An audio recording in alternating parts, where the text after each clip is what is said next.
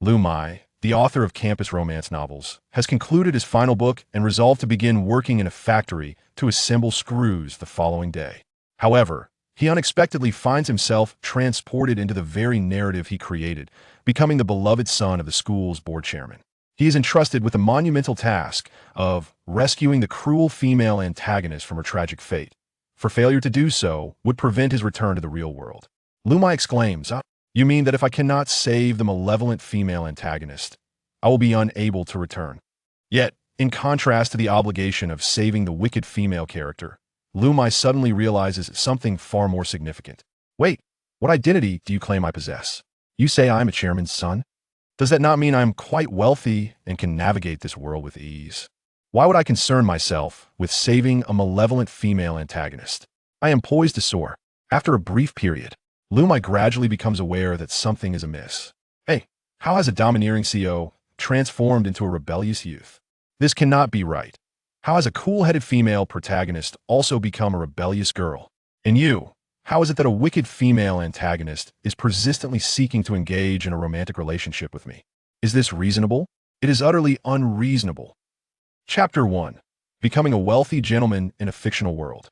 Han Juyu stands atop the 18th floor, the autumn breeze tousling her hair, tears glistening in her elongated, deep-set fox-like eyes, tracing the heart-shaped mole beneath her left eye. Her gaze is laden with weariness, as if she has relinquished all hope in this world, infused with shades of disdain and resentment. She despises this world. She loathes the cruelty of her fate, questioning why she must eternally be the perennial loser. Han Juyu purses her crimson lips, her elegantly sculpted nose twitching slightly. With a decisive leap, she plunges without a moment's hesitation. Bang! In the distance, fireworks erupt, and no one notices her demise. On this autumn day, adorned with the spectacle of fireworks, the tragic and detestable female antagonist concludes her life. Liu Muye's fingers dance swiftly across the keyboard, penning the final chapter wherein the wicked female character leaps to her demise, inscribing 3 words at the end before uploading the novel to the author's platform. Phew! After releasing the chapter, Liu Muye rises, exhaling a long sigh of relief. Liu Muye, pen name Supreme Mogul, is a university student hailing from a small county, who, after graduating with a major in Chinese from Sunan University, spent half a year interning at a bookstore doing miscellaneous tasks. He later worked in a large corporation, enduring the grind until he voluntarily resigned due to the toll it took on his health, having heard that writing novels could be lucrative. Thus he created an author account to pursue this endeavor. In this day and age, male-oriented novels proliferate, replete with various audacious tactics. Lacking sufficient skill and mentorship, he wrote for 6 months without earning a penny. Consequently, he shifted his focus to writing dominant CEO novels, only to discover that, in this day and age, such endeavors in the female genre scarcely yield any financial rewards. Having subsisted solely on instant noodles for an entire week, he found himself utterly incapable of generating any creative energy for love. With the day for rent payment fast approaching, he was on the verge of homelessness if he failed to earn any money. The prospect of writing novels had become utterly futile. He would inevitably starve if he continued down that path. In a hurried frenzy, he concluded his last unsuccessful book on the platform. Liu Muye retrieved his shattered phone, which he was reluctant to repair, and began perusing the recruitment information for electronic factories in Sunan. He still possessed a modicum of conscience. Even in the depths of hunger, he insisted on completing his novel before taking up a job at the factory to tighten screws. Alas, this wretched book would ultimately find no audience. ZZZZ. While perusing the job listings, Liu Muye was abruptly startled by the sound of electrical currents. Looking up, he realized that his old computer, which he used for writing, had inexplicably succumbed to a blue screen, with smoke billowing from the keyboard. Liu Muye screamed, "Damn it, that was my beloved computer that I just finished paying off." He hurriedly rushed to unplug the device. In an instant, the room erupted in flames, and Liu Muye lost consciousness on the spot. I despise this world. Why is my fate so tragic? Why must I forever be a failure? Why? This is unjust. Unjust. In his dream, Liu Muye heard a hysterical female voice, the maddened screams evoking a sense of both familiarity and strangeness within him.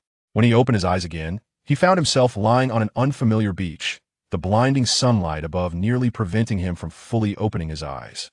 Is this some form of performance art? Hey, Is there a spirit here? There's a naked man on Crescent Beach. I'm not joking. Jean Beau, let me tell you, I saw a completely unclothed person on the beach. Crescent Beach? Is this not the very location where the protagonists of my novel confess their love? Liu Muye, listening to the cacophony of voices around him, slowly sat up from the sand, observing the peculiar gazes directed at him. He wore a bewildered expression. What are they staring at? Wasn't I home? How'd I end up on the beach? He rubbed his throbbing temples, pondering in confusion. Just then, two individuals clad in police uniforms approached Liu Muye, stating, "Inappropriate attire in a public space. Please accompany us." Huh? I'm not wearing. What the hell? Liu Muye looked down and nearly scared himself to death. Fortunately, the police officer draped a garment around him, preserving a modicum of dignity. Once seated in the police car, he gazed through the window at the unfamiliar scenery outside, his expression growing increasingly grave as his brows furrowed tighter. He cautiously inquired, "Excuse me, could you tell me where in Sunan City I am?" The officer stared at Liu Muye in bewilderment and replied, "Sunan? What's Sunan? This is an international metropolis, Shangjing City." Shangjing City. Ah, Liu Muye exclaimed in shock. He was all too familiar with this city name, as it was a fabricated locale from his dominant CEO novel. How could a place from my novel manifest in reality? Just as Liu Muye grappled with his confusion, the police car came to a halt outside the police station. He was escorted to a solitary interrogation room. Moments later, a young man in police attire entered, locking the door behind him. With a smile, the young man announced, "Hello, esteemed author Liu Muye. My name is Liu Og, and I am the order officer of the world within your book." "Did you just call me what?" "Esteemed author." "Indeed, esteemed author," Liu Og reiterated. Upon hearing this title, Liu Muye felt a surge of delight, his lips curling upward in an almost euphoric smile. After 2.5 years of crafting his novel, this was the first time he had been addressed as great author, and the exhilaration was overwhelming. Liu Muye struggled to stifle his laughter, yet the corners of his mouth betrayed him, curling upwards as he inquired, "Do you know me?" Your smile is rather peculiar," Liu Og remarked, somewhat sheepishly observing Liu Muye's expression. "Not only do I know you, but I'm also aware that you penned a novel titled The Heart's Pet of Young Master Nangong. Allow me to share something with you, and I implore you to remain composed." Moments later, exclamations echoed within the interrogation room. What did you just say?" "I cannot return unless I save the wicked female antagonist." "Ahem, please do not become overly agitated," Liu Og soothed Liu Muye, continuing, "The primary issue is that the resentment of the malevolent female character you created runs too deep. Unless her grievances are resolved, you'll be trapped within the confines of your literary world for eternity." Liu Muye queried, "But I've already written her demise. What grievances could she possibly harbor?"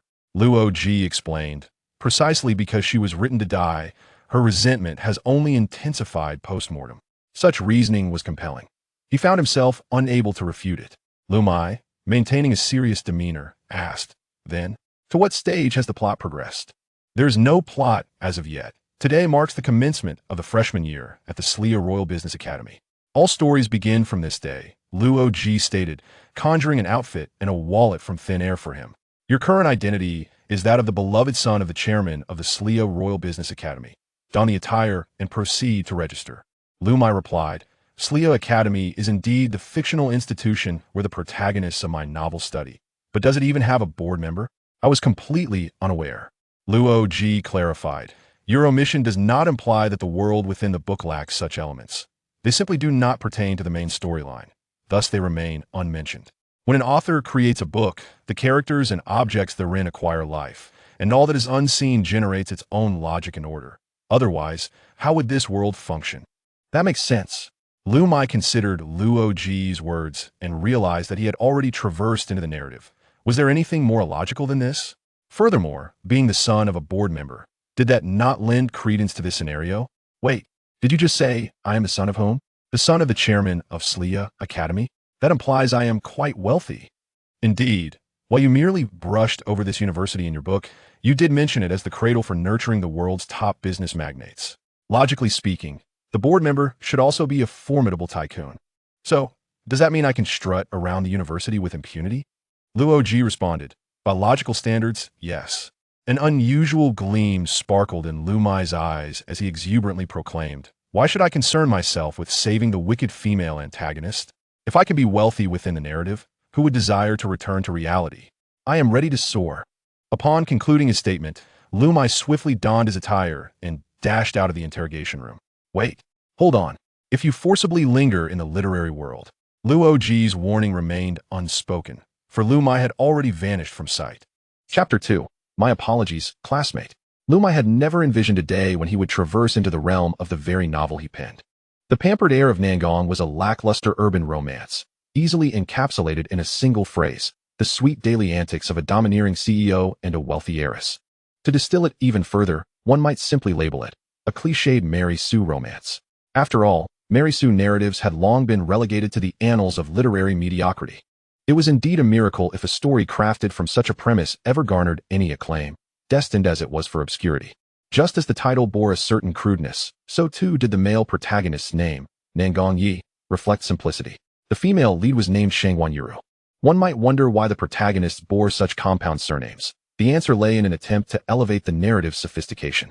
In this day and age, a protagonist name that lacks allure invites scorn from readers, a reality Liu Muye had come to understand all too well. As a quintessential Mary Sue romance, it was only natural for the plot to be propelled by a secondary character, the antagonistic female rival, known as Han Juyo. Indeed, she was the very character Liu Muye had written to meet a tragic end in the story's climax. Han Juyo served merely as a narrative device, her sole purpose being to advance the plot. When the male lead fell ill, she would appear before the female lead to care for him, leading to misunderstandings. If the male lead mislaid an item, she would falsely accuse the female lead of theft, fostering animosity between them. Should the male lead wish to become engaged to the female lead, she would orchestrate an accident that caused the latter to lose her memory. In essence, whenever the plot stagnated, she would be summoned to forcefully propel it forward. Such illogical and awkward narrative contrivances only ensured Liu Muye's steady descent into obscurity. Achoo! As Liu Muye made his way to Slia Business Academy, an inexplicable sneeze escaped him. Rubbing his nose, he muttered softly, "Who is speaking ill of me behind my back?" He extracted his identification from his wallet and scrutinized it closely. It was remarkably similar to his real-world ID. The appearance, number, and birth date remained unchanged, still the 17th of September. The only distinction was the alteration of his home address. His new residence was 1 Chenga Palace, Inner Ring District, Shangjing City. Observing the address on the document, Liu Muye felt a surge of satisfaction. Hadn't he written novels to amass wealth? Since he couldn't be affluent in reality, he might as well revel in riches within his own creation. Alongside his wallet, he possessed a mobile phone, recently bestowed upon him by Luoji. Functionally, it mirrored that of the real world, save for the absence of any contacts from his previous life. Instead, it housed only those from the fictional universe, alongside a chillingly long string of numbers in his account balance. 1, 10, 100, 1,000, 10,000, 100,000. Oh, how exhilarating. I shall live and die within the confines of the world I have created. Glancing at the balance, he muttered a rather unremarkable statement before stepping out of the car. The driver remarked, 30 yuan. Liu Muye immediately retorted, what? It's only a few kilometers. 30 yuan. That's more exorbitant than taxis in Sunan province. The driver, overhearing Liu Muye's words, muttered under his breath, what a miser, complaining about the fare. Who says I'm broke? The sudden influx of wealth left Liu Muye slightly disoriented. But the driver's comment jolted him back to reality. He opened his wallet, retrieved 200 yuan notes, and tossed them onto the passenger seat, casually stating, the extra is for your tip, no need for change. Upon seeing the 2 red notes, the driver's demeanor shifted instantly. Oh yes. Thank you, boss.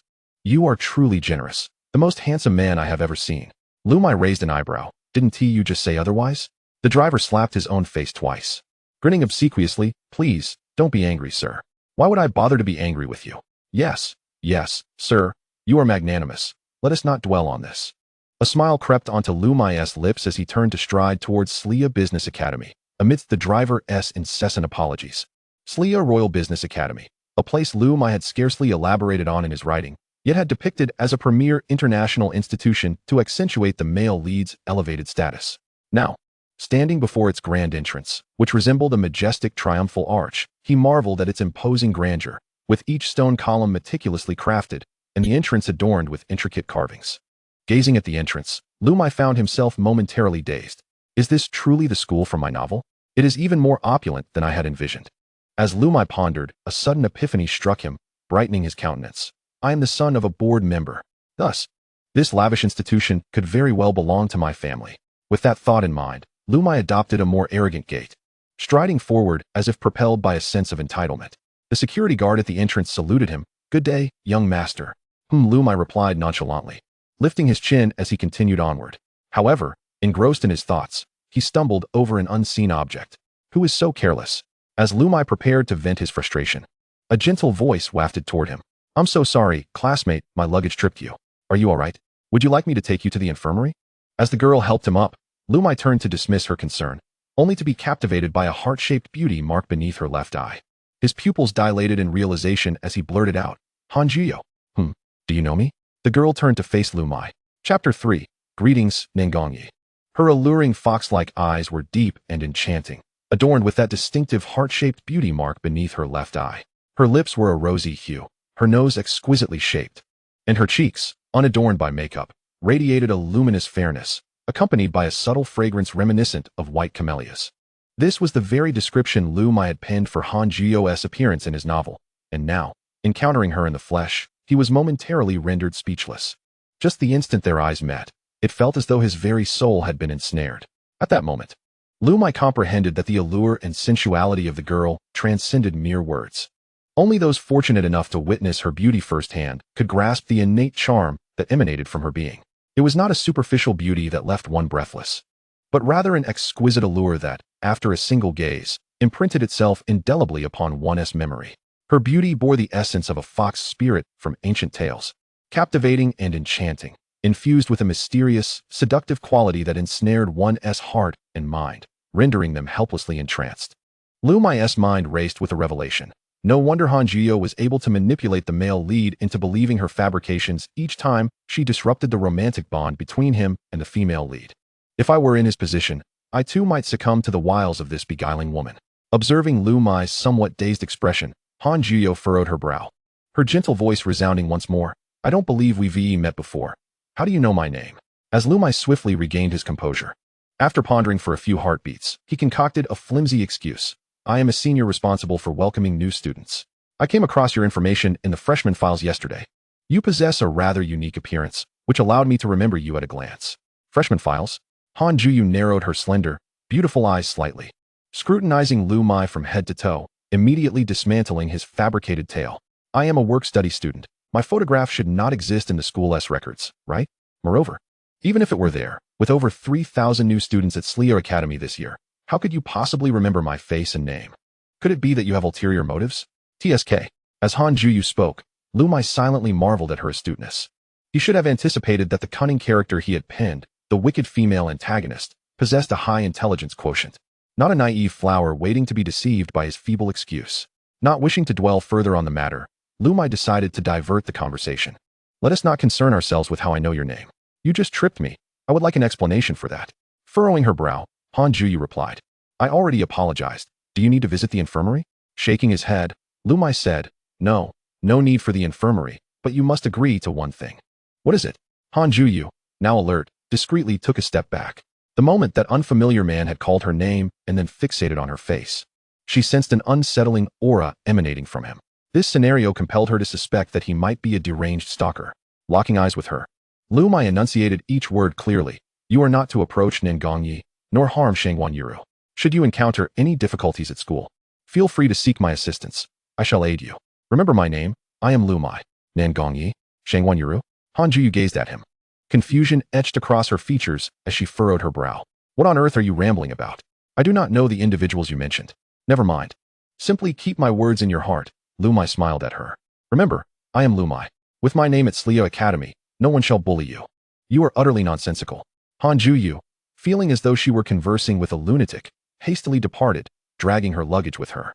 As Liu Muye watched her retreating figure, he couldn't help but exclaim inwardly, "She does not recognize the protagonist or heroine," indicating that the wicked female antagonist has yet to undergo her transformation. There is still time. Wait, am I not here to play the role of the wealthy heir? Why am I entertaining thoughts of rescuing the wicked female antagonist? No. It is far more crucial to maintain my position as the wealthy heir. At the grand and imposing entrance of the academy, a slender girl hurriedly pulled her luggage away, her figure gradually fading into the sunlight, leaving behind a silhouette that evoked a sense of compassion, as if imbued with countless untold stories and complex emotions. Thus, the story officially commenced at this moment. Boom. A flamboyant crimson Ferrari LaFerrari stormed into Slio Business Academy, roaring like a ferocious beast, speeding directly to the freshman registration area. The vehicle came to a halt in the middle of the road, and the imposing butterfly doors slowly opened, revealing a tall, striking young man standing at 6 feet 2 inches. Nan Gongyi, the sole legitimate heir of the prestigious Nangong family from Beijing. The future domineering CEO of the narrative, tall and muscular, boasting an 8-pack abdomen and a visage that surpassed even the most handsome of men. Capable of captivating countless girls with just a glance. Of course, no one can compare to the readers of this novel, right? Ah, it's Nan Gongyi. Oh my goodness, I can't believe I'm seeing him in person. The real Nan Gongyi? So handsome, I'm utterly smitten. No way. Yi Xiao is too attractive. I feel dizzy just looking at him. I can hardly breathe. Someone help. As Liu Muye had described in his narrative, wherever Nan Gongyi went, a throng of infatuated girls would follow, besotted and enamored, some even colliding with walls in their fervor. Nan Gongyi coolly remarked, annoying. Before he could finish his thought, the boy standing before him preemptively spoke his words. Nan Gongyi frowned and continued. To think a mere freshman registration would require my personal attendance. Once again, the same boy interrupted him. Nan Gongyi's frown deepened as he resumed. What wretched institution is this, demanding my presence? Am I, the illustrious heir of Beijing, to rely on such a trivial diploma from Slio Academy to validate my worth?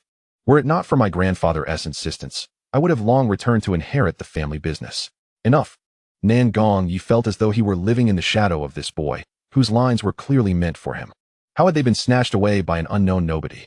Finally, impatience began to surface on Nan Gongyi's face. His lips curled in irritation. As he opened his mouth to speak, the boy in front of him suddenly turned around. Hello, Nan Gongyi. Chapter 4. It was Shangwan Yuru. Huh, a man. The corners of Nan Gongyi's mouth curled into a smirk, a blend of cool detachment, mockery, and casual indifference gracing his features. If you intended to capture my attention this way, consider it a success. Observing the individual before him, who matched his own good looks but spoke with an air of childishness reminiscent of a primary school student, Liu Muye fell into a profound silence. In just one encounter, he felt an awkwardness that could have him digging a 3-bedroom apartment with his toes. He muttered softly. So this is how the lines of a domineering CEO sound in reality. Exceedingly awkward. Truly, artistic creation must remain grounded in reality. What are you saying? Nan Gongyi raised an eyebrow, coldly retorting, Who are you? And why do you approach me? What is your purpose? Before Nan Gongyi could finish, Liu Muye raised his hand to cover his mouth. Embarrassed, Liu Muye murmured, Perhaps you should reserve those awkward CO lines for the heroine. I am not worthy of them. The surrounding infatuated girls erupted into shrieks at the sight of their confrontation. Oh my heavens, who is this equally handsome one? 85-meter-tall man, whose looks rival those of Nan Gongyi. How dare he touch the perfect face of the young master of the Nangong family? He has surely crossed a line and sealed his fate. Though this handsome fellow was 3 centimeters shorter than Nan Gongyi, he was still exceedingly attractive. If he were to perish, it would indeed be a great loss. Liu Muye, hearing the chatter of the onlookers, felt a surge of embarrassment wash over him. Although he knew they were complimenting him, he wished he could vanish from sight. Inwardly, he screamed, What was I thinking when I wrote such cringeworthy lines in this Mary Sue novel? No wonder my professor advised me never to mention that I graduated with a degree in Chinese. You dare touch my face? Nan Gongyi swatted Liu Muye's hand away, pointing at him with indignation. You are playing with fire. Do you know the consequences of provoking me? Do you believe I want to make your entire family pay the price? Before encountering Nan Gongyi, Liu Muye harbored a modicum of anticipation. For Nan Gongyi could be regarded as a beloved creation, akin to a cherished son. After all, when crafting the character of Nan Gongyi, Liu Muye had drawn inspiration from his own striking visage. What? Are you not aware that Liu Muye is an immensely handsome gentleman, just like the readers? However, after merely exchanging a few words with Nan Gongyi, Liu Muye found himself utterly disinclined to acknowledge this offspring. Though the young man was equally tall and handsome, he bore the traits of an insufferable adolescent, displaying an embarrassing demeanor during their conversation. Crazy fool, go play by yourself, Liu Muye muttered, grabbing the report materials from the table and turning to leave. Glimpsing Liu Muye's retreating figure, then casting a glance at the new student records, Nan Gongyi retrieved his phone and dialed a number. Liu Muye, within 3 minutes, I demand the complete dossier on this man. Oh my, is that girl also a new student? Good heavens, she is as breathtaking as a celestial being descended to earth. The term unworldly seemed to find its embodiment in her. With such an aura, she must surely be the daughter of a prominent family from Shanjing City. Just moments after Liu Muye exited the registration office, a chorus of astonished exclamations reached his ears. Following the sound, he beheld a strikingly beautiful girl, clad in ordinary attire, yet possessing an ethereal grace, approaching the new student registration area. With a single glance, Liu Muye recognized her as Shangwan Yurua, much like the male protagonist who incites fervor wherever he goes. The female lead in the story is equally adored and esteemed by all. If Liu Muye's memory served him correctly, the first chapter of the young master Nangong's heartfelt affection detailed the fateful encounter between the protagonists at the new student registration. Upon learning of their parents' arranged engagement, the male lead initially refuses to meet his betrothed, opting instead to fulfill his grandfather's dying wish to attend Celia Academy. The female lead, unwilling to marry someone she does not favor, secretly absconds from home to attend Celia Academy, under an assumed identity. The ensuing narrative follows a predictable trajectory, with the protagonists meeting by chance at the registration office, initially harboring mutual disdain that evolves into enmity, eventually giving way to unacknowledged affection through a series of fortunate coincidences. Ultimately, they confess their feelings, reveal their true identities, and resolve to defy their families, only to discover that they were, in fact, destined to be wed all along. This summary encapsulates the initial 2 volumes of the novel. According to the established plotline, the introduction of Han Jiyo would occur many chapters later, with her complete transformation taking place in the 3rd volume. During that period, Liu Muye struggled to develop the storyline, relying on the various schemes of the female antagonist to propel the plot forward, padding the word count to meet minimum requirements. In retrospect, Liu Muye wished he could traverse back in time and deliver himself a few well-deserved slaps for the unnecessary filler. At this moment, Shangwan Yurua, striving to conceal her identity, walked along the path in nondescript clothing, yet her exquisite features and dignified demeanor left onlookers in awe, prompting a cacophony of whispers around her. The beauty of Shangwan Yurua starkly contrasted with the alluring charm of Han Jiyo, who seemed to exude an innate seduction. Her beauty was characterized by a cool aloofness, reminiscent of a celestial maiden descending from the heavens, embodying a transcendent elegance. Liu Muye recalled his own descriptive prose regarding Shangwan Yurua's appearance. Her phoenix eyes, imbued with ancient grace, exuded an air of dignified elegance. Her petite, straight nose appeared as though meticulously sculpted from exquisite jade. Her lips resembled the delicate petals of a flower blossoming within a classical painting. Her oval face accentuated her extraordinary poise, radiating a profound essence of Eastern classical beauty.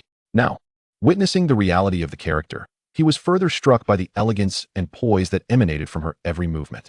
However, regardless of how one describes Shangwan Yurua's beauty, it surely pales in comparison to the beauty of the female readers present. At that moment, Liu Muye found himself reluctant to depart. He yearned to remain as an observer, for the encounter between the protagonists promised to be quite captivating. According to the original narrative, Shangwan Yurua was supposed to collide with Nangong Yi at the corner, whereupon he would unleash his domineering rhetoric and forge an enmity with her. Yet, the events did not unfold as anticipated, for Nangong Yi stood at the entrance, engrossed in a phone call to procure Liu Muye's information, remaining stationary. The fated clash between the protagonists merely resulted in a missed encounter. Liu Muye, positioned a short distance away, stood in stunned silence as he witnessed the scene. He waited until Shangwan Yurua completed her registration and turned to leave, with neither party engaging in any interaction. Once the female lead had departed and Nangong Yi concluded his call, he commenced his registration process. Damn it! Liu Muye scratched his head, exclaiming this plot is all wrong, isn't it? When a butterfly flaps its wings, the entire story may be rewritten. Liu Muye's notes. Chapter 5, A Brand New Life. The narrative within my book has been altered by my presence. What implications might this hold? Seated on a bench beneath the teaching building, Liu Muye reflected on the moment of the protagonist's initial encounter. After a brief contemplation, he clenched his teeth, resolutely arriving at a decision. He murmured to himself, "Why should I concern myself with such matters? I am now living within the pages of this story, so I shall relish my newfound life." Prioritizing his own enjoyment, he resolved to disregard the myriad of trivialities. With this thought, Liu Muye felt a sense of elation wash over him as he rose and made his way to the entrance of Celia Academy, hailing a taxi to take him to the Chan Palace Manor. Excellent. The Chan Palace Manor, one of the most prestigious properties in his book, is notably one of the few locations unrelated to the male protagonist, nestled within the prime real estate of the inner ring of Shangjing City. The waters of the Shang River converge here, forming a lake akin to a treasure trove with an island at its center. From above, it resembles a golden toad resting upon a pot of riches, hence the name Chan Palace. The area boasts fertile soil and abundant greenery, having retained much of its original vegetation despite being developed into a private residential enclave. The taxi halted before Villa number 1 of the estate, and Liu Muye casually retrieved a few bills from his wallet, handing them to the driver without a word, descending from the vehicle with an air of nonchalance. He was no longer merely pretending to be wealthy. he truly was one. Villa number 1 faced the treasure lake, and from a distance, Liu Muye could still glimpse the opulent structure situated on the island at its center. This island, known as the Chan Palace Winery, served as the venue for the masked ball that the protagonists would attend together, a common trope in melodramatic romance novels, wherein the leads break the ice and deepen their bond. Whenever such grand events were depicted, they invariably included petty rivalries and the antagonistic female lead sabotaging the protagonist's gown. A narrative device that has persisted for over 2 decades and still finds its way into contemporary stories. Ahem, I digress. These plot points are matters for the future. With his hands in his pockets, Liu Muye turned to enter the courtyard of Villa number 1. Ah, the young master has returned. Young master, you must be weary. Was your registration smooth today? As soon as Liu Muye stepped through the gate, 2 neat rows of servants bowed in greeting. Amidst the flattery surrounding him, Liu Muye felt a mix of joy and an indescribable twinge of bitterness. In retrospect, during the early days following his university graduation, he toiled away in the bustling metropolis, entirely unnoticed by anyone. Each evening, upon returning to his minuscule rental apartment akin to a coffin, devoid of anything but a bed and a toilet, he would sit on the edge of his bed, consuming a takeaway meal packaged with trendy designs and a flimsy spoon, accompanied by a cheap beverage. Then, he would recline on that cold, solitary bed, feeling as though his life had reached a dismal conclusion. Fortunately, those arduous days have now faded into the past, and he now finds himself in the lap of luxury. With this thought, Liu Muye's resolve to remain in the world of his book became even more steadfast. In his heart, he silently vowed, I shall never return to the realm of reality. What puzzled Liu Muye was the absence of anyone else in the villa besides the servants. He had anticipated seeing his parents from the world within his book upon returning home. However, perhaps it was for the best. Their presence might have rendered him uncomfortable. Liu Muye, feeling utterly relaxed, reclined on the lavish sofa. The butler approached, inquiring softly, Young Master Liu, do you require anything to eat? Do you have soybean milk? Yes. Bring me 2 bowls. Certainly. Soon, 2 beautiful maids emerged, each carrying a bowl of soybean milk. I will drink one and dispose of the other, Liu Muye stated, lifting one bowl and consuming its contents in one gulp. The maid, perplexed, asked, dispose of it? Yes, Liu Muye affirmed with a nod. The maid, without further inquiry, promptly poured the remaining bowl into the trash. Liu Muye then queried, why didn't you ask me why I wished to throw it away? With a smile, the maid replied, Young master, you must have your reasons, and I cannot pry. Very well, Liu Muye said, pursing his lips, appearing as if he had something more to express, but ultimately remained silent, rising to head towards the villa's elevator. The reason for discarding the second bowl of soybean milk stemmed from a solitary night when he had vowed, after finishing his writing and slurping instant noodles, that once he became wealthy, he would buy 2 bowls of soybean milk, one to drink and one to discard. Now, that childhood promise had effortlessly materialized, leaving Liu Muye with an unexpected sense of emptiness. After spending an afternoon in the villa, experiencing everything it had to offer, Liu Muye suddenly found himself feeling utterly bored.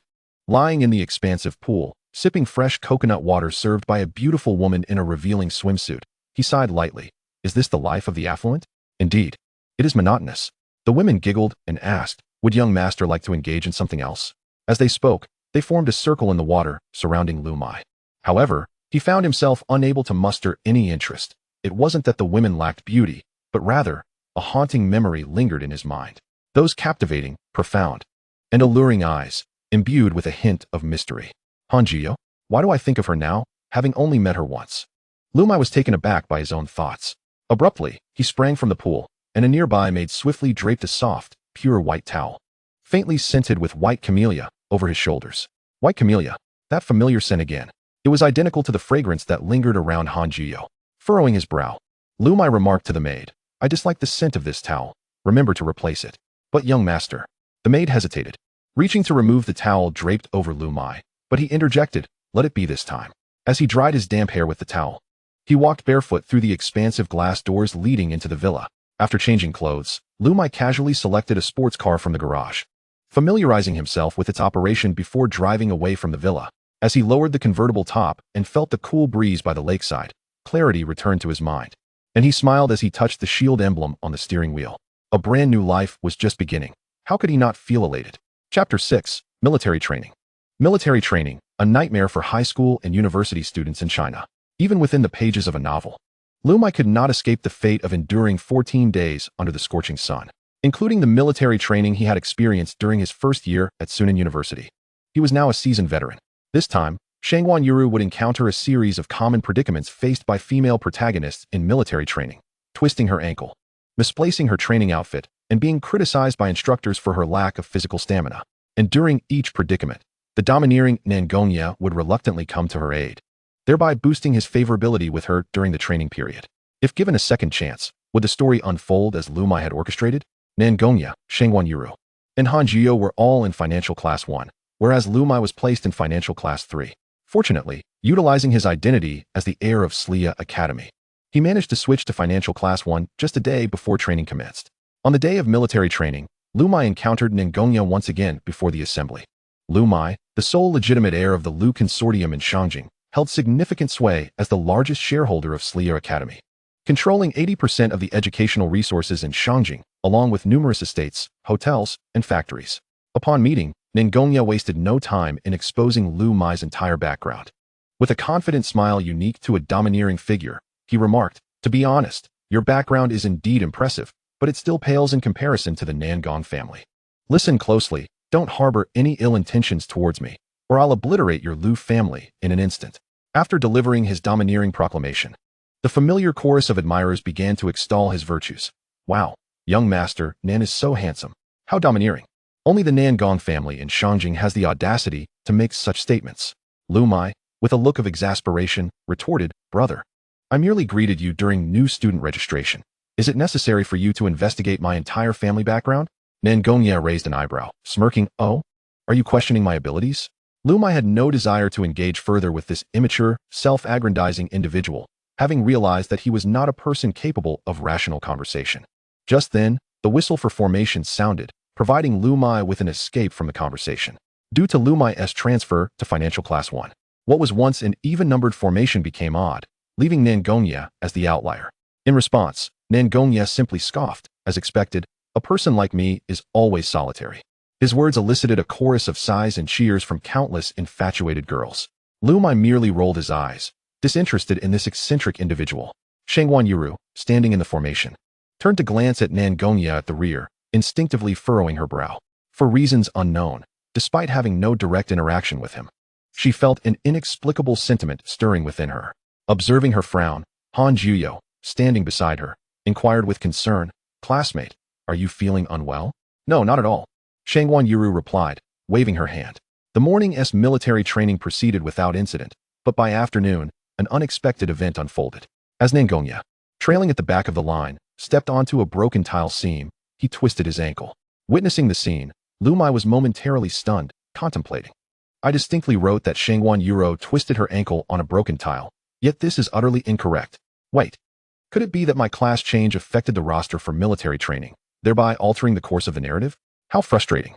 Had I foreseen this turn of events, I would have postponed changing classes until after the military training." The instructor immediately singled out Liu Muye, who stood at a height comparable to Nangongyi, declaring, "That tall boy on the far right of the last row, assist him to the infirmary." Huh. Liu Muye, lost in thought, was gently nudged before snapping back to reality.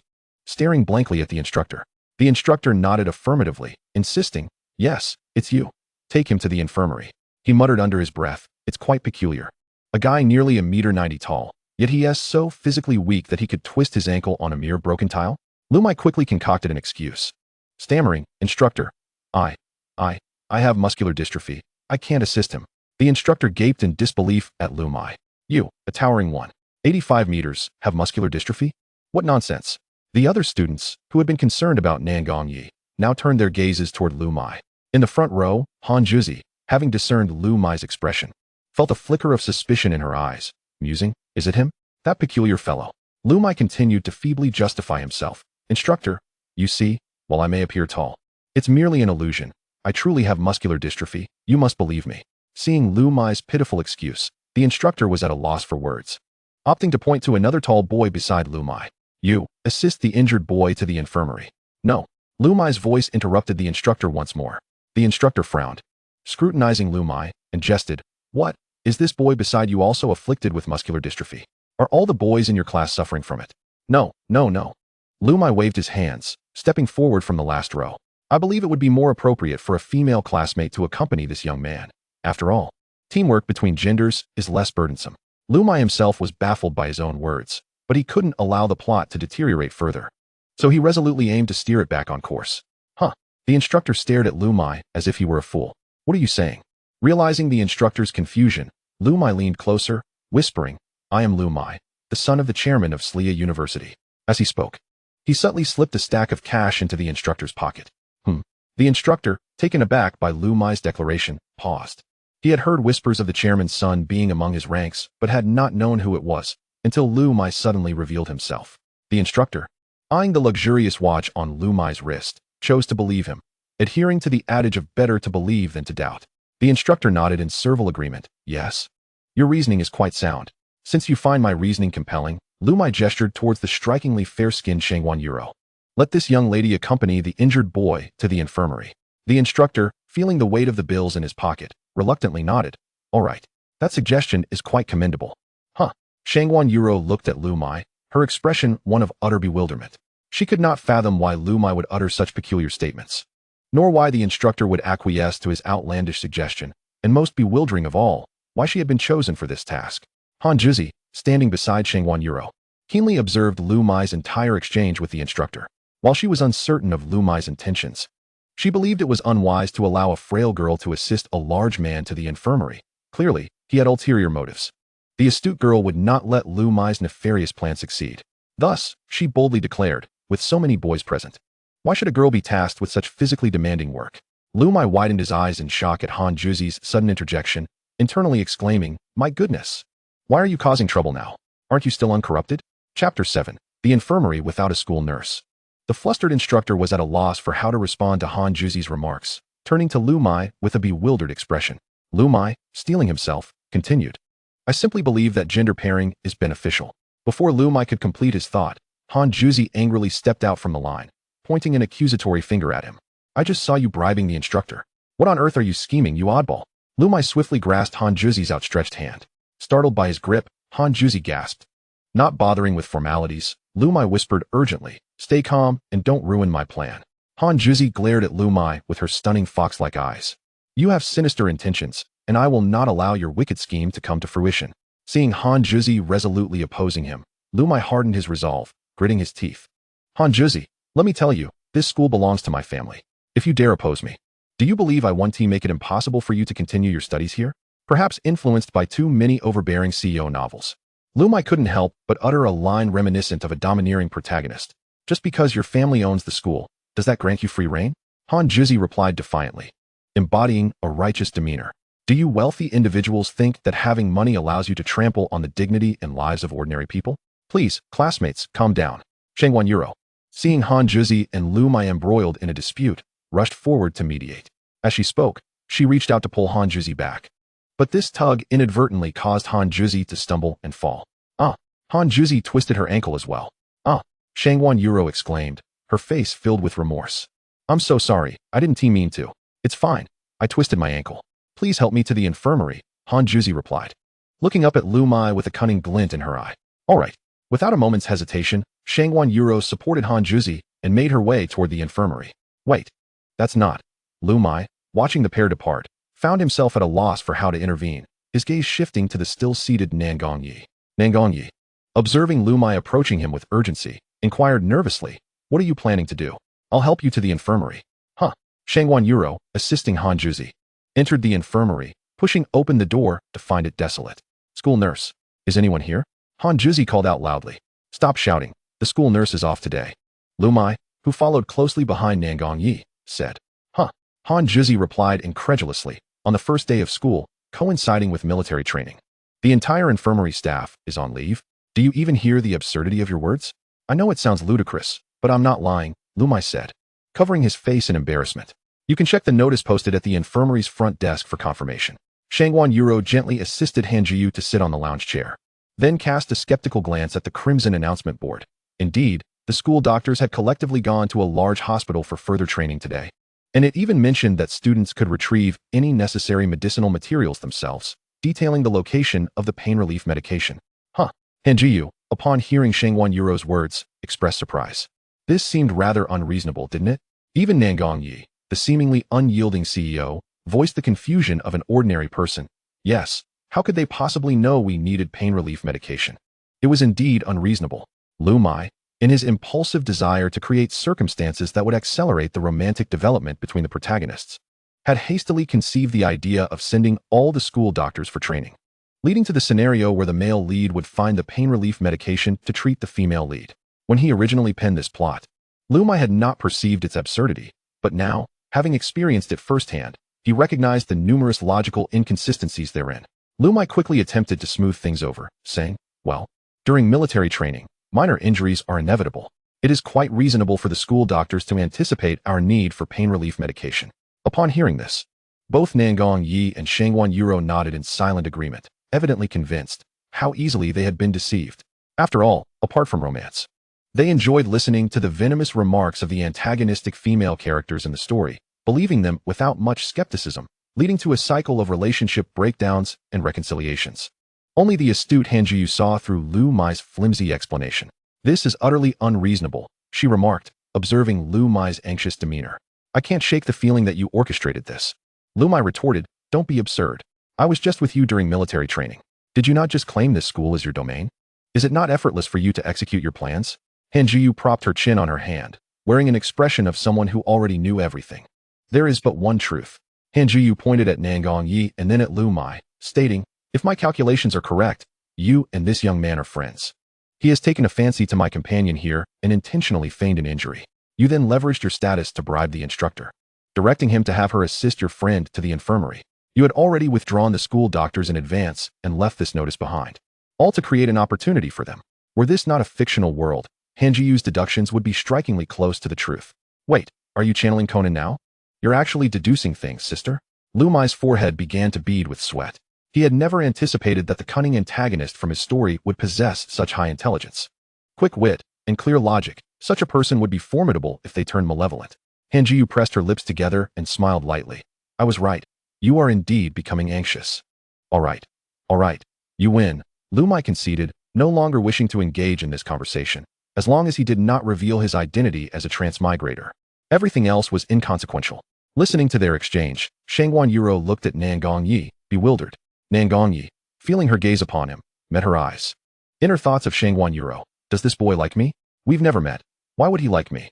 But why do I feel this strange emotion whenever I see him? Inner thoughts of Nangong Yi. What are these two talking about? I've never met her. How could I like her? And why does this girl feel somewhat special? I feel an odd sensation the moment I see her. Liu Muye observed the two locking eyes, mistakenly believing it to be love at first sight, and felt elated.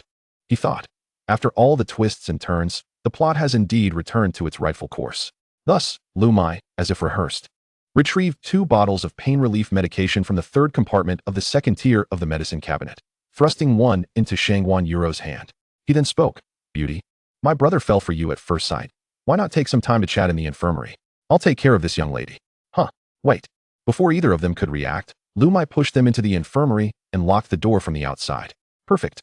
Liu Muye silently rejoiced.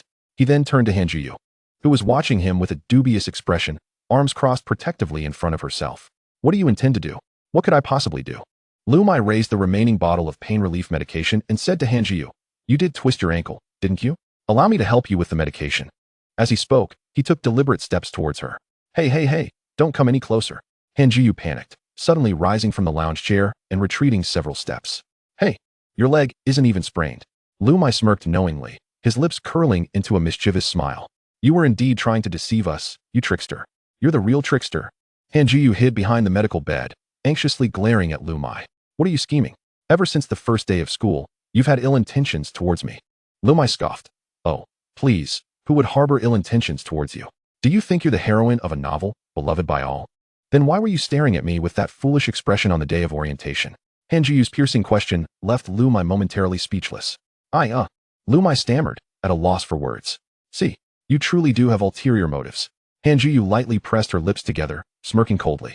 That friend of yours must not be a good person either. It's dangerous for the two of them to be alone in the infirmary. With that, she promptly headed towards the locked room where Nangong Yi and Shangwan Yuro were. You can't go there. Liu Muye immediately blocked Han Jiyu's path, preventing her from proceeding.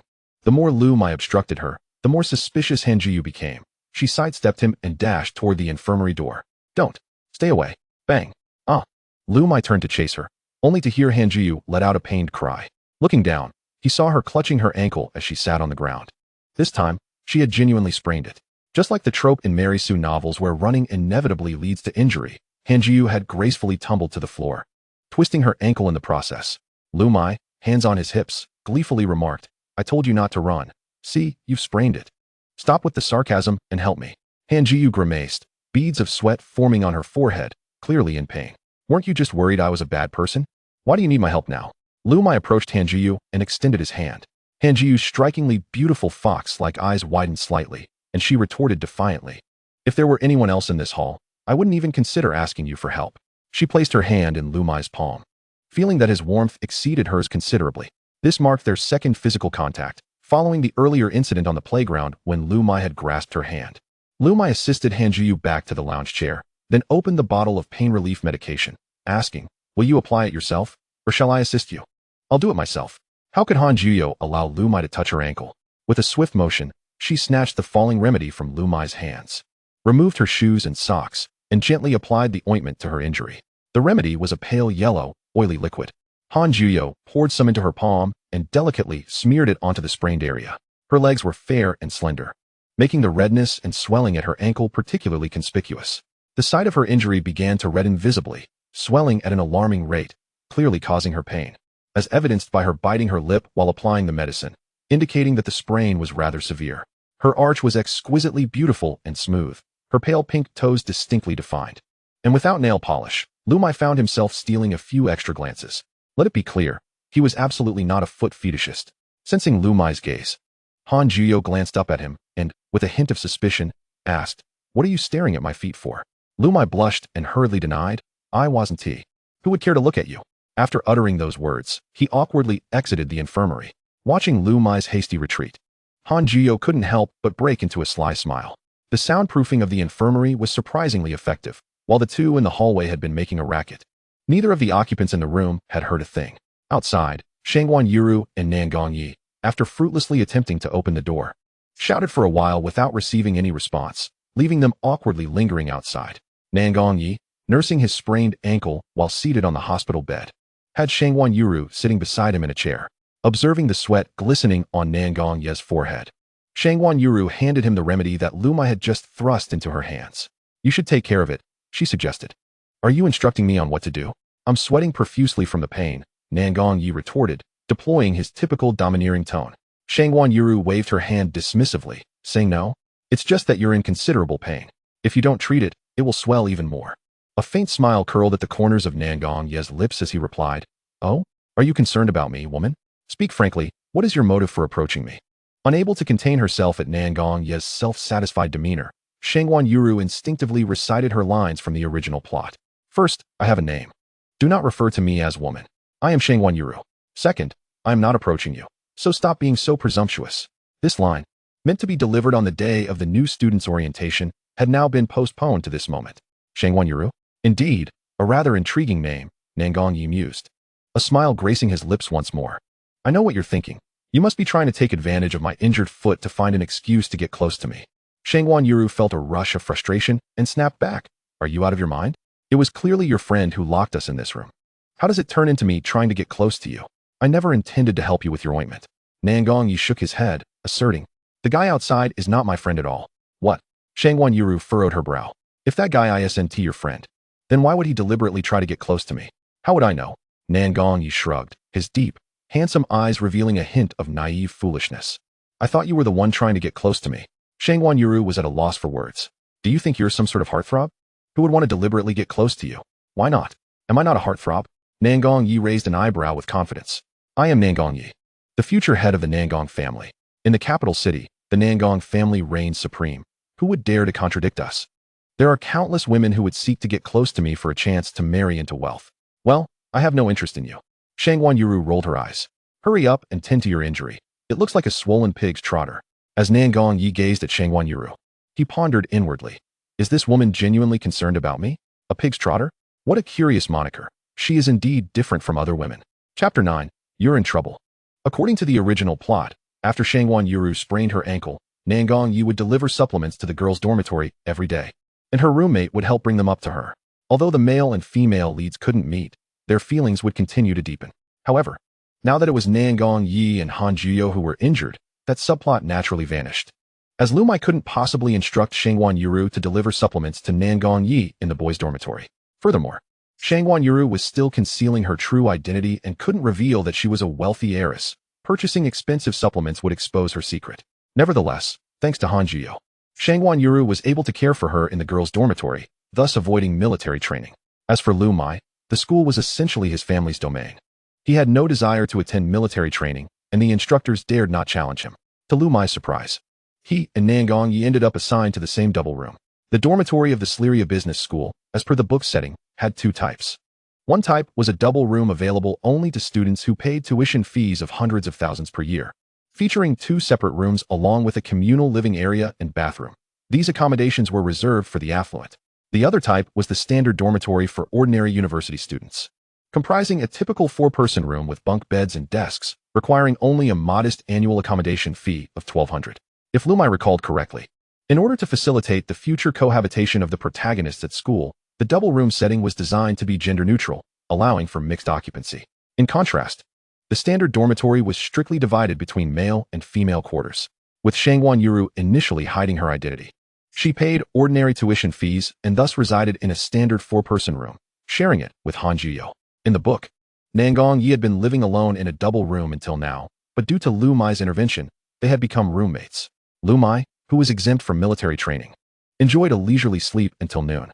Upon exiting the living room, he found Nangong Yi sitting upright, attending a meeting on his iPad. Liu Muye, indifferent to him, sprawled out on the sofa, ordered takeout, and began reading the latest installment of his favorite author's novel. Since the narratives were written to mirror the real world precisely, the novels in this world bore no distinction from those in Liu Muye's original world, except for the fact that he couldn't find any of his own works. Naturally, if his books existed in this world, it would equate to a narrative glitch. After finishing the latest chapter, Liu Muye noticed that Nangong Yi was still engrossed in his meeting. By the time Liu Muye nearly finished his meal, Nangong Yi finally closed his iPad. Liu Muye, gnawing on a chicken leg, remarked, "Oh, done with your meeting?" "Not yet," Nangong Yi replied, pursing his lips. "Your eating is distracting me from my meeting." Liu Muye chewed his food and asked, "What? Can your iPad transmit flavors too?" "I'm starving." Nangong Yi shot Liu Muye an exasperated look. "Then why don't you share a bite?" Liu Muye suggested, picking up another untouched chicken leg. "I'll begrudgingly give you one." "I don't want it." Nangong Yi shook his head. "I have a sensitive stomach. My stomach won't tolerate such cheap food. Eating this inferior fare will make me ill." The archetypal domineering CEO with a delicate constitution. Nangong Yi then glanced at his $8 million watch encrusted with real diamonds and continued, "The time is about right. The five-star chef from my home should be delivering the meal soon." Liu Muye's eyes darkened, and he retorted, "Who spoils you like that? Eat it or not." "I don't care." Liu Muye spoke as he swiftly devoured the other chicken leg, reducing it to mere bone with a single bite. This remarkable skill was honed during his high school years, as he compressed his eating speed to maximize every precious moment for study. Nangong Yi gazed at the smooth chicken bone, astonished, and inquired, "How do you eat so quickly?" "Chatting with you only slows me down," Liu Muye replied, lifting his lunchbox and eagerly diving into his meal, savoring every morsel. Nangong Yi couldn't help but feel envious, yet he restrained himself, as his identity as a domineering CEO forbade such crude indulgence. Just as Liu Muye was finishing his meal, the five-star chef from Nangong Yi's household delivered a lavish feast. The table was adorned with a luxurious velvet tablecloth, complete with red wine, steak, salad, aromatic candles, and meticulously arranged cutlery of various sizes. Nangong Yi elegantly tucked a napkin into his collar and began to slice the steak with deliberate grace, while two attendants stood by, ready to assist. Liu Muye observed the scant portions on Nangong Yi's plate and curiously asked, "Is this what you eat every day?" "Indeed," Nangong Yi nodded, unable to resist. Liu Muye quipped, "With so many responsibilities, eating so little is bound to lead to stomach issues." Setting down his knife and fork, Nangong Yi responded, "I have eaten like this since I can remember. Trained from a young age to be the heir, my conduct has been strictly regulated. Meals and work are no different. From the age of 14, I've been managing family affairs, with endless meetings and workloads every day." Liu Muye was momentarily taken aback. The persona of the domineering CEO was a construct of his own creation. In the narrative, Nangong Yi was bound to dine on Western cuisine, always attired in impeccably tailored suits, and must maintain his authoritative demeanor whether standing, sitting, or even sleeping. His days were filled with relentless tasks and endless meetings. These traits were indeed imposed upon Nangong Yi by Liu Muye himself. How could he then blame Nangong Yi for the constraints he had crafted? Suddenly, Liu Muye felt akin to the parents he once despised in the real world. those who impose their unendurable aspirations upon their children, oblivious to their genuine desires. He asked Nangongyi, "Do you find joy in living this way?" "Joy?" Nangongyi shook his head, countering, "What is joy?" You don't know what joy is?" Liu Muye was momentarily stunned, explaining, "It's the things that make you feel happy." Happiness. As Nangongyi contemplated Liu Muye's words, a vision of Shangguan Yurua emerged in his mind, prompting a sudden smile. Liu Muye, wearing a knowing expression, remarked, "You have feelings for Shangguan Yurua, don't you?" Nangongyi instantly grew tense. "Impossible, absolutely impossible. How could I possibly like a woman I've only met once? Why are you so anxious?" "I am not. You're in trouble. You've fallen in love." "I'll reiterate, I cannot possibly like a woman I've only met once." "Surely you haven't developed feelings for that man you met just once yesterday, have you?" In the girls' dormitory, Han Juju observed Shangguan Yurua, who was distracted and accidentally shattered a glass cup, and posed this question. No, absolutely not." Shangguan Yurua hastily waved her hands. "How could I like a man I've only seen once?" With a teasing smile, Han Juju inquired, "What were you two doing in the ward yesterday?" "Nothing at all." Shangguan Yurua shook her head. "We merely chatted until you came to let us out." "What did you discuss?" Shangguan Yurua pondered for a moment, replying, "He told me his name is Nangongyi, and that he is the young master of the Nangong family." "What?" Han Juju abruptly interrupted Shangguan Yurua. "What did you say his name is?" "Nangongyi." Chapter 10, Her Father. As if recalling something significant, Han Juju grasped Shangguan Yurua's hand and asked, "Xiao, what is your full name?"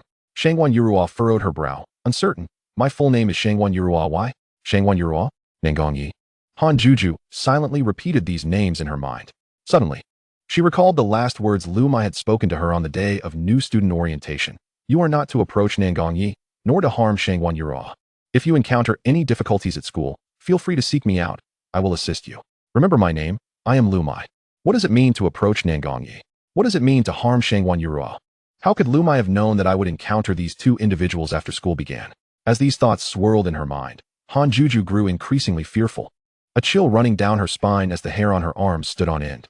For reasons unknown, she sensed an ominous premonition, feeling that Liu Muye was a remarkably formidable individual, seemingly possessing knowledge far beyond what was apparent. Moments later, calming herself, a glint of intrigue sparkled in her beautiful and mysterious fox-like eyes. She mused, "Liu Muye, what secrets do you harbor? And why do you seek to draw near to me?" The more enigmatic the matter, the stronger the allure it holds, especially for a clever woman like Han Juju. Had Liu Muye, on his first day in this narrative, not foolishly blurted out those words in a moment of impulse, perhaps their paths would not have intertwined at all. However, that was no longer the case, for he had already entwined himself with Han Juju in a web of fate, successfully capturing her attention from a certain perspective. Shangguan Yurua countered, "Xiaojiu, what is wrong? Is there an issue?" Snapped back to reality, Han Juju waved her hand. "It's nothing." "All right." Shangguan Yurua nodded, bending down to pick up the shards of glass scattered on the floor. Han Juju quickly stopped her, exclaiming, "Hey, you can't pick up those glass shards with your bare hands. What should I do then?" Shangguan Yurua looked up at Han Juju. Having been a pampered young lady for nearly 20 years, Shangguan Yurua had hardly ever lifted a cup at home, let alone dealt with broken glass. Han Juju, taken aback by Shangguan Yurua's naive demeanor, remarked, "You should certainly use a broom and dustpan to sweep it up and dispose of it in the trash." "Oh, I see." Shangguan Yurua nodded, following Han Juju's advice to fetch a broom and dustpan from the balcony to clean up the glass shards, though she did so rather clumsily. Watching her awkwardness from her bed with a sprained ankle, Han Juju felt an urge to get up and assist Shangguan Yurua. Han Juju asked, "Haven't you ever done this kind of work at home?" Shangguan Yurua quickly explained, My parents only ever told me to focus on my studies. They never made me do any of this." "Is that so? Your parents are quite good to you," Han Juju remarked, glancing at Shangguan Yurua's delicate hands, unable to hide her envy. Just then, Han Juju received a phone call. "All right, understood."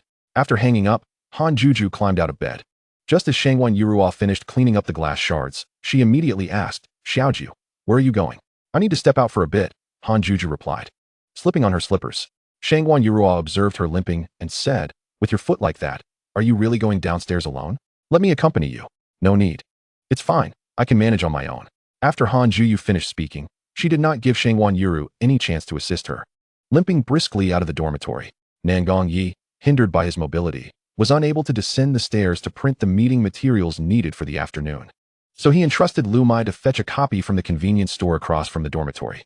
Just as Liu Muye exited the store, he caught sight of a commotion beneath the female dormitory across the street, where a man and a woman were embroiled in a heated argument, drawing a crowd of onlookers. The woman was Han Juyu. Opposite her stood a middle-aged man, gesticulating animatedly as he berated her. "I've told you, I don't have a single penny. Stop harassing me." Han Juyu exclaimed angrily at the man. The man pointed at her, shouting, "I don't believe you. Your mother must be secretly giving you money. Otherwise, how could you afford to attend a prestigious university? Hand over the money." With a cold expression, Han Juyu retorted fiercely, "I was specially recruited and exempt from tuition fees, and I currently have not a cent to my name." The man waved his arms, declaring, "No money? What are you studying for then? Get a job and earn some. Come on, let's go process your withdrawal from school." As he reached for her arm, Han Juyu instinctively stepped back, her eyes reddening as she growled, "Even if I work, I will not give you a single penny. You can forget about it unless I die. You're a worthless wretch." The man's vicious demeanor emerged as he raised his hand, striking at Han Juyu. "Just like your mother, both of you are worthless." Startled by his aggression, Han Juyu instinctively shut her eyes, unable to evade the impending slap due to her mobility issues. Just as she braced for impact, she felt a sudden tug, her balance faltering as she fell into a warm embrace. Someone had saved her. As she slowly opened her eyes, the first face she saw was that of Liu Muye, familiar yet foreign. "Who are you?" Liu Muye coldly regarded the drunken middle-aged man, challenging him. "How dare you cause a scene at Celia Business School?" "Who am I?" The man sneered, jowls quivering, as he pointed at Han Juyu in Liu Muye's arms. "I'm her father." Liu Muye frowned at the man's words, while Han Juyu, regaining her composure, tugged at Liu Muye's sleeve, insisting, "This is none of your business. You should leave." "No way." The man retorted, visibly irked. "You just hugged my daughter, and if you don't give me 1,000 or so, I'll report you for sexually harassing her." Han Juyu's eyes blazed with fury as she shouted, "Get lost, you lunatic. If you keep causing trouble at my school, I will call the police." "Oh, you want money?" Liu Muye replied with a cold smirk, pulling out his wallet and waving a handful of cash. "Is this enough?" The man's eyes widened at the sight of the money, his demeanor shifting instantly. Yes, that's enough." "All right, thank you. Don't give it to him." Han Juyu interjected urgently. The middle-aged man barked, "You worthless brat. You have no say here." Before he could finish his insult, Liu Muye slapped the stack of cash across the man's face. The bills scattered across the ground, and the man, disregarding the pain, knelt to gather the money. Grinning as he said, "Thank you, boss. You're generous. My daughter is in your hands." Liu Muye, initially calm, felt his anger surge at the man's contemptible words. He charged forward, delivering a kick to the man's abdomen. The man fell to the ground but clutched the cash tightly, still boasting, "You dare kick me? Just wait. I'll report you." Without hesitation, Liu Muye kicked him several more times. Had it not been for the timely arrival of campus security to restrain the man, Liu Muye might have ended his life that day. The man was carried away by 4 security guards. Liu Muye turned to the remaining guards, sternly instructing, "Remember this man's face. If anyone lets him into Celia in the future, they can pack their bags and leave." The guards nodded obediently, responding, "Understood, sir." Han Juyu stood rooted to the spot, gazing at Liu Muye, her alluring fox-like eyes reflecting a myriad of complex emotions. "Liu Muye, who on earth are you?" Chapter 11. A Debt to Repay. "Are you all right?" Han Juyu snapped back to reality at Liu Muye's gentle voice. I'm fine." She shook her head lightly, her captivating eyes, like mysterious deep pools, fixed intently on Liu Muye's, as if seeking to uncover hidden secrets within his gaze. Liu Muye found himself unable to withstand Han Juyu's penetrating stare, feeling as though she might see right through him at any moment. He quickly averted his gaze, striving to avoid direct eye contact. Noticing his avoidance, Han Juyu shifted her focus, asking, "Why did you help me?" With a smile, Liu Muye replied, "I'm simply a warm-hearted person, no need for thanks." "Who is thanking you?" Han Juyu's eyes narrowed as she retorted, "Why did you give that man money? If I hadn't, he would have continued to harass you. People like him are insatiable. Once they taste something sweet, they will keep coming back," she said, a hint of sadness evident in her eyes. Liu Muye reassured her, "Don't worry. He will never have the chance to step foot in Celia Academy again." Han Juyu sighed, "But I can't possibly stay in school forever." Liu Muye's expression grew serious as he declared, "As long as I, Liu Muye, am in Beijing, no one will be able to bully you. What do you want from me?" Han Juyu felt a surge of anxiety, instinctively wanting to retreat. Yet, looking into Liu Muye's earnest eyes, she hesitated, stopping after taking half a step back. Liu Muye faltered, aware of Han Juyu's intelligence. Ordinary lies would not suffice. Knowing she began to question his identity, he felt the need to tread carefully. "What is it?" Han Juyu pressed, her brow furrowing. "From the moment I entered this school, you have shown excessive concern for me. You have no ulterior motives?" "Come on, what motive could I have?" Liu Muye nervously shoved his hands into his pockets, attempting to appear nonchalant as he mimicked Nan Gongyi's tone. I'm the heir of the Liu conglomerate. What could I possibly want from a work-study student like you? I'm leaving. Wait. Liu Muye, fearing Han Zhuyu's keen intellect might uncover something amiss, hurriedly attempted to slip away. However, as he turned, she seized his sleeve. What else is there? He asked, slightly taken aback. With a gentle bite of her lip, she murmured, I will find a way to repay you for the money you gave my dad. Thank you for today. This marked the first time she unveiled a vulnerable side, reminiscent of youthful shyness before Liu Muye. Upon hearing her, Liu Muye let out a sigh of relief. Waving his hand dismissively, no need to thank me. Money isn't an issue for me. No. Han Zhuyu shook her head resolutely. I will definitely repay you. Let us talk about it later. Liu Muye, after finishing his words, tore away the girl's hand that clutched his sleeve and hurriedly departed from the entrance of the girl's dormitory. It was merely a few thousand yuan. From the moment he handed it over, he had no intention of demanding its return from Han Zhuyu. After all, to him at this juncture, money was nothing more than a collection of meaningless digits, akin to worthless scraps of paper. The girl quietly gazed at the figure of the boy gradually receding into the sunlight, enveloped in a golden glow, radiating an aura of mystery. As long as Liu Muye remains in Beijing, no one shall bully you.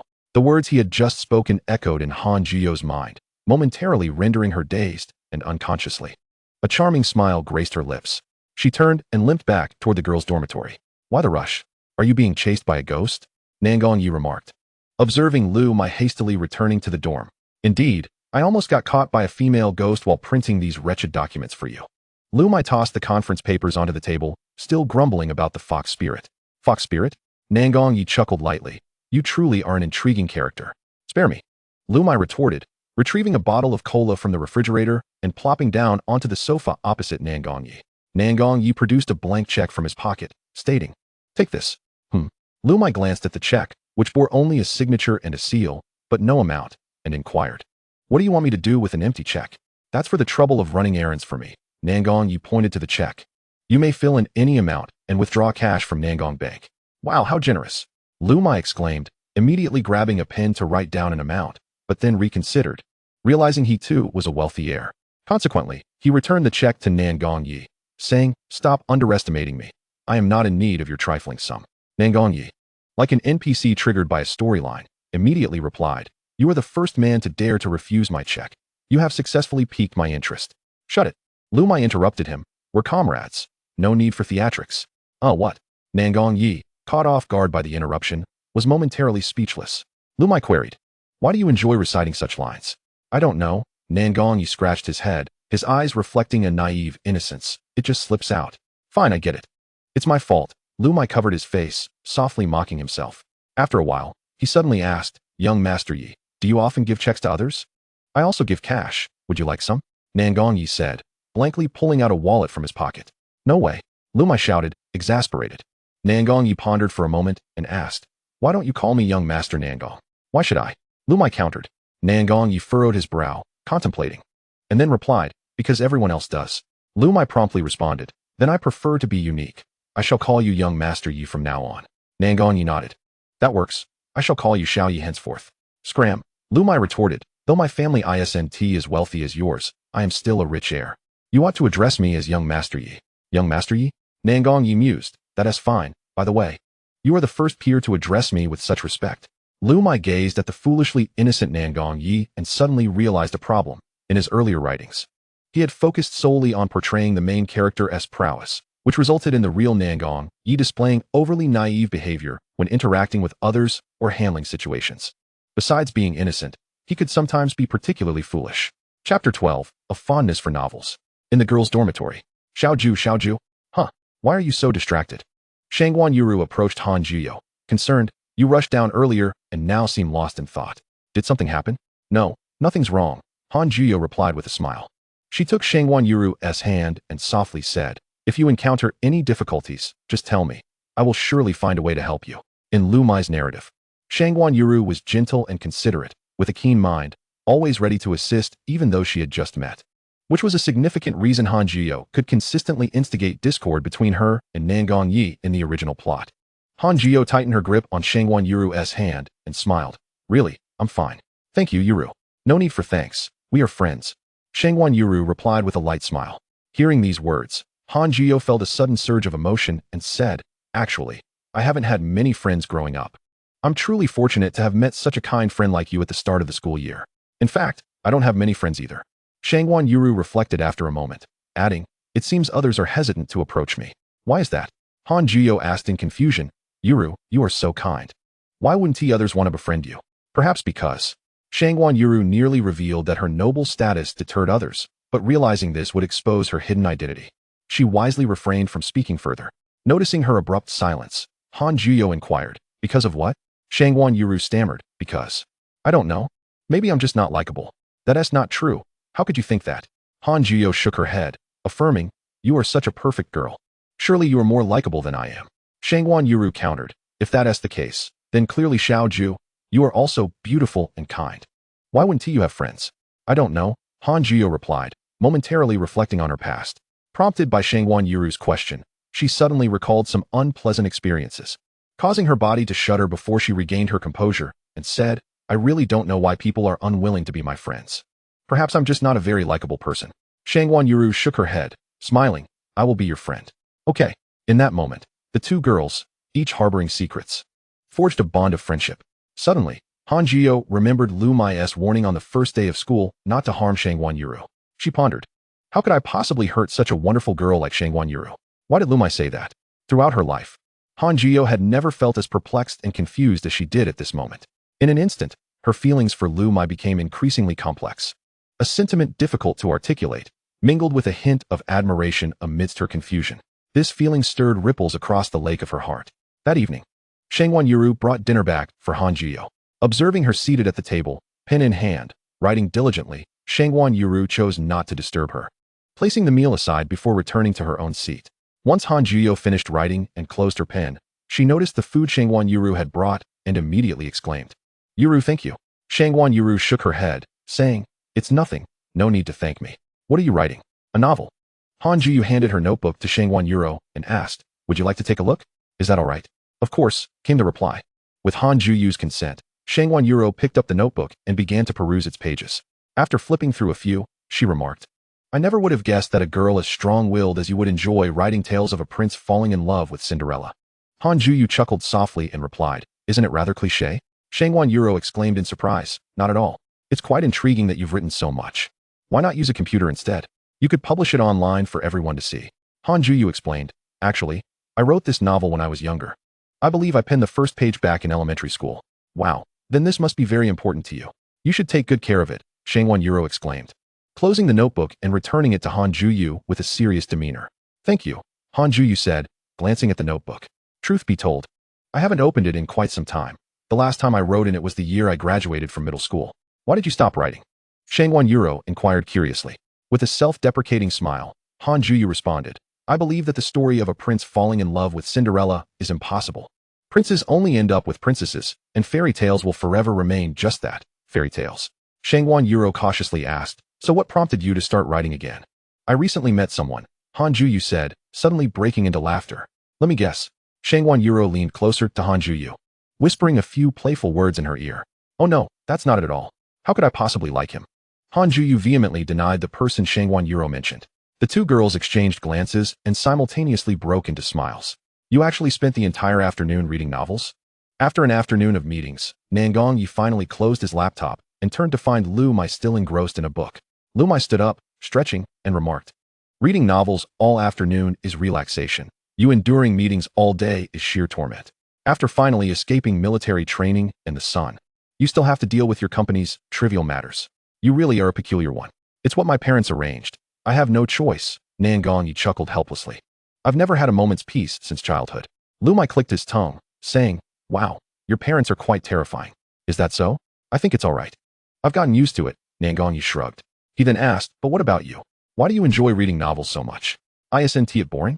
Liu Muye replied, when one is deprived of material wealth, they seek fulfillment in the realm of the spirit. Light novels are my sustenance. Nangong Yi blurted out. Aren't you the heir of the Liu Corporation? How could you possibly be deprived of material goods? Liu Muye was momentarily taken aback by Nangong Yi's question, struggling to find a response. He couldn't very well say that he had been poor before entering the story, could he? After a moment of contemplation, he said, I'm different. I simply have a pure love for novels. All right then, Nangong Yi shrugged. Chapter 13. A week later. The sprained ankles of Nangong Yi and Han Jiyu had completely healed. Thus, feigning illness to avoid military training was no longer an option. Liu Muye had initially considered continuing his charade of illness to prevent disrupting the plot, but realizing the narrative had already been thrown into disarray. With Han Zhuyu's early appearance, he feared that if she developed feelings for Nan Gongyi during training and launched a romantic pursuit before Shangguan Yuro could, it would spell disaster. Hence, he concluded it would be best to accompany them. Keeping an eye on this malicious female antagonist would at least provide him some peace of mind. Good morning. Morning. As Liu Muye opened the door to his room, he spotted Nan Gongyi adjusting his attire in front of the full-length mirror in the living room. True to his role as the male lead, even in military training attire, his demeanor set him apart from the crowd. However, he still paled in comparison to the striking author of the novel. Once both were dressed in their military uniforms, they made their way to the assembly point. At this moment, the students had yet to form ranks, gathering in small clusters to chat. A week of military training had allowed these fresh first-year students to grow familiar with one another. The girls had begun forming little groups while the boys congregated together. Having only participated in one day of training, Liu Muye and Nan Gongyi appeared noticeably different in skin tone from the others, not to mention their striking looks and height. Standing among the crowd, they created a sense of dissonance, akin to a crane among chickens. It wasn't just the two of them. When the fair-skinned and beautiful Han Zhuyu and Shangguan Yuro arrived, they too seemed to exist on another plane from those around them, particularly Han Zhuyu, who was inexplicably not wearing her military uniform. Liu Muye paused, striding over to Han Zhuyu and questioning, "Where's your military uniform?" Han Zhuyu averted her gaze and replied, "Why do you care so much about me?" "Who said I cared?" Liu Muye immediately denied, "I was just asking. I'm not concerned about you." Upon hearing this, Han Zhuyu frowned and retorted, "What s with you? Why are you being so nosy? It's none of your business."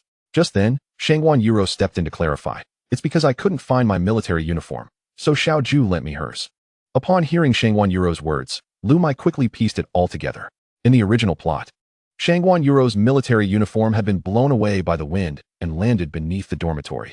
Unable to find it, she attended training in her own clothes, resulting in punishment from the instructor. Concerned for her injured leg, Nan Gongyi had taken the punishment in her stead, and after training, he accompanied her to search for her uniform. It was during this moment that the male lead had garnered a surge of affection in the female lead's heart. While writing that scene, Liu Muye had felt quite pleased with his design, but now, reflecting on it, the premise seemed riddled with flaws. How could a domineering CEO allow his beloved to be bullied by a mere instructor? And yet, he had obediently accepted the punishment for her. It was evident that the thoughts of a writer differ vastly from those of a reader. Shangguan Yuro turned to Han Zhuyu and suggested, Xiao Zhu, why don't I return your military uniform? You know you could be punished for not wearing it." Han Zhuyu shook her head, responding, "It's fine, my leg is healed, and the instructor won't punish me. But you, not having been injured and not wearing your uniform, will surely face punishment." Liu Muye observed the close bond between the two girls, bewildered, pondering how their relationship had suddenly improved so much. However, he quickly shifted his focus. The priority was to have Nan Gongyi help Shangguan Yuro retrieve her fallen military uniform from beneath the girls' dormitory. Since the plot had already collapsed, they might as well expedite the process. "It's fine. The wind was strong yesterday, and your military uniform might have been blown behind the dormitory," Liu Muye interjected. Then turned to Shangguan Yuro, saying, "I'll have Nan Gongyi help you find your uniform, so neither of you will face punishment." Han Zhuyu, both surprised and puzzled, looked at Liu Muye and asked, "How can you be so sure it's down there?" Just then, the whistle signaling the assembly sounded, and panic set in. Liu Muye cast a glance at the nearly assembled group, hesitating for a moment on whether to urge Nan Gongyi to accompany him to the girls' dormitory to retrieve the military training uniforms. The Celia Academy was expansive, and the athletic field was a considerable distance from the living quarters, necessitating at least a 20-minute round trip. Just as Liu Muye was wavering, the instructor had already noticed Han Zhuyu standing without her military training uniform. The instructor approached Han Zhuyu, demanding, "Where is your military training uniform?" Without missing a beat, Han Zhuyu replied with a premeditated excuse, "I lost my uniform and planned to get a replacement from the logistics department at noon. I sprained my ankle. Could you please make an exception for me? You took a week off for illness and lost your uniform. Is that it? Why don't you just lose yourself as well?" The instructor's irritation was palpable as he pointed an accusatory finger at Han Zhuyu, scolding, "Don't think I'll be lenient just because you claim to be injured. Do 100 frog jumps right now." Han Zhuyu stood frozen, glaring at the instructor, clearly displeased with his punishment. Shangguan Yuro hurriedly intervened, explaining, "Instructor, I apologize. It was my military training uniform that was lost. Han Zhuyu lent me hers. If anyone should be punished, it should be me. Her ankle is still not healed, and she cannot do frog jumps." All right, the instructor clapped his hands. What a touching display of sisterly affection. Then you both shall do 100 frog jumps each. Seeing Shangguan Yuru in distress, Nangongyi immediately stepped forward, stating, "It's just university military training. There's no need to be so harsh." The instructor glanced up at Nangongyi, inquiring, "What? Do you also wish to defend them?" With a frosty demeanor, Nangongyi pointed at the instructor and retorted, "Do you dare speak to me like that? Do you know who I am? I am Nangong." Before he could finish, Liu Muye swiftly covered his mouth. "Don't say anything. I'll handle this." After uttering those words, Liu Muye approached the fuming instructor. If his memory served him right, the book had mentioned that to rationalize the punishment of the female protagonist, the instructor had just recently broken up with his long-distance girlfriend and was in a foul mood. Not wearing a military uniform was not an egregious offense. Calming the instructor was all that mattered. Liu Muye smiled as he approached the instructor. "Do you still remember me?" Upon seeing Liu Muye, the instructor's anger dissipated considerably. After all, Liu Muye was the son of the school's chairman, someone not to be trifled with. "Let us step aside for a moment," Liu Muye suggested, leading the instructor away. "These three are my friends. Please show some leniency." After speaking, he discreetly slipped a few bills into the instructor's pocket. Feeling the bills, the instructor's temper vanished entirely. A girlfriend could be replaced, but losing money was a different matter. Why should he remain angry with Liu Muye, the harbinger of wealth? Instantly, his demeanor shifted to one of obsequiousness as he said, "Oh, Liu Xiao's friends? Of course, we should be accommodating. But if the chief instructor sees her without the uniform, don't worry, I have my ways," Liu Muye replied, exuding a calm and confident smile as he approached Han Juju. Han Juju lifted her gaze, her enchanting fox-like eyes filled with curious scrutiny. Liu Muye removed his hat and gently placed it on her head, saying, "It's all right now." Chapter 14. The military training uniform. Han Juju fixed her gaze on Liu Muye's face, her beautiful eyes shimmering with an unusual light. The man before her was an enigma she could not decipher. She longed to ask Liu Muye, "Who are you really? Why do you help me? What compels you to treat me with such kindness?" Yet, the words remained unspoken on her lips. Throughout the morning, Han Juju was distracted, making numerous mistakes. But out of respect for Liu Muye, the instructor chose to overlook them, turning a blind eye. As they concluded the standing at attention segment of their training, Nangongyi quietly inquired of Liu Muye, "What did you say to the instructor? Why did he suddenly calm down?" Liu Muye simply replied, "It's a matter for adults. Children should not pry too much." "Me? A child? How dare you call me?" Before Nangongyi could finish his protest, the instructor's booming voice interrupted him. After being chastised, Nangongyi fell silent, resuming his position obediently. Liu Muye couldn't help but chuckle at Nangongyi's sudden compliance. "What are you laughing at?" Nangongyi, unable to see Liu Muye's expression, could only guess. "Are you mocking me?" "No, I just remembered something amusing." "What amusing thing?" Nangongyi pressed. "Don't ask." Liu Muye's gaze drifted to Han Juju, who stood at the front, wearing his military cap. In the entire group, only Han Juju was without a military uniform, her head adorned with a camouflage hat. Conversely, Liu Muye alone wore the military uniform without a hat. Suddenly, Liu Muye was reminded of his own days of military training as a freshman at Sunan University. One night, his uniform had been blown down to the dormitory below, and upon waking, he couldn't find it. Eventually, his good friends in the dorm pooled together. One provided a hat, another a jacket, and yet another a pair of training shoes. Thus, they cobbled together an ensemble of mismatched pieces and attended military training. Because all four wore incomplete uniforms, they were thoroughly reprimanded by the instructor and punished to run laps around the field. However, it was precisely that punishment that laid a solid foundation for their friendship over 4 years in the dormitory. After graduation, they all went their separate ways and seldom crossed paths. When he penned that segment in the book, he had been reminiscing about his own military training experience, thus incorporating a similar episode for the female protagonist. "Here you go, thank you." After the morning training concluded, Han Juju removed the hat and returned it to Liu Muye. "No need for thanks." Liu Muye skillfully rolled the hat up and tucked it into the pocket of his military uniform. Han Juju inquired, "Did you bribe the instructor again this morning?" "How could that be bribery? I merely exercised my authority, all right?" Liu Muye tilted his head, adding, "Besides, I did it to help you." Pointing at Liu Muye's mouth, Han Juju remarked with a teasing smile, "You see, you just admitted to bribing the instructor." Liu Muye, caught between laughter and exasperation, replied, "All right, you've got me there." Feigning innocence, Han Juju blinked her expressive eyes and said, "I didn't. You let it slip yourself." Liu Muye covered his face, momentarily at a loss for words. Returning to the topic, Han Juju fixed her gaze on Liu Muye's eyes and asked, "Why do you really want to help me? Didn't I tell you before? I am simply inclined to lend a hand." Now, it was Han Juju's turn to fall silent as she rolled her eyes at Liu Muye. At that moment, Shangguan Yuru approached, inquiring of Liu Muye, You mentioned this morning that my military uniform was blown down to the dormitory. Is that true? Liu Muye intended to affirm, of course it is, but reconsidered, realizing that such a definitive statement might raise Han Juju's suspicions. Instead, he replied, I'm just guessing. My clothes were blown down from the balcony yesterday, so I thought yours might have experienced something similar. Suddenly, Nan Gongyi chimed in foolishly, but you didn't do laundry yesterday, did you? Liu Muye felt a wave of despair wash over him, tugging at Nan Gongyi's arm and whispering, can you please keep quiet and be mindful of the situation? This isn't the time to undermine me. Oh right. Nan Gongyi nodded earnestly. However, Liu Muye felt certain that this lad had not truly absorbed his words. Han Jiyo looked at Liu Muye with a face full of skepticism and remarked, why do I feel like you rarely speak the truth?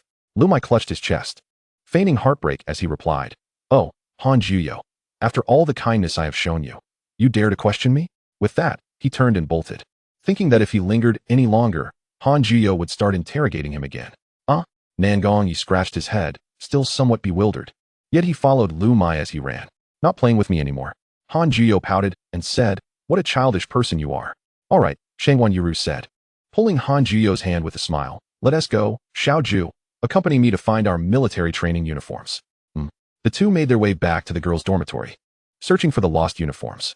Before long, they discovered them in the greenery behind the dormitory. We found them. We really found them, Shangwan Yuru exclaimed, clutching the recovered military training uniform and excitedly telling Han Jiyo, that guy, Liu Muye, is quite impressive. He actually guessed it right. Indeed. Han Jiyo rested her chin on her hand, pondering in her heart, how does he seem to know everything? What reasoning led him to such certainty? Meanwhile, in the boys' dormitory, Liu Muye was advising Nan Gongyi, you must not always be too honest. For instance, today, there was a reason behind my lie, so don't expose me, all right? Oh. Nan Gongyi nodded obediently. Yet, upon reflection, he thought, wait a minute, I am the heir of the Nangong family. Why should I heed this fellow's advice? Thus, he adopted a domineering tone and replied, are you instructing me on how to act? This fellow has lost his mind again. Liu Muye, exasperated, buried his face in his hands. Chapter 15, Lovers. On a summer evening, with a gentle breeze, the aroma of grass and earth mingled with the lingering heat of the day, creating a peculiar fragrance on the school's playground. During his time at Sunan University, after playing basketball with his roommates, he would often pass by the playground and catch this scent, thinking it was quite ordinary. However, having graduated 2 or 3 years ago, returning to campus and inhaling this strange yet familiar aroma left Liu Muye somewhat dazed. On the night following military training, as the breeze caressed his face, he closed his eyes to savor the scent, feeling the resentment within him dissipate considerably.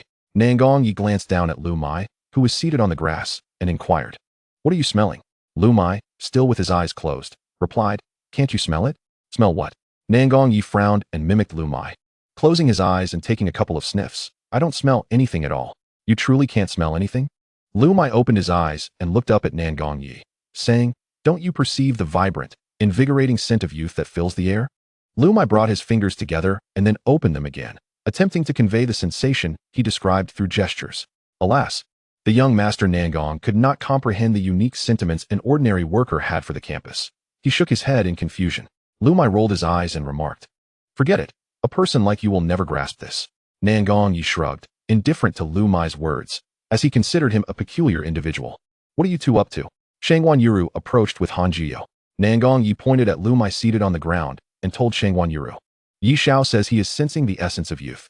You call him Yi Xiao, and he calls you Yi Xiao. Your nicknames are quite strange, Shangwan Yuru observed.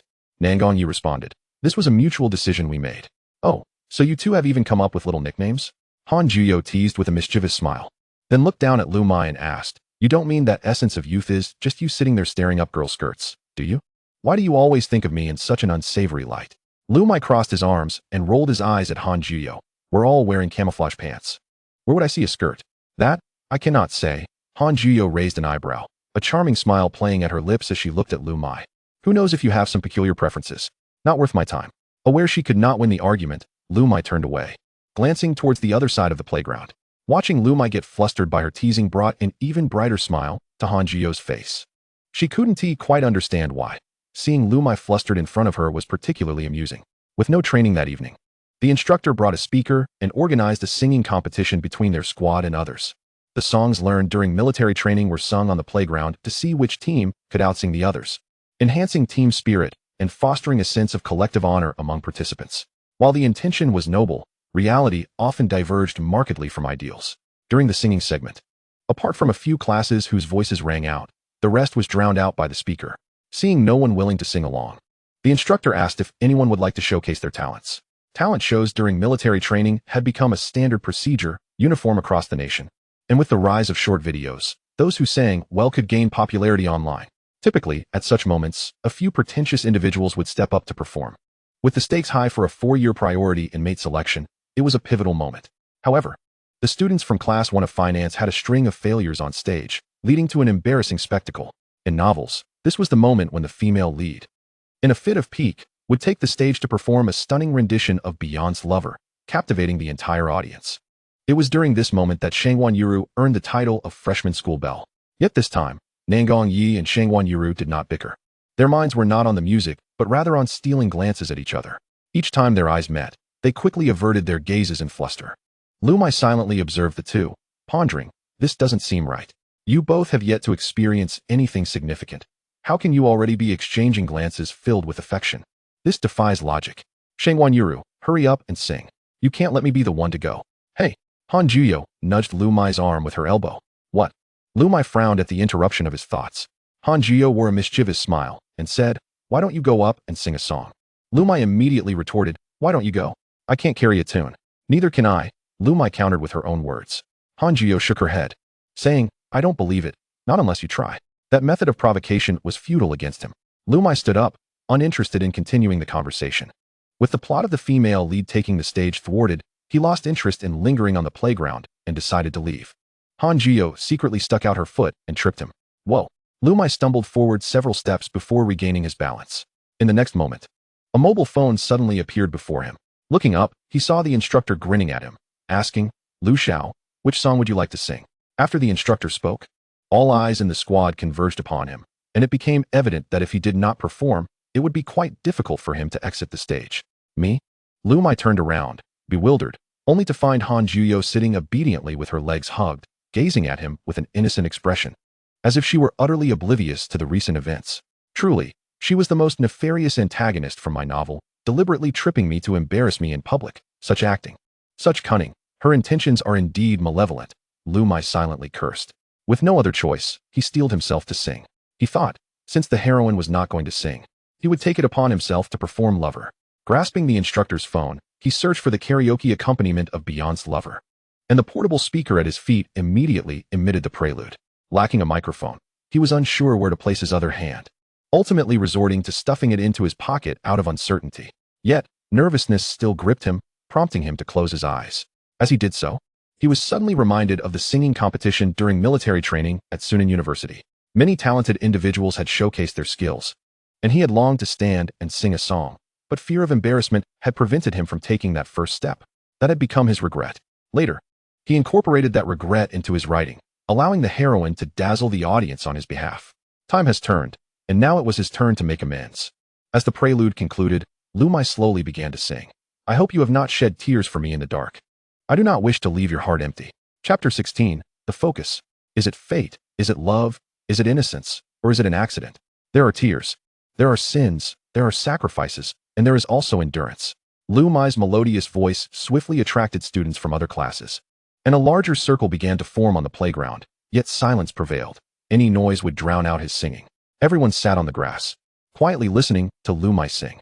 Han Juyo picked up her phone, activated the flashlight function, and swayed her arms in time with Liu Muye's music. Others soon followed suit, pulling out their phones and turning on their backlights.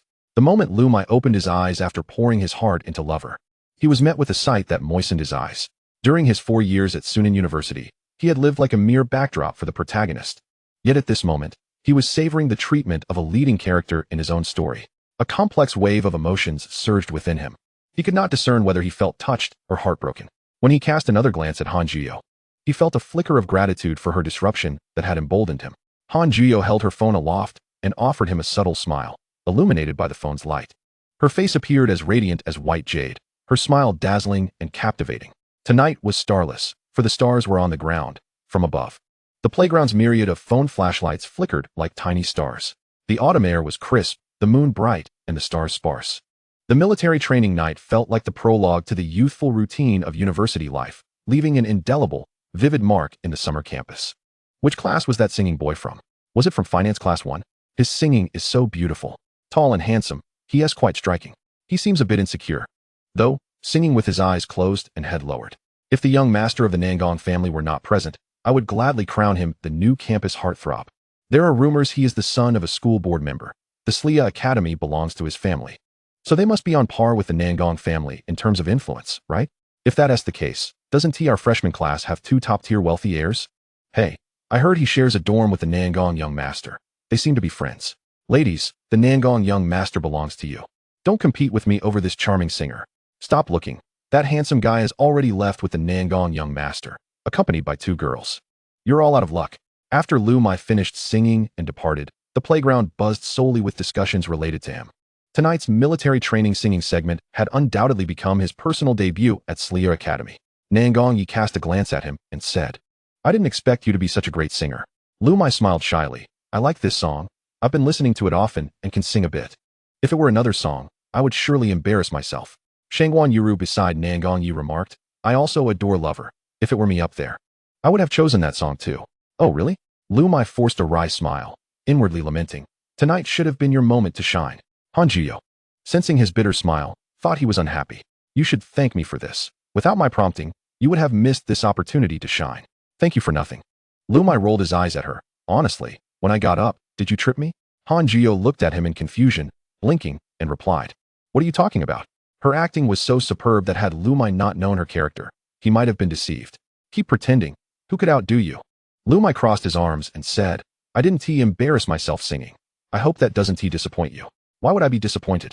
Han Jiyo furrowed her brow at Liu Muye, saying, You performed quite well. I should be happy for you. Listening to her, Liu Muye found himself puzzled, musing. Doesn't Han Jiyo want to see me make a fool of myself? Then why did she deliberately encourage me to perform? She can't possibly know the secret I harbor. Liu Muye was utterly perplexed, while Han Jiyo's lips subtly curled upward. In truth, Liu Muye was not entirely mistaken. Han Jiyo had discerned his desire to sing, but understood he was too shy to take the initiative. Why was Han Jiyo so attuned to Liu Muye's thoughts? Because she was the same way. She had once dreamed of showcasing her finest self before an audience, with the spotlight firmly upon her, becoming the center of attention. Thus, she could comprehend the yearning reflected in his eyes. Han Jiyo found Liu Muye to be quite peculiar. Both he and Nangong Yi were wealthy heirs. Yet he harbored a sense of inferiority. Despite being handsome, he chose to walk with his head down and, though capable of singing, hesitated to perform. If she possessed his attributes, she would be overflowing with confidence. What could he possibly feel inferior about? Han Jiyo pondered this within herself.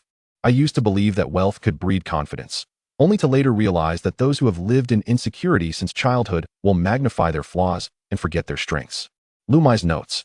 The 14 days of military training saw Liu Muye take sick leave for the first 7 days, and the last 2 were marred by rain, leaving the actual duration of their training at less than 5 days. On Friday afternoon, after 2 days of incessant rain, the sky finally cleared. The air after the rain was imbued with a refreshing essence, as the gentle rays of the not-so-hot sun cascaded softly onto the track of the playground. Once all the colleges had completed their formations, the principal personally ascended the stage to deliver a speech at the military training closing ceremony. While the principal spoke, the instructors quietly boarded the bus and departed. By the time the principal concluded his lengthy and tedious address, the instructors had already merged onto the highway. Invariably, during such moments, a few female students could be seen tearfully lamenting their unwillingness to part with the instructors, pleading for their return. Liu Muye had already witnessed this phenomenon during his freshman year at Sunan University, and today he was once again exposed to it at Slia College, leaving him utterly speechless. Standing beside him, Han Jia murmured, In elementary school, one admires the class monitor. In middle school, one fancies the delinquents. In high school, the athletes. During military training, the instructors. In university, the counselors. While learning to drive, the instructors. At work, the boss. Dining out, the waitstaff. And at the hair salon, the hairdresser. Even a teddy bear lacks their purity. What a bunch of lunatics. Liu Muye gave Han Jia a thumbs up. Delighted to hear her finally articulate something he found agreeable after so long in this narrative. Han Jia glanced at Liu Muye's raised thumb, momentarily taken aback. Before they exchanged smiles. Chapter 17, Acting the Son. With the weekend upon them, students had the freedom to return home immediately after the military training closing ceremony this afternoon. Before heading home, Liu Muye exchanged social media contacts with Nangong Yi and Shangguan Yuru, deliberately omitting Han Jia. What do you mean by that? Sure enough, upon noticing Liu Muye had added the other two while ignoring her, Han Juya, who had been waiting with her phone out to add him, immediately expressed her displeasure. What?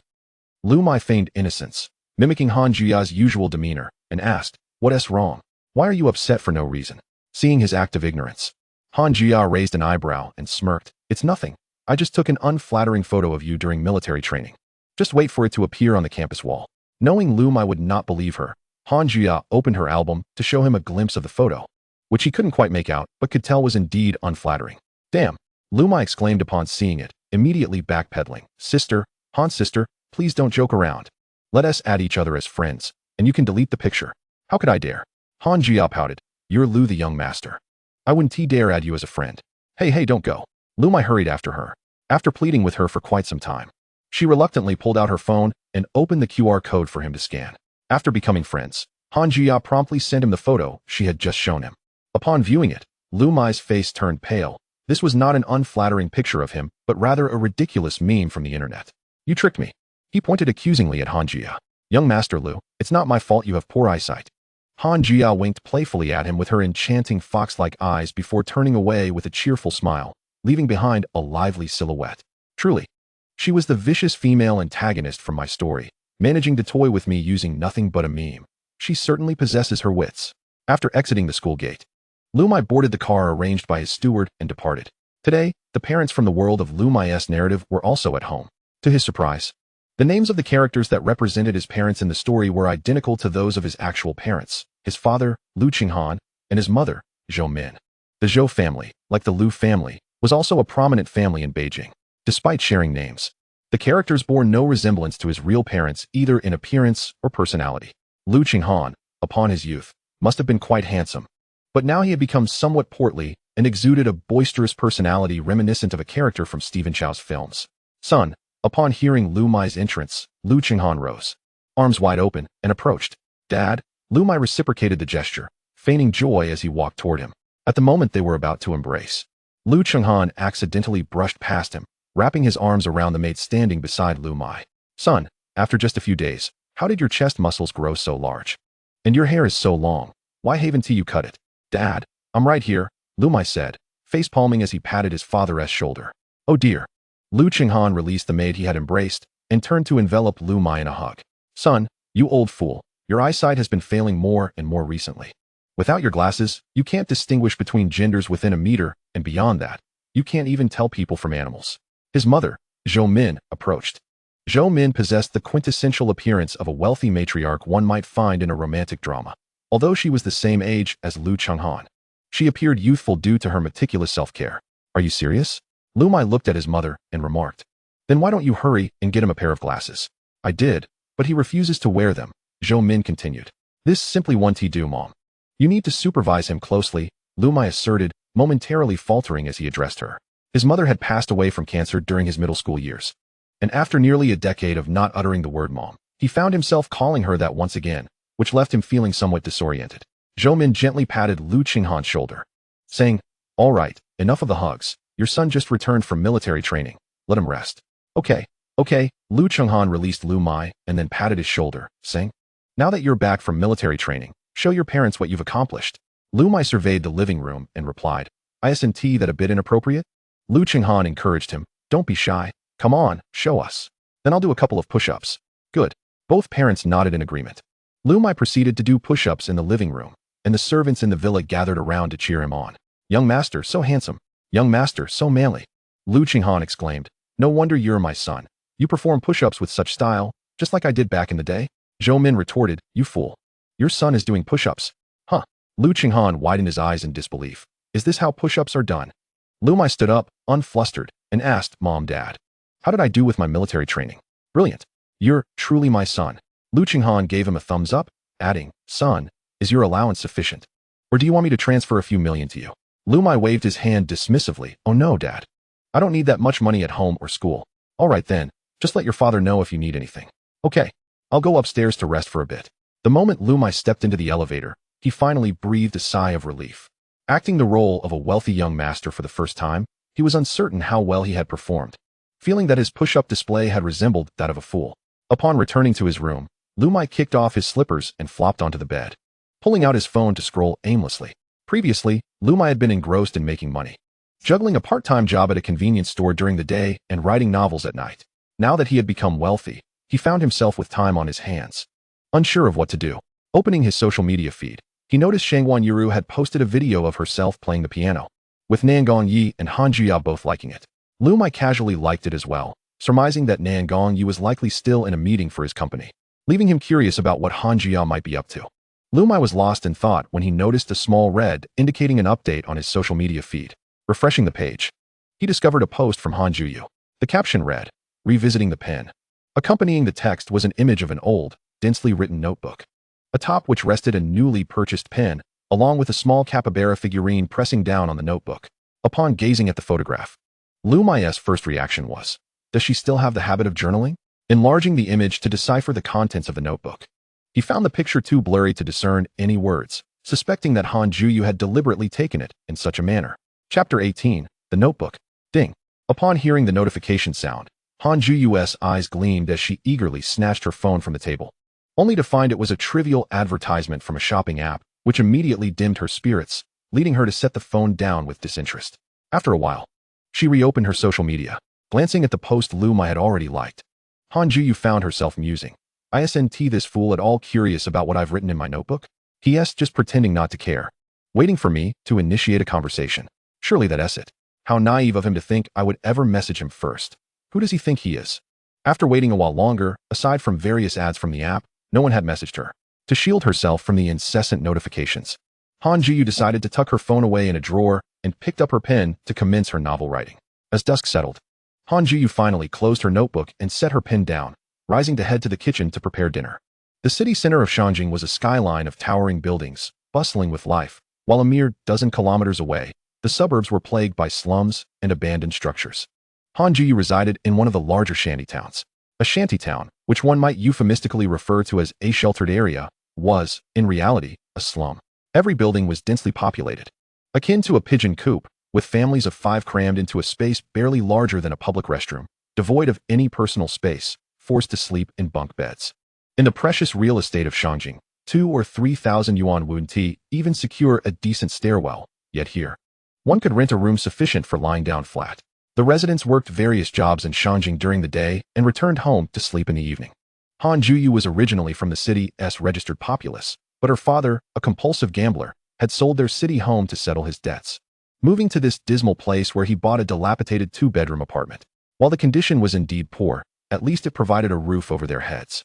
Recently, however, her father had set his sights on selling this place as well, persistently pressuring her mother to sign the selling agreement. Han Juyu couldn't fathom when this place might cease to be her home. She had grown weary of contemplating such matters, having already resolved that if her scoundrel of a father truly sold their last semblance of a home for gambling, she would drop out of school and escape Shanjing with her mother, never to return. After preparing dinner, she set aside a portion for her mother and began to eat. Halfway through her meal, her father burst through the door. Bang! He kicked the door open with brutish force and strode in. Returning home this early and sober, Han Juyu immediately surmised he must have lost all his money gambling. Sure enough, upon spotting his daughter eating, he promptly approached and sat across from her. "Aren't your classmates wealthy? Do you still have that boy's contact information from last time? Can you help your father borrow some money?" Han Juyu replied coolly, "I'm not close with him." "Not close? Then how would he lend you money?" "I don't know. You must be quite good friends, right? Does he like you?" Han Juyu struggled to suppress her anger, asserting, "I've said it before. I'm not close with him. Then surely his family has money, right?" The man, eyeing the dishes on the table, inquired, "Where does your mother hide the money?" With a darkened expression, Han Juyu stated, "There's no money left at home. I borrowed these ingredients from Grandma Wang. Tomorrow, I'll help her sell vegetables to pay her back." "I don't believe you. You must be hiding money." Her father grew agitated, pointing at her and scolding. "You're just like your mother, definitely hiding money." Han Juyu remained silent, continuing to eat her meal. "Stop eating." Crash. Her indifferent demeanor enraged her father further. He forcefully shoved her bowl to the ground, sending rice and shards of porcelain scattering across the floor. "Madman!" Han Juyu coldly retorted before rising and retreating to her room. She had long grown accustomed to her father's frenzied behavior after losing at gambling and had no desire to waste her anger on him. In her room, Han Juyu grabbed her phone and the notebook she used for writing, then returned to the kitchen to retrieve the packed meal for her mother, intending to deliver it to the hospital. Her father fixated on the notebook in her hands, demanding, "What's that notebook you have? With little interest in responding, Han Jiyu changed her shoes and prepared to leave. Don't go. There must be money hidden in there. Before she could exit, her father lunged forward, attempting to snatch the notebook from her grasp. That's mine, don't touch it. Han Jiyu was startled and dropped her meal box as she struggled with her father over the notebook.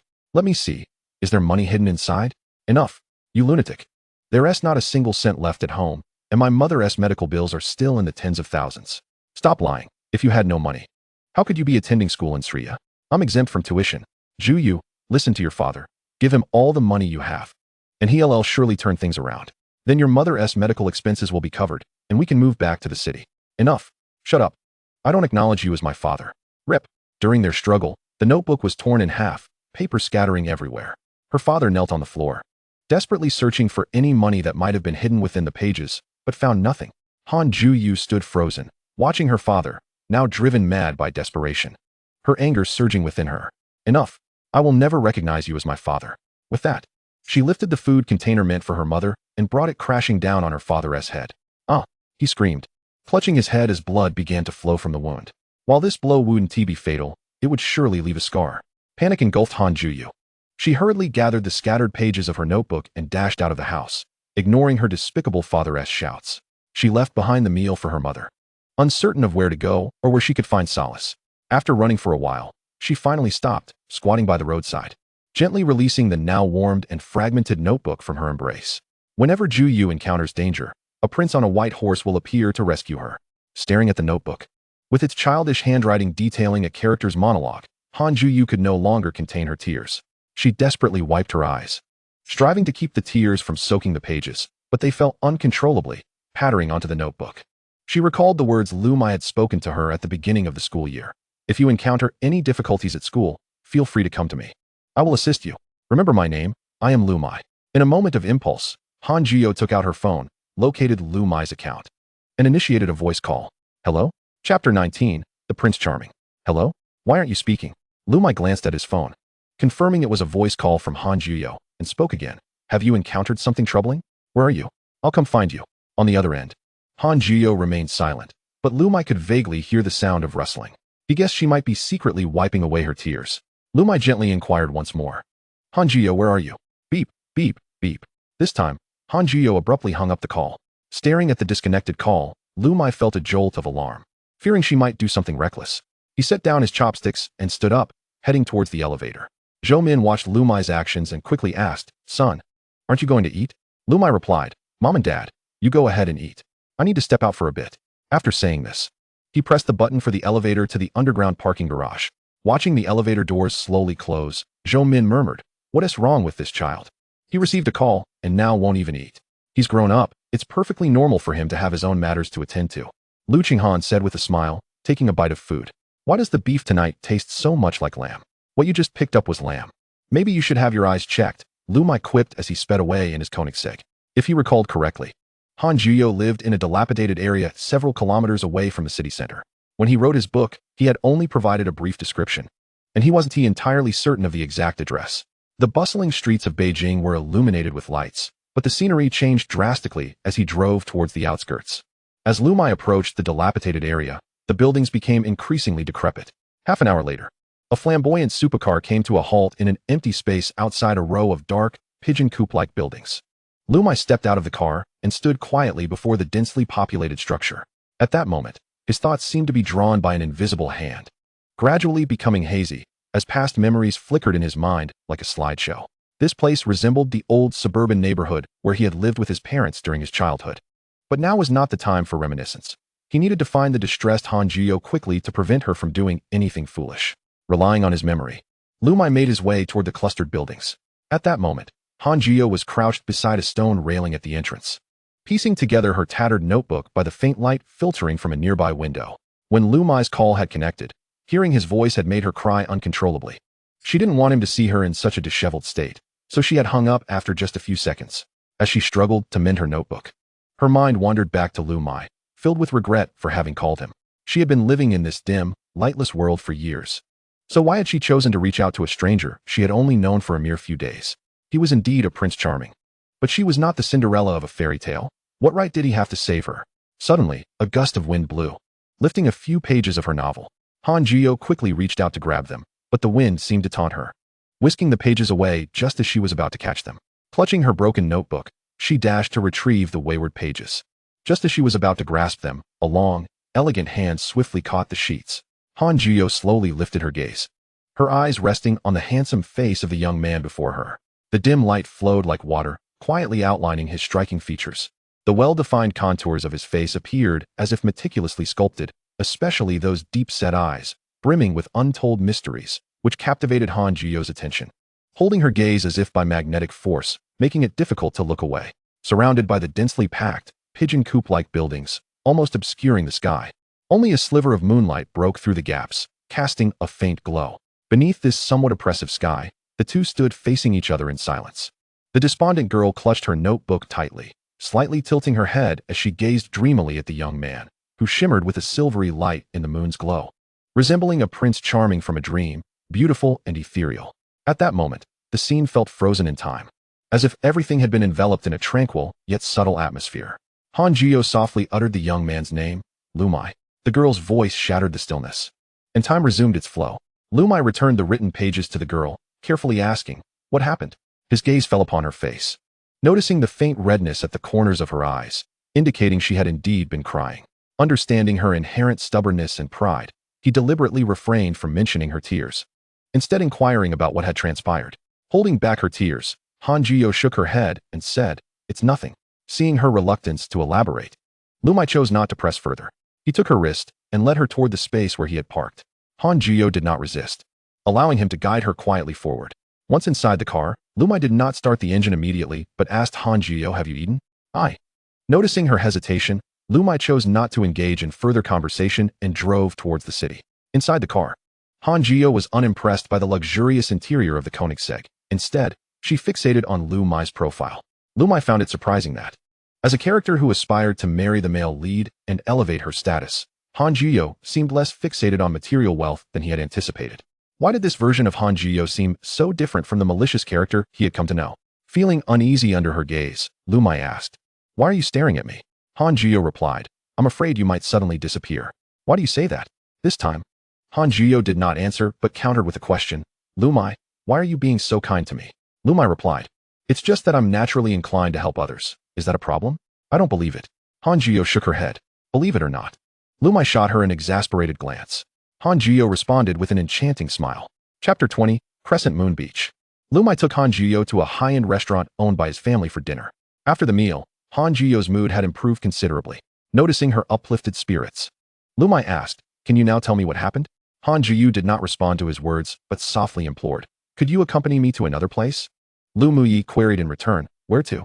"To the hospital," Han Jiyo replied, gazing into his eyes. "My mother is in the hospital." "Is your mother working at the hospital?" Upon hearing Han Jiyo's words, Liu Muye's first reaction was to recall that he had not mentioned her mother's occupation in the novel. Han Jiyo shook her head, saying, "No, my mother is ill and hospitalized." Hearing this, Liu Muye's heart sank. He suddenly remembered his own mother. Liu Muye's mother had succumbed to cancer during his middle school years. At that tender age, he could do nothing but watch helplessly as the person he loved most departed from this world, leaving him forever separated from her. Liu Muye felt a surge of emotion and asked, "What illness does she have? Is it serious?"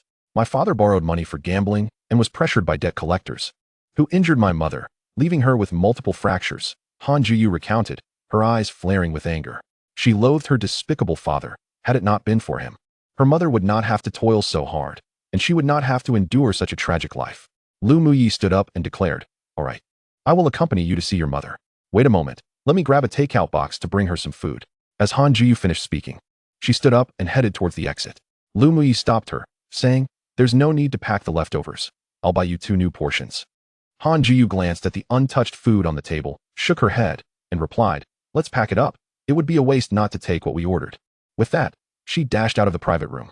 Liu Muye resumed his seat, staring at the array of dishes, lost in thought. Han Jiyo made sure not to waste anything, packing every portion of food into 2 full bags. Observing the 2 bags filled with takeout, Han Jiyo looked up at Liu Muye and remarked, "There's enough for both of us. Why did you order so much?" "I wasn't certain of your preferences, so I ordered a bit extra," Liu Muye replied nonchalantly. "I have enough money. Could a few dishes truly impoverish me?" "Indeed," Han Jiyo replied with a roll of her eyes, retorting, "You, the wealthy heir, have never known the struggles of those of us who meticulously count every penny. Her words left Liu Muye momentarily speechless. How could he possibly have never faced hardship? A bitter smile tugged at his lips. After driving Han Jiyu to the hospital where her mother was admitted, Liu Muye remained downstairs. This was partly because Han Jiyu insisted, fearing that her mother might misunderstand their relationship, and partly because he felt it would be awkward for him, a stranger, to intrude upon a private moment between mother and daughter. Thus, he waited in the hospital lobby. Shortly after Han Jiyu ascended, she hurriedly returned. Liu Muye inquired curiously, "Back so soon? Could you lend me some money?" Han Jiyu mumbled, her head lowered and a hint of shyness in her demeanor. "How much do you need?" Liu Muye asked as he pulled out his wallet. Han Jiyu raised a finger, whispering, "Just a little over 1,000. Liu Muye frowned. "How much is a little over 1,000?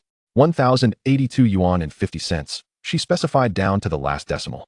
Liu Muye counted out 11 bills from his wallet and said, "I don't have change. Take 1,001. "Thank you," Han Jiyu said as she quickly departed. Moments later, she returned, clutching a handful of coins. 17 yuan and 50 cents. "Here is your change." Liu Muye waved his hand dismissively. "Keep it for yourself." "What? Do you look down on 17 yuan and 50 cents? Han Jiyu remarked as she tucked the money into her pocket. "That can buy over a pound of meat." "Then keep it for purchasing pork," Liu Muye replied.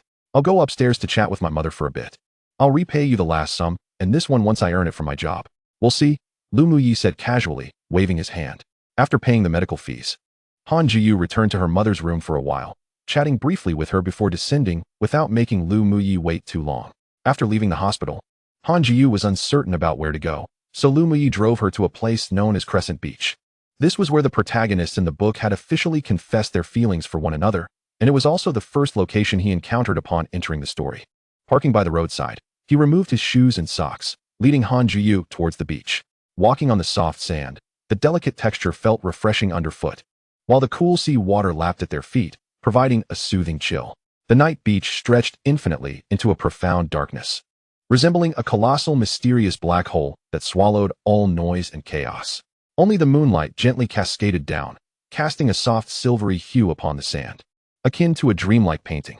Gazing upwards, the stars twinkled like dazzling gems embedded in the vast celestial canvas, quietly accompanying the full moon as they collectively illustrated a serene and breathtaking seaside nightscape. Liu Muye finally broke the silence, asking, "Can you now tell me why you were unhappy tonight? Do you truly want to know?" Han Jiyu tilted her head slightly, her deep, soulful eyes glimmering under the moonlight, appearing even more enchanting. The heart-shaped mole at the corner of her eye resembled a radiant gem, exuding an alluring charm that evoked an irresistible urge to kiss her. "I do," Liu Muye nodded eagerly.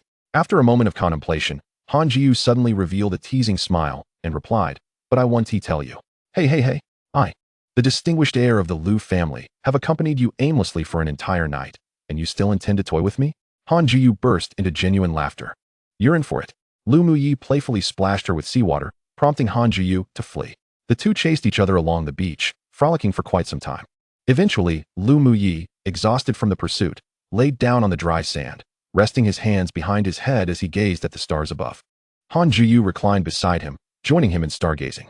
She softly called out, "Liu Muye, what is it? Do you think the story of a prince loving Cinderella could really exist in reality?" "I don't know, perhaps it does. Do you know what was written in that torn notebook of mine?" Liu Muye's ears perked up with newfound interest. "What was it?" "Actually, it was a novel I wrote," Han Jiyu disclosed. "A novel?" Liu Muye's interest peaked at the mention of the word. He tilted his head to look at Han Jiyu, the moonlight illuminating her perfectly proportioned facial features. In that moment, Liu Muye felt flustered. After all, she was merely a malicious female antagonist. Why have I written her so beautifully? Chapter 21, Rising Above. "Yes, indeed, it was a novel I penned during my childhood," Han Jiyu said, glancing at him sideways. As their eyes met, Liu Muye's heart skipped a beat. Han Jiyu began to recount her past. "Before my birth, my mother recounted that our family was not in dire straits. My father held a senior technician position at a factory, earning a monthly salary of 10 to 20,000, which positioned us comfortably within the middle class of that era. However, just 2 years after I was born, my father's factory collapsed. Subsequently, he endeavored to start his own business with his savings, only to squander them entirely, which led to his downfall and an unfortunate addiction to gambling, resulting in the sale of our home and car. My father believed I was a harbinger of misfortune, attributing our family's decline to my existence. In my early years, he contemplated selling me, but my mother and grandmother vehemently opposed this, ensuring I remained with them. Following my grandmother's passing, My mother became my sole protector. Yet her health was frail, forcing her to work tirelessly to sustain our household. Each time my father returned home after losing at gambling, he would argue with my mother, whose fiery temperament often escalated their disputes into physical confrontations, leaving our home in disarray while I cowered in a corner, a silent witness to their turmoil. My childhood was thus marked by the ceaseless clamor of their quarrels. As for my academic journey, I struggled significantly in my early years, often feeling invisible at school. I recognized my limitations, yet I was driven by an innate defiance, questioning why my life had to be so miserable, determined to alter my fate. I dedicated myself to my studies with an intensity that far exceeded my peers, often exerting tenfold or 20-fold the effort. My diligence bore fruit. As from the 5th grade onward, I consistently ranked within the top 10 of my class, though few could fathom the depth of my struggle behind those numbers. Nevertheless, no matter how well I performed academically, it failed to bring joy to my father, and the discord within our home remained unchanged. Additionally, due to our family circumstances, I became quite withdrawn, with few friends at school. Even those who dared to associate with me often found themselves ensnared in misfortune because of my presence. From that time, I internalized my father's beliefs, viewing myself as a cursed soul destined to bring calamity to others, leading me to ponder whether the world might be a better place had I never existed. A neighbor, an elder sister, gifted me numerous books upon her high school graduation, including romantic novels alongside academic texts. It was then that I discovered my passion for reading, often retreating to my room with a novel whenever my parents clashed. Liu Muye, during that time, I longed to be the Cinderella of a story, yearning for a prince to rescue me from my stifling home. Thus, I began to pen the stories swirling in my heart: a gambling father, a sick mother, a deceased grandmother, and a shattered self. Liu Muye originally crafted the character of Han Jiyo with the intention of providing a logical transition for her darker transformation later in the narrative, driven by self-interest to entangle with the male protagonist and undermine the female lead. He never imagined that the casual strokes of his pen would echo the tragic life of another. As Han Jiyo recounted her childhood, Liu Muye found his thoughts drifting back to his own early years, spent alongside his parents in a dilapidated neighborhood where the sky was obscured from view and the ground teemed with pests. His most vivid memories were also of his parents' incessant bickering. In a life fraught with poverty and grievances, trivial matters would ignite fierce arguments between them. Liu Muye often sought solace at a newsstand after school, indulging in new comic books and romantic tales, particularly during his parents' disputes.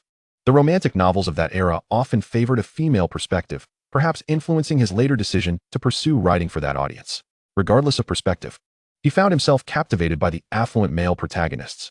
The elderly man at the newsstand treated him kindly, offering food and amusing stories whenever he arrived in tears. Eventually, as Liu Muye progressed to middle school, the newsstand closed, the old man having reportedly passed away, though truth be told, his mother succumbed to cancer, unable to afford treatment. His father fell into despair, existing as a mere shell of his former self, while Liu Muye grew increasingly introverted and sensitive, retreating into himself and becoming cautious around others. His dissatisfaction with life fueled an intense desire to escape his small hometown, prompting him to work harder than anyone else. Ultimately, through sheer determination, he gained admission to Sunan University. Without the joy of those 4 years, he might still have been the reclusive boy, hiding in his room and dreaming of being the hero of his own story. Upon reflection, Liu Muye recognized striking parallels between his life and Han Jiyo's experiences. No, that is not quite right. Wasn't Han Jiyo's life a reflection of his own reality? To rescue the villainous female character. Was that the implication? In that moment, Liu Muye seemed to grasp a profound truth. He sat up abruptly, fixing his gaze on Han Jiyo. What expression is that? Han Jiyo asked, noticing the strange look on Liu Muye's face, prompting her to rise from the sand as well. He did not respond to her inquiry, but earnestly asked, Han Jiyo, do you believe in fate? Fate. Han Jiyo pursed her lips and scoffed, responding with conviction, I do not. At least, I refuse to accept a life of perpetual misfortune. I, Han Jiyo, shall rise to greatness. Indeed, greatness awaits us. Liu Muye exclaimed, brushing the sand off his pants and pulling Han Jiyo to her feet. He pointed skyward, proclaiming with fervor, we shall achieve greatness. We? Han Jiyo stared at him, slightly taken aback. Liu Muye, oblivious to her reaction, turned to her after his shout, saying, Han Jiyo, no matter what difficulties we face, promise me you will tell me, understood? You. Han Jiyo met Liu Muye's gaze, hesitating before asking, who are you? Liu Muye, and why are you so kind to me? Liu Muye pressed his lips together, revealing a bright smile as he confidently declared, I am the one sent by fate to assist you. You better not be deceiving me. I would never deceive you, Liu Muye asserted earnestly. As long as I am by your side, You will surely rise to greatness. His words struck like a tempest, stirring the once calm waters of her heart, creating ripples that expanded endlessly, refusing to settle. His bright eyes sparkled, more radiant than the moonlight of that very night, as Han Jiyo attempted to peer into his soul, only to find herself increasingly drawn into the depths of his gaze. After a long silence, she finally replied, "All right." As Xingyi said, he would surely shine brightly in the world, and so I vowed to achieve greatness as well. Liu Muye's notes. Chapter 22. Let us go to a hotel. After wandering the beach, it was nearly midnight when they exited. Upon getting into the car, Liu Muye asked, "Shall I take you home?" Han Jiyo pondered for a moment before shaking her head, saying, "I don't want to go home tonight." Liu Muye turned to her, inquiring, "Then where do you wish to go?" When her father lost money gambling, he was undoubtedly in a foul mood tonight, and she would certainly face his wrath upon returning home. If she chose to accompany her mother in the hospital, her mother would inevitably bombard her with questions. And given her reluctance to be hospitalized, she would likely insist on being discharged early if she were aware of the turmoil at home. With these thoughts swirling in her mind, Han Jiyo let out a sigh and remarked, "I truly don't know where to go." After a moment of contemplation, she jested, "How about I crash on the sofa at Liu Deshao's place for the night?" Liu Muye, in a playful tone, replied, "Do you really think I would take you home? Are you not concerned that I might have ulterior motives? What is there to fear?" Han Jiyo retorted, raising her chin defiantly. "If you dare to have any improper intentions, I will call Uncle Mousy to have you arrested." Liu Muye shook his head in amusement. "You want to stay at my place and still threaten to call Uncle Mousy on me? You truly are heartless." Humph. Han Jiyo gave a light huff, a sly smile playing on her lips. Liu Muye started the car and announced, "All right, buckle up, we're off." "Where to?" Han Jiyo asked while fastening her seatbelt. "You're not actually taking me to your house, are you?" "Of course not. My parents are home. I don't want to create misunderstandings." "Then where are we headed?" "To a hotel, of course." "What?" Liu Muye brought Han Jiyo to a luxurious hotel under the Nangong family's banner and booked a room with a king-sized bed. Although the Liu family owned similar high-end hotels, he chose to book at the Nangong establishment to avoid his parents discovering that he was bringing a girl to a hotel, as explaining that would be too cumbersome. "You only booked one room." Han Jiyo felt a surge of anxiety as they entered the room. Liu Muye, puzzled, asked, "What did you expect? Should I have booked multiple rooms? It's fine that you booked just one, but why a king-sized bed?" A blush crept onto Han Jiyo's fair face. Liu Muye scratched his head, bewildered. "What? Should I have booked 2 twin beds instead?" Han Jiyo, her face aflame, insisted, "We should definitely have booked 2 twin beds." Liu Muye retorted, "Why would you need 2 beds if you're staying alone?" "Alone?" This time, it was Han Jiyo who was taken aback, staring blankly at Liu Muye. "Then where will you sleep?" "I will certainly return home." Liu Muye replied, bemused. "Why would I forsake my comfortable home to stay in a hotel with you?" "Oh right." Han Jiyo quickly regained her composure, the flush on her cheeks fading. Liu Muye squinted at her curiously. "What was that expression you just had?" Han Jiyo hurriedly shook her head, stammering, "In nothing. Something off, very off." Liu Muye said as he leaned closer to her, "You're not hoping for this young master to stay with you, are you?" As Liu Muye's face loomed closer, Han Jiyo's breath quickened, and she quickly turned her head, pushing Liu Muye away, exclaiming, "Stop being so conceited, just get out." After pushing Liu Muye out of the room, she promptly shut the door behind him. "What kind of person kicks me out of a room I booked and paid for?" Liu Muye shook his head, bemused, before descending the stairs and getting into his car. Inside the hotel room, Han Jiyo buried her head in the pillow like an ostrich, reflecting on the events of the evening. It felt like a dream. She herself was perplexed as to why she had so readily accompanied a boy she had only known for a short time to a hotel. If Liu Muye had suggested staying the night, would she have agreed? The thought startled her, and she hastily shook her head to dispel the bizarre notion. Determined to cool off, she headed to the bathroom for a shower. Upon entering the bathroom and catching sight of her rosy complexion, Han Jiyo couldn't help but chuckle. She resembled a freshly boiled crab. Midway through her shower, an important realization struck her. Her notebook was still in Liu Muye's car. Rushing to rinse off the suds, she quickly turned off the shower, wrapped herself in a towel, and grabbed her phone to call Liu Muye. "What is up?" Liu Muye, driving, answered when he saw her name pop up on his phone. "Liu Muye, have you left already?" "What else would I be doing?" Liu Muye replied, amused. "I can't just wait outside your door, can I? If I did, you'd surely think I was a creep." Cough, cough. Han Jiyo cleared her throat awkwardly. "My broken notebook seems to still be in your car." Liu Muye glanced at the notebook on the passenger seat and replied, "I'm already quite far away. I'll bring it to you tomorrow." "Okay. Well, drive safely. If there's nothing else, I'll hang up." Wait a moment. What else is there to discuss?" "Drive safely on the road." Okay." Liu Muye paused, taken aback by the gentle tone in Han Jiyo's voice. She had been so fierce moments ago. "Shall I hang up now?" "Just a moment longer. I wanted to say thank you. I had a great time today. As soon as Han Jiyo finished, she quickly hung up. The girl, gripping her phone tightly, stared blankly at the chat window after ending the call. What a mysterious girl, Liu Muye muttered to himself, bewildered by the abrupt end of their conversation. He glanced again at the notebook on the passenger seat, his thoughts drifting. He pondered aloud. Did I start writing novels out of passion, or was it merely for monetary gain? The passage of time had made it difficult for him to recall. Upon returning home, he took the notebook to his room, laid it flat on his desk, and retrieved some tape. Chapter 23, Mending and Repairing. By the time Liu Muye had painstakingly repaired Han Jiyo's damaged notebook, it was already past 4 in the morning, and the sky was beginning to lighten. With dawn approaching in half an hour, exhausted from the night's labor, Liu Muye leaned back in his chair, exhaling deeply. He had anticipated that fixing the notebook would be a simple task, but it had consumed the entire night. The notebook was nearly in shambles. He meticulously taped the damaged pages back together, reattached the torn cover, and finally used white glue to adhere each page back into the notebook. Anxious about making mistakes, he reviewed the content of each page to ensure the order was correct before gluing them in place. Thus, throughout the night, he had essentially read through all of Han Jiyo's novel. From her writing, Liu Muye felt as though he was revisiting his childhood, while simultaneously encountering a Han Jiyo that was entirely different from the one he thought he knew. He couldn't quite fathom why he had dedicated so much effort to restoring her notebook. Perhaps it was because he had a similar experience in his youth, where he had secretly read novels in his room only to have them cruelly torn apart by his father upon discovery, allowing him to deeply empathize with the pain of losing something cherished. Perhaps it was merely out of guilt towards Han Jiyo. After all, it was his words that led to her lamentable existence. Observing the painstakingly mended notebook, Liu Muye muttered to himself, Han Jiyo, consider this a debt I owe you.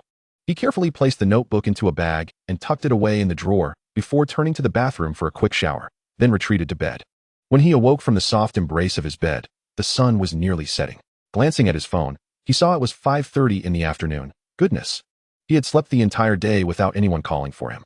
As Liu Muye descended the stairs, he found his father, Liu Chenghan, sipping coffee in the courtyard while perusing the newspaper. Approaching him, Liu Muye inquired, Dad, where's Mom? Your mother has gone for a wellness spa day with her friends. Liu Chenghan replied. Suddenly realizing something was amiss, he turned back to look at Liu Muye, exclaiming, Oh, son, you're home. Liu Chenghan regarded the unexpectedly present Liu Muye with surprise. I thought you hadn't come back all night. How could that be? Liu Muye replied, incredulous. You didn't even know I was here. Of course I didn't know you were home. Had I known, I would have had someone wake you for lunch. Liu Chenghan said, standing up to scrutinize Liu Muye. You weren't sleeping in your room until now, were you? Liu Muye rubbed his slightly puffy eyes and admitted, I stayed up rather late last night. Oh, Liu Chenghan said with a knowing smirk. Did you bring a girl home? Liu Muye's face flushed at the implication, and he quickly retorted, No, Dad, don't say such things. If you didn't bring a girl home, then what were you doing up all night? Liu Chenghan queried, returning to his seat. Dad, how can you say that? Liu Muye scratched his head awkwardly. You are the patriarch of the Liu family. Can't you be a bit more composed? Liu Chenghan chuckled, you little rascal. Now you're lecturing your old man. After a few light-hearted exchanges, Liu Chenghan asked, Are you hungry? Should I have someone prepare you something to eat? No. It's fine. Liu Muye shook his head. I'm heading out, so I won't be eating at home tonight. With that, he turned and went back upstairs, retrieving the bag containing the novels belonging to Han Jiyo, and made his way down to the underground garage. Upon surveying the garage, which was filled with luxury cars, Liu Muye turned back to the courtyard. Seeing his son return, Liu Chenghan asked in confusion, Aren't you going out? Why are you back? Dad, don't we have any ordinary cars in the garage? Liu Muye inquired. What do you mean by ordinary? For instance, something around 100,000? Liu Chenghan replied, unfazed, we don't have any. This isn't a junkyard to be storing $100,000 cars. What? $100,000 car is junk? Liu Muye was momentarily at a loss for words, taken aback by his father's assertive tone. What do you need a $100,000 car for? Liu Chenghan pressed. I want to keep a low profile. Driving a sports car is too ostentatious, Liu Muye explained. I see, Liu Chenghan said with a knowing grin. You're trying to play the poor guy to attract girls, and when they mock you, you'll pull a big surprise on them, right? You truly are my son. Always knowing how to play the game. Dad, you're overthinking this. Liu Muye exclaimed, I told you to watch less of those Dragon King novels. But you wouldn't listen. Now look at what it's done to your imagination. Coughing awkwardly, Liu Chenghan said, We really don't have any cars in that price range. How about I give you some money, and you can buy one yourself? Forget it, I'll just drive. Liu Muye replied, but before he could finish, his eye caught sight of a small van at the entrance of the courtyard. Is that van ours? Liu Chenghan glanced over and said, That's the chef's vehicle for grocery shopping. What do you need it for? Let the chef take my Koenigsegg to buy groceries, Liu Muye declared, slapping the sports car keys onto the table before striding towards the van. Watching his son drive away in the van, Liu Chenghan shook his head with a smile, muttering to himself. That little rascal is just as mischievous as I was in my youth. Sir, has our van been stolen? Where did it go? No, Muye drove it off. Oh, so the young master is out for a spin. I'll call to have someone deliver groceries at noon. No need, just take this car to buy them. Huh, but isn't that the young master's beloved car? If I say you can drive it, then just do it without so much fuss. Understood, sir. Smart boy. If you need more money, just tell Dad. Got it, Dad. After replying to Liu Chenghan's message, a smile crept across Liu Muye's face. If it were his younger self, he would have been overjoyed to have a father like Liu Chenghan and a harmonious family, a state he had longed for in his childhood. The reason Liu Muye opted for a modest vehicle was that he intended to visit a shantytown. He had already called the hotel he booked last night. Learning that Han Juyu had checked out early that morning, Liu Muye surmised she must have returned home, hence he was bound for the shantytown to find her. Driving a luxury car there would be inappropriate. While he wasn't afraid of drawing attention with a luxury car, Han Juyu, residing in the shantytown, had a father notorious for his gambling habits. If Liu Muye arrived in a luxury vehicle, Han Juyu could easily become entangled in trouble. Thus, it was wiser to exercise caution. One should not flaunt wealth. Chapter 24, The Vegetable Seller. Behind the shantytown lay a street known as Market Street. A more flattering term for it would be market, but in reality, it comprised merely 2 rows of stalls and shops selling goods. There were no renowned brand-name shoe and clothing stores, nor any luxurious dining establishments, and certainly no well-stocked fresh produce markets. What existed here were merely the essential goods for the local residents' daily lives. In his childhood, Liu Muye lived near a similar market street, a small lane that occupied his entire youth. As Liu Muye walked along, he suddenly halted.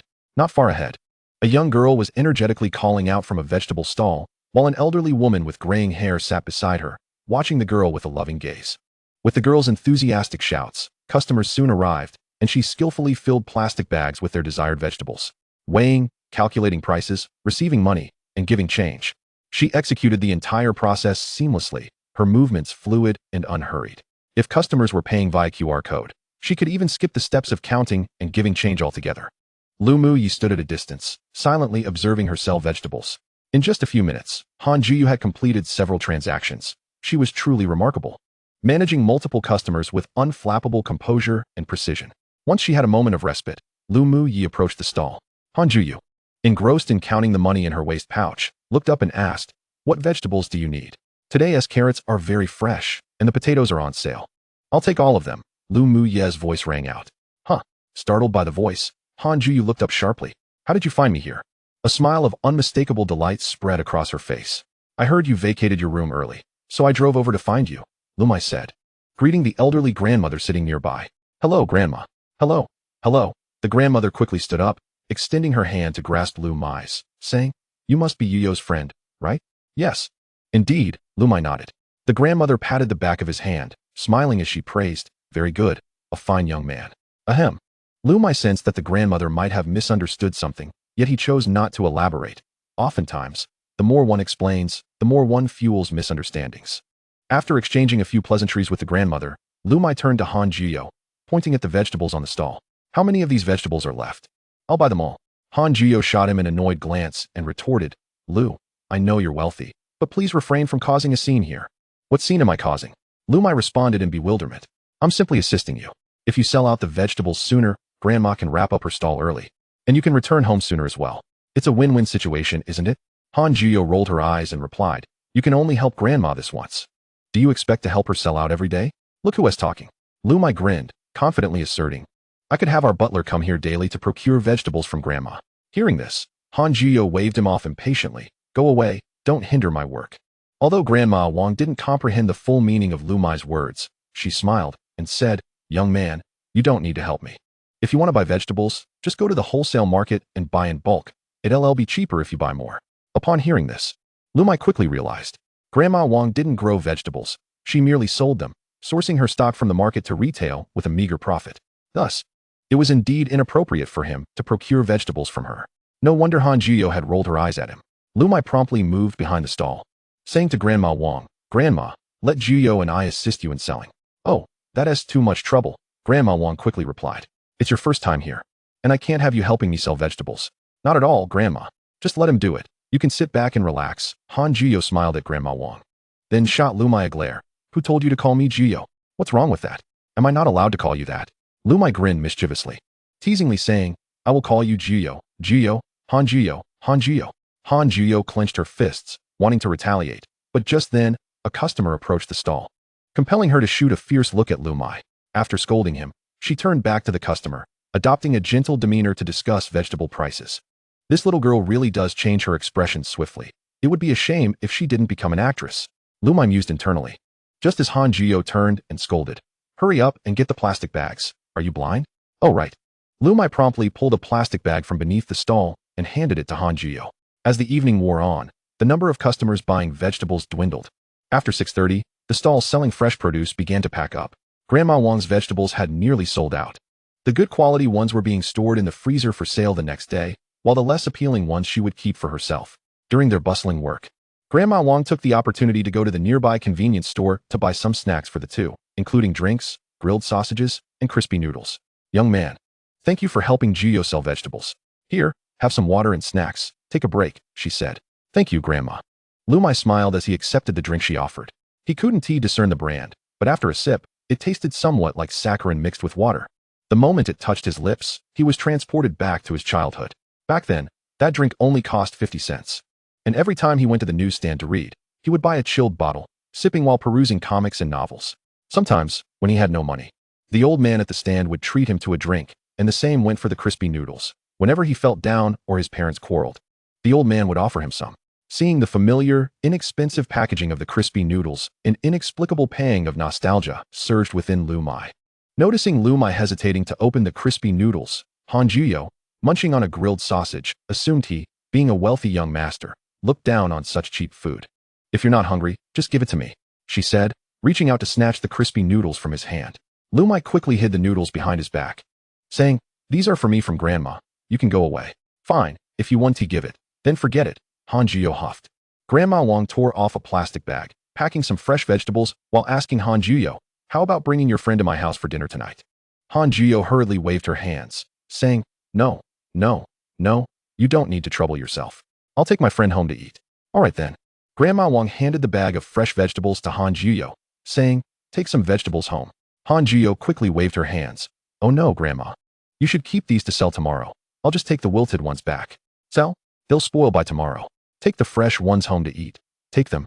Grandma Wang insisted, forcefully placing the bag into Han Jiyo's hands.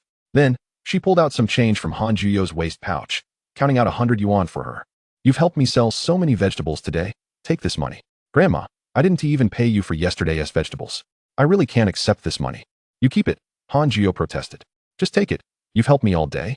As they pushed each other over the money, Liu Muye secretly pulled several red bills from his wallet and slipped them under Han Jiyo's pouch. After completing this act, Liu Muye approached and took the change from Grandma Wang's hand, pressing it into Han Jiyo's palm, saying, All right, don't refuse anymore. Grandma is giving it to you, so just accept it. Exactly, Jiyo, look how thoughtful your friend is. Grandma Wang beamed at Liu Muye with a smile. What are you doing?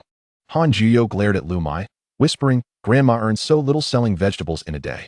Liu Muye leaned closer to her ear, gently saying, It's fine. I secretly slipped a few hundred yuan into Grandma's pouch. Upon hearing Liu Muye's words, Han Jiyo reluctantly nodded, accepting the 100 yuan. Young man, don't leave just yet.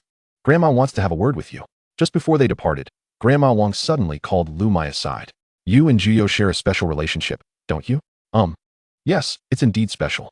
Jiyo is a good girl, obedient, sensible, hardworking, and ambitious. It's just that she has a rather unfortunate father, making her sensitive and insecure, more guarded than most girls. I've watched her grow up, and she rarely trusts others. She hasn't had many friends. I can see you're a good boy, and I trust Jiyo's judgment. Grandma Wang chatted extensively with Liu Muye.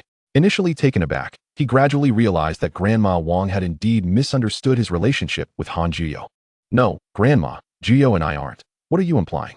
Liu Muye attempted to explain, but Grandma Wang had already pressed a few bills into his hand, a scattered sum that totaled around 50 yuan. Today marks your first visit to your grandmother's house. Since I have not taken proper care of you, please take some money to buy something to eat. No, no, no, Grandma. I truly cannot accept this. I really cannot. In a moment of reverie, Liu Muye seemed to see the shadow of the kind old gentleman who once tended to him at the newsstand, reflected in his grandmother. He felt a warmth in his eyes and instinctively uttered the words he once wished to say to the old man. You have already been so kind to me. How could I possibly accept your money? Please take good care of yourself and live a long life. The elderly lady appeared somewhat hard of hearing and did not fully grasp Liu Muye's words, persistently stuffing money into his hands. After a prolonged exchange of refusals, Liu Muye ultimately succumbed to his grandmother's insistence, and the handful of change found its way into his pocket. A small token of Grandma's affection. Next time, bring Yu along to visit Grandma, and I will prepare a feast for you both, she said, holding Liu Muye's hand. Grandma has always regarded Yu as her own granddaughter, and seeing her with someone worthy of her affection brings me great joy. You must treat her well, for she has faced much hardship. Liu Muye nodded in agreement. Perhaps to bring a smile to his grandmother's face, he refrained from further objections and merely smiled in acknowledgement. After bidding farewell to his grandmother, Liu Muye followed Han Juyu as they departed from the market street. On the way, Han Juyu curiously inquired, What did Grandma just say to you? Liu Muye responded with a smile.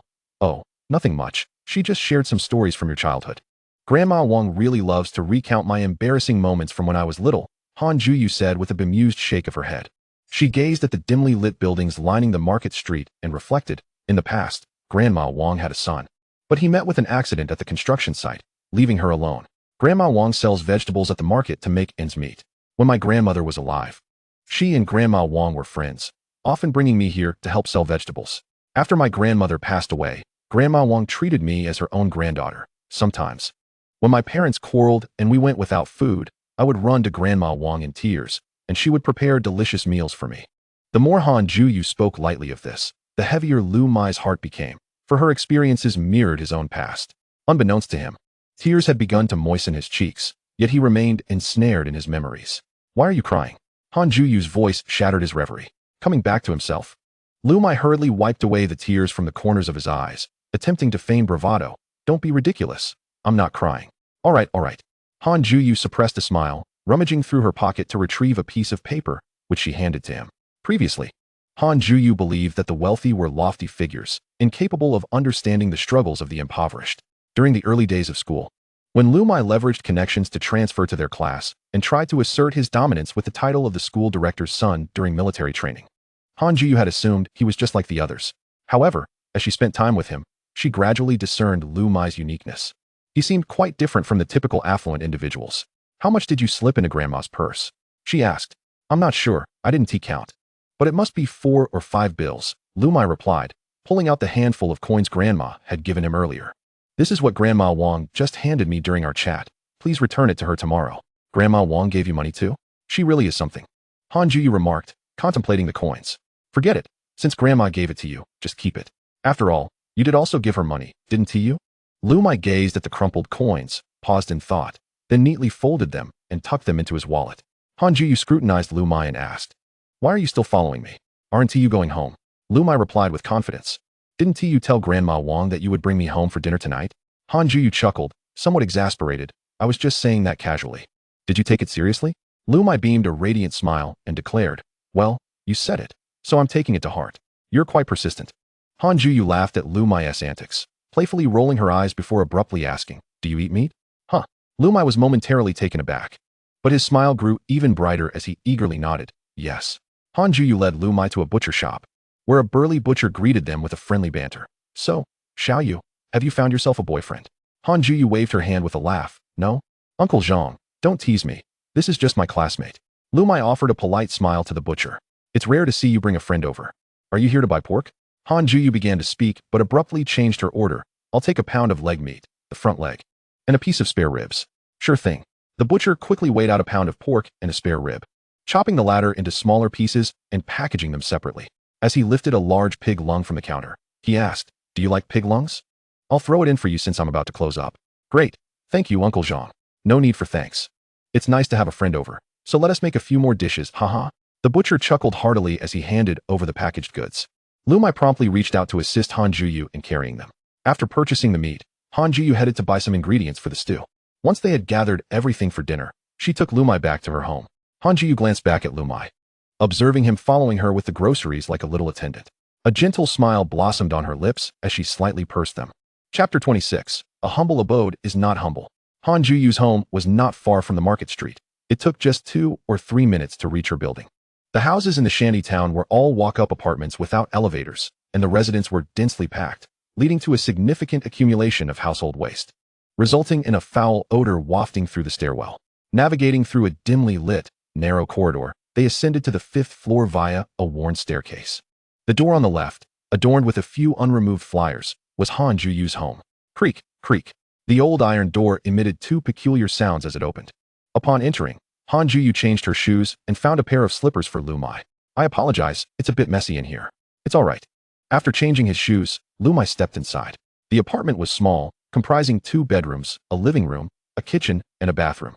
The densely packed residential buildings outside blocked the sunlight, leaving the interior dim even without lights. This place bore a resemblance to where he had lived during his childhood, instantly evoking a sense of familiarity. Noticing Liu Muye surveying the room, Han Juyu chuckled self-deprecatingly. I'm afraid my humble abode is an eyesore for you. Young Master Liu. Liu Muye smiled and replied, with you here, it is far from humble. You can consider this a compliment. Han Juyu giggled, covering her mouth, and walked into the kitchen with the groceries. Before long, she re-emerged. Han Juyu neatly stacked the coins and handed them to Liu Muye, saying, I have 50 here. I'll return this to you first. Keep track of how much I owe you, and I will gradually repay you when I earn money from my job. Liu Muye cast a glance at the money in her hand and replied, today, I am in a good mood. I want to take back the money you borrowed from me earlier. Han Juyu immediately grew anxious and insisted, no way. Repaying debts is a matter of principle. You must take this back. Do spare me. Liu Muye dismissed, pushing away the money she offered. You fancy writing novels, don't you? Wait until you become a renowned author and earn your royalties to repay me. Renowned author? Royalties? Han Juyu echoed Liu Muye's words, a smile gracing her lips. All right then. When I do earn my royalties, I shall repay you, but it may take a while. Liu Muye chuckled. No worries, I believe in you. With your talent, it won't be long before you become a celebrated author. How do you know about my talent? The astute Han Juyu quickly caught the key phrase in Liu Muye's statement. Did you sneak a peek at my novel last night? Did you bring my notebook today? You are indeed clever, Liu Muye said, covering his face. I brought it. It's in my car. I'll return it to you when I leave. MHM. Han Juyu, flattered by Liu Muye's compliment, gave a small proud hum before turning back to the kitchen. Liu Muye followed her, stating, let me help you with the cooking. No need. Han Juyu waved her hand. The kitchen is small, you can stay in the living room. It's fine, I can assist. Cleaning pig lungs is quite the task, Liu Muye insisted, rolling up his sleeves to begin the preparation. Pig lungs are among the least valuable parts of a pig, fetching a meager 5 to 10 yuan for the whole pair. Often unsought due to their uncleanliness and the laborious cleaning process. Water must be flushed through the lung tubes, and with a toothpick, holes are pricked to expel the viscous fluids and blood. This procedure is both time-consuming and labor-intensive. Liu Muye recalled watching his mother clean pig lungs during his childhood, a task that usually took over half an hour.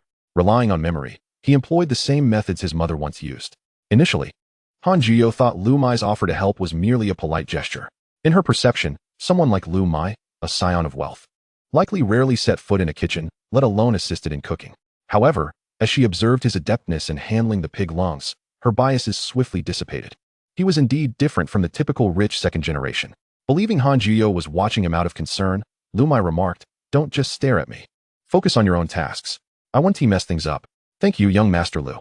Han Juyu replied in a tone reminiscent of soothing a child. It was evident that Han Juyu frequently cooked, as her culinary skills were exceptional. She deftly blanched and stewed the ribs while simultaneously chopping meat and vegetables, preparing scallions, ginger, garlic, and the seasoning for the pig lungs with an effortless flow. By the time Liu Muye finished washing the pig lungs, they were ready to be blanched and stewed. During the stewing of the pig lungs, Han Juyu had already stir-fried shredded pork with green peppers. Once the pig lungs were cooked and cooled, she sliced them thinly and combined them with scallions, ginger, garlic, and bell peppers. The final dish was sautéed bok choy. Within an hour at the home stove, Han Juyu prepared a trio of dishes and a soup, a feat that only someone like Liu Muye, who had spent time cooking, could truly appreciate. As Liu Muye brought the soup to the table, Han Juyu had already served 2 bowls of rice. Thank you. Liu Muye accepted the bowl and chopsticks, his gaze fixed on the stir-fried pig lungs. The stir-fried pig lungs were delightfully spicy and fragrant. The shredded pork with green peppers was equally delectable, the meat tender. The bok choy was succulent. The ribs were perfectly stewed, bursting with flavor. After a day of slumber and having eaten little in the afternoon, Liu Muye was ravenous. And as he savored the homely dishes, his eyes gleamed with delight, eagerly devouring his meal. Han Juyu, observing Liu Muye devour his food like a famished wolf, couldn't help but chuckle. All right, it's all yours. No one is competing with you. Take your time. If she hadn't seen Liu Muye drive a luxury car, Han Jiyo might have doubted his status as a wealthy individual. What sort of young master eats as if he has never seen food before? In truth, Liu Muye had not enjoyed such home-cooked meals in quite some time. Before entering the narrative, he had lived in a rented apartment, cooking whatever he could scrounge, often making a single dish last 2 or 3 days. After becoming the heir of the Liu family, although he lacked for nothing, the five-star chef's meals were not to his liking. Were it not for the restrictions, he would have relished the opportunity to prepare a trio of dishes and a soup himself. Watching Liu Muye devour his meal, Han Jiyo felt a sense of accomplishment. The pride of a chef lies in having others appreciate and finish the food they prepare. As they were enjoying their meal, the sound of the door swinging open suddenly interrupted them. Damn it, I can smell the meat from outside. You claim there's no money in the house. Han Jiyo's father had not yet stepped inside, his voice already grating on their ears. Liu Muye turned to glance outside, and indeed, it was the man who had previously harassed Han Jiyo for money at school. Today, the scent of alcohol was notably diminished. He must have lost all his cash gambling and could no longer afford drink. Upon seeing Liu Muye seated at the dining table, the man paused momentarily before stammering, What are you doing here? Why can't I be here? Liu Muye retorted, crossing his legs as he regarded Han Jiyo's father. Last time, you borrowed several thousand from me. Haven't you considered repaying the principal and interest? Han Jiyo's father immediately grew agitated, refuting, You're talking nonsense. Last time I only asked for 3,000. When did it become over 10,000? The money I lent you accrues interest at 20% daily. After all this time, isn't it several tens of thousands? Are you robbing me in broad daylight? Han Jiyo's father quickly countered, shifting his gaze to Han Jiyo. It's all your fault. You little jinx. You ingratiated yourself with this brat to bring me trouble, didn't he? You wretched child, I should have. Before he could finish, Liu Muye unceremoniously smashed the empty bowl on the table over his head, shattering it into pieces on the floor. Liu Muye had already sustained a wound on the back of his head from being struck by Han Jiyo's lunchbox the previous day, and now, a fresh gash opened on his forehead, blood streaming down. Liu Muye stood up, confronting the man with a disdainful gaze, looking down upon him. You take out your frustrations on your own child. What sort of person are you to claim the title of father? She is my daughter. How I choose to parent her is none of your business. The man clenched his fists and angrily swung at Liu Muye's face. Anticipating the attack, Liu Muye swiftly lifted his leg, delivering a kick to the man's shins. With a powerful punch, the man staggered and collapsed onto the ground. So you enjoy resorting to violence, do you? Just a moment ago, you seemed quite formidable. How could a long-term glutton and alcoholic, a wretched gambler, possibly compare his frail body to that of a young, vigorous man? Liu Muye merely kicked him twice, and the middle-aged man clutched his abdomen, writhing in agony and unable to utter a word. Cough, cough, cough. I will call the police. I will have you, this madman, arrested. Oh, Liu Muye shrugged nonchalantly, replying, Very well, you may do so. Would you like me to assist you in making that call? After speaking, Liu Muye raised his foot, intending to deliver a few more kicks, but was halted by Han Jiyo's interjection. Stop kicking him. Your life is far more valuable than his. It is not worth your time to languish in prison for someone like him. Though Han Jiyo dreamt of her despicable father meeting his end, she resolutely did not want Liu Muye, an innocent party, to be implicated in his demise. Pointing at the man, Liu Muye furiously exclaimed, Did you hear that? Even now? Your daughter wishes to plead for your mercy, yet you still think of selling her daily. Do you even consider yourself a person? The man longed to respond, but his incessant coughing rendered him speechless, leaving him only able to glare angrily at Liu Muye. What are you glaring at? Slap. Liu Muye was unceremonious, delivering a resounding slap to the man's face, striking with such force that it was clear he intended to inflict severe harm. After all, this was a world of fiction, and with the added advantage of being a top-tier rich heir, he had little to fear. Bang, bang, bang. Open the door. Damn you, Han Tianming. If you do not repay your debts today, I will burn your house down. I saw you return home. Don't even think about hiding. Open the door. Just as Liu Muye finished delivering the slap, a furious knocking resonated outside, accompanied by several hostile voices. Oh no, it's the group of debt collectors who injured my mother. Han Jiyo grasped Liu Muye's hand, anxious. Let me handle this. You should hide. I am not a coward who hides behind a woman. Liu Muye glanced down at Han Jiyo's father, sprawled on the ground like a lifeless dog, and smirked. Your mother was injured and hospitalized by this group of people?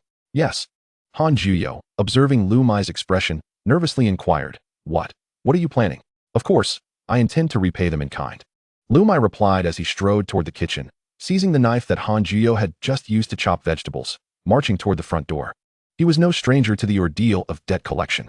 Years ago, at barely 10 years old, when his father was absent, he witnessed his mother being threatened by several collectors.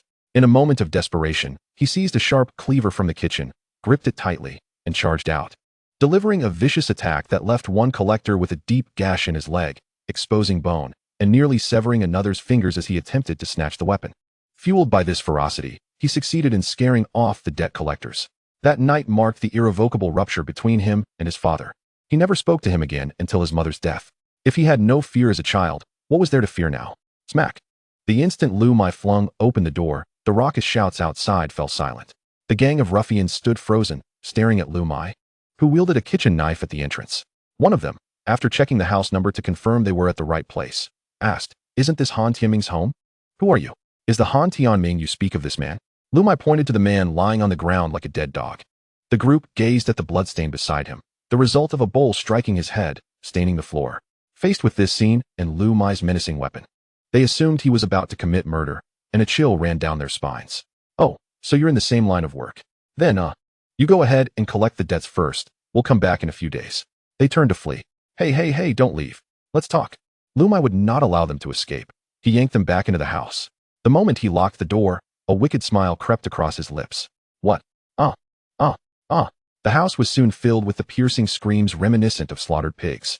The sounds were filled with pain, despair, and pity, enough to indicate the severity of their beating. Chapter 28, truly moved to tears. The cacophony of cries from Han Juyo's home quickly drew the attention of the neighboring residents. Aware that Han Tianming's household was frequently troubled by debt collectors, the concerned neighbors assumed this was yet another incident and promptly called the police. By the time the police arrived, Liu Muye had already subdued the debt collectors. "Wait a moment. Let me clarify. Are you saying that you two were having dinner when this man, Han Tianming, alongside these debt collectors, burst into the house, and he single-handedly fought them off, leaving both sides incapacitated before you could even intervene?" "Indeed, that's the absolute truth." The police observed the groaning debt collectors sprawled on the floor and the terrified expression of Han Tianming, then turned to the calm Liu Muye recounting the absurd events. Their disbelief palpable. "Yes, officer, I can testify." Han Juyo raised her hand innocently, asserting, "The battle was fierce. My father initially had the upper hand, but then he was ambushed by a bull, leading to his defeat. The entire ordeal lasted less than 2 minutes. And Liu Muye and I were seated at the dining table, unable to rise in time to assist." The officers exchanged glances between Liu Muye and Han Juyo, then looked down at the dazed Han Tianming, finally turning to the battered debt collectors, asking, "Is what they say true?" The battered thugs immediately chimed in, "Yes. It's true, really. Officer, please take us away. We surrender, we surrender." The 4 responding officers deliberated over the situation. What do we do? This seems a bit absurd, right? Should we take everyone back to the station for now?" "I think that's a good idea." After their discussion, they unanimously decided to take everyone in the house back with them. "Everyone, please come with us," the officer instructed. Hey, Liu Muye pulled one of the officers aside, saying, "Officer, my friend Han Juyo and I didn't even lay a hand on anyone. Do we have to go to the station too? According to protocol, regardless of involvement, you both need to come with us. But I am Liu Muye, the heir of the Liu group. I know your chief. Why not give him a call? I don't care who you are or what family you belong to. What you're saying is irrelevant." "Yes, indeed. If you don't believe me, just call and ask him."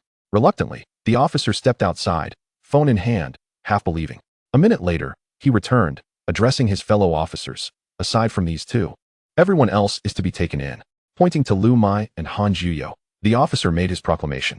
Moments later, the officer led Han Tianming and the debt collectors away from Han Juyo's home. "What did you just tell the police?" Han Juyo asked in astonishment. "Why aren't they arresting us?" Liu Muye's lips curved into a confident smile as he proclaimed, "Who am I? I am none other than young Master Liu. And I certainly possess this little bit of ability." "Impressive," Han Juju remarked, giving Liu Muye a thumbs up. Liu Muye replied, "All right, let us continue our meal. You truly are an odd person. After just having dealt with someone, you still have the appetite to eat," Han Juju said, somewhat amused, as she looked at him. "You go ahead and eat. I will tidy up the room." "I'll join you," he offered. "No need. You've already said it yourself. You are young Master Liu." Han Juju teased. "How could a young master personally clean? Allow me to handle it." With that, Han Juju firmly guided Liu Muye back into his seat and swiftly tidied the room with a broom and mop. As she cleaned, she hummed a cheerful tune, appearing quite content. Liu Muye had helped her deal with that despicable man and had taken care of the ruffian who had harmed her mother.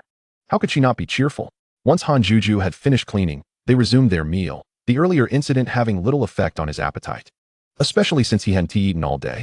Han Juju asked Liu Muye, "Do you need the dishes heated up?" Liu Muye waved his hand dismissively, saying, "No need. Let us eat as is. Eating some cold dishes on such a hot day one tea upset my stomach. I'm used to it." Uff. Han Juju covered her mouth, chuckling softly. "What are you laughing at? You, a rich second generation, surprisingly down to earth," she teased. Liu Muye patted his chest proudly. "I tell you, in this capital city, you won't find another rich second generation as grounded as me. How did you fight so fiercely?" Han Juju resumed her seat. Liu Muye pondered for a moment before saying, "As a rich second generation, isn't it reasonable to learn some self-defense techniques?" "Not at all reasonable," Han Juju scoffed, rolling her eyes. "Liu Muye, how many secrets are you hiding from me? What secrets could I possibly have?" Liu Muye shrugged. "I'm just an ordinary young master." Han Juju fixed her gaze on his eyes. "I don't believe you. You must be hiding something." Sensing that Han Juju was serious about his identity, Liu Muye quickly shifted the topic. "Enough chit-chat. If we don't eat soon, the food will get cold. If you want to tell me, I'll find the answers myself," she thought to herself, realizing Liu Muye was deliberately evading the topic. "The rib soup seems a bit cold. Should I heat it up for you?" "No need. Just eat," Liu Muye mumbled, his head down as he continued to devour his food. Han Juju silently watched, a smile unconsciously spreading across her lips. Perhaps she hadn't even realized that since meeting Liu Muye, she had become more cheerful. After finishing dinner, Han Juju accompanied Liu Muye downstairs to retrieve her notebook. "Why didn't you drive your luxury car?" "What? Do you look down on my van?" Uffed. Han Juju laughed at Liu Muye's words. "I wouldn't mind if you rode a bicycle. At least you have some conscience. My effort to help you with your notebook wasn't in vain," Liu Muye said, pulling out a bag containing the notebook from the car. "You." Han Juju took out the notebook, which was covered in clear tape, and her eyes instantly glistened with tears. "Did you really fix it for me?" she asked, raising her head to reveal her beautiful eyes filled with emotion. "Indeed, I stayed up all last night to repair it for you. Aren't you touched?" Liu Muye said, his chin held high, a hint of pride in his tone. Why are you crying from being touched?" "Touched my foot. Who told you to fix my novel so poorly?" "Wah. Oh, you actually dislike how I repaired it?" Liu Muye's eyes widened. "Had I known, I wouldn't have helped you." Kindness met with ingratitude. "Wah, come here." Han Juju cried as she covered her eyes with one hand, beckoning Liu Muye with the other. "What do you want?" Liu Muye, thinking she was angry and might hit him, felt a bit scared but cautiously moved closer to her. Suddenly, in the dimly lit hallway, the weeping girl threw her arms around the boy before her. "Director Luo, what should we do with these individuals?" "I'll come and interrogate them shortly." "Understood." Once the door closed, Luo Ji muttered softly, "Liu Muye, you really know how to keep me on my toes." Chapter 29, Chat with Me. As Liu Muye drove the van back home, his mind was still filled with the image of Han Juju's embrace. They had been so close when she suddenly hugged him. In that moment, his mind went blank, and he stood there like a statue, allowing the girl to bury her face in his chest and weep. Having been single for over 20 years, this was indeed the first time a girl had taken the initiative to embrace him. As a romance novelist who had written for 2.5 years, Liu Muye had never been in a relationship. The sensation of being held by a girl was truly extraordinary. It was an unprecedented experience, a feeling so unique that words failed him. He reached up to touch the area on his chest that had been dampened by Han Juju's tears. It was still moist to the touch, warm and soft. He couldn't recall how long she had cried against him. He only knew his heart was racing rapidly, even now. Thump thump. The car was silent, and he could clearly hear his heartbeat. The more he reflected on what had just happened, the faster his heart raced. "Kid, why are you still sitting in the car when we arrived home?" Liu Muye, lost in thought, was startled by the sudden appearance of Liu Qinghan at the window, causing Liu Qinghan to scream in response. "Dad, you scared me appearing out of nowhere at this late hour." Liu Muye got out of the car and walked toward the villa with Liu Qinghan, slinging his arm over his shoulder. "Do you know that scaring someone can actually frighten them to death?" Liu Qinghan replied. "I saw your car parked outside for quite some time without you getting out, so I was worried and came to check." "Thanks for your concern, Dad. Your son is perfectly fine. No need to thank me. Why is your face so flushed? Were you doing something bad in the car?" Once inside, Liu Qinghan immediately noticed Liu Muye's odd demeanor. Liu Muye suddenly felt anxious. "No, what could I possibly do in the car?" "Really?" Liu Qinghan scrutinized his eyes and asked, "Then why are you so nervous?" "I'm not nervous." Liu Muye waved his hand dismissively. "Oh, Dad, it's getting late. You should head upstairs to sleep." As Liu Muye spoke, he gently pushed Liu Qinghan toward the elevator. Liu Qinghan replied as they walked, "Don't just hurry me. You should sleep early too. Staying up late isn't good for your health." Liu Muye's face flushed as he retorted, "Dad, I'm already an adult. I don't need you to teach me about this." "True, you're the one who gives me the least trouble." Liu Qinghan nodded, reaching out to pat Liu Muye on the shoulder, but unexpectedly brushed against the damp, tear-stained area on his chest. "Why is this wet?" I accidentally spilled some water on myself while drinking in the car. You should head upstairs and sleep. Liu Muye casually concocted an excuse, denying Liu Chenghan the opportunity to further inquire, and promptly pressed the button for the elevator to the parents' bedroom floor. You rascal, what's gotten into you tonight? Liu Chenghan had yet to finish his sentence when the elevator doors closed. Looking up at the elevator that had ascended, Liu Muye let out a sigh of relief. Upon returning to his room, Liu Chenghan immediately exchanged intelligence with his wife, Zhou Min. Dear, I must tell you, our son seems to have gone out with a girl tonight. Is that true?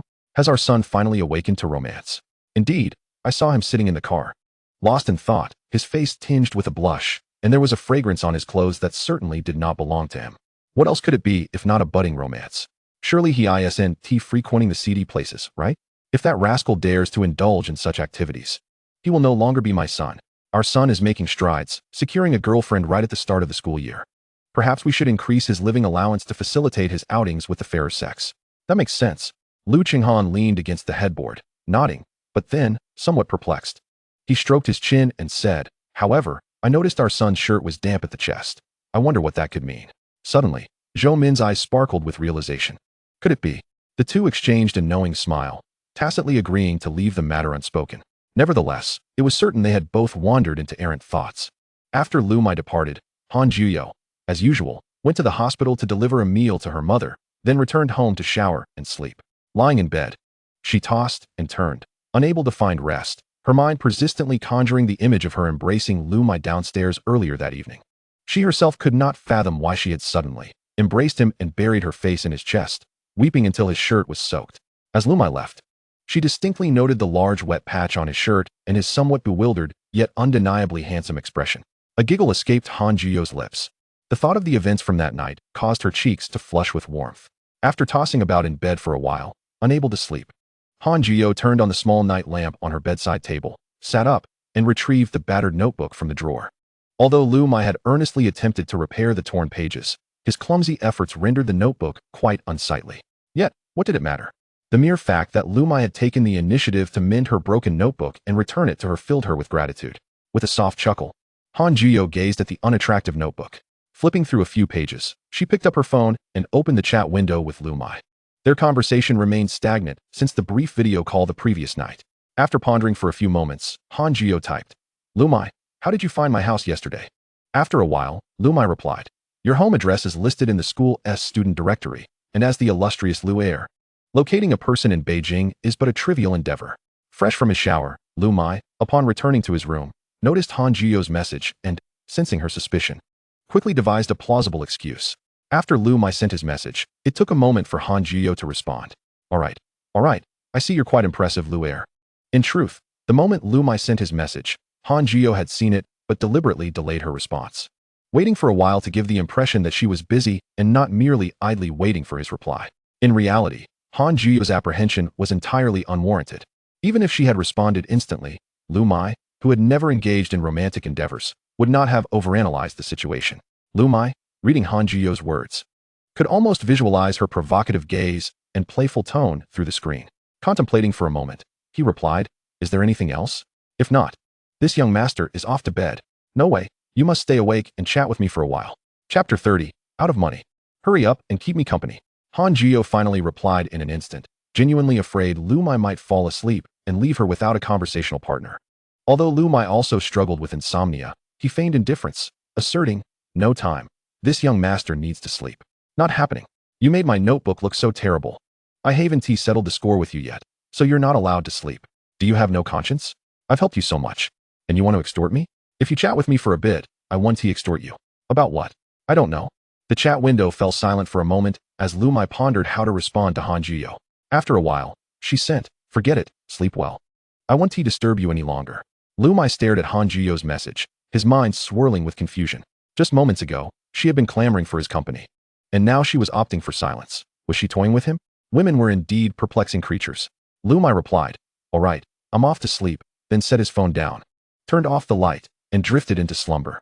At that moment, Han Juyo, staring at her phone screen, widened her eyes at Liu Muye's decisive response, muttering her dissatisfaction. Stupid straight man, can't you initiate a topic? All you know is to sleep? Have you not slept in centuries? After saying that, Han Juyo clenched her small fist and lightly tapped Liu Muye's avatar on the screen, as if she could strike him through the device. Unfortunately, she inadvertently clicked on the poke feature, startling her into hastily retracting her hand. Liu Muye set his phone aside, just beginning to feel drowsy when it vibrated again. He picked it up to find nothing, so he laid it down once more. Drowsiness washed over him again, only for Han Juyo to send another message. Are you asleep? Squinting, Liu Muye replied, what else do you need? Thank you for today. Liu Muye, no need for thanks. I really must sleep now. If there is nothing else, please don't bother me. Han Juyo had initially typed a simple good night, ready to send it, but upon seeing Liu Muye's blunt response, she quickly deleted it and retyped. Sleep well. May you perish in your sleep, you dead pig. Peculiar. Liu Muye muttered to himself, reading Han Juyo's message, before closing his eyes and trying to sleep. However, he found himself wide awake. He opened his phone once more, glancing at Han Juyo's last message, and grumbled. That wicked female antagonist, deliberately sending messages to disrupt my sleep schedule. Her intentions are nefarious. Drowsiness would not vanish. It merely shifted from Liu Muye to another. Having sent her message, Han Juyo immediately felt sleepy, wrapping herself in her blanket and drifting off into a beautiful dream. Son, did you not sleep well last night? Those dark circles under your eyes are quite pronounced. During breakfast the next morning, Liu Muye's mother, noticing his pallor, inquired with concern. Staying up a bit late is perfectly normal. When I was pursuing your mother, I used to stay up all night writing love letters. Liu Muye had just begun to explain when his father interjected, cutting him off. Liu Muye gazed at his father in bewilderment, unable to comprehend the connection between his late-night escapades and his father's penchant for writing love letters. Nevertheless, he mustered the courage to inquire, Dad, you can still write love letters at your age? Why not? What is wrong with me? Liu Chenghan flicked his hair back with confidence, retorting, you little rascal. Don't let my current age and expanding waistline fool you. In my youth, I was renowned as the most handsome lad for miles around. Sure. Liu Muye scrutinized Liu Chenghan with a dismissive nod. Don't believe me, do you?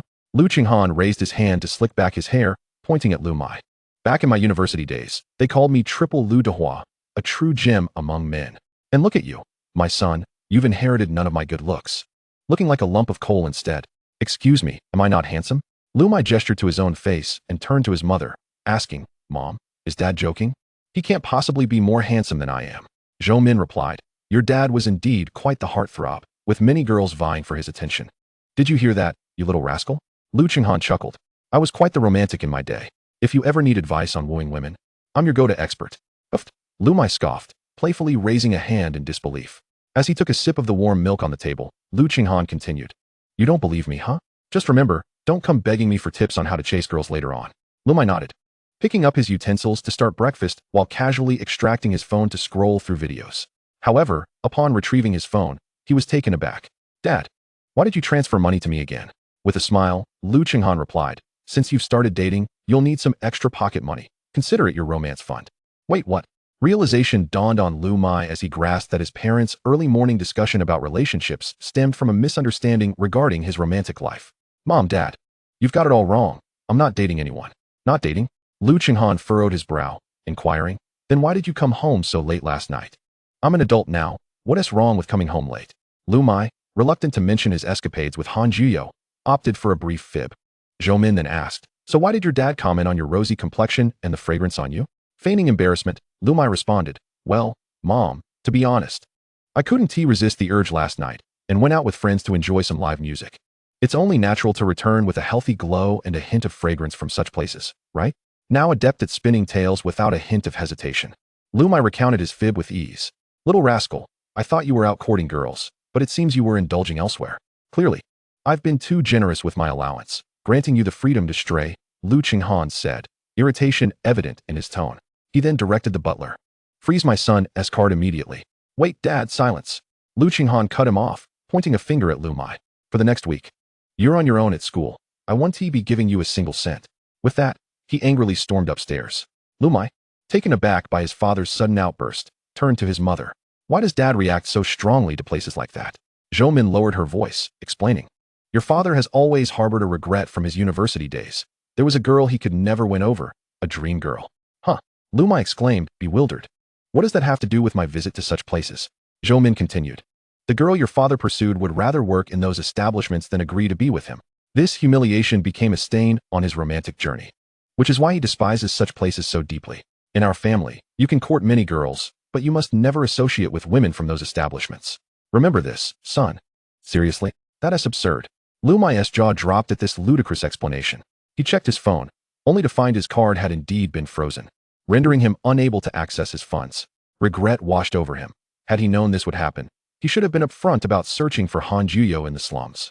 Fortunately, being broke for just a week wasn't too catastrophic, especially since he still had a bit of cash on hand. Zhou Min patted Liu Muye's shoulder, offering consolation. Don't be too disheartened, son. Just endure for a few days, and your father's anger will subside. Chapter 31, Instant Noodles.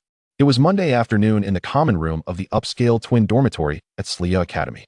As Nangongya stepped out of his room, he spotted Liu Muye preparing instant noodles at the dining table. Curiosity piqued. He asked, how could the illustrious young master Yi be reduced to eating such fare? Liu Muye had just peeled back the lid of the instant noodles, inhaling the aroma, and upon noticing Nangongya, he offered a wry smile. I have no choice. I had a falling out with my dad over the weekend, and he froze my bank card. Now, I can't spend a single cent on my phone, and my campus card funds are inaccessible. I'm left with only a bit of cash, and the cafeteria doesn't accept cash. So I had to make do with instant noodles from the campus store. Nangongya, taken aback by Liu Muye's predicament, pondered for a moment before suggesting, if your card is frozen, why not use Huabei? If that doesn't work, you could always take out a loan from another app. Just get through this week, and you can pay it back later. Liu Muye quickly shook his head. No way, my dad is already furious. If he finds out I'm borrowing money online, he'll definitely cut off my funds entirely. Besides, my payment apps are also blocked. I can only receive money, not send it out, so loans won't help. But if you have cash, you shouldn't be starving at the cafeteria, right? Nangongya scratched his head. Can't you ask someone else to buy you a meal? You can pay them in cash. Wow, how did I forget that? At Nangongya's suggestion, Liu Muye smacked his forehead, glancing back at the bowl of instant noodles, which suddenly seemed far less appealing. Seeing Liu Muye abruptly rise, Nangongya inquired, where are you going? To the cafeteria. I'm starving. Liu Muye replied, hastily putting on his shoes. What about your noodles? You just started cooking them. Nangongya pointed to the bowl on the table. Not eating anymore. I'm off to eat. If you want, feel free to finish them, Liu Muye responded, waving his hand as he dashed out of the dormitory. Hey, young master, want to eat such cheap food? Nangongya called after him, but Liu Muye had already dashed away, leaving him unheard. Nangongya stared at the bowl of instant noodles for a few seconds, then hurried to the couch, feigning nonchalance. In truth, Nangongya had always been curious about the taste of instant noodles, as well as other snacks like spicy strips, potato chips, fried chicken, and snail noodles. These were foods he had only seen but never tasted. His upbringing conditioned him to view such items as junk food, meant for the lower classes, while he, as the esteemed young master Nangong, was destined to lead a colossal family in Jing City. How could someone of his stature indulge in such trivialities? Bound by various societal constraints, Nangongya had suppressed his natural inclinations as a child, maturing far quicker than his peers. He was the center of attention, a dragon among men. Others saw only his brilliance. Overlooking the normal human desires and hobbies, he might have nearly forgotten himself. The enticing aroma of instant noodles swiftly permeated the entire living room, awakening the glutton within Nangongya. The noodles smelled so delectable. What could be the essence of their flavor? A question suddenly sprang to his mind. Startled by his own thoughts, Nangongya realized that there were still over 20 minutes before the family chef would deliver food to the school. He stood up, intending to retreat to his bedroom for a while. As he walked towards his room, he muttered to himself, this young master absolutely does not desire such cheap food. My return to the room has nothing to do with the irresistible fragrance of instant noodles. At the moment he grasped the doorknob, Nangongya hesitated. His palm lingered on the handle for a few seconds before he ultimately decided against entering the room and instead turned toward the door. With a click, he locked the dormitory door behind him and stealthily approached the dining table, lifting the bucket of instant noodles that Liu Muye had yet to touch. Gulp. Gazing at the steaming bowl of fragrant noodles, Nangongya swallowed hard and reassured himself. I merely enjoy trying new things. I am certainly not craving it. Sizzle. With just one bite, Nangongya fell in love with the uniquely rich and salty flavor. In that instant, a spark ignited in his eyes. This taste was simply extraordinary. At that moment, all notions of elegant dining etiquette were cast aside as he devoured the meal with abandon, finishing both the noodles and the broth in one go. It became evident that regardless of age, anyone who dared to try would inevitably fall in love with junk food, especially someone like the young master Nangong, who had indulged in Western cuisine for over 20 years. Meanwhile, Liu Muye had already arrived at the cafeteria. Upon entering, he unexpectedly encountered Han Juyo, who was at the fast food counter ordering her meal. Dear sister, I would like an order of shredded potatoes. And could you add a bit more tofu to the mapo tofu, please? Thank you, sister. In her quest to receive more food from the cafeteria lady, Han Juyo even resorted to calling her sister. What a cunning girl, thought the steel-hearted Liu Muye. As he approached Han Juyo from behind, he noticed her plate held a pitifully small amount of food and curiously asked, "Are you on a diet? Is that all you're eating?" "Ah." Han Juyo, startled by Liu Muye's sudden comment while she was about to pay, turned to him and asked, "When did you arrive?" "Just got here," Liu Muye replied, turning to the cafeteria lady. "Ma'am, please add 2 drumsticks for her." "I don't like drumsticks." Han Juyo immediately protested. Liu Muye gazed into her eyes and inquired, "Really?" "Absolutely." Han Juyo insisted firmly. "Then if you won't eat them, I will," Liu Muye declared. "Ma'am, I would like 2 drumsticks, a serving of stir-fried meat with green peppers, and a portion of cauliflower, please." The cafeteria lady nodded, saying, "All right, I will settle the bill for this young lady first. I'll pay for both of us." Liu Muye interjected. Han Juyo quickly waved her hands, exclaiming, "No, you don't have to treat me. I can pay myself." "Who said I was treating you?" Liu Muye smirked. Looking at Han Juyo, "My campus card has been frozen. Could you help me settle the bill? I'll pay you back in cash." "Oh, what?" Han Juyo was taken aback by Liu Muye's words. As the son of a school board member, who could possibly have the power to freeze his meal card? Lowering his voice, Liu Muye leaned closer to Han Juyo and whispered, "Don't doubt me. It's true. Please help me out." As they conversed, the cafeteria lady had prepared Liu Muye's meal, announcing, "That will be 28 yuan in total. Who will pay?" "I'll take care of it." Han Juyo swiped her meal card, and the display immediately showed a deduction of 28. Liu Muye noticed the balance on her card, 233. In this transaction, the 28 yuan included merely 350 for Han Juyo's meal, while Liu Muye's meat-filled selection cost 24.50. The shredded potatoes were 1 yuan, and the mapo tofu 150. Aside from the free vegetable soup, these 2 dishes were the most economical options available across all cafeterias in Slio Academy. Liu Muye remembered this detail vividly from his time as a student at Sunan University during his financially strained days, relying on shredded potatoes and mapo tofu with free soup to survive. Of course, being able to afford vegetables didn't signify destitution, as he recalled a buddy from his dorm who, in a desperate attempt to buy a new phone for his girlfriend, subsisted on plain white rice and free soup for 2 months, nearly landing himself in the hospital due to malnutrition. Ultimately, that relationship had faltered, as the girlfriend turned out to be a gold digger who later attached herself to a wealthy, bald, second-generation outsider. Ahem, I digress. Liu Muye, carrying his meal, followed Han Juyo to find a corner table to sit down. Once seated, Han Juyo's first remark was, "So your meal card is frozen. Is this a new form of flirting?" "Huh, look at what you're saying," Liu Muye retorted playfully. "If I truly wanted to flirt using a frozen meal card, I would certainly aim for a beauty, not you." "Humph." Han Juyo raised an eyebrow, her beautiful eyes narrowing slightly. Her tone laced with a hint of arrogance as she replied, "Then go flirt with a beauty. Why bother with me? Stay away." Seeing her annoyance, Liu Muye quickly backed down, apologizing. "Hey, I was just joking. Why take it so seriously?" After saying this, he retrieved a red bill from his wallet and placed it in front of Han Juyo. "What is this for?" she asked, glancing at the money. "For the meal." Liu Muye scratched his head, admitting, "I have no change in my wallet, only bills." Han Juyo pushed the money back, saying, "I don't have change either, and I can't break it. Consider this meal my treat. You can take your money back." When helping Liu Muye pay for his meal, Han Juyo had already decided not to ask him for repayment, especially since he had assisted her on Saturday night in dealing with the debt collectors. Treating him to a meal felt only fair. However, Liu Muye was not pleased. He insisted, "That won't do. How could I, the esteemed Liu, allow you to treat me?"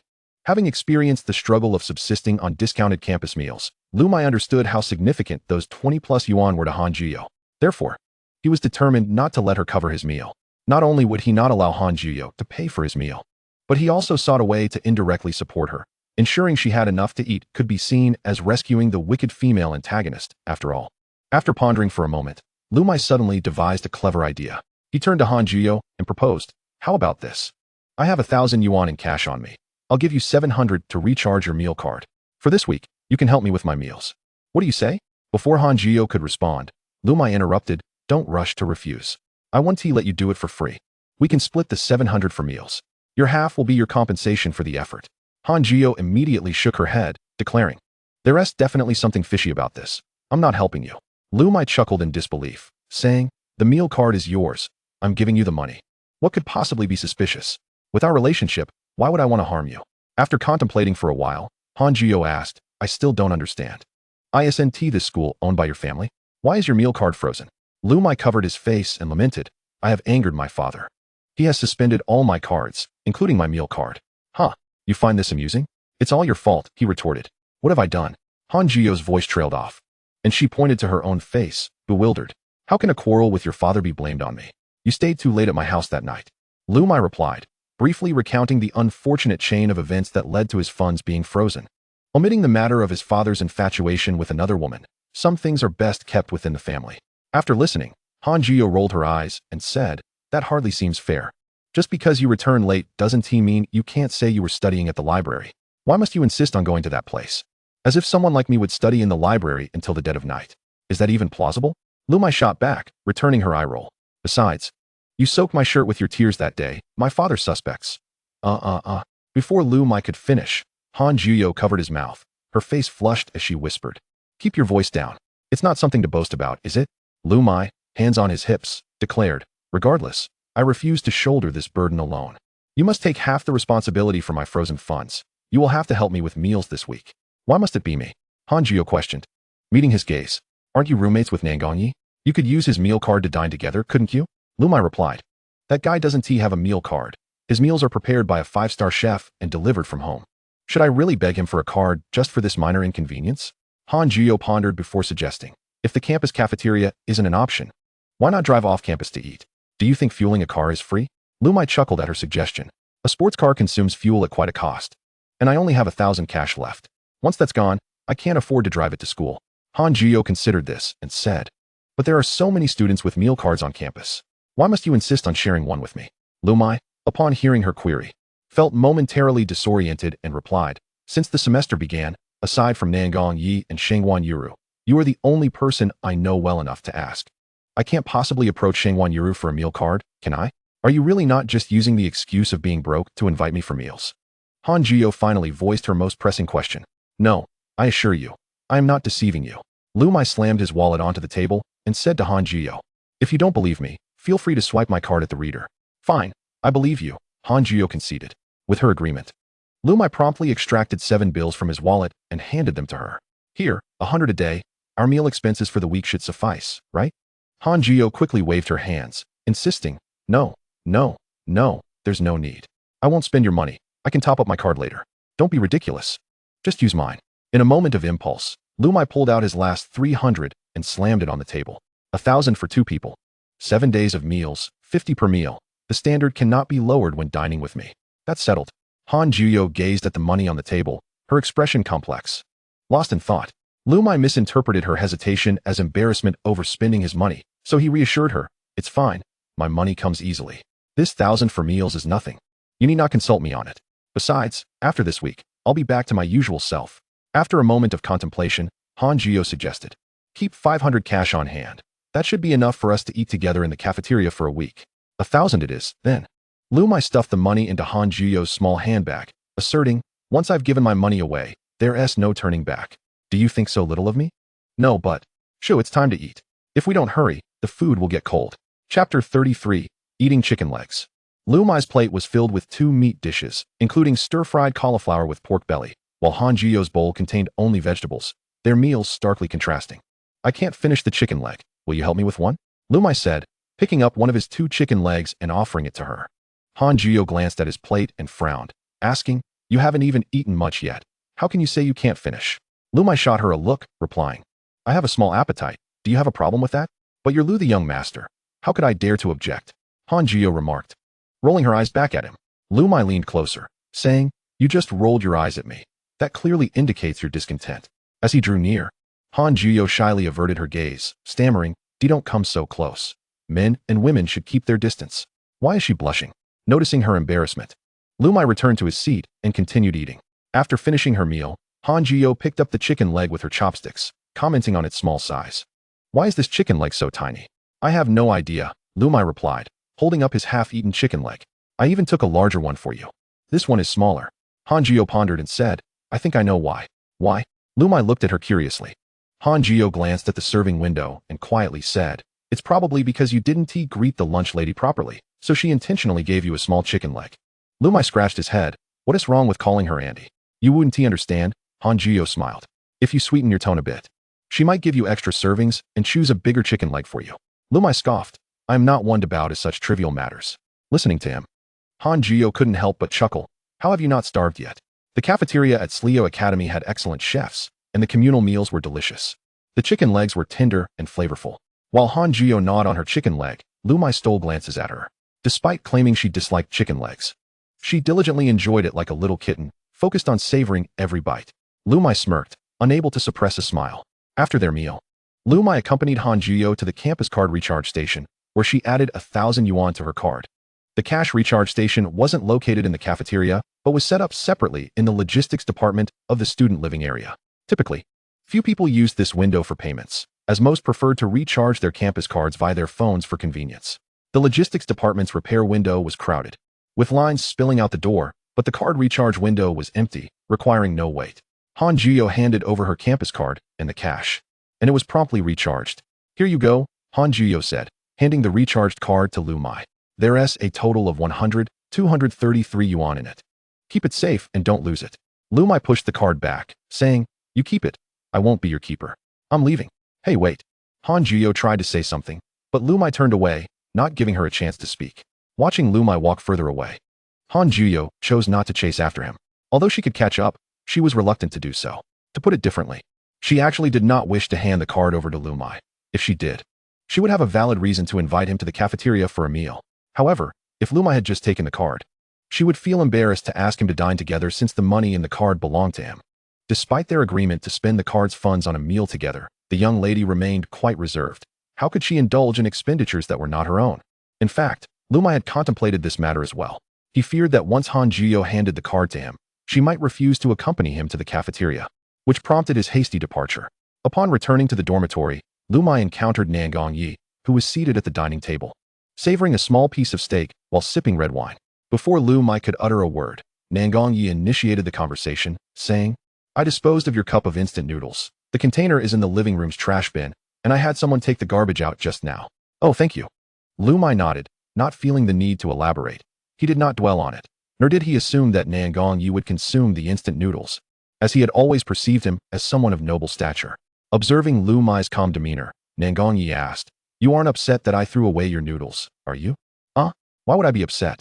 Liu Muye replied, somewhat astonished. "Instant noodles are only delectable when freshly prepared. Once soaked, they become inedible. Even if you hadn't disposed of them, I would have thrown them away myself after returning from my meal. Is that so?" Nan Gongyi nodded earnestly, absorbing Liu Muye's words. "Indeed," Liu Muye affirmed, confident in his experience with instant noodles. Nan Gongyi hesitated, glancing at Liu Muye. "Did you want to say something?" Liu Muye inquired. Nan Gongyi, after a moment's pause, shook his head, replying, "It's nothing." "Oh, if that's the case, I shall return to my room to sleep," Liu Muye remarked, turning to head back to his own quarters.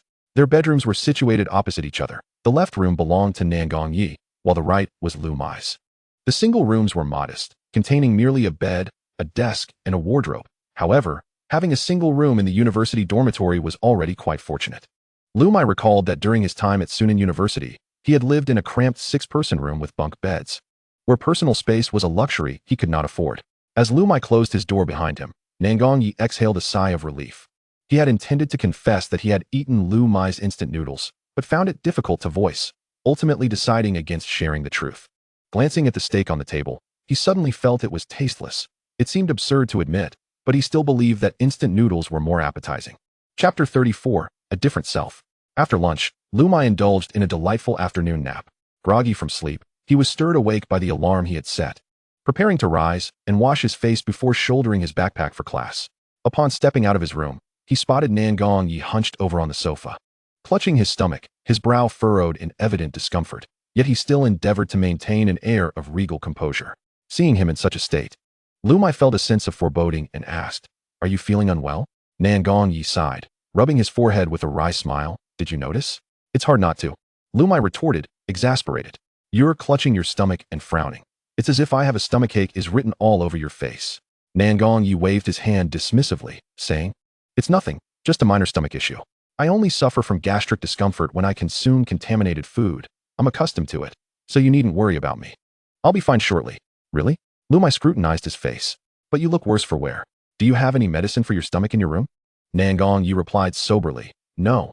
As the illustrious Nan Gong heir, why would I keep medicine for such a trivial ailment?" "Enough. This is not the time for your grandiose proclamations," Liu Muye exclaimed, his expression darkening. "If you don't have any stomach medication, perhaps I should take you to the campus infirmary?" "No, I refuse to go." Nangong Yi waved his hand, insisting, a slight stomachache doesn't warrant a visit to the infirmary. Stomachache, I command you to vacate my body. Ugh. Enough. Silence. Liu Muye interjected, covering Nangong Yi's mouth with his hand and dragging him out of the dormitory. In the infirmary, the school doctor observed Nangong Yi's expression and inquired, you have a history of chronic gastritis, correct? What did you eat for lunch? Just lunch, Nangong Yi replied. The doctor raised an eyebrow at his answer. What exactly did you eat? I had Western cuisine prepared by my private chef, beef, bread, vegetables, and so forth. The doctor probed further. Do you typically consume these foods? Yes. Have you experienced stomach pain after eating these? No. I usually only experience discomfort when I don't eat. That shouldn't be the case. The doctor frowned, stating, logically, it shouldn't suddenly hurt. Did you eat anything else at lunch? Nangong Yi hesitated, shaking his head. No. Are you quite certain? Well, actually I did. Under the doctor's probing gaze, Nangong Yi finally confessed, I tasted a bit of instant noodles. Liu Muye, sitting beside Nangong Yi, widened his eyes in disbelief. You ate the instant noodles from the table? Just a little bit, Nangong Yi replied, turning his head away, embarrassed to meet Liu Muye's gaze. The doctor continued. The noodles were spicy, correct? Yes, Nangong Yi nodded. You don't typically consume spicy food, do you? Not really. That would explain the acute gastroenteritis caused by the spicy and greasy food. I'll prescribe some medication for you. The doctor proceeded to prepare the medicine. Liu Muye, observing the doctor's actions, was astonished.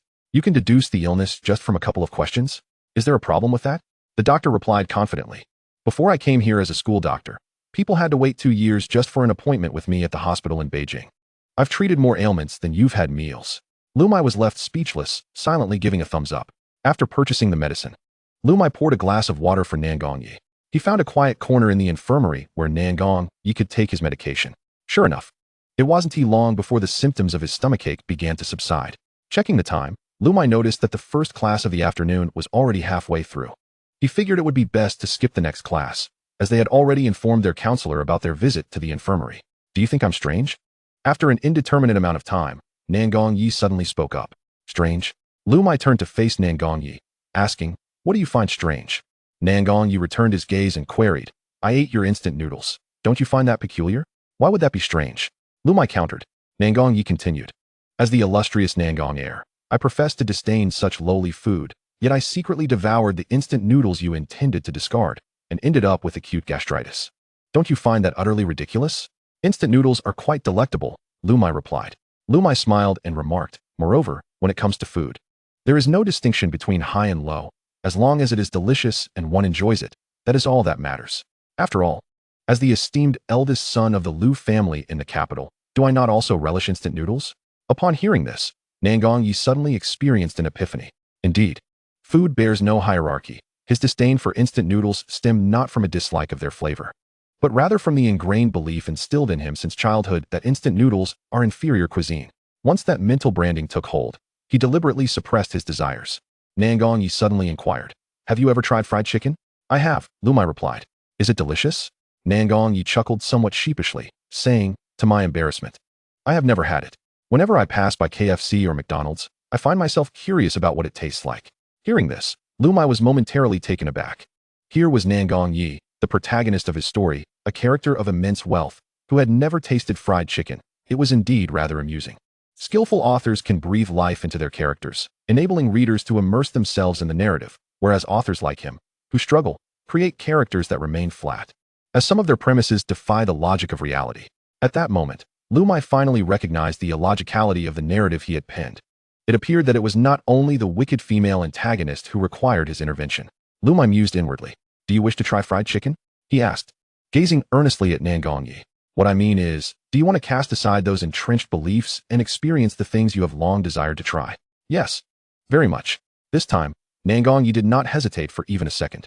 Liu Muye spoke earnestly. Then go and try it. Become a different version of yourself. A different version of myself? Upon hearing Liu Muye's words, Nangong Yi's eyes sparkled with newfound light. Chapter 35, Mathematics Class in College. Just in time for the end of the first class, Liu Muye escorted Nangong Yi back to the classroom. Scanning the room, Liu Muye noticed that only Han Jiyo and Shangguan Yuru had left 2 seats available in front, presumably reserved for them. Thus, he led Nangong Yi over.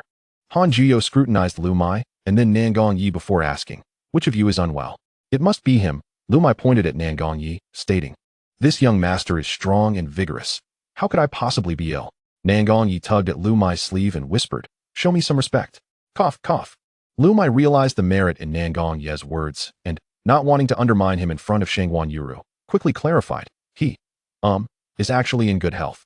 He just had a minor issue this afternoon that required a trip to the infirmary. Han Jiyo narrowed her eyes, revealing a mischievous smile as she fixed her gaze on Liu Muye and asked, "How do you know whether he is healthy or not?" Liu Muye refrained from answering her question and instead countered with a query of his own. "What kind of look is that?" He. Han Jiyo covered her mouth, shaking her head with a smile. "It's nothing, nothing at all. You clearly have a rather dubious interpretation of our relationship." Liu Muye rolled his eyes at her. Shangguan Yuru turned her gaze to Nangong Yi and inquired seriously, "What seems to be the problem?" Nangong Yi waved his hand dismissively and feigned nonchalance, saying, "It's nothing. Just a slight stomach issue." "A stomach issue?" Shangguan Yuru furrowed her brow and asked, "Is it due to irregular eating habits?" "Perhaps it could be," he replied, deliberately averting his gaze to avoid eye contact with Shangguan Yuru, revealing a hint of shyness. At that moment, Liu Muye pondered. It stands to reason that they shouldn't be getting close so quickly. Could it be that my presence has caused these two, who were meant to be playful adversaries, to skip over their conflict phase and leap straight into a stage of ambiguity? What repercussions might this have? Liu Muye was not entirely certain of the implications, but it was clear that the narrative was gradually diverging from the main storyline he had crafted. "Hey, were you even listening to me?" Liu Muye's reverie was interrupted by Han Jiyo's voice. He lifted his head, bewildered, and asked, "Huh? Why are you calling me? You clearly weren't paying attention." Han Jiyo rolled her eyes at him and reiterated her previous statement. "I said, it's time to start serializing the online novel." Upon hearing this, Liu Muye was momentarily stunned. Serializing an online novel? At that moment, Shangguan Yuru, who had been concerned about Nangong Yi's condition, turned to Liu Muye and said, "I heard from Xiao Jiyo that you inspired her to have the confidence to start serializing her novel. It seems you two have been secretly meeting during the break, haven't you?" Han Jiyo, upon hearing Shangguan Yuru's words, immediately blushed and whispered, "Yuru, you really don't know how to pick your moments." Nangong Yi, rather foolishly, chimed in. "Yi Xiao, I have your check-in information at the top-tier hotel under my family's name. Could it be that you and—" Before Nangong Yi could finish his sentence, Liu Muye turned crimson and hastily covered his mouth, exclaiming, "What are you saying? You have no sense of timing."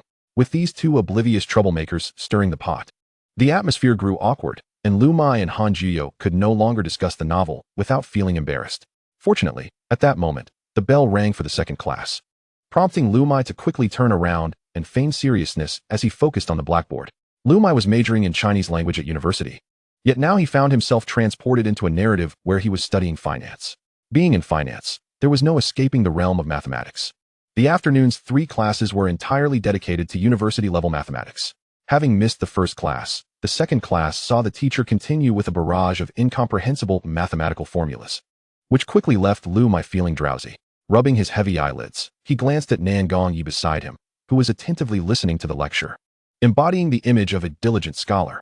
After all, his character was originally conceived as a top student. After enduring another 10 minutes, Liu Muye could no longer withstand it. His eyelids grew heavy, and his forehead came to rest on the desk. Nangong Yi turned to look at the slumbering Liu Muye, thinking to himself, can he really be so tired from something so simple? At that precise moment, the teacher called on someone to answer a question.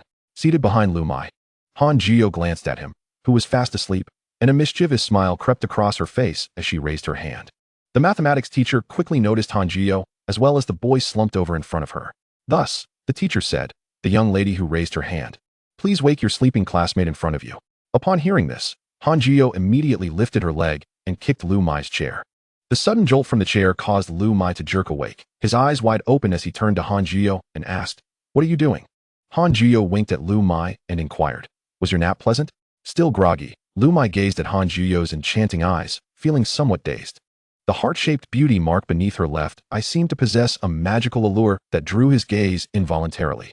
The mathematics teacher chimed in, "You, the young man who dozed off, please come up and solve the problem on the blackboard. It might help you wake up a bit."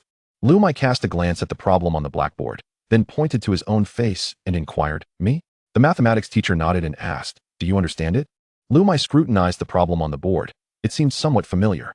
He had certainly encountered such mathematical questions during his freshman year. Yet after so many years away from academia, and having dozed off during the lecture, he knew he would be unable to solve it. Thus, he bewilderedly shook his head and replied, "Perhaps not." "Very well then," the mathematics teacher responded without pressing him further. "How about the female student sitting behind the male student? Can she solve it?" "Yes," came the answer. Han Juyo stepped up to the front, effortlessly solved the problem, and then gracefully descended from the platform. As she passed Liu Muye, she raised an eyebrow at him, a playful gesture. Her method of solving the problem was indeed correct. The mathematics teacher waved his hand and said, "All right, both of you can take your seats." As soon as Liu Muye sat down, Han Juyo's voice drifted from behind him. "You should thank me. I saved you.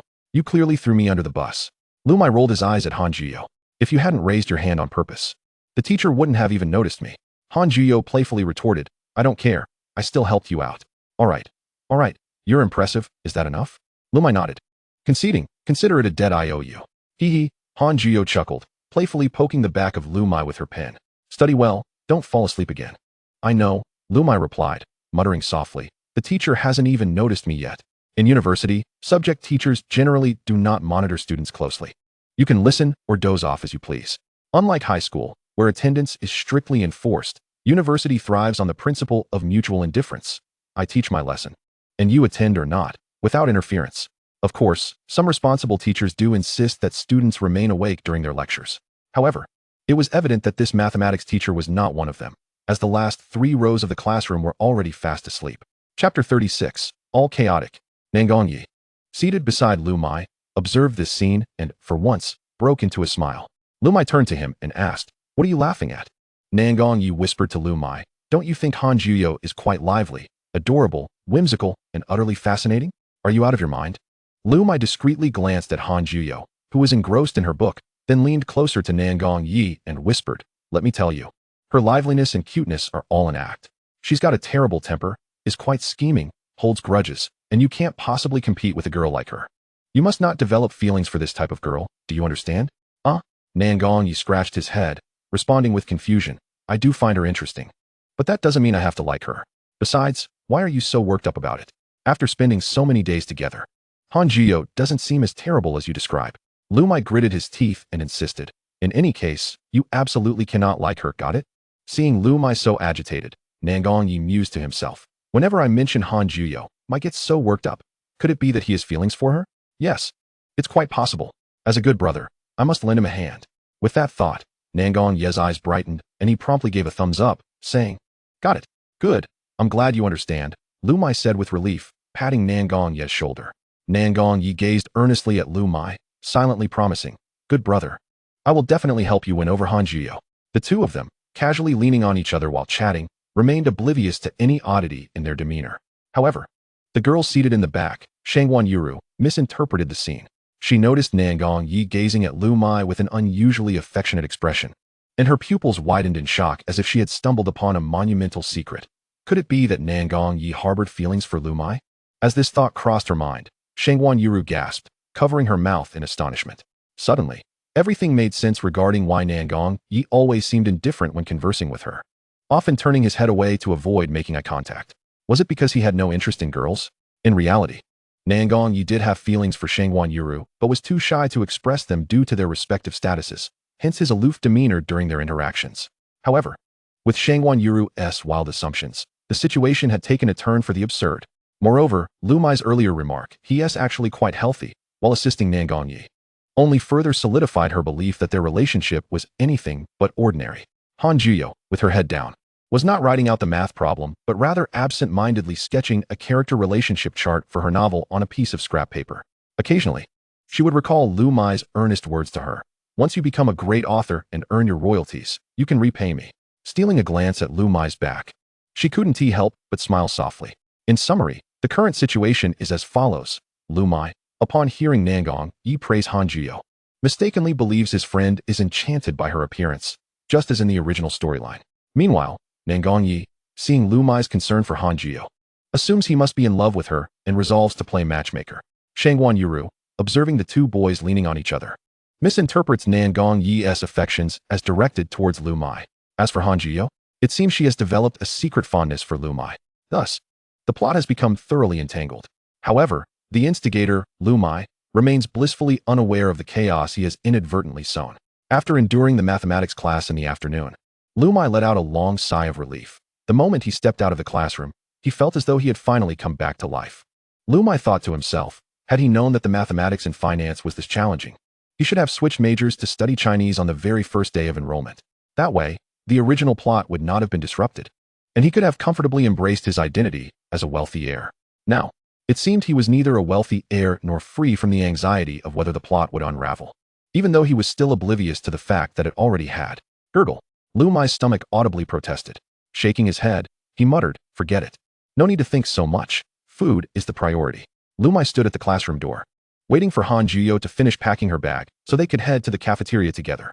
The girls tended to take longer to gather their belongings, and Han Juyo and Shangwan Yuru were among the last to exit the classroom. "Yuru, I want to accompany you any longer.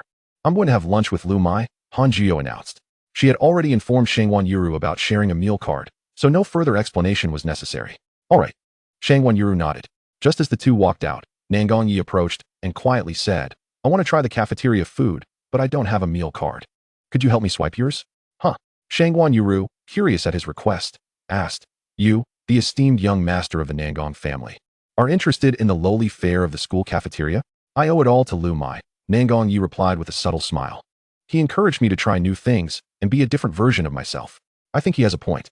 Shangwan Yuru gasped, covering her mouth in astonishment as she looked at Nangong Yi. Trying new things? They even encourage each other? How outrageous. As Nangong Yi's words echoed in Shangwan Yuru's mind, they transformed entirely in meaning. At this moment, Shangwan Yuru became increasingly convinced that Nangong Yi had a fondness for Liu Muye. For some inexplicable reason, she felt an emptiness within her heart. Shangwan. "Ah." Nangong Yi's call jolted Shangwan Yuru back to reality. He inquired, "So, could you assist me in swiping my card?" "Of course," she absent-mindedly replied. "Let us head to the cafeteria." "All right," Nangong Yi nodded. Shangwan Yuru's agreement to help him purchase a meal subtly indicated her willingness to dine together, suggesting a deepening of their relationship. This thought brought a flicker of joy to Nangong Yi's heart. Though he maintained a facade of indifference, his expression unreadable. In truth, it was during that day in the infirmary that he first developed an affection for Shangwan Yuru, and since then, his attention had been drawn to this girl. The more he observed her, the more he discovered her captivating qualities. His fondness for her grew, blossoming with each passing day. Chapter 37, A Sweet Tale. "Is this all you're having for dinner?" Liu Muye gazed at the nearly empty plate of Han Juyo, which, though containing slightly more meat than at lunch, still consisted primarily of vegetables. "You don't need to save money for me. Buy whatever you like." "No, this is all I'm having for dinner." Han Juyo shook her head. "Eating too much at night will make me gain weight." Liu Muye scrutinized her with a hint of suspicion in his eyes, asking, "You wouldn't happen to have some ulterior motive for your strict diet, would you?" "Indeed," Han Juyo grinned, jokingly adding, "I need to maintain my figure to attract a wealthy heir and become affluent myself. Such a notion of wanting to gain without effort is perilous." Liu Muye retorted, leaning closer to her ear and whispering, "You wouldn't be trying to win over Nangong Yi, would you? I assure you, with me around, your schemes will never succeed." As he spoke, his warm breath brushed against Han Juyo's ear, sending a delightful shiver through her. Blushing, she pushed Liu Muye away and glared at him, saying, "What does Nangong Yi have to do with this?" Liu Muye countered, "Did you not express a desire to marry into a wealthy family?" Han Juyo replied, "There are more affluent families in the world than just the Nangong clan. Your family, Liu Deshao, is quite wealthy as well. Why can't I pursue you?" After her statement, she raised an eyebrow, revealing a charming and playful smile. Liu Muye stood frozen, taken aback by her smile. He was uncertain if Nangong Yi could withstand Han Juyo's advances, but if she truly pursued him, he would surely falter. Having never been courted by a girl in his entire life. For dinner, the two spent a total of 30, with Liu Muye contributing 17 and Han Juyo 13. After purchasing their meals, Liu Muye casually ordered 2 cups of milk tea from the beverage window. He placed the milk tea on the table and asked, "Which would you prefer, coconut sago or mango sago?" Han Juyo complained, 2 cups of milk tea cost 20, enough for another meal. "I already told you. You don't need to save money for me. But, will you drink it? If not, I'll finish it all." Fine, I want the coconut one." As Liu Muye attempted to fit both straws into his mouth, Han Juyo quickly reached for the coconut sago, taking a sip. Liu Muye rested his elbow on the table, chin in hand, watching Han Juyo sip the milk tea in small gulps, asking, "Is it good?" "Delicious," Han Juyo replied, chewing on the sago. "How did you know I like coconut-flavored food?" "Huh, I didn't know." Liu Muye shook his head. "I just bought it randomly." Han Juyo lifted her head, saying, "It's fine. It doesn't matter that you didn't know. Now you do." Liu Muye couldn't help but chuckle at her cuteness, then picked up his chopsticks to begin eating. Han Juyo, however, did not touch her own chopsticks and said, "I'm going to start writing novels online." Liu Muye, with no regard for appearances, gnawed on a chicken leg, replying, "Dominant CEO novels are out of vogue now. You should give up." Han Juyo looked at him, startled, asking, "How did you know I was going to write a dominant CEO novel?" Liu Muye, chewing on the chicken leg, responded, "Because I'm like a worm in your gut." "Cut it out, as if you know me so well. You've just seen my notebook," Han Jiyo retorted, pouting.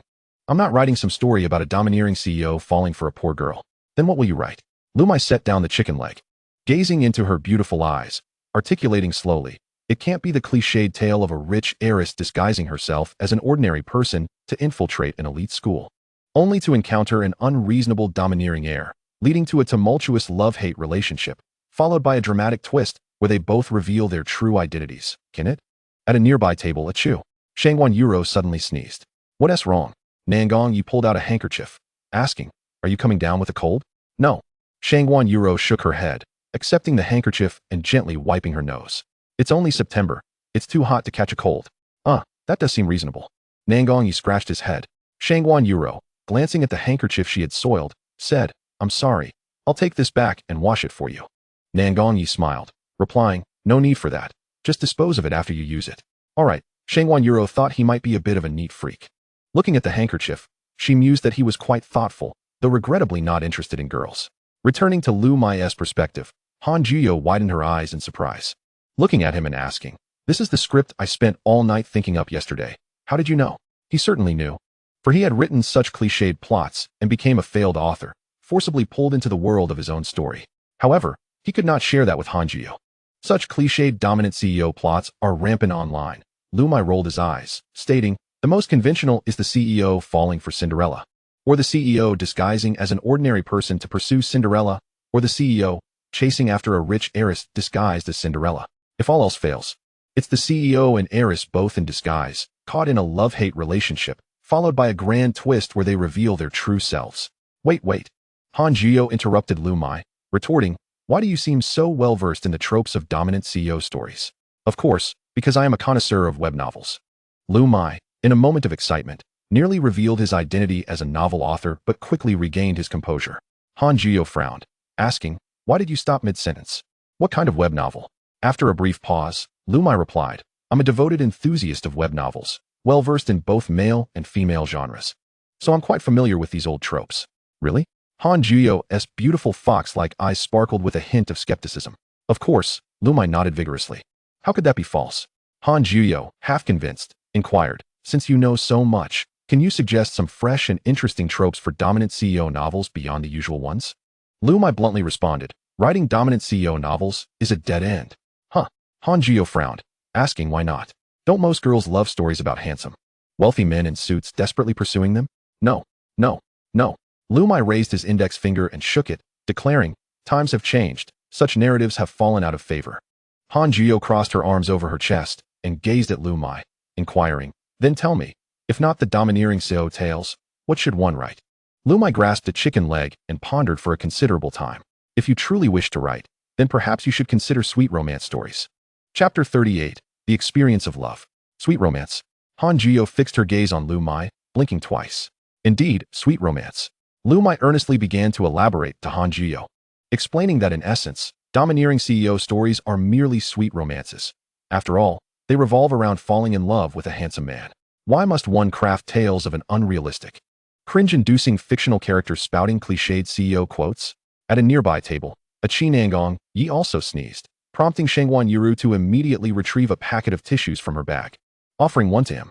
The tissue she provided bore the exquisite scent of ebony sandalwood, an aroma both elegant and understated, much like her gentle demeanor.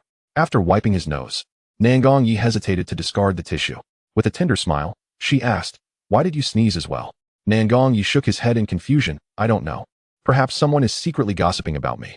With a laugh, Shangwan Yuru covered her mouth, her smile blossoming even brighter.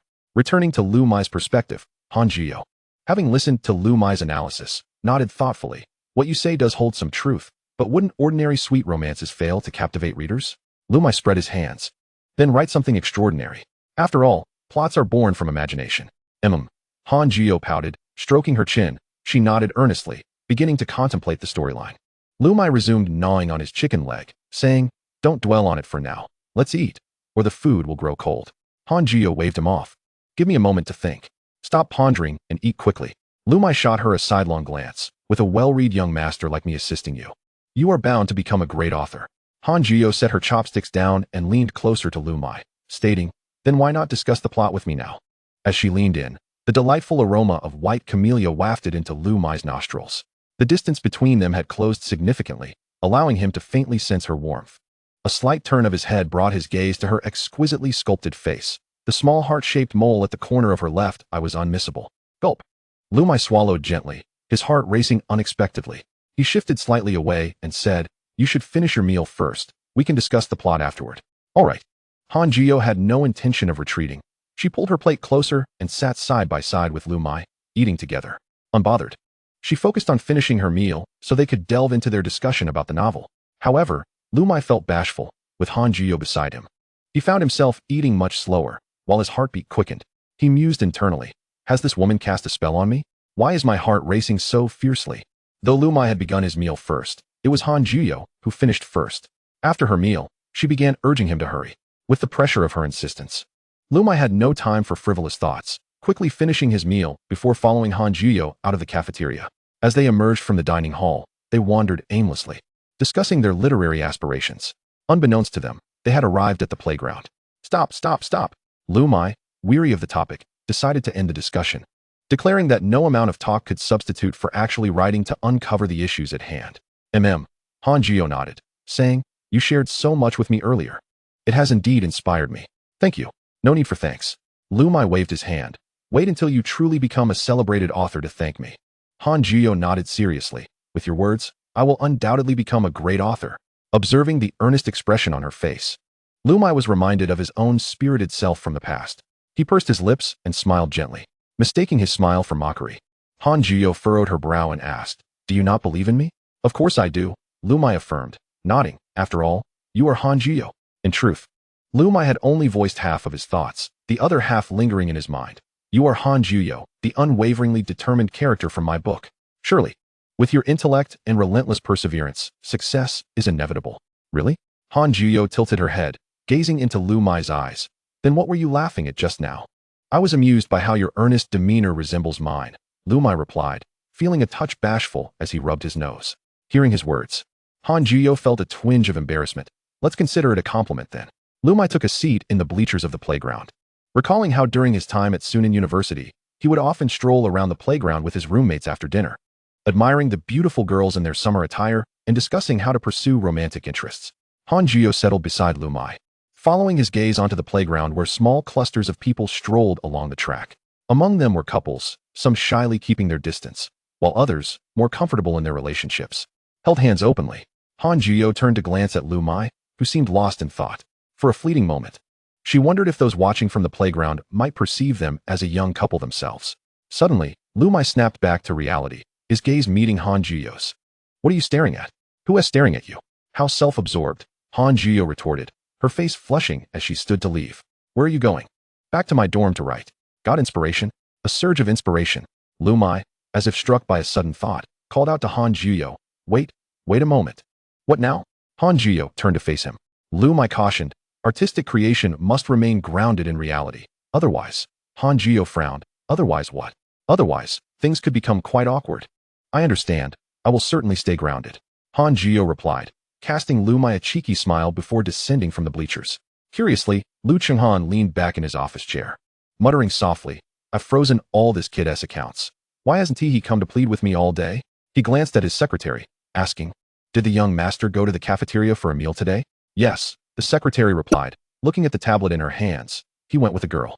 As she spoke, she displayed the screen to Liu Chenghan, revealing Liu Muye and Han Jiyo seated side by side, both holding milk tea and adorned with smiles, resembling a young couple just beginning their romance.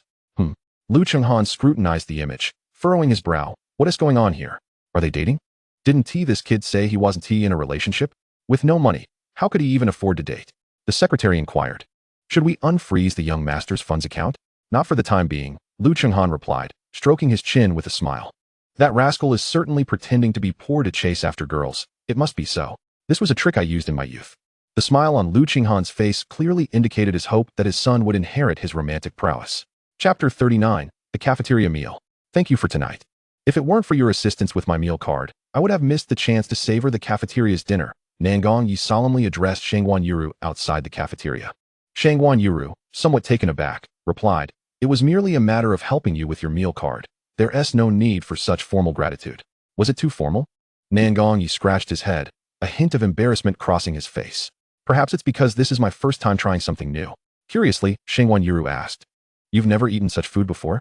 "It appears I haven't tea." Nangong Yi shook his head. "Since my birth, I've had a personal chef who customizes my meals, limiting my diet to just a few options."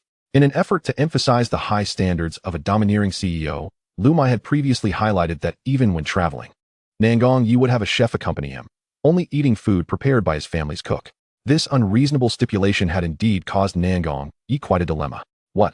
Shangguan Yuru exclaimed, covering her mouth. "So, you've never had food prepared by anyone other than your family as chef?" "That seems to be the case," Nangong Yi nodded. "Since I can remember, my life has been meticulously planned, with each day blending into the next." Hearing this, Shangguan Yuru quietly remarked, "It's refreshing to know there's someone else in this world with a similarly unfortunate experience." "What did you say?" Nangong Yi asked. "Oh, nothing. You must have misheard. I wasn't speaking." She waved her hand dismissively.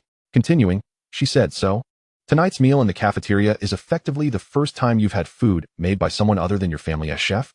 Reflecting on Shangguan Yuru's words, Nangong Yi recalled the instant noodles he had consumed at noon, which could hardly be considered a proper meal. Thus, he affirmed, "Yes, this is indeed my first proper meal prepared by someone outside my family's kitchen." Shangguan Yuru chuckled. "You should have mentioned that sooner. Had I known, I would have taken you somewhere better. Tonight's meal is quite good already. More importantly," the latter part of his sentence remained unspoken, as he felt too shy to articulate it. Noticing his hesitation, Shangguan Yuru inquired, "More importantly, what?" "Oh, it's nothing." He waved his hand again, then asked, "How much was the meal? Let me transfer you the money." "No need." She waved her hand dismissively. "It's just a meal. It wasn't expensive. Consider it my treat." "Very well then." Nangong Yi didn't protest. If Shangguan Yuru treated him this time, he could invite her next time, providing a reasonable excuse to ask her out for a meal. With this thought, he suggested, "Then let me take you out to lunch tomorrow." "Lunch?" Shangguan Yuru laughed. "You don't even have a meal card. How can you treat me to lunch?" "A mere meal card? I can easily procure 100 of them." Nangong Yi flashed a confident smile often seen on domineering CEOs. "Moreover, I never said I would treat you to cafeteria food." Shangguan Yuru smirked, tilting her head as she asked, "So where do you intend to take me for lunch?" Momentarily taken aback by her question, Nangong Yi replied, "I'll let you know tomorrow." "I see you haven't quite figured it out yet," she teased, lightening the mood. "Who says? I have a plan," he insisted, though he found it difficult to meet her gaze. "Well, all right then," she nodded. Seeing her agreement, he declared, "It's settled then. I'll treat you to lunch tomorrow." With that, Nangong Yi waved goodbye as he walked towards the boys' dormitory. Shangguan Yuru watched his retreating figure and let out a sigh. In truth, her life experiences bore a resemblance to Nangong Yi's. As the daughter of the Shangguan family, she was always the center of attention. Living under the spotlight like a prominent star, her every action and word had to be poised and dignified, capable of withstanding public scrutiny. After all, she was not just Shangguan Yuru. Her every behavior reflected her family's honor. Consequently, her life had been quite burdensome. It was only after escaping her engagement and concealing her identity at Sleer Academy that she had finally tasted the sweetness of freedom. Behind the seemingly glamorous facade of youth, many bore the weight of unhappy childhoods. Just as Nangong Yi returned to the dormitory, Liu Muye followed closely behind. Noticing Nangong Yi sitting on the sofa with a silly grin, Liu Muye approached and asked, "Was dinner good?" "Ah, you startled me," Nangong Yi exclaimed, having been lost in thought. "When did you return? You gave me quite a fright." "I just got back. Did you not hear my footsteps?" Liu Muye teased, hands in his pockets. "You were likely too immersed in your thoughts." Nangong Yi admitted, I wasn't thinking about Shangguan Yuru." "Don't get the wrong idea." "Oh, I hadn't even mentioned what you were thinking, yet you've confessed." Liu Muye sat beside him, grinning. "You're clearly feeling guilty." "I am not," Nangong Yi vehemently denied, then countered, "How do you know I had dinner with Shangguan Yuru?" Liu Muye shrugged. "I must have seen you, of course." Nangong Yi pressed, "You saw me dining with Shangguan Yuru?" "Yep," Liu Muye nodded, a curious expression on his face. "Things are progressing rapidly between you two, sharing meals already?" "Ugh." Nangong Yi stood up, waving his hand. "It's not what you think. I merely borrowed her meal card." "No need to explain. I get it." Liu Muye made an okay gesture. "Just typical pursuit techniques." "Really, it's not. Forget it. You're impossible to reason with." With a huff, Nangong Yi stormed into his room and shut the door. Getting defensive after being called out, Liu Muye chuckled as he returned to his own room. Lying on his bed, Liu Muye played with his phone for a while, but finding it dull, he instinctively opened his chat application. Not seeing any messages from Han Juyu, he guessed she was likely engrossed in writing her novel. He then got out of bed and approached his desk. Liu Muye retrieved a notebook and a pen, preparing to write Han Juyu a note about his writing insights. Although he himself was an unsuccessful online author, having penned numerous works, he felt he could still impart some wisdom to her. Chapter 40. Let me show you my legs. Knock, knock, knock. Who is it? As Liu Muye was about to finish his writing insights, someone knocked on the door. It was likely Nan Gongyi, for he was the only other person in the dormitory. It's me, Nan Gongyi. Come in. The door isn't locked. Click. Nan Gongyi opened the door to Liu Muye's bedroom and entered, finding Liu engrossed in his writing. He softly asked, "Am I disturbing you?" "No, not at all," Liu Muye replied, shaking his head as he neared the completion of his task. Nan Gongyi pulled out a chair and sat beside him, inquiring, "What are you writing?" Without lifting his head, Liu Muye responded, "Some reflections on writing." "Are you a writer?" Nan Gongyi asked, curiosity piqued. "I am not." Liu Muye quickly denied, asserting, "I simply read a lot, and I wanted to pin some insights from a reader's perspective." "Writing from a reader's perspective? Isn't that more like reading notes?" Nan Gongyi scratched his head. Liu Muye, feeling no desire to elaborate, retorted, "If I call it writing insights, then it is. You need not concern yourself with it." All right," Nan Gongyi said, glancing at the notes in Liu Muye's notebook. He then asked, "These insights are specifically for Han Juyu, aren't they?" "Nonsense," Liu Muye rebutted. "Who is Han Juyu for me to write anything specifically for her? Does she even deserve it?" "But how?" Before Nan Gongyi could finish his question, Liu Muye defended himself. "I merely happened to have a free evening and some thoughts to jot down to pass the time. It is absolutely not intended for anyone in particular." Crossing his arms, Nan Gongyi looked at Liu Muye and said, "So, you're not planning to give the completed insights to Han Juyu?" "Certainly not." Liu Muye was about to say of course, but suddenly realized and corrected himself, insisting, "Definitely not." Understood, Nan Gongyi smirked slightly, his expression revealing his disbelief in Liu Muye's words. Liu Muye felt a bit embarrassed and quickly changed the subject, asking, "Did you come to me for something?" Nan Gongyi replied, "I have a lunch date with Shangwan Yuru tomorrow, but am uncertain where to take her. I thought I might ask for your suggestions." Liu Muye immediately responded, "If you're taking a girl out, you must choose somewhere nice, perhaps something you don't often indulge in, like Western cuisine." "Something I don't often eat? Such as Western cuisine?" Nan Gongyi echoed Liu Muye's words. What Liu Muye meant was for Nan Gongyi to take Shangwan Yuru to a high-end Western restaurant for an exquisite steak and a glass of 82 Lafite. After all, as a domineering CEO, it would be unbecoming of him to spend anything less than several thousand on a meal. However, Nan Gongyi seemed to have misunderstood his implication. For Nan Gongyi, steak and red wine were everyday fare. It was fast food chains like KFC and McDonald's that he had never sampled. With this realization, Nan Gongyi's eyes suddenly brightened. "Oh, I see. Have you decided on a Western restaurant?" Liu Muye asked. "Yes, I have." Nan Gongyi nodded. "Thanks for your advice, bro." "No thanks necessary, buddy," Liu Muye said, patting his chest. "Are there any other matters aside from the meal?" "None." Nan Gongyi stood up and remarked. "You can continue writing those insights for Han Juyu. I won't disturb you further." "Yes, I shall continue writing those insights for Han Juyu," Liu Muye nodded. But something felt amiss.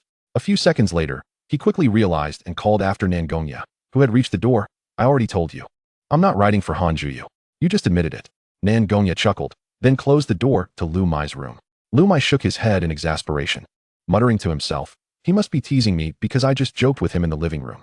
Perhaps Liu Muye was unaware that Nan Gongyi, having lived together for only 2 to 3 weeks, had already undergone a significant transformation in character. After returning to his own room, Nan Gongyi took out his phone and browsed the ordering apps for KFC and McDonald's, agonizing over which fast food brand to choose.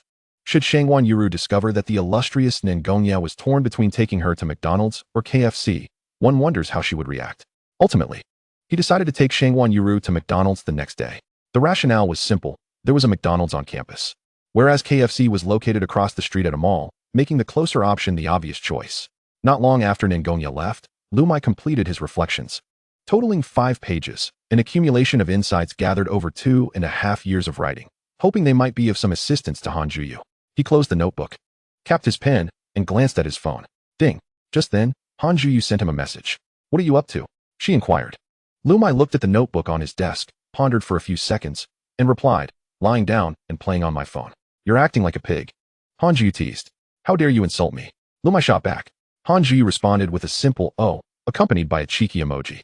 Seeing the emoji sent by Han Juyu, Liu Muye felt a wave of irritation wash over him, suddenly losing the desire to share his carefully compiled insights with her. "Is there something you need? If not, please don't bother me. I want to continue watching videos." Strangely, while Liu Muye desired to chat with Han Juyu, he feigned impatience in his responses. What is so interesting about short videos?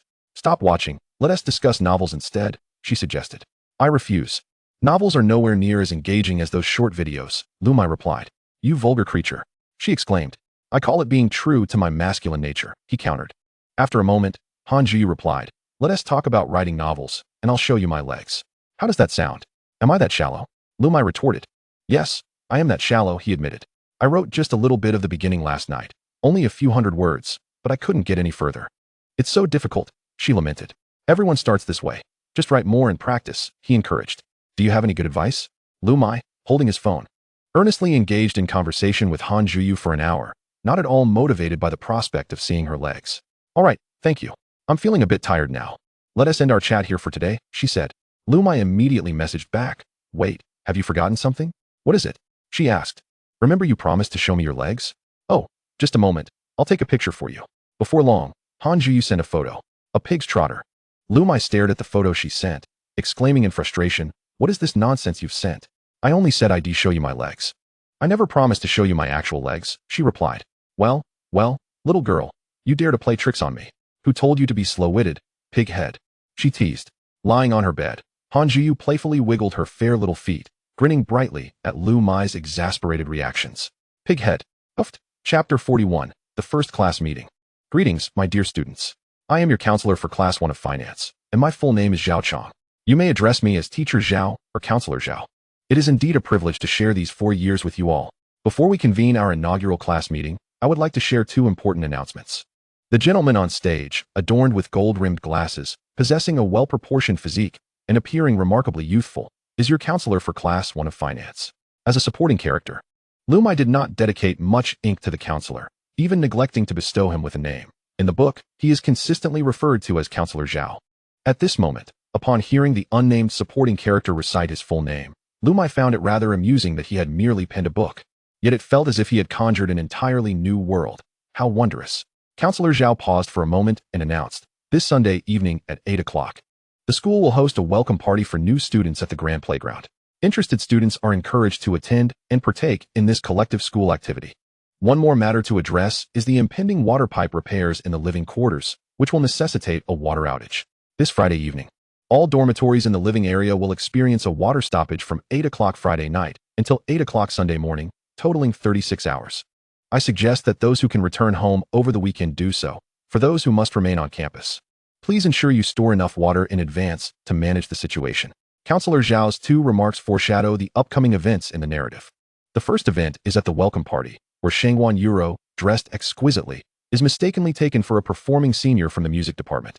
Consequently, she is inadvertently ushered onto the stage while the actual performer is incapacitated due to food poisoning. On stage, Shangguan Yuro, caught up in the moment, follows the music's accompaniment and delivers a stunning performance, captivating all present.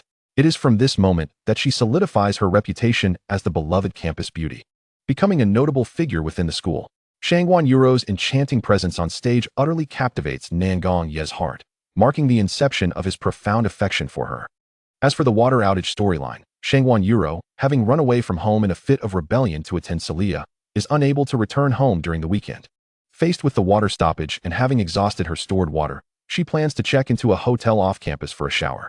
However, upon exiting the campus, she encounters a bodyguard sent by her family to find her and promptly flees. At that precise moment, Nangong Yi appears, mistakenly believing she is being pursued by ill-intentioned individuals, and he swiftly drives her to his family's hotel for refuge. Why is the male lead always fortuitously present beside the female lead? You may wonder, it is simply a necessity of the plot. What are you so engrossed in pondering? Han Juyu nudged Liu Muye's arm with her elbow. Why are you ignoring me? Huh? Liu Muye, lost in thought about his novel's plot, gazed at Han Juyu with confusion. Were you speaking to me just now? Who else would I be speaking to? Am I conversing with a ghost? Han Juyu rolled her eyes. In college, there are no assigned seats. During this class meeting, Nangong Yi and Shangguan Yuro sat in the third-to-last row, discussing lunch plans, while Liu Muye and Han Juyu occupied the second-to-last row, engaged in a conversation about writing novels. The other 2 girls from Han Juyu's dormitory sat in the last row, heads lowered as they played games. Han Juyu posed a question to Liu Muye. What did you mean last night when you said the antagonist's fate in the novel shouldn't be too tragic? I'm still a bit unclear. Liu Muye studied Han Juyu's expression, pausing for a few seconds before replying. In short, don't give too much focus to the vicious antagonist. Try not to kill them off in the finale. But if they are a villain, Why not let them meet a grim end? Han Juyu furrowed her brows at Liu Muye.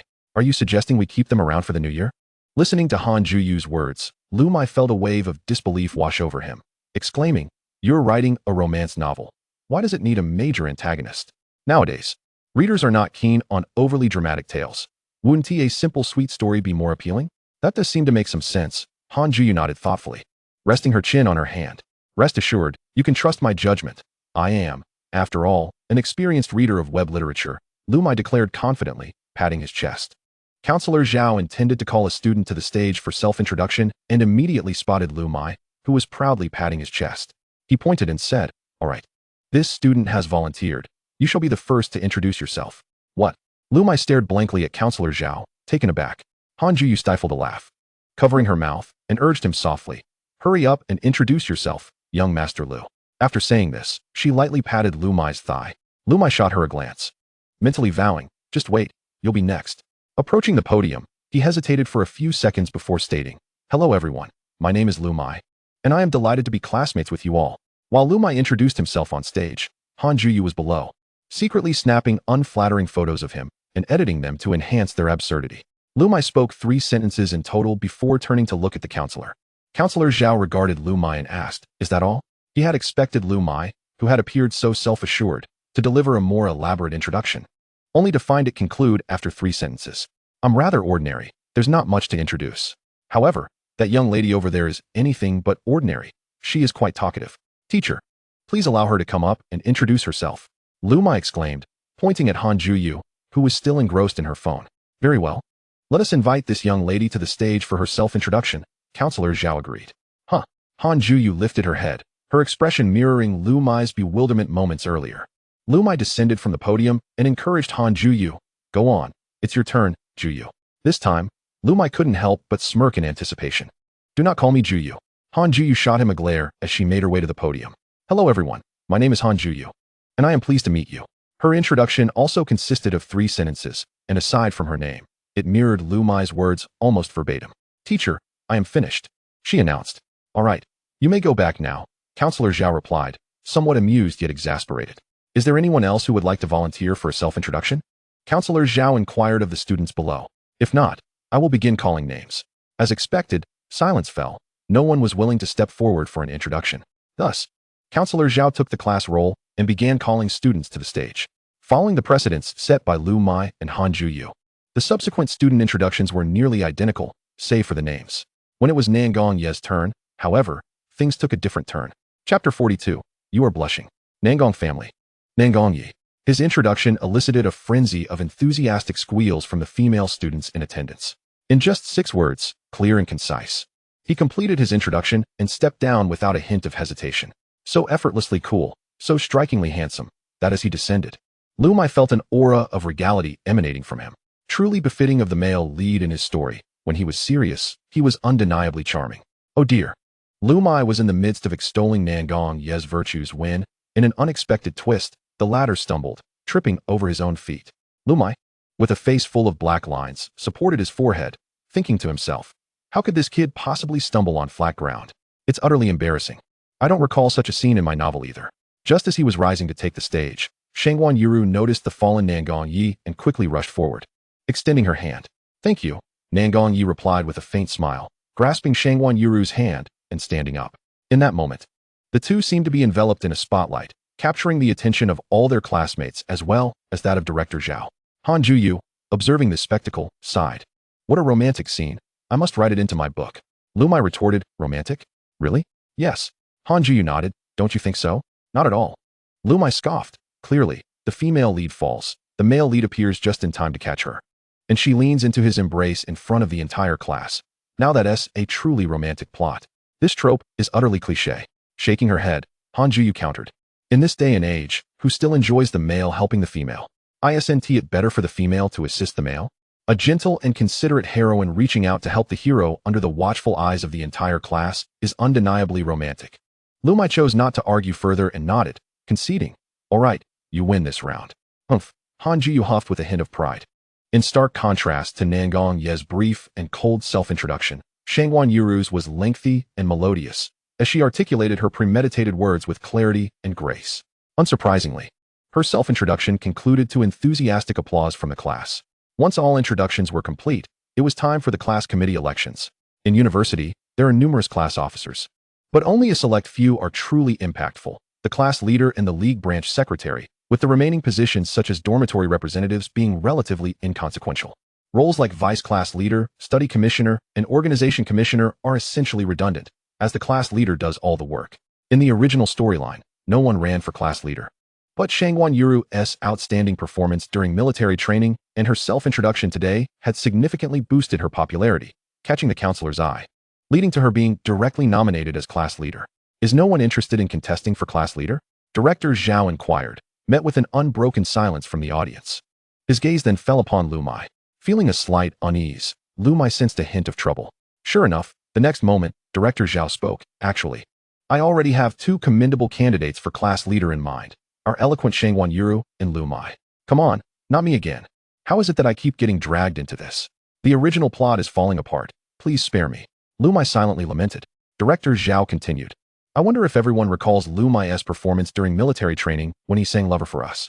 Today, he was also the first to bravely take the stage for his self-introduction. Which student would you prefer to be our class leader? At this remark, a fervent discussion erupted in the classroom.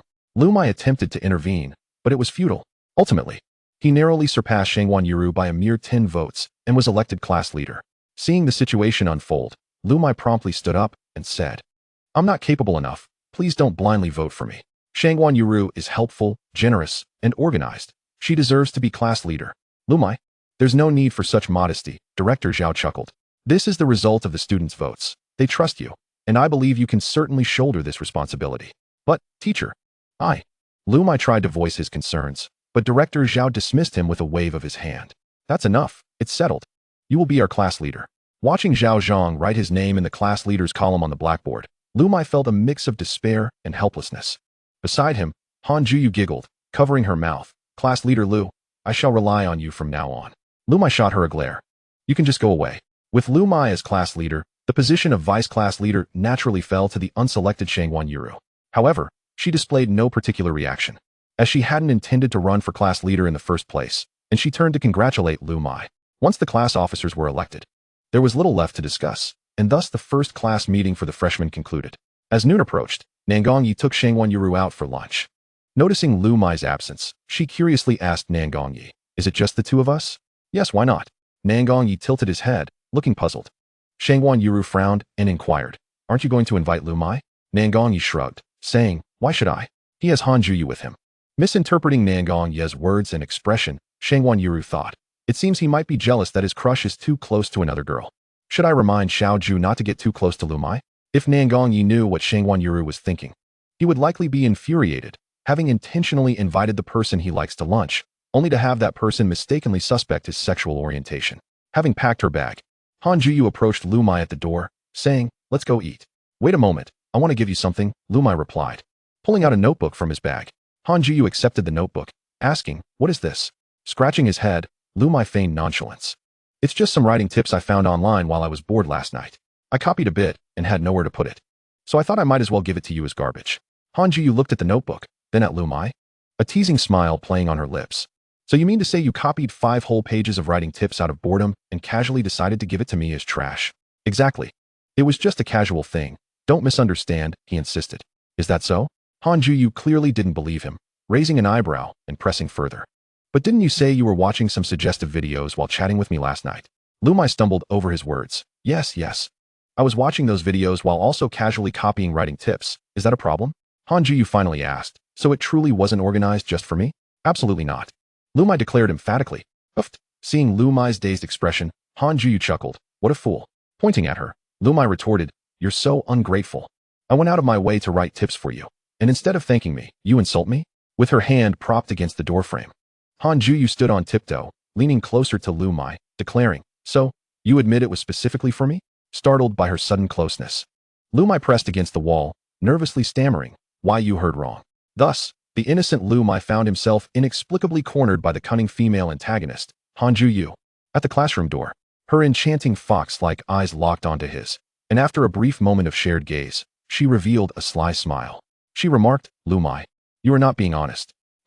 You lied, for your face has turned crimson. Chapter 43, A meal invitation. What are you talking about? I can't comprehend a word. Liu Muye's face flushed as he bent to evade the hand of Han Juyo propped against the doorframe, hastily making his way downstairs while exclaiming, I'm famished. Let us hurry to the cafeteria. If we are late, we won't even find a spot. Hey, clarify your words. Why are you running away? Han Juyo pursued him, questioning, what are you feeling guilty about? If you're not guilty, why the blush? I. Liu Muye, blushing, dared not meet Han Juyo's gaze. Stammering, he articulated, I'm just a pure-hearted boy. When you come so close, it's only natural for me to blush, isn't it? What are you laughing at? Liu Muye retorted. Han Juyo gazed at him and said, you claim to be a pure-hearted boy. How can you say that with a straight face? I've grown up without even kissing a girl. How can I not be considered a pure-hearted boy? At that moment, Liu Muye spoke with such conviction that it was almost endearing. Hearing his words, a flicker of intrigue sparkled in Han Juyo's eyes, yet she feigned indifference as she replied. I don't believe you. Han Juyo fixed her gaze on Liu Muye's eyes and asserted, you rich kids are all the same, indulging in extravagant pleasures. I find it hard to believe you've never had a girlfriend. I'm not one of them. Liu Muye nearly blurted out that he wasn't born into wealth, but upon reflection, realized that revealing such truth would expose his identity. Thus, he swiftly corrected himself. I'm not that kind of person. Please don't generalize. Not all rich kids are of questionable character. Han Juyo blinked and laughed. So, you mean you are different from the typical rich kid? Can't you tell? Liu Muye replied, raising his eyebrows with confidence. I can see it. Han Juyo covered her mouth, laughing. You are even more foolish than the average rich kid. Ha. What? Do you dare call me foolish? Liu Muye pointed at his own face, staring at her. Forget it. Since you went out of your way to share your notes with me, I won't call you foolish, Han Juyo said, patting Liu Muye on the shoulder. Thank you, Liu the young master. At least you have some conscience. You know to thank me. Liu Muye placed his hands on his hips, adding, but is that all the gratitude you have? Han Juyo glanced at the notebook in her hands and pondered before suggesting, how about I treat you to McDonald's? Do you have enough allowance for that? How can you afford to treat me? Liu Muye countered, that's none of your concern. Han Juyo stuffed the notebook Liu Muye had given her into her bag and said, let us go. It's on me. All right then. The McDonald's on campus was situated between the cafeteria and the living quarters on a commercial street. Indeed, as Slio Academy is the pinnacle of prestigious private universities. It boasts numerous cafeterias alongside a vibrant street filled with various snack vendors. Of course, this street also houses a plethora of other shops, including luxury brand boutiques in one of the malls. Yes, at this school, as long as one possesses wealth, one could even procure luxury items. Liu Muye had initially crafted Slio University in this manner to emphasize its elite status, subtly highlighting the protagonist's prowess while compensating for his own regret regarding the lack of culinary delights during his time at Sunan University. On their way to the commercial street, Han Juyo fiddled with her phone and mused, strange, why is there no KFC on campus? Normally, where there's McDonald's, KFC should follow suit, yet curiously, it was notably absent from the commercial street. Perhaps the rent negotiations fell through. Liu Muye casually rubbed his nose, seemingly indifferent. In truth, this was also Liu Muye's doing. One day while writing, he had ordered delivery, and when the cola didn't arrive, he impulsively decided not to include KFC in his narrative. It was merely a fleeting thought, without much contemplation. Really? Han Juyo nodded, continuing. KFC's egg tarts and original recipe chicken are quite delectable, especially on Crazy Thursday when the prices are reasonable. Listening to Han Juyo, Liu Muye chuckled awkwardly, pondering. This girl has such similar tastes to mine. When Liu Muye first started working, he would indulge himself with a Crazy Thursday meal each month when payday arrived. However, after becoming a novelist, his earnings scarcely sufficed for groceries and meals, leading to a significant reduction in his KFC visits. Consequently, when he finally splurged on delivery with a 9 yuan service fee, only to have them fail to deliver the cola, how could he not feel aggrieved? The two arrived at McDonald's, but the first floor was packed with patrons, leaving no available seats. Hence, they ascended to the second floor and settled into a corner booth. What would you like to eat? Choose for yourself, Han Juyo said, handing her phone to Liu Muye. Han Juyo's phone was encased in a charming cat-themed cover. Yet the model was somewhat outdated, the screen quality less than satisfactory, and the outer display was cracked, with a slender fissure stretching from the upper left corner to the lower right. Noticing Liu Muye's gaze, Han Juyo explained. I dropped it during a quarrel with my dad not long ago. Liu Muye chuckled. You can't bear to fix your broken phone. Yet you're treating me to a meal? Well, it's an old phone. It'll be junk soon anyway, so it's not worth fixing. Han Juyo replied with a smile. Once I earn some royalties, I'll get a new one. All right. Liu Muye pondered for a few seconds before agreeing. During those seconds, he silently thought, fool, earning royalties isn't that easy. In truth, Han Jio was also aware of the difficulty in earning royalties. Her earlier statement was merely to placate Liu Muye and to console herself. Why did she feel the need to reassure Liu Muye? Because he had assisted her so much. She genuinely wished to treat him to a nice meal, but feared that he might feel burdened by the sight of her broken phone. With a flourish of her hand, Han Jio boldly declared, "Order whatever you like, don't hold back on my account." Liu Muye opted for a meal for two priced in the 40s. After glancing at it, Han Jio remarked, "Is that all you'll eat? This time, I want tea let you bear the cost." Liu Muye chuckled. "When you truly earn your royalties, I'll treat you to a feast." "All right, then I'll treat you to something else then," Han Jio replied, placing her order on her phone.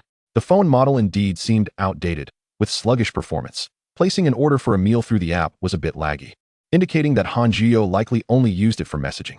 If Liu Muye remembered correctly, as a work-study student, Han Jio probably didn't own a computer.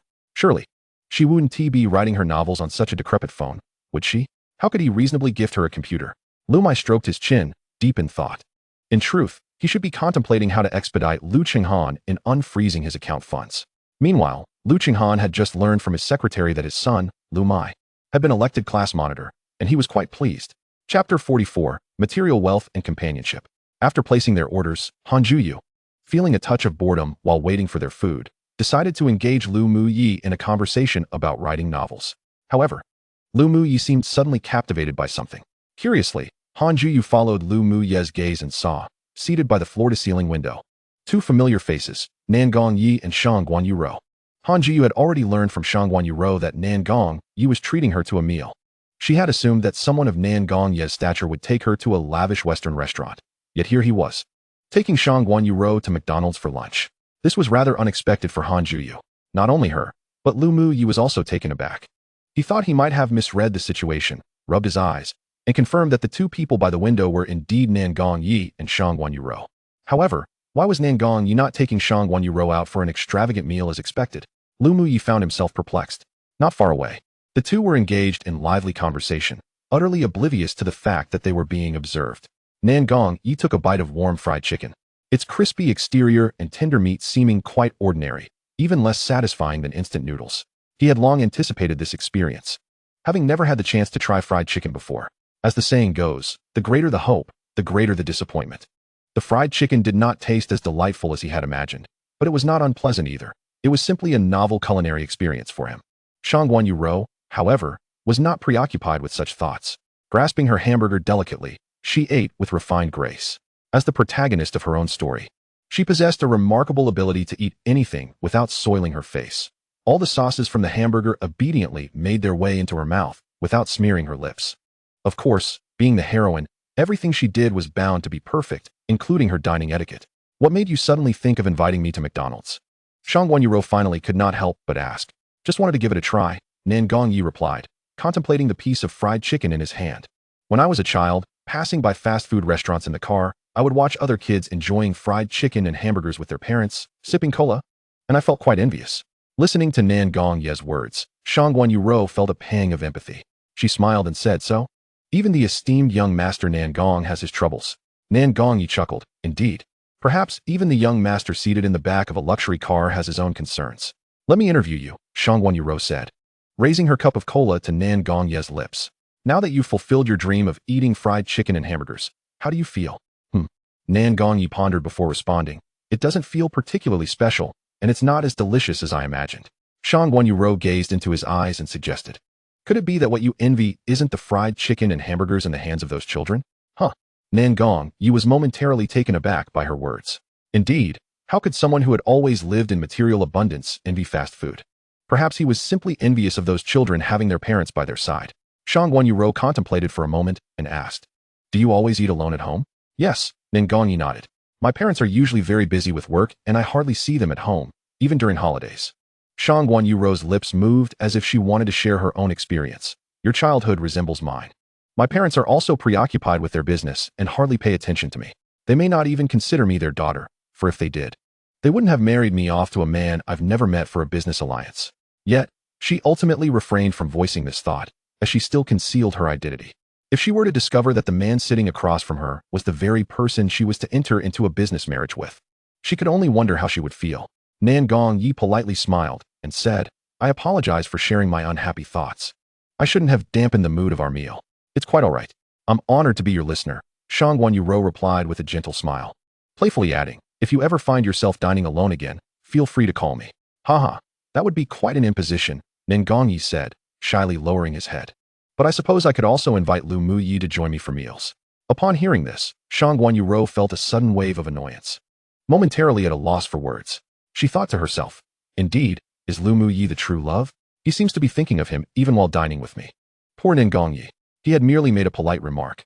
Who would have imagined that Shang Guanyuro would misinterpret his intentions yet again? What are they discussing? Liu Muye squinted, his expression serious as he scrutinized the two laughing figures by the window, casually inquiring. Han Juyu shook her head. I don't know. Should I go over and ask? Don't. Liu Muye quickly interjected. They're clearly enjoying themselves. Your interruption would only cause trouble. Humph. Han Juyu huffed. Looking at Liu Muye. Aren't you two barely acquainted? Why do you seem so invested in his affairs? Always trying to help him pursue you, Ro. Ah. Caught off guard by her insight, Liu Muye turned his head away. Do I? Indeed. Han Juyu narrowed her eyes, scrutinizing his expression. My sixth sense never fails. Liu Muye scratched his head, trying to explain, perhaps this is just the camaraderie between us guys. I recognized him as a good brother during military training. It's very pure, something you girls wouldn't understand. Hearing his explanation, Han Juyu rolled her eyes. Regardless, you seem to have a point. All right, our food is ready. Let us go downstairs and grab it, Liu Muye said, swiftly changing the subject and pulling Han Juyu along. When they reached the dining area, they found a spot on the first floor. Liu Muye removed the bag he had used to reserve the table, and since they recognized people on the second floor, they opted to remain downstairs. It was peculiar. Despite their innocence, they still feared being misunderstood by acquaintances. There was always the lingering feeling that encountering someone familiar would complicate things. Carrying their trays, Liu Muye and Han Juyu settled down at a window-side table, sharing this unique lunch. Watching Liu Muye devour a chicken leg while engrossed in his novel, Han Juyu, holding a spicy McChicken sandwich, felt an inexplicable sense of satisfaction. She could hardly recall the last time she had fast food. It felt like ages ago. Chapter 45, Chicken Legs and Hamburgers. What are you laughing at? Liu Muye noticed Han Juyu's suppressed giggles and inquired. Nothing. Han Juyu shook her head. After taking a sip of her icy cola, she asked Liu Muye, why do you like chicken legs so much? Do I? Liu Muye, biting into his chicken leg, asked, how can you tell? Han Juyu pointed at the chicken leg in his hand. Every time we go to the cafeteria, you always buy chicken legs. Out of all the items in our McDonald's combo, you reach for the chicken leg first. You can't deny your love for chicken legs. Observing the other person's keen scrutiny, Liu Muye offered a faint smile and remarked, your words seem to hold some truth. Han Juyu pressed on with her earlier inquiry. So, why do you have such an affinity for chicken legs? Why does one need a reason to enjoy something? I simply like them, Liu Muye replied, as he savored the last morsel of meat from the chicken leg, discarding a bone so clean it would bring tears to a dog's eyes. Han Juyu retorted, surely, there must be some rationale behind liking something? Liu Muye countered. Do you enjoy hamburgers? Indeed, Han Juyu nodded. And what prompts your fondness for them? At this, Han Juyu paused, momentarily taken aback. Liu Muye, presuming she might struggle to respond, chuckled, see? Even you realize that liking something doesn't require justification. Han Juyu quickly rebutted. I certainly have my reasons for liking hamburgers. And what might those reasons be? Liu Muye inquired, with a McSpicy chicken burger in hand. Han Juyu seemed lost in reminiscence. The first time I had a hamburger was on an evening in the 5th grade. As I've mentioned before, my academic performance was quite poor in my early years. However, I worked diligently to improve. During a midterm exam in 5th grade, I ranked first in my class.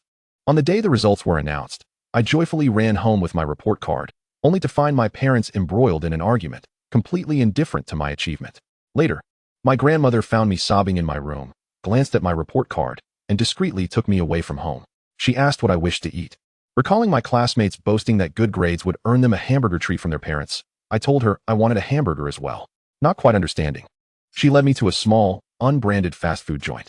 For 10 yuan, I got 3 hamburgers. I devoured 2, and, feeling too full for the last, offered it to my grandmother, who couldn't bring herself to eat it. The next morning, she heated it up for me to take to school as breakfast. My grandmother, seeing my enjoyment, promised to take me for hamburgers whenever I earned the top spot in exams. From then on, my primary motivation for studying hard was to exchange my report card with her for a hamburger. Eventually, my grandmother passed away. My mother treated me to hamburgers a few times, but I never had them again throughout high school. During the summer after graduating high school, I took a summer job at a factory and, upon receiving my salary, treated myself to KFC for the first time. It was my first experience with an authentic hamburger. Yet it was not much different from those from the little shop. Both consisted of 2 slices of bread enclosing a meat patty. The little shop sold 3 for 10 yuan, while KFC and McDonald's only offered enough for a cup of cola. Sometimes, when I see the jokes online about budget meals, I feel a pang of nostalgia. Those few yuan hamburgers were something my grandmother never allowed herself to enjoy. Listening intently to Han Juyu's heartfelt narrative, Liu Muye felt a wave of guilt wash over him. Knowing that a line in his book had caused her to lose her beloved grandmother, he suddenly wished to slap himself. Why not just write a romantic story without all this unnecessary fluff? Once Han Juyu finished, she noticed Liu Muye's silence and glanced up at him. Observing his unusual expression, she inquired, "Why do you look more sorrowful than I do?" "Huh. Oh." Liu Muye snapped back to reality, avoiding eye contact, and merely stated, "Your story resonated with me." Han Juyu shook her head with a self-deprecating smile. "You, who have been raised with a silver spoon, could never comprehend the tragic childhood of someone like me. Who says I can't understand?" Liu Muye retorted, slightly offended. "I have a sensitive heart and deep empathy. Is it not possible for me to be moved?" Fine. Han Juyu nodded. "So, can you enlighten me as to why you enjoy chicken legs?" Liu Muye glanced at the chicken bones on the table and asked, "Are you truly eager to know?" Yes, she urged. After a brief pause, he suddenly grinned. "Because chicken legs are delicious." "You're being dismissive." Han Juyu pouted, her face falling. "I shared my reasons for loving hamburgers, and you brush me off like this?" "No, I genuinely enjoy chicken legs because they are tasty. There's no other reason." "Go away." Han Juyu sulkily resumed her hamburger, having already decided in her mind to ignore Liu Muye from that moment forward. Yet, ignoring him seemed impractical, especially since she owed him money. Perhaps she would just refrain from speaking to him for a week. However, given he was now the class monitor, a week of silence felt unrealistic. She resolved on an afternoon of silence instead. Upset, as Han Juyu contemplated how long to ignore Liu Muye, he unexpectedly stood up and tilted his head, peering at her from the side. "Ah." The lost in thought Han Juyu was startled. Her sharp intake of breath attracted the attention of all the patrons in the restaurant, prompting her to lower her head in embarrassment. She pushed him lightly and exclaimed, "Are you trying to scare me to death?" Liu Muye sipped his cola and replied, "Seeing you ignore me for so long, I thought you were upset." "I am upset." Han Juyu gritted her teeth. "Prove it." Liu Muye taunted with a mischievous smile. Faced with his irritating demeanor, Han Juyu felt the urge to retaliate, yet resorting to violence did not align with her identity as a refined young lady. Instead, she turned her gaze to the cup of cola in Liu Muye's hand. "What are you planning?" Liu Muye sensed impending doom. Before he could finish his question, Han Juyu swiftly grasped his paper cup and squeezed it with force. Splash! Cola sprayed all over Liu Muye's face. "What the?" he exclaimed, while Han Juyu erupted into laughter, covering her mouth in delight at his misfortune. This profound lesson taught Liu Muye never to provoke girls lightly. Nonetheless, he would undoubtedly do it again in the future. Chapter 46, Liu the Class Monitor. After finishing their lunch at McDonald's, Liu Muye and Han Juyu returned to their respective dorms. As they made their way back, they spotted Nangong Yi and Shangwan Yuru leisurely enjoying their hamburgers by the large windows on the second floor, seemingly engrossed in a cheerful conversation. Liu Muye, feeling indifferent, chose not to intervene in the romantic subplot unfolding between the two. He preferred to remain uninvolved unless it strayed too far from the main narrative, in which case he would lend a helping hand only when necessary. After their meal, Liu Muye planned to indulge in a delightful afternoon nap. However, he had barely drifted off when a knock on his door jolted him awake. "Hey Liu, open up. What's the matter?" He groggily rubbed his eyes and stepped out of his room. "Oh, you were sleeping?" Nangong Yi said, somewhat sheepishly. "Had I known, I wouldn't have called out." "What good does that do? You woke me up with your noise, so what's the point?" Liu Muye shot him a glare. "Why the sudden urgency to call for me?" "Nothing much, just wanted to thank you." Nangong Yi smiled and said, "Thanks to the suggestion you gave me last night. I took one Yuru to McDonald's today. She seemed quite pleased, and we chatted for quite a while." Liu Muye, who had long been acquainted with the two at McDonald's, could not be bothered to respond but retorted, "I told you to take her out for Western cuisine, and you brought her to a fast food joint. Are you lacking a few screws? What were you thinking? How dare you insult me?" Nangong Yi furrowed his brows, resembling an NPC triggered by a storyline, and said to Liu Muye, "You are the first man bold enough to speak to me in such a manner. Success? Success my foot, shut up." Liu Muye interrupted, causing Nangong Yi, who had been caught off guard mid-sentence, to pause. Liu Muye elaborated, "You've already treated her.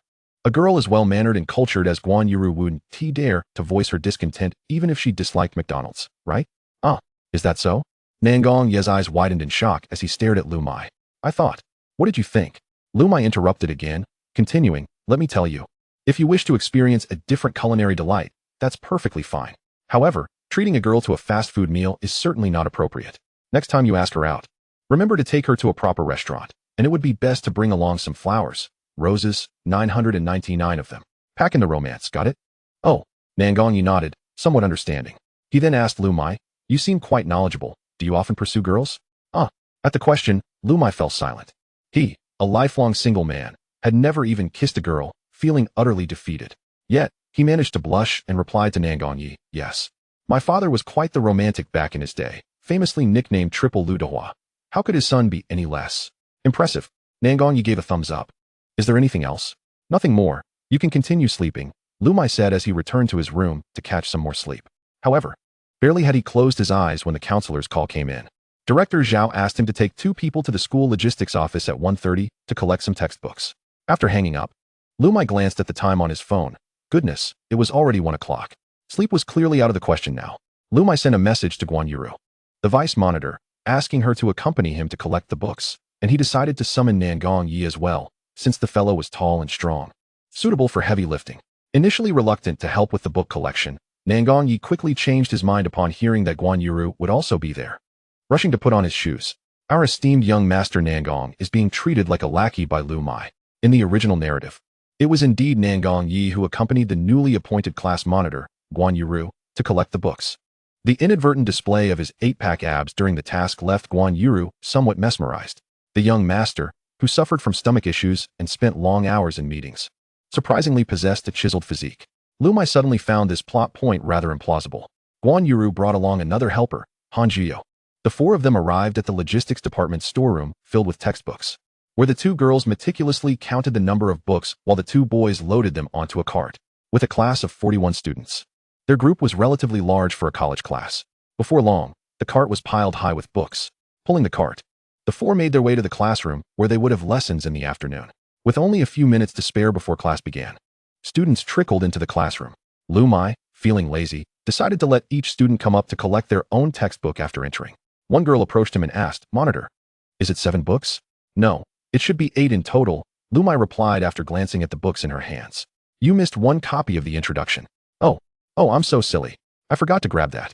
The girl turned and retrieved another copy of the introduction from the pile, looking at Liu Muye with admiration. Thank you, Monitor Liu, you're amazing.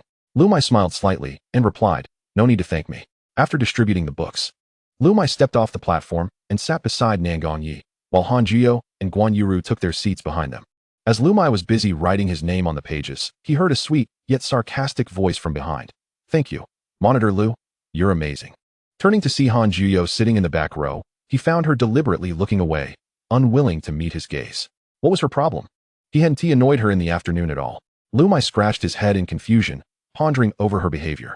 After class that afternoon, Liu Muye invited Han Jiyo to have a meal, but she replied, how could I possibly dine with the esteemed Monitor Liu? Here is my meal card. You can go by yourself. Liu Muye, tugging at his hair, couldn't fathom why Han Jiyo was upset with him again. Just then, the girl who had neglected to take her book approached him, bashfully asking, Monitor Liu, could I treat you to a meal? Before Liu Muye could even refuse, Han Jiyo stood up, grabbing his hand, and said to the girl, sorry, Xiao-sun, but the monitor has a prior engagement with me. Perhaps next time. After saying this, Han Jiyo pulled Liu Muye away, leaving him bewildered as he was led outside, still trying to comprehend what had just transpired. Chapter 47. Young Master Liu is once again confounded. Han Jiyo's hand was cool to the touch, her skin delicate like a smooth piece of jade. Yet, Liu Muye could distinctly feel the calluses nestled between her index and ring fingers. How could a girl have calluses? Was it because she had to cook at home? Or perhaps nobody assisted her with heavy lifting? Or was she working to earn money? After leading Liu Muye out of the classroom, Han Jiyo finally released his hand after they had walked a short distance. Liu Muye glanced at his hand, which had been held by Han Jiyo, and then looked at her, inquiring, about that girl just now. Han Jiyo replied, she's from our dorm. Her name is Sun Zihan. Sun Zihan and Zhang Ning were the other 2 roommates of Han Jiyo and Guan Yiru in their dormitory. Liu Muye had barely included these 2 girls in the original storyline, simply mentioning their names without further development. Liu Muye asked, do you not get along well with your 2 roommates? Well, I wouldn't exactly say we don't get along, Han Jiyo reflected, in our dorm. Sun Zihan and another girl named Zhang Ning come from well-off families, and they always hang out together, while I tend to be closer with Yiru. Perhaps because our family backgrounds are more similar. Since Guan Yiru concealed her identity, Han Jiyo mistakenly assumed their family conditions were alike. Liu Muye chuckled at the absurdity of it all. In a dorm of 4, and you still manage to split into two factions. The dynamics in your girls' dorm are quite intricate. Han Jiyo shrugged and replied, it's a miracle there aren't a dozen chat groups in every dorm. Huh. Liu Muye chuckled awkwardly. Han Jiyo bit her lip and said, if Sun Zihan tries to pursue you, you mustn't agree. After saying this, Han Jiyo regretted her words. Liu Muye, being handsome and wealthy, having girls actively chase him was entirely normal. She had no close ties with him, so why was she being so overprotective? It made her seem overly meddlesome. Oh, understood, Liu Muye replied. The sudden sound took Han Jiyo by surprise. She turned her head to glance at Liu Muye, pondering, why is he suddenly so obedient to me? His response is so certain. Could it be that he has someone he likes? However, Liu Muye did not dwell on such thoughts. He had no interest in the captivating female protagonist of his book. So how could he possibly develop feelings for a minor supporting character? The two of them headed to the cafeteria for dinner. After checking the time, Liu Muye realized it was only Wednesday, meaning the impoverished young master would have to endure 4 more days before his troubles ended. He sighed inwardly. As the saying goes, it is easy to slip from frugality to extravagance, but difficult to descend from extravagance to frugality. Having enjoyed a lavish lifestyle for several days, spending freely, the sudden freezing of his funds left him feeling quite disoriented. Lost in thought, Liu Muye received a message from Director Zhao, requesting him to visit the office after dinner. It seemed there was yet another matter to attend to. Such was the life of a university class leader, burdened with trivialities. He and Han Jiyo parted ways at the cafeteria entrance. As he walked towards the office, Liu Muye increasingly felt that something was amiss. He had jumped into the world of his book, failed to play the role of a wealthy heir properly, and now found himself inexplicably becoming the class leader, tangled in a web of mundane responsibilities. Was this reasonable? Absolutely not. How could it be that I, the distinguished heir of Sleia Academy, am reduced to serving a mere counselor? He thought indignantly. Let anyone who wishes to be class leader take the position. I refuse to be burdened. With this realization, Liu Muye resolved to confront Zhao Chong and strode purposefully towards his office. Upon reaching the door, he flung it open, exclaiming, Hey Zhao, I need to talk to you about this wretched class leader position. I'm done with it. Just as he was about to finish his sentence, he froze. For he spotted Liu Chenghan in the office. The other counselors were busy with their own affairs. Some were passing around cigarettes, others pouring tea, while Liu Chenghan lounged in a recliner, exuding an air of authority. Upon seeing Liu Muye enter, he immediately pushed aside those around him and rushed over to embrace Liu Muye warmly. My son. Liu Muye gently returned the hug, asking, Dad, what are you doing here? I heard you became class leader, and I was thrilled, so I came to take a look at you. Liu Chenghan gazed at Liu Muye's face and continued, as expected of my son, you shine wherever you are. I've decided to lift the freeze on your account and add an extra 2 zeros as a reward. Upon hearing this, Liu Muye immediately hugged Liu Chenghan tightly and exclaimed, Dad, I love you. I love you so much. Cough, cough. Liu Chenghan patted Liu Muye's back. Easy there. You're squeezing the breath out of me. Realizing his exuberance, Liu Muye quickly released his grip and composed himself. Liu Chenghan looked at him and said, Were you about to say something when you came in? Haha. No, I didn't say anything. Liu Muye replied awkwardly. He had inadvertently made Liu Chenghan happy by becoming class leader, and he certainly did not wish to upset him by renouncing the role. Just then, Liu Chenghan's secretary, rather inopportunely, interjected, Boss, it seems the young master just mentioned he didn't want to be class leader. Liu Chenghan furrowed his brows at this. Liu Muye hastily waved his hands, saying, That's not true. You must have heard wrong. What I meant was, if I'm not class leader, who else could possibly take on that role? It has to be me. Good, that's the spirit. Liu Chenghan clapped Liu Muye on the shoulder. Son, I have faith in you. Manage the class well, and after graduation, the company will be yours. Yes, Dad. Liu Muye replied earnestly. I promise I won't let you down. Well, then, I won't keep you any longer, Liu Chenghan said, removing his hand from Liu Muye's shoulder.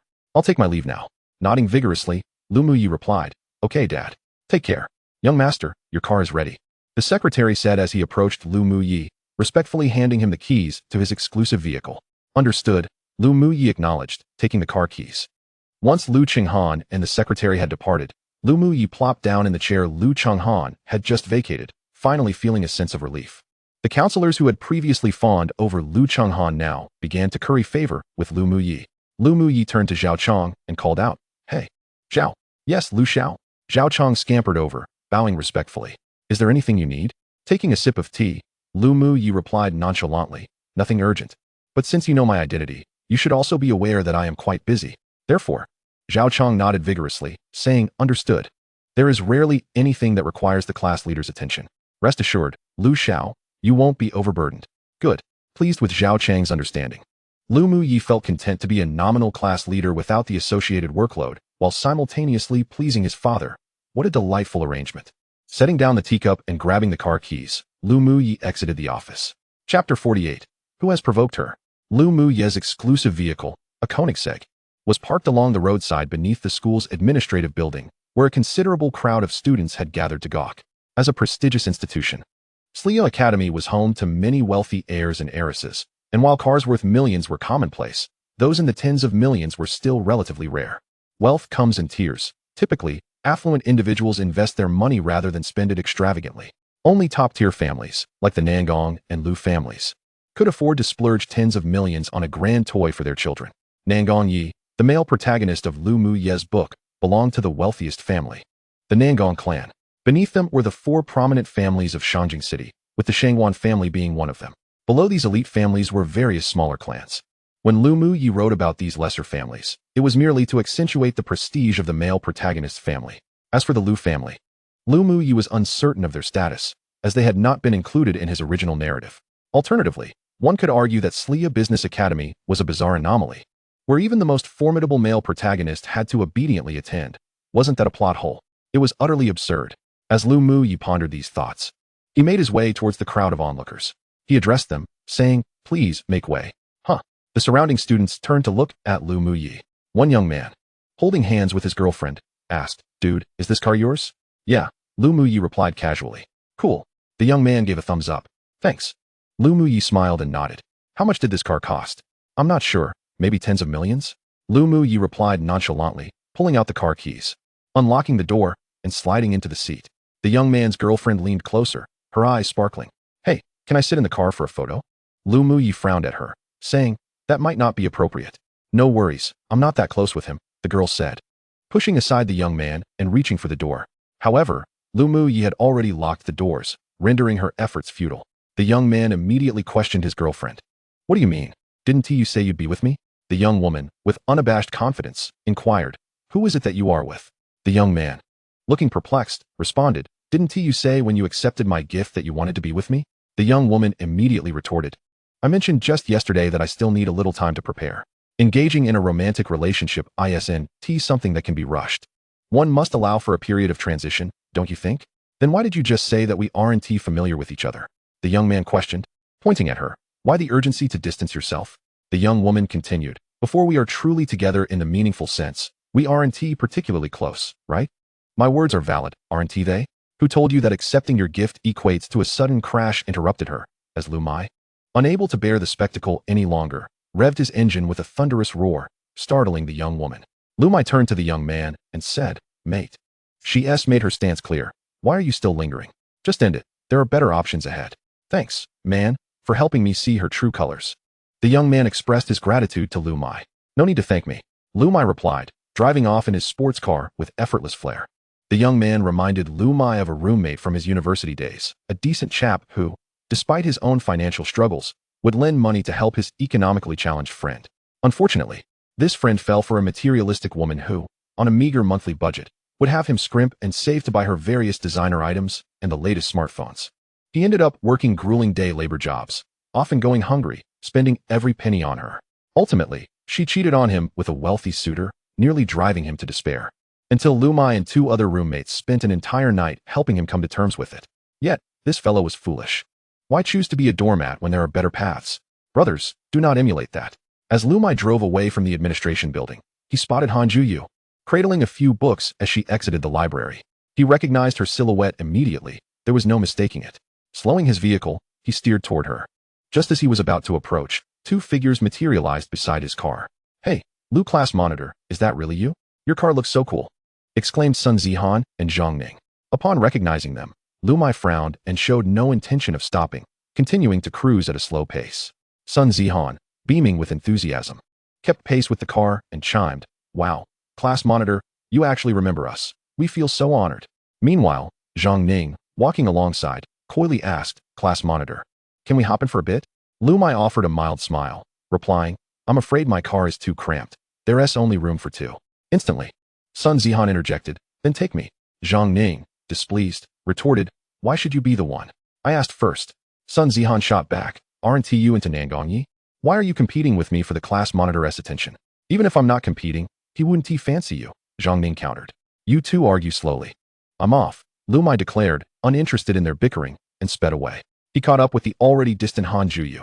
Waving, he called out, Hey, beautiful. Care for a spin? Recognizing Liu Muye's car, Han Juyu was not particularly surprised. She merely inquired, Why are you driving again? Didn't you say you were out of cash for gas? Liu Muye raised an eyebrow, saying, My father unfroze my account. I'm rich again. Ah, I see. Han Juyu joked, So the sun has come out, and the rain has stopped. You think you're all that now? Strangely, hearing Liu Muye's financial status made her mood plummet. Perhaps it was the past few days spent walking to class together, dining on simple fast food, which had created the illusion of Liu Muye being ordinary. Yet in that moment, the facade shattered, and she recalled that Liu Muye was indeed wealthy. His family owned the entire Sleer Academy. How could he possibly be like her? Liu Muye knocked on the car door, urging, Get in, let us take a couple of laps. Han Juyu concealed her disappointment and shook her head. I don't want to. The dorm is just ahead. I'll be there soon. It's barely early. Why rush back to the dorm? Let me take you for a joyride. Liu Muye, oblivious to Han Juyu's subtle shift in mood, persisted in encouraging her to join him. Really, I don't need it. I have to return to my dorm to write my novel, Han Juyu insisted, quickening her pace toward the living quarters. Watching Han Juyu hastily retreat, Liu Muye was left with a significant question mark hovering above his head. Who had upset her? Chapter 49, Becoming the Strategist. Still in a meeting? Liu Muye mused, slurping his milk tea as he entered the dormitory, instantly spotting Nangongyi sitting upright on the sofa, appearing as if he were in a conference. However, Nangongyi shook his head, saying, I found your insights from our conversation in the infirmary quite compelling. I've spoken to my parents, and they agreed to let me manage my own life during my time at school. So I'm now free to live as I wish. That is wonderful. Liu Muye nodded in approval. This was the type of protagonist he wished to see, not a flat character defined solely by a domineering persona. So, what are you currently doing on your computer? Nangongyi replied, I'm watching a movie. Why are you sitting so formally while watching a movie? I thought you were in a meeting, Liu Muye remarked, moving behind the sofa to glance at his screen, spotting flipped. Oh, have you seen it? Nangongyi turned his head to look at him. Liu Muye nodded yes. I adore that film. Liu Muye had a penchant for comedy films. He had watched every one of Stephen Chow's comedies multiple times, able to recite the plots effortlessly. After writing romance novels, he had sought inspiration from various love stories, and Flipped was one of his favorites. Really? That's also Yu Ro's favorite movie. She mentioned it during our chats, Nangongyi noted, a smile creeping onto his face at the mention of Shangguan Yu Ro. Having previously been immersed in company matters, he had never had the chance to watch movies, but hearing Yu Ro speak about it piqued his interest, prompting him to check it out. Liu Muye set down his milk tea, grinning mischievously. Oh, now that Yu Ro's been mentioned, it seems your relationship is progressing rapidly. No, don't say that. Nangongyi quickly denied. Yu Ro and I are just good friends. What does good entail? Liu Muye squinted. Is it the kind of good that involves hugs and kisses? Cough, cough, cough. Don't say that. Nangongyi flusteredly waved his hands to interrupt Liu Muye. We've just been chatting more frequently lately. Oh, Liu Muye replied. A smirk on his face, I see. Observing Liu Muye's teasing expression, Nangongyi felt a wave of frustration wash over him. Your expression suggests you don't think of me in a positive light. Liu Muye chuckled. You are correct. Nangongyi was momentarily speechless, shifting the topic. Yi Xiao? I don't know why, but when I'm with Yu Ro, I always feel a sense of illusion. What kind of illusion? Liu Muye took a sip of his milk tea and pondered. It seemed to him that Nangongyi was contemplating something and then spoke. I feel as though there exists a barrier between Yu Ro and me. She appears deliberately distant. Do you have any strategies to break this?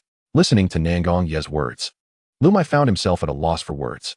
Although Shangguan Yu Ro was a character of his own creation, the plot had become so tangled that he was utterly unaware of the current development of their relationship, let alone why Shangguan Yu Ro maintained a distance from Nangongyi. However, considering Shangguan Yu Ro's character traits and Nangongyi's recent demeanor, Liu Muye proposed a commendable suggestion. You both could take a stroll together this weekend, perhaps explore the shops, and delve deeper into each other's lives.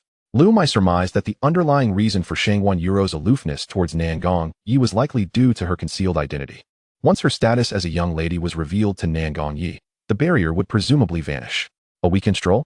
Nangongyi noted Liu Muye's words, exclaiming, As expected of you, Yi Xiao, your experience in courting is truly remarkable. Me? Experienced? Liu Muye was momentarily taken aback, unable to fathom how a lifelong singleton like him could be praised for his romantic expertise. In response to Nangongyi's remark, he pointed at his own face, momentarily unsure whether to laugh or cry. Indeed, Nangongyi nodded, continuing, What do you think would be good topics to discuss while walking with a girl? Perhaps talk about family or interests, Liu Muye suggested, gesturing towards the movie playing on his computer. Didn't you mention that Shangwan Euro enjoys Flipped? You should watch it attentively and then discuss it with her when you invite her out. That makes sense, Nangongyi nodded in agreement. After finishing the last sip of his milk tea, Liu Muye tossed the empty bottle into the trash and inquired, "Any other questions?" Nangongyi glanced at the milk tea in the trash, then at the car keys in his hand, and asked, "Did your father unfreeze your account?" "Yes," Liu Muye nodded. "If there's nothing else, I'll head back to my room." Go ahead, Nangongyi waved his hand, saying, "Thanks for your advice tonight." "No need for thanks." Liu Muye smiled and walked into his room. Once inside, he pondered whether he was effectively acting as a strategist for the male lead. To think he was running into the world he had created to advise the protagonist on how to pursue the female lead. Just the thought of it struck him as absurd. After all, the world had transformed into something beyond his comprehension. The wealthy and domineering young master, Nangongyi, lounged on the sofa in the living room, engrossed in a small laptop, while occasionally jotting down vital plot points from the film. Liu Muye recalled doing something similar in the past, and vaguely remembered transcribing a classic line. Some of us get dipped in flat, some in satin, some in gloss. The Chinese translation of this line reads, "Some among us are shallow and mediocre, while others are gilded on the outside, yet flawed within." If you are fortunate enough to encounter someone as radiant as a rainbow, then everyone else is merely fleeting clouds. However, Liu Muye did not favor the original film translation. He preferred an alternative version. Some reside in high towers, while others dwell in deep ditches. Some shine like the sun, while others are rusted through and through. The world is filled with countless varieties. Do not seek after the fleeting clouds. The exceptional among us are like rainbows, recognized only upon meeting. In the girls' dormitory. After a refreshing shower, Han Jiyo sat in her pajamas, perusing a writing book borrowed from the library, occasionally transcribing key points into a notebook gifted to her by Liu Muye. The notebook was quite thick, with only 5 pages filled, allowing for further notes. While her old notebook, now mended by Liu Muye, was carefully stored away and unused. Her mood appeared somewhat off, as her handwriting in the notes reflected a certain disarray. Shangwan Euro was still in the bathroom, taking her time with the shower. Zhang Ning was chatting on her phone, complaining about Shangwan Euro's slow bath time. Sun Zihan, with a cheerful demeanor, leaned closer to Han Jiyo, inquiring, "Xiao Han, are you very busy?" Han Jiyo set down her pen, closed her notebook, and turned to ask, "Oh, it's you, Xiao Sunday. What's the matter?" Sun Zihan pulled a chair closer to sit beside Han Jiyo and asked, "Are you quite close with our class president?" Han Jiyo raised an eyebrow at the question, maintaining her composure, and replied, "Our relationship is just fine. Why do you ask?" Sun Zihan hesitated before saying, "Do you have feelings for the class president?" Han Jiyo did not answer but countered with a question, "Why do you suddenly ask this?" "Well, to be honest, I fell in love at first sight with the class president," Sun Zihan said without reserve. "From the very first day of class division, when I met Liu Muye, I was smitten." "Oh, is that so?" Han Jiyo smirked subtly, thinking to herself, "Love at first sight? I suspect you are more enamored with Liu Muye's wealth than with him." "Yes, indeed." Sun Zihan clutched Han Jiyo's hand, saying, "Xiao Han, it seems you and our class president are quite close. I was wondering if you liked him. If you do, given your beauty, the class president would surely prefer someone like you, so I'll just keep my feelings to myself." Sun Zihan's lengthy discourse conveyed a singular message. She liked Liu Muye and hoped Han Jiyo wouldn't compete with her. If Han Jiyo were a naive girl, she might have been at a loss for words. However, she was not easily swayed. Observing Sun Zihan's mock sacrifice of relinquishing Liu Muye, Han Jiyo scoffed internally, while feigning surprise on her face, saying, "Oh, Xiao Sun, what are you talking about? How could I possibly like the class president? You've misunderstood. If you like him, pursue him boldly. I will wholeheartedly support you." "Really?" Sun Zihan's eyes lit up, transforming her sorrow into joy as she exclaimed, "You don't like the class president?" "Of course not. We are merely good friends," Han Jiyo replied with a playful smile. "Since you like him so much, allow me to assist you." Sun Zihan's eyes widened in astonishment. "Is that true?" "Absolutely." Han Jiyo beckoned her closer, saying, "Let me share a little secret." Sun Zihan, half in disbelief, leaned in. Han Jiyo whispered, "Don't be deceived by the class president's handsome and wealthy exterior. He may seem serious, but in truth, he is rather reserved." "Is that really the case?" Sun Zihan asked, frowning in disbelief. "You really think he likes girls like that? You don't quite understand, do you? Reserved boys have rather peculiar thoughts. I find his notions quite bizarre." Han Jiyo patted Sun Zihan's shoulder, feigning concern, and advised, "Xiao Sun, take my advice. Such men require a touch of cunning. Otherwise, it might not end well." Though Han Jiyo's words appeared to be comforting, they subtly stirred the flames of intrigue. It's no big deal, right? It's just a low-cut outfit and a super short skirt. It's merely about dressing a bit more provocatively. Sun Zihan appeared to have made a resolute decision as she declared, "For the one I cherish, I am willing." Han Juyu, with a beaming smile, replied, "Just don't forget the stockings and high heels, all right?" Thank you, Xiao Han," Sun Zihan nodded, adding, "If I truly win over our class monitor, I will certainly express my gratitude to you." Han Juyu chuckled, "No need for that. We are all sisters in the same dormitory. Why say such things?" Han Juyu then noticed Zhang Ning, who was pretending to play with her phone but was, in fact, straining to eavesdrop on their conversation, deliberately raising her voice. Han Juyu remarked, "Xiao-san, a boy as remarkable as our class monitor must have many girls vying for his attention. You must act quickly, lest someone swoop in and steal him away." Understood. After their chat, Sun Zihan turned to leave the dormitory. No sooner had she departed than Zhang Ning approached Han Juyu, inquiring, "Xiao Han, what were you and Xiao Sun discussing just now?" "Nothing much," Han Juyu replied, recounting her conversation with Sun Zihan verbatim. Afterward, she covered her mouth, as if she had committed a faux pas, and nervously said, "Oh dear, look at my loose lips. I promised Xiao Sun I wouldn't speak out of turn." It's fine, Xiao Han. Just pretend I never asked." Zhang Ning smiled. "I know nothing. I'm off to grab a late-night snack now." With that, she turned and exited the dormitory. Once the two had left, Han Juyu could no longer contain her laughter and burst into fits of giggles, covering her mouth. She hadn't anticipated that these two materialistic girls would be so easily deceived. They believed everything she said, falling for her simple words with bewildered expressions.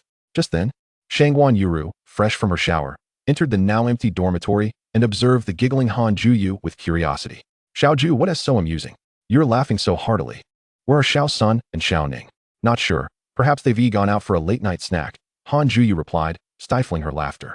Shangguan Yuru continued to inquire, "Then what are you laughing about?" Han Juyu waved her hand dismissively. "Oh, it's nothing. I just recalled something joyful while reading." "Joyful?" Yuru asked. "Have you ever seen a female peacock display its feathers?" Shangguan Yuru shook her head. "Isn't it only the male peacock that displays?" "Not to worry. Tomorrow you shall witness 2 female peacocks displaying their feathers. Haha." Shangguan Yuru scratched her head in confusion, her innocent nature preventing her from pondering too deeply. She merely asked, "Since the dormitory will have no water this week, are you going home?" Upon hearing this, Han Juyu's smile faded. After a moment of thought, she replied, "I might return. My mother is being discharged from the hospital this week, and I need to pick her up." "All right then. And you?" "I probably won't be able to go back. It's a bit inconvenient for me." Han Juyu nodded, offering a reminder, "Make sure to stock up on water." "Sure." Han Juyu then lowered her voice to warn Shangguan Yuru, "When I'm not around this weekend, if Xiao Sun and Xiao Ning also don't go home, keep your guard up. They're not to be underestimated." Shangguan Yuru blinked her clear eyes and inquired, "Are you saying they're bad?" Han Juyu shook her head. "Not exactly, just be cautious." Having grown up in the bustling streets, Han Juyu had a keen sense of people, if she were absent. The kind-hearted Shangguan Yuru might very well become a target for bullying. In the boys' dormitory, Liu Muye lay in bed, tossing and turning, unable to sleep. Every so often, he picked up his phone to check for messages on his chat app. He found it odd that Han Juyu, who usually started pestering him around this time, had been silent tonight. Recalling their encounter earlier that evening, when she had seemed to avoid him as if he were a ghost, Liu Muye was perplexed. What could possibly be the matter with Han Juyu?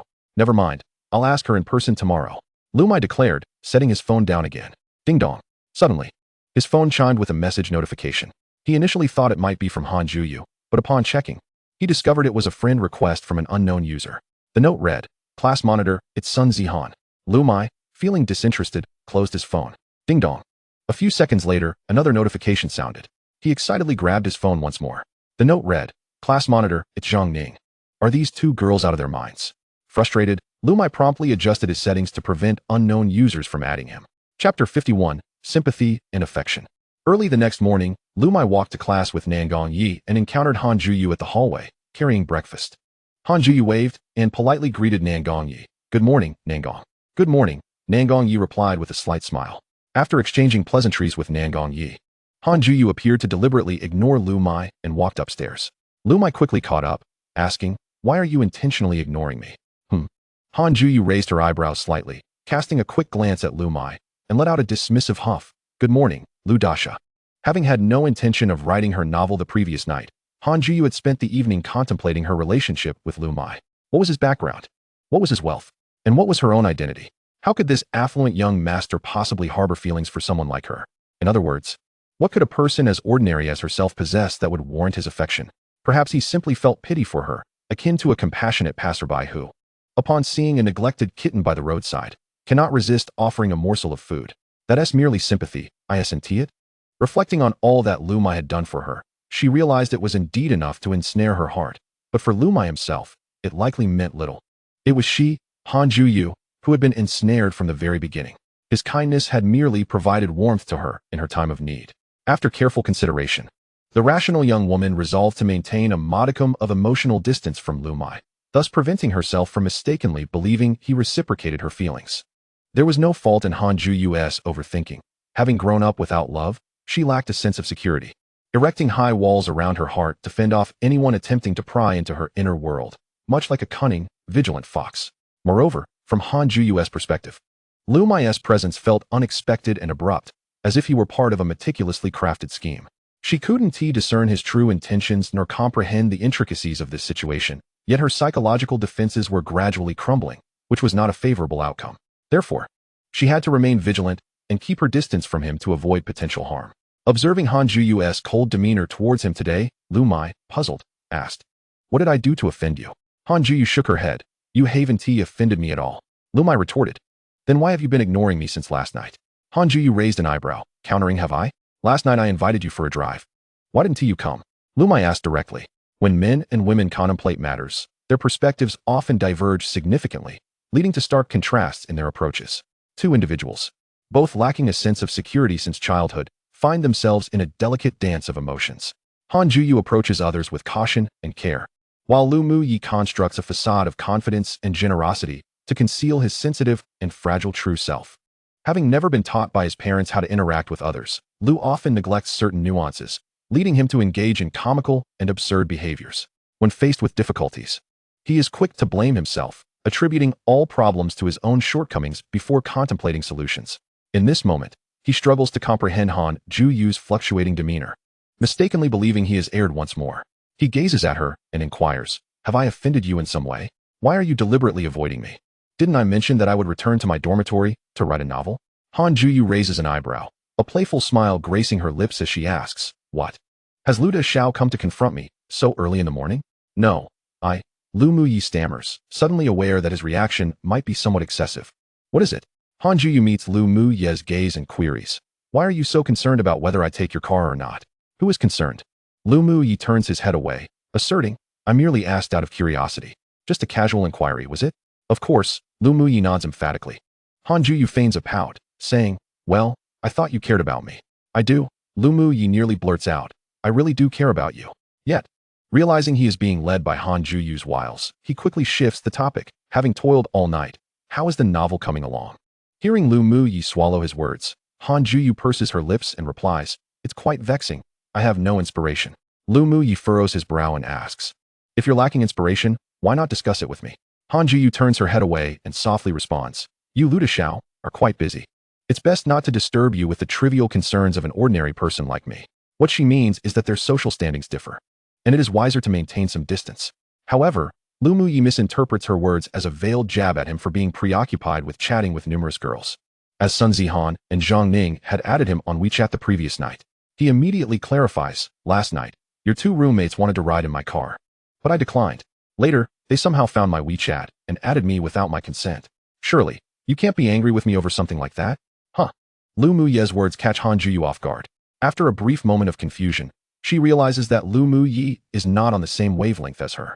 After a moment of silence, Han Juyu replies, "What does it matter to me who adds you? Why would I be angry about such trivial matters?" "Huh?" Liu Muye, sensing her indifference, grows anxious. "I truly did not accept their friend requests, and I even set restrictions on adding me. No one can add me without my approval, I swear." Puffed. Observing Liu Muye's flustered explanations, Han Juyu covers her mouth to stifle a laugh, saying, "No need to explain. I'm not interested in your affairs. Goodbye." With that, Han Juyu strides swiftly upstairs, leaving Liu Muye standing dumbfounded, utterly perplexed. "Are you not leaving?" Nan Gongyi observes Liu Muye's immobility. Liu Muye turns to Nan Gongyi and asks, "Do you know what it means when a woman suddenly begins to ignore you?" Nan Gongyi scratches his head and queries, "What does it mean?" Liu Muye fixes his gaze on him and declares, "It means she has someone she likes." "Oh, I see." Nan Gongyi nods, then naively asks, "So, who is Han Juyu interested in?" Why are you staring at me? Nan Gongyi steps back, frowning. You don't think Han Juyu likes me, do you? Quite possibly. Liu Muye nods in agreement. He finds it hard to conjure a more reasonable explanation, especially since, in the story, Han Juyu, the malicious female antagonist, employs every cunning tactic to win Nan Gongyi's affection. Chapter 52, The Irrational Her. Impossible, absolutely impossible. Nan Gongyi waves his hands dismissively. I haven't done anything to provoke her. Why would she suddenly like me? Please give me a reason. Liu Muye retorts. Does liking someone require a reason? Doesn't it? Does it? Doesn't it? The two engage in a spirited debate as they walk into the classroom. Meanwhile, Shangguan Yuro, who is sharing breakfast with Han Juyu, becomes lost in her thoughts. With her keen sense of romance, she immediately assumes they are a couple engaging in a typical lover's quarrel. Just as she is lost in her musings, Liu Muye approaches, interrupting her reverie. Shangguan, please change your seat. I need to have a proper conversation with her. Huh. Shangguan Yuro glances between Han Juyu and Liu Muye, then nods. All right. In her mind, she muses.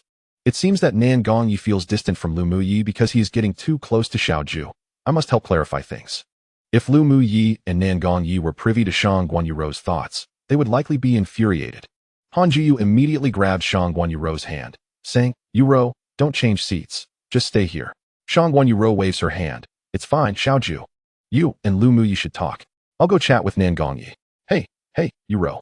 Before Han Juyu can protest, Shangguan Yuro turns and walks to the back, with Nan Gongyi naturally taking a seat beside her. Liu Muye plops down in the spot Shangguan Yuro just vacated, fixating his gaze on Han Juyu. Han Juyu scrunches her nose, feigning annoyance as she glares at Liu Muye. They engage in a silent standoff for a while until Liu Muye breaks the tension, asking, Be honest with me, do you have someone you like? Han Juyu's heart races at his words. Just a moment ago, she had resolved to remain calm and rational, but now she feels flustered. She stammers, Why you're talking nonsense? I don't like anyone.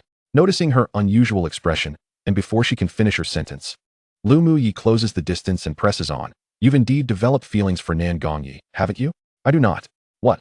The question causes Han Juyu, who was initially blushing and shy, to suddenly grow cold, furrowing her brow as she retorts, Are you out of your mind? Why would I like Nan Gongyi? If you don't like Nan Gongyi, then why are you deliberately ignoring me? Now it is Liu Muye who feels uncertain. Han Juyu, somewhat irritated, replies, What does my ignoring you have to do with whether I like Nan Gongyi? What kind of logic is that? Sensing her anger, Liu Muye shrinks back, whispering, You truly do not like Nan Gongyi? Han Juyu counters, Why would I randomly like him? Then why have you suddenly been distant with me? I haven't been ignoring you.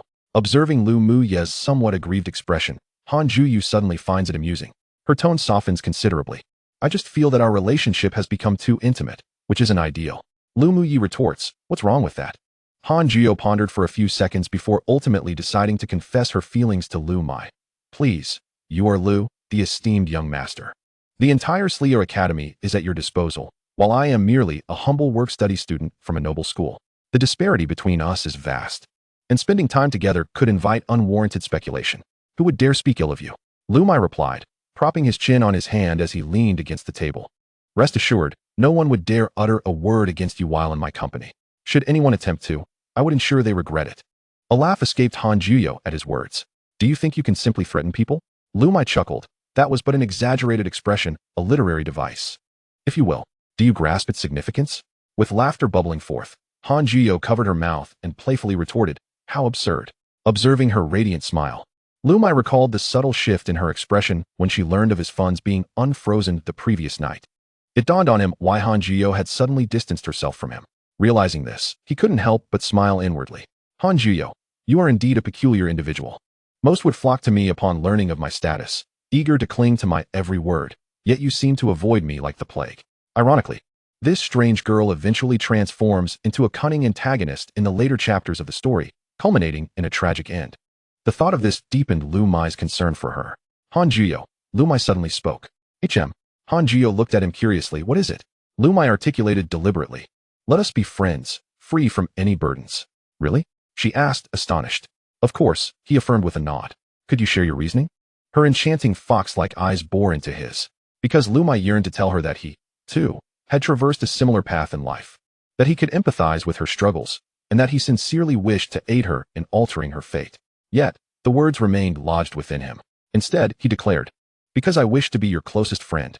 As she absorbed his words, Han Juyu's lips quivered slightly, a flicker of disappointment crossing her eyes before it was swiftly concealed. She managed to smile, gazing earnestly at Liu Muye. Do you genuinely wish to be my friend? Liu Muye emphasized, the very closest of friends. The thought of being the closest of friends comforted Han Juyo, as it implied that Liu Muye's kindness was not born out of pity for her. Yet, an inexplicable sense of melancholy lingered in her heart. When her emotions surged, rationality succumbed to sentiment. Gradually lifting her gaze, she suddenly realized how close they were. As if she could distinctly sense his breath. Her cheeks flushed crimson, and a wave of panic washed over her, rendering her speech somewhat disjointed. Why you need to back up? First, promise me you won't deliberately ignore me in the future. As Liu Muye leaned closer, Han Juyo lost all semblance of composure, nervously insisting, I agree to your terms. Now that's more like it, Liu Muye nodded, a satisfied smile gracing his face after resolving their misunderstanding. As Han Juyo's emotions began to settle, she recalled something and abruptly said to Liu Muye, I must apologize. You may be in for a rough time shortly. Ah, what do you mean? Liu Muye inquired just as the flamboyantly dressed Sun Zihan and Zhang Ning entered the classroom. Chapter 53, Dog Bites Dog. Sun Zihan sashayed into the classroom, garbed in a low-cut camisole that barely concealed her navel, paired with a short skirt that seemed at the mercy of the slightest breeze. Adorned with knee-high stockings and red heels, she resembled anything but a student, more akin to a courtesan. Following closely behind, Zhang Ning donned a similarly revealing outfit, a low-cut camisole and impossibly short shorts, complemented by stockings and heels. Regrettably, her figure did not quite do justice to the ensemble. Goodness! Liu Muye exclaimed, turning to Han Juyo, his face a portrait of shock. Are your roommates really dressed as if they're in their underwear? Han Juyo erupted in laughter.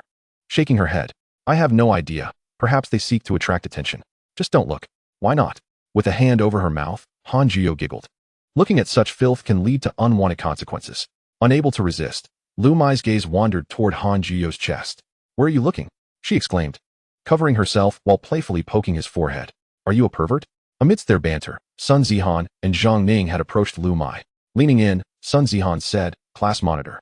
Class monitor, I added you as a friend last night, but you haven't accepted yet. She bent over, resting her chin on her hand, seemingly oblivious to her attire while gazing at Liu Muye. Liu Muye, wide-eyed, was rendered speechless. As a perennial singleton, he had never encountered such a scene. Seeing this, Han Juyo felt a twinge of urgency. Initially, she intended to witness the two girls make fools of themselves, yet it seemed Liu Muye reaped the benefits instead. If given another chance, she would have devised a different plan to prank the two gold diggers. She had clearly underestimated the situation. Now, as Liu Muye gawked at the two girls, she couldn't directly intervene. In her exasperation, she discreetly pinched his thigh beneath the desk. Ouch! Liu Muye muttered, lowering his head. It was not that he had suddenly become disinterested, but Han Juyo's pinch had been too forceful, causing him to involuntarily check his thigh. After glancing at the mark left by her pinch, he looked back at Han Juyo, who wore a seemingly innocent smile. Yet her eyes betrayed a mix of jealousy and intensity. She was clearly feeling possessive. In the back row, Nangong Yu was equally astonished. From his vantage point, he could see what Liu Muye was witnessing, yet Shuguan Yuru was seated beside him. To maintain his gentlemanly image and avoid any misunderstandings, he promptly lowered his gaze. Meanwhile, Shuguan Yuru observed the provocatively dressed girls and the preoccupied Nangong Yi, and a pang of discomfort washed over her. In her heart, she mused, he truly has no interest in girls. It appears I have no chance at all.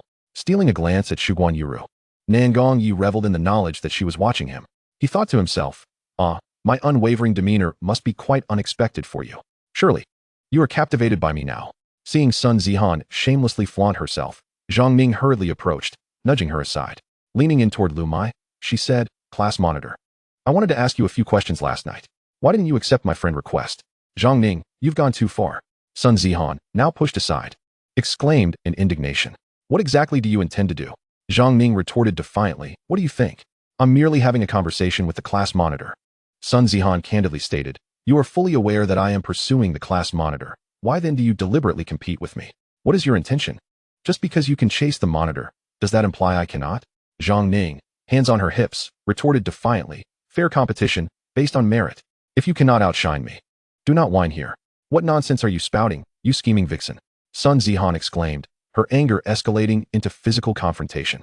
Zhang Ning, equally unyielding, retaliated, hurling insults as they engaged in a scuffle. You, with your flaunting attire, are trying to allure the boys, and yet you dare to berate me? What do you think you are? As the class neared its commencement, students trickled in, all eyes fixated on the two girls squabbling in the aisle. Observing this spectacle, Liu Muye instinctively turned to Han Jiyo and inquired, "Should we call Director Zhao?" "No, don't," Han Jiyo replied, suppressing a mischievous grin. "Isn't it entertaining to watch a dogfight?" Liu Muye's realization dawned upon him. "So, their provocative outfits were part of your scheme? Huh, what did you say?" "Just a moment ago." Han Jiyo had been wearing a sly smile, but now her expression turned innocent as she feigned ignorance. "I know nothing. Do not slander me."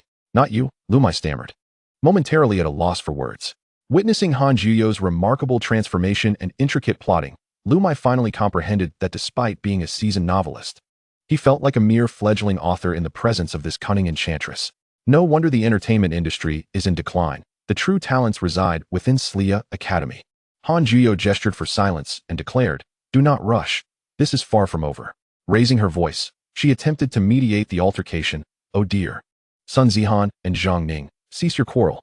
The class monitor will feel guilty seeing you fight over him. This way, he won't know whom to choose." No sooner had she finished speaking than both girls, disheveled, rushed towards Liu Muye, simultaneously asking, "Class monitor, do you like me or her?" "Huh, not me." The rapid turn of events left Liu Muye bewildered. "Look, the class monitor is already feeling guilty." Han Jiyo pointed at the flustered Liu Muye and continued, "Do not argue. As far as I know, the class monitor has always been single. Such a devoted man cannot bear to see you two fighting over him. Right, class monitor?" At this moment, Deputy Class Monitor Shangwan Yuru also stood up, urging the two. "Indeed, Xiao Ju is correct. We are all in the same dormitory. So please stop this conflict." Unbeknownst to Shangwan Yuru, this entire situation was orchestrated by Han Jiyo. Liu Muye, blushing, awkwardly looked at Han Jiyo. "Why did you reveal my single status? You see, even someone as devoted as the class monitor has never been in a relationship. You should compete fairly, not argue." Han Jiyo's words seemed to possess a magical quality, igniting their competitive spirits. Her statements subtly conveyed three pieces of information. He is handsome, wealthy, and emotionally devoted, yet has never dated. With Liu Muye's admission of being single and Han Jiyo fanning the flames, the two emotionally charged girls had no room for rational thought. Fair competition? That was utterly improbable. Sun Zihan struck first, tugging at Zhang Ning's hair, shouting, "You pathetic schemer, give up. The class monitor would never fancy someone with your childish physique." Zhang Ning retaliated by gripping Sun Zihan's hair. "You brainless buffoon. Just because the class monitor doesn't fancy me doesn't mean he'll fancy you. Your ugly face without makeup is revolting." Liu Muye stood, dazed, observing how easily Han Jiyo had incited the two into a frenzy. He shuddered at the power of her divisive tactics. Chapter 54. The farce comes to an end. Han Jiyo patted Liu Muye's hand, her excitement bubbling over. "Look, they are truly fighting now." Liu Muye turned to see that the two, who had merely been pulling hair moments ago, were now employing more aggressive gestures. Sun Zihan slapped Zhang Ning, who, in a fit of rage, grabbed at her clothing. Rip! Sun Zihan's already scanty halter top was torn significantly by Zhang Ning's grasp. Liu Muye, about to witness more, suddenly found his vision obscured. Han Jiyo covered his eyes, stating, "Not suitable for minors." Liu Muye chuckled in disbelief. "Weren't you the one who told me to look?" Han Jiyo replied sourly, "There are things one should see, and things one must not." "What if I saw?" Liu Muye queried. After a moment of contemplation, Han Jiyo answered, "Then I shall no longer be your best friend."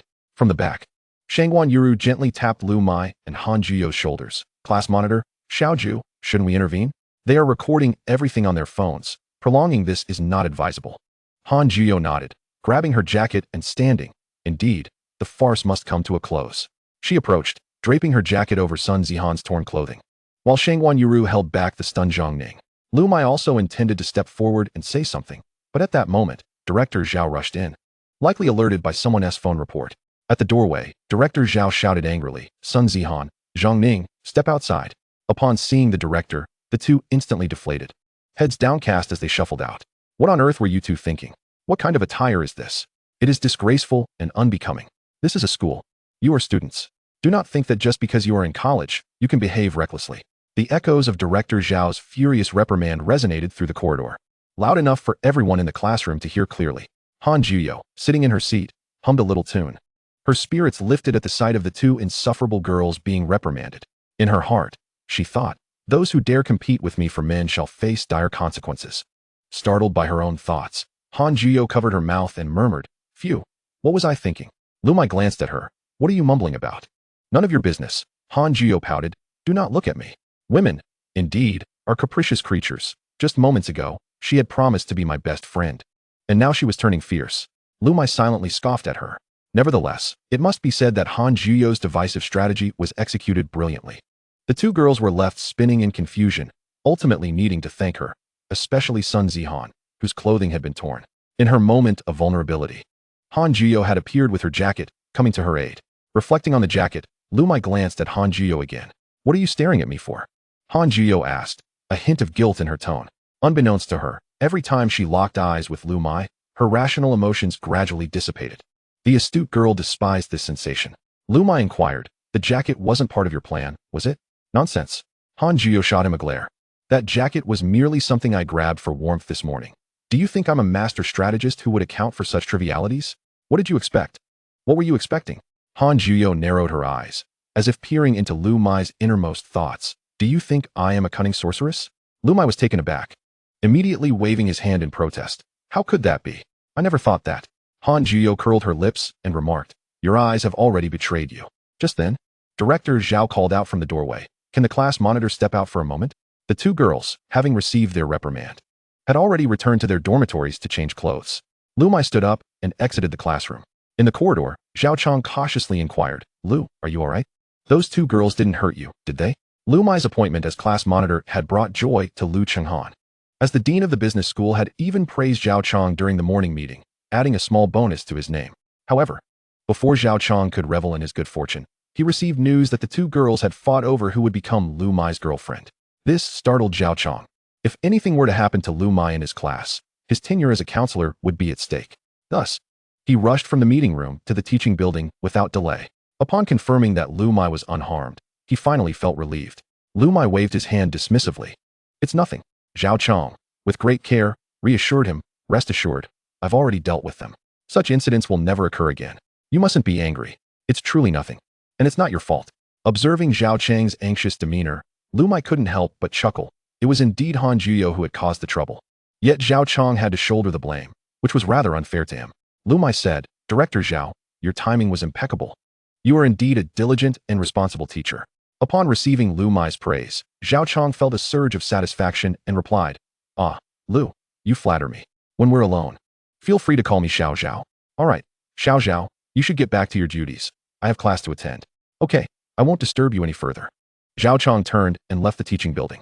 Upon returning to the classroom, Han Juyo asked with concern, "You weren't scolded, were you?" She assumed that Liu Muye had been reprimanded by the instructor, given his position as class monitor. It was reasonable for him to face consequences if something went awry in class. Seeing her anxious expression, Liu Muye decided to tease her. "Indeed. Director Zhao gave me quite the lecture." Ah, hearing his words, Han Juyo felt a pang of guilt. It was her scheme that had inadvertently caused Liu Muye to be scolded. "I'm so sorry." "Oh, at least you have a conscience, you know to say sorry."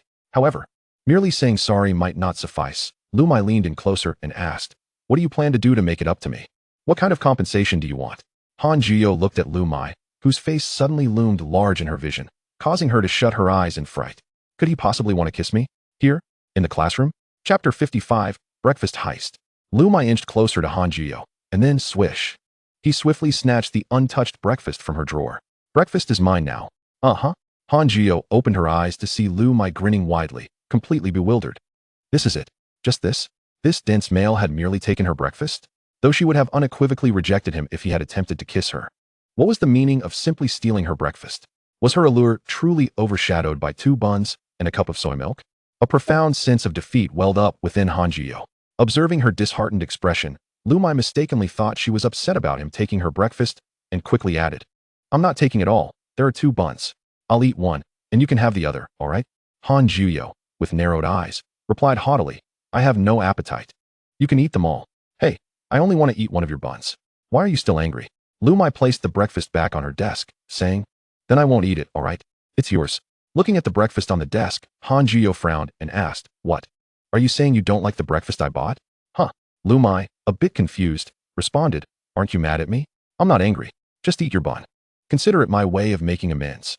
Han Juyo insisted, pushing the breakfast onto his desk. "Huh." Liu Muye stared at the buns before glancing at Han Juyo's demeanor, feeling a wave of unease. They say a girl's thoughts are difficult to decipher. What did Han Juyo's earlier words mean? Should he eat the breakfast or not? Liu Muye looked at the breakfast on the desk, feeling a knot in his stomach.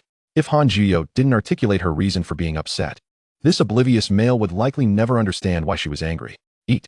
Why aren't you eating? Han Jiyo queried, noticing Liu Muye's hesitation. Her words held no ulterior motive. They simply encouraged him to eat. Liu Muye pondered and replied, "Can I really eat it?" Han Jiyo frowned and asked, "What? Do you want me to feed you?" Liu Muye, feeling cheeky, retorted, "That is not out of the question." Hearing this, Han Jiyo widened her eyes in disbelief. "Ahem, I was just joking," Liu Muye awkwardly said, shoving a bun into his mouth.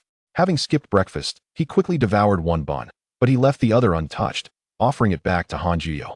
"What is this?" "We agreed on one each. I have no appetite. You can eat them all. Come on." Liu Muye unwrapped the plastic bag, revealing the buns, and held one up to Han Jiyo's mouth, saying, "Eat, or you'll end up with a stomach ailment from not having breakfast." Hiss. Just as Liu Muye finished speaking, Nangong Yi behind them clutched his stomach, looking distressed. "What's wrong?" Shangguan Yuru asked with concern. "I think my stomach issue is acting up." Nangong Yi replied with a wry smile. "It's nothing, just an old problem." "Clearly, you skipped breakfast," Shangguan Yuru said, handing one of the buns that Han Jiyo had brought to Nangong Yi. "Have a bit. It will help ease your stomach." "Thank you." As he accepted the bun from Shangguan Yuru, Nangong Yi felt a warm glow in his heart. Inside Nangong Yi's mind, "Ah, woman, you are the first one to care for me like this." Liu Muye pointed behind him and said quietly to Han Jiyo, "See, this is the consequence of skipping breakfast. If you end up with a stomach issue, it's your own fault." Huh. Just as Nangong Yi was eating the bun, he suddenly looked up and exclaimed, "Yi Xiao? Are you secretly mocking me?" Liu Muye, feeling embarrassed, stammered, No, you must have misheard." Uffed. Witnessing Liu Muye's comical expression, Han Jiyo couldn't help but stifle a laugh. Liu Muye shook the bun in his hand and declared, "See, regardless of appetite, breakfast must be eaten. Do you understand?" As Liu Muye spoke, Han Jiyo suddenly felt lost in thought. When she was a child and reluctant to eat, her grandmother would coax her in the same way. Han Jiyo opened her mouth and gently took a bite of the bun, her soft, warm lips brushing against his fingertips. Liu Muye's hand froze in place, followed by his entire body. The suddenness of the moment and its overwhelming impact caused his brain to momentarily short-circuit. Who could understand the feeling of having a girl come up to eat the bun you were holding, gazing up at you with those eyes? It was simply too adorable. If I were to describe it metaphorically, it would be akin to encountering a remarkably beautiful little fox in the heart of a forest, whereupon you feel an irresistible urge to feed it. Just as you tear open the food packaging, it approaches, eagerly consuming the morsel from your hand. And in that moment of astonishment, it gazes at you with an innocent and unblemished expression. What a cacophony of chaotic adjectives. Liu Muye felt as though he might be losing his sanity, his mind clouded, and he found himself uttering nonsensical words. The color in his face visibly deepened. Similarly, Han Jiyo's cheeks flushed with a similar hue, as she recalled the scene of her grandmother feeding her, leading her, almost by some mysterious force, to take a bite from the bun in Liu Muye's hand. When she realized what she had done, her complexion turned crimson in an instant, the blush rapidly spreading from her cheeks to the nape of her neck, even tinting her snow-white skin with a delicate pink. A flicker of panic and shyness danced in her eyes, and her heart began to race uncontrollably, as if it might leap from her throat. She instinctively lowered her head, unable to meet Liu Muye's gaze, her hands tightly clutching the hem of her clothing, as if that could alleviate her embarrassment and awkwardness. In her heart, Han Jiyo chastised herself. "What are you doing, Han Jiyo? Have you lost your mind? How could you be foolish enough to commit such an embarrassing act? What will Liu Muye think of you?" The two lingered in their awkwardness for a while, until Han Jiyo abruptly snatched the half-eaten bun from Liu Muye's hand. "You said you wanted to be my best friend, so isn't feeding me a sign of our closeness?" Han Jiyo desperately sought justification for her earlier actions, attempting to rationalize her behavior. Liu Muye nodded, his mind still in a state of disarray, resembling a fool, utterly oblivious to the significance of Han Jiyo's words. Noticing Liu Muye's apparent indifference, Han Jiyo thought little of it, focusing instead on silently nibbling the bun. Liu Muye stole a glance at Han Jiyo. As she lowered her head and took small bites, her ears twitched adorably, reminiscent of a fluffy little creature, utterly charming. Why was his heart racing so fiercely? Liu Muye pressed a hand against his pounding heart, which felt as if it might leap from his chest. He mused, "She's just putting on an act. She must be pretending. The vicious female antagonist in my stories could never be this endearing. She is undoubtedly feigning this behavior. What could her intentions possibly be? She has no desire for my wealth. Surely, she cannot covet my person." Liu Muye's mind was becoming increasingly muddled, and he struggled to clarify his thoughts. Chapter 56. I will support you. Before long, noon arrived. After purchasing drinks, Han Jiyo handed a stack of cash to Liu Muye. "Here." Liu Muye, in the midst of gnawing on a chicken leg, looked up at the sudden appearance of the money. I merely asked you to buy me a drink. Not to return with a small fortune. Han Jiyo explained, on my way to buy the drinks. I stopped by the logistics department to withdraw the money from my meal card. They only refund in whole amounts. This is 800. And the remaining balance on the card will be returned to you when I have the funds. Liu Muye paused, his chicken leg forgotten. What did I do to deserve this? Why would you convert the money on your card into cash for me? Han Jiyo pointed at Liu Muye's car keys and said, since your funds have been unfrozen, you no longer need my assistance with the meal card. I must repay you. No, keep it for your own use. Han Jiyo insisted, placing the money beside Liu Muye. It's rightfully yours. I cannot accept it without having earned it, especially since I owe you so much already. I cannot afford to spend your money. Liu Muye pondered for a moment and replied, consider this. Since I have money now, I have even less need for that 800. The funds previously deposited into your meal card are not something I should reclaim. I am not so miserly as to demand it back. Let this 800 serve as a token of gratitude for the privilege of using your meal card. After speaking, Liu Muye seized the bundle of cash and stuffed it into Han Jiyo's bag. But this? No buts. Liu Muye interrupted Han Jiyo, raising his hand. My money comes easily. Spend it freely without concern. Although Liu Muye's words were well-intentioned, devoid of any intention to flaunt his wealth, Han Jiyo still felt an overwhelming urge to hit him. Noticing her silence, Liu Muye continued, you are destined to become a great author. If you don't nourish yourself properly, how will you muster the energy and inspiration to create exceptional works? Eat well, understood? I know. Enough with the nagging. You sound just like my mother. Han Jiyo retorted, though warmth blossomed within her heart. Witnessing her impatience, Liu Muye was suddenly reminded of the times he was scolded by his own mother in his youth. Reflecting on his internship days in Sunan, Liu Muye could not help but exclaim, you should be grateful. At least I'm here to nag you now. Once you graduate and find yourself in a small studio in a big city, struggling to make ends meet, rolling on the floor with hunger pangs and unable to afford medicine, you will understand the true value of my words. Han Jiyo raised an eyebrow. How do you know this, as if you have experienced it yourself? Liu Muye hesitated before admitting, I read it in novels. Han Jiyo shot him an incredulous look, exasperated. What novels are you reading? Let us not dwell on the novels. Liu Muye waved his hand. Did you remember what I said? Eat well. What if I can't afford to eat? Han Jiyo propped her elbows on the table, cradling her face with her hands. Her beautiful eyes fixed intently on him. If you can't afford food, just come to me. Liu Muye vowed, thumping his chest. As your friend, would I let you go hungry? I promise to help you, and I will see it through. A smile graced Han Jiyo's lips as she asked, so, you mean you'll support me? Absolutely, I will support you. Liu Muye responded readily. As long as you haven't become a great author, I will continue to support you. Hearing Liu Muye's words, Han Jiyo felt a dizzying sensation, akin to being tipsy. With a flushed face, she asked, so, if I never become a great author, will you support me for a lifetime? Liu Muye answered without hesitation, why not? As long as I, Liu Muye, am alive in this world, it is no trouble at all to support you. The Liu family is prosperous. Could we not sustain one small girl? Han Jiyo, resembling someone intoxicated, felt a gentle blush adorning her cheeks. Liu Muye, what do you intend with all this kindness? Why are you so generous to me? Liu Muye gritted his teeth and replied, I simply have more money than I know what to do with. Is it wrong to support a less fortunate girl? Even he found this reasoning far-fetched. All right, enough. Han Jiyo interjected, unable to endure Liu Muye's sweet talk any longer. His flattery struck her with such force that she felt herself on the verge of losing her rationality. For the first time, she experienced the sensation of a domineering CEO romance unfolding in reality. A handsome, wealthy young man suddenly enters your life, declaring he will support you for eternity, all while harboring no ulterior motives. It felt like a trap, yet merely contemplating it was exhilarating. Liu Muye's every word rang true. Yet, how could a perceptive girl believe in such trap-like sweet nothings? She dismissed Liu Muye's declarations as mere jest, not taking them to heart. The sum of 800 yuan, along with the outstanding debt owed to Liu Muye, was duly noted by Han Jiyo, who resolved to repay it as soon as she found a way to earn some money. As she gazed at Liu Muye, who was engrossed in devouring a chicken leg, an intriguing idea for a novel suddenly struck her. Why do you keep staring at me? Liu Muye asked, noticing the peculiar glint in Han Jiyo's eyes. Instinctively shrinking his neck, thinking she was concocting some bizarre scheme. Suppressing her bubbling excitement, Han Jiyo replied, Liu Muye, I've just envisioned a fantastic story.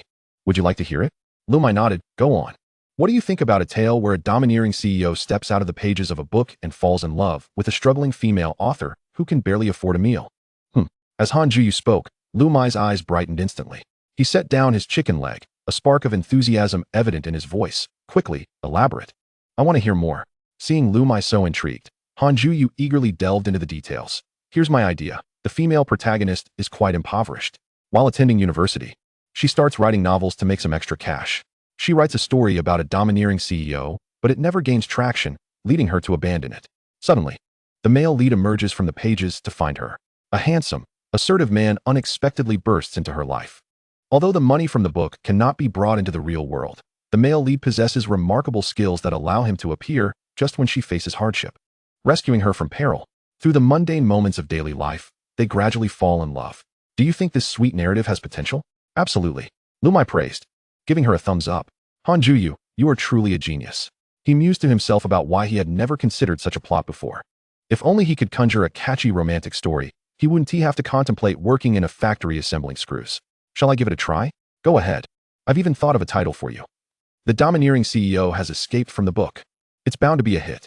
Noticing Liu Muye's excitement, Han Juyu playfully asked, but what if it doesn't succeed? Oh, I've already told you. If it fails, I'll support you. At the sound of those 3 words, Han Juyu's heart skipped a beat. Chapter 57. Anxieties after being scolded by director Zhao. Sun Zihan and Zhang Ning were considerably subdued for the next few days. Once inseparable, the two had now become adversaries. Their relationship deteriorating to the point where they hardly spoke during their time in the dormitory. These two fools had stirred up such animosity, yet remained oblivious to the true instigator, Han Juyu, especially Sun Zihan, who felt grateful to Han Juyu for lending her a jacket on that fateful day. Consequently, Sun Zihan began to tail Han Juyu like a shadow, while Zhang Ning, unable to curry favor with Han Juyu, shamelessly clung to Shangguan Yuro. This led to 2 notable issues. Liu Muye and Han Juyu found themselves accompanied by a shadow, while Nangong Yi and Shangguan Yuro were burdened by an unwelcome third wheel. Liu Muye and Han Juyu paid little mind to it, continuing their conversation while leaving Sun Zihan to fade into the background. However, Nangong Yi felt somewhat awkward while chatting with Shangguan Yuro. He found it strange to have someone interjecting periodically. Upon returning to the dormitory, Nangong Yi sought Liu Muye's counsel. Yi Xiao, you must help me devise a plan. At this rate, Shangguan and I will inevitably part ways. While Liu Muye chuckled, you turn to me for this? I can't just summon someone to deal with Zhang Ning, can I? Ah, good idea. Nangong Yi exclaimed, immediately pulling out his phone. I'll find a hitman to take care of Zhang Ning right now. Hey, what are you doing? Liu Muye snatched the phone away. We live in a lawful society. Murder is illegal. As Liu Muye uttered those words, he was suddenly reminded of the times he wrote his book, where he often had the male lead boast about annihilating foes with a casual flick of his wrist. Indeed, he had dug his own grave. Do you have any better ideas? Nangong Yi shrugged, inquiring. Isn't Sun Zihan always trailing you too? Doesn't it bother you? Not really. It's manageable. Liu Muye replied. Mainly, when we discuss writing novels, Sun Zihan can't interject and ends up being more of an observer, so it doesn't feel bothersome. Reflecting on it, Liu Muye nearly forgot why he initially included Sun Zihan and Zhang Ning in the story. After penning the pampered pet of young Master Nangong for over 200,000 words, he had almost forgotten the myriad of side plots he had woven in earlier. Glancing at his phone, Liu Muye remarked, today is Friday. We have a break tomorrow. Over the weekend, why don't you invite Shangguan out alone? Once you leave school, Zhang Ning won't be able to tag along. That is a good point. Nangong Yi replied, his expression one of surprise. Liu Muye couldn't help but find Nangong Yi's foolishness comical, realizing that he was nothing like the clever character he had created in his book. As Nangong Yi headed to his room, Liu Muye called after him, what with the sudden retreat? I need to plan where to take Yuro this weekend, he replied. Watching the door close behind him, Liu Muye muttered to himself, make a plan, but you'll surely meet on Saturday. After Nangong Yi returned to his room, Liu Muye also retreated to his own. Just as he lay down, a message from Han Juyu pinged on his phone. Liu Xiao, are you free tonight? Liu Muye responded, not available. Scram. Han Juyu shot back, followed by an exasperated emoji. Seeing her frustrated message, Liu Muye couldn't help but laugh aloud. He typed back, is there something happening tonight? Could you accompany me to the hospital? Han Juyu replied, my mom was supposed to be discharged tomorrow, but she's insisting on coming home tonight, and I'd like you to help me pick her up. Of course, no problem. Please drive that old van of yours. Do not bring that peculiar car with the doors that swing open at 90 degrees. My mom won't understand. Liu Muye was taken aback. How could his beloved car be deemed peculiar by this girl? His heart sank a little. What's wrong? Han Juyu asked. Nothing, I got it. He sighed, deciding it wasn't worth arguing over with someone who didn't understand cars. Shutting off his phone, Liu Muye stared at the ceiling, an unsettling feeling gnawing at him. As if something remained undone, though he couldn't pinpoint what it was. With this peculiar sensation lingering, he gradually drifted off to sleep. The afternoon consisted of just 2 classes in finance, after which he could leave school directly. Liu Muye drove his small car home to swap it for the old van. then picked up Han Juyu at the school gate. Together, they made their way to the hospital where Han Juyu's mother was admitted. Han Juyu's mother, Chun Minglian, was of the same age as Liu Muye's mother, Zhou Min, while Zhou Min maintained the appearance of a newlywed beauty. Chun Minglian's hair had begun to show traces of gray, and the toil of her daily struggles had etched many wrinkles into her face, making her appear considerably aged. "You must be Yo-Yo's classmate. Here, have some water," Chun Minglian said, rummaging through her bag to retrieve a bottle of mineral water, which she handed to Liu Muye. Liu Muye accepted the water from Chun Minglian's hand and said, "Thank you, Auntie. I am Liu Muye. I heard from Yu that you were discharged from the hospital today. I happen to have an old van, so I thought I would come by from school to see you and, on the way, take you and Yu back home." "Oh, that is too much trouble. We can just take the bus back ourselves," Chun Minglian replied, glancing at her daughter. Han Juyu patted her mother's hand and said, "Mom, Liu Muye is our class monitor. He is really kind and very enthusiastic." Chun Minglian softly chided, "But you shouldn't trouble him." Although Han Juyu's mother had not yet fully recovered from her injuries, the hospital had originally planned to keep her for another week for observation. However, given the exorbitant hospital fees, Chun Minglian was unwilling to stay and had insisted on returning home for her recuperation, refusing to spend even one more night in the hospital. In truth, Chun Minglian had never wanted to be hospitalized. It was Han Juyu who had worried that the debt collectors would come knocking and had forced her mother to stay in the hospital. Liu Muye drove the van, bringing Han Juyu and Chun Minglian back home. Chun Minglian insisted on buying some groceries to cook for Liu Muye, but he dared not let a still recovering person cook for him, promptly declining her kind offer and leaving the shantytown without even stepping inside. Watching the taillights of Liu Muye's van fade, Chun Minglian asked her daughter, "Yu, why is your classmate so shy?" Han Juyu pondered for a moment and replied, "Sometimes he can be quite friendly, like when we first met." Seeing her daughter's expression, Chun Minglian curiously inquired, "Is there something between you two?" "Mom, what are you thinking? We're just good friends." Han Juyu vehemently denied any romantic relationship with Liu Muye. Chun Minglian did not press further, stating, "Tomorrow is the weekend. Let us invite him over for lunch." "All right, I'll tell him later." "What about that scoundrel? He should still be in detention, right? Have those debt collectors been bothering you at home lately?" "I don't know. I've been staying at school recently." Chapter 58. What have I forgotten? On his way home, the sense of anxiety that had consumed him at noon resurfaced, and for some inexplicable reason, Liu Muye felt as if he had forgotten something of great importance. Yet, he could not recall what it was. What could it possibly be? Liu Muye muttered to himself. Distracted, he nearly collided with a roadside barrier, but managed to avert disaster just in time by swerving the vehicle. After that incident, he dared not let his mind wander again, focusing entirely on driving, and gradually, the feeling of discomfort dissipated. Half an hour later, Liu Muye returned home, parked the van at the entrance, and walked inside. His parents were just sitting down to dinner. Both parents spoke simultaneously. "Son, have you eaten?" "Not yet." Liu Muye naturally took a seat opposite Lu Qinghan, and a plate of Western cuisine was soon placed on the table. Looking at the neatly arranged food and cutlery, Liu Muye felt a wave of dismay wash over him. "Why are we having Western food again tonight? What is wrong with that?" Lu Qinghan asked, spearing a piece of beef with his fork. "Didn't you used to love steak?" At Lu Qinghan's words, Liu Muye suddenly froze. He recalled the times he had passed by a Western restaurant as a child, watching the patrons elegantly dining with knives and forks through the floor-to-ceiling windows. Back then, he had vowed to take his mother to such upscale establishments one day. Thus, the male protagonist in his stories exclusively dined on Western cuisine as it was the hallmark of the elite. Yet, now that he was faced with a daily diet of Western food, he found himself apprehensive. The so-called Western cuisine was nothing exceptional. He preferred fast food instead. If he had to choose, he would much rather savor the home-cooked meals prepared by Han Juyu. Indeed, liberating oneself from pretense could alleviate 90% of one's troubles. Noticing Liu Muye's lack of appetite, Zhou Min suggested, "If you don't want this, I can have Wang Ma make you a bowl of noodles."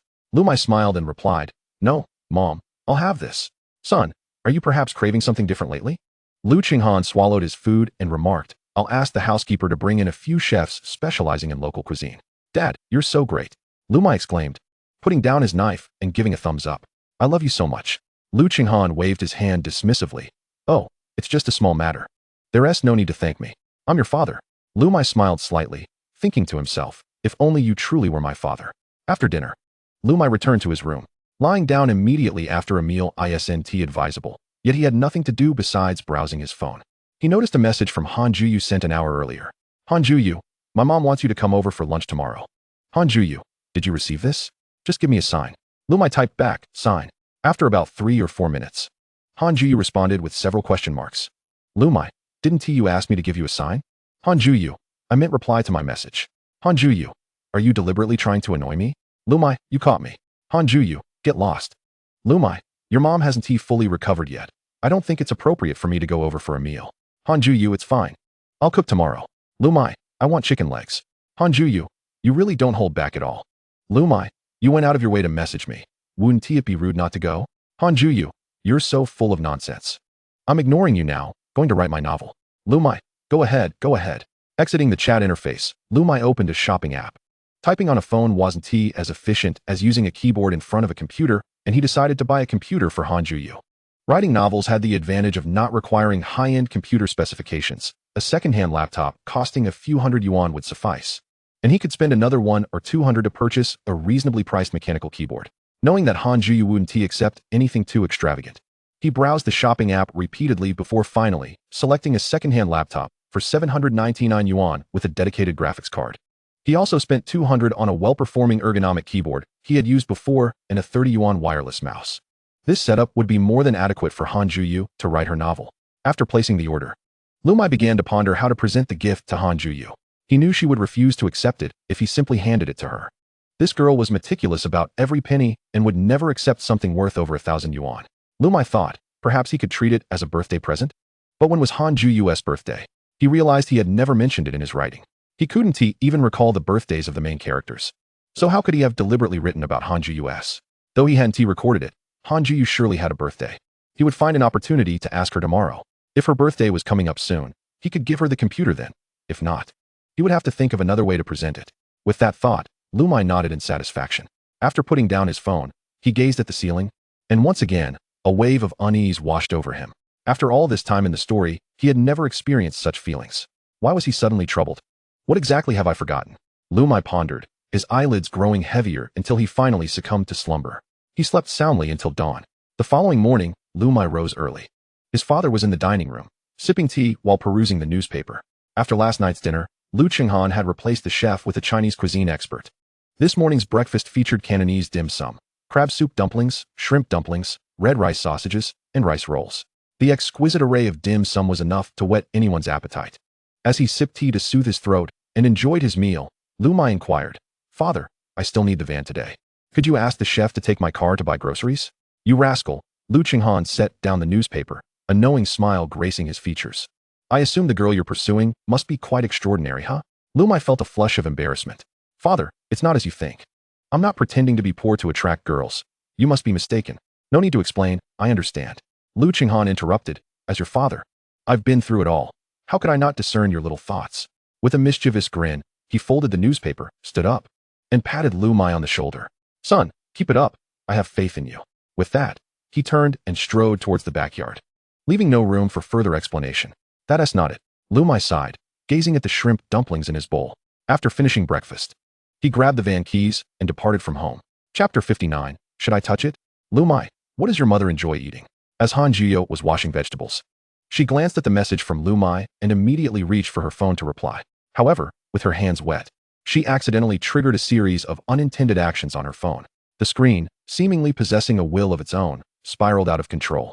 After sending 2 emoji stickers, her phone shifted to the photo gallery and inadvertently uploaded a selfie from several years ago. Alarmed, Han Juyu hastily dried her hands to retract the photo, but it was too late. Liu Muye, eagerly awaiting her response, saw the selfie and promptly saved it to his gallery, scrutinizing it with interest. Han Juyu's appearance had changed little over the years. She still retained a hint of baby fat that made her look even more endearing. Now, however, her face had slimmed, giving her a sly fox-like demeanor. It seemed that life had taken a toll on her. Her delicate face appeared a bit gaunt. Liu Muye mused, casually grabbing 2 cans of formula from the supermarket shelf and placing them in his cart. "Han Juyu, what did you see?" After a few seconds, Liu Muye feigned ignorance, replying leisurely, "Huh? What did you retract?" Upon reading Liu Muye's response, Han Juyu secretly sighed in relief. She replied, "You didn't see anything, right?" "Liu Muye, see what?" "Liu Muye, what did you send?" "Liu Muye, did I miss something exciting?" Truth be told, Liu Muye's little act of ignorance proved quite effective. Han Juyu genuinely believed he hadn't seen anything. She responded, "It's nothing. My phone just got wet and accidentally sent some random symbols." "Liu Muye, tch. And here I thought you sent something scandalous." Han Juyu, perverse thoughts. "Get lost." "Liu Muye, I'm at the supermarket. What does your mother like to eat? Hurry up and tell me. I'll buy some to bring back." Han Juyu, "No need. My mom doesn't usually eat any supplements. Don't waste your money. Just come over for dinner. Liu Muye, that one tea do. I must buy something. How can I visit your home empty-handed? Han Jiyo glanced at Liu Muye's message and pondered, why is he being so courteous? When I was home alone, I don't recall him ever offering to bring something.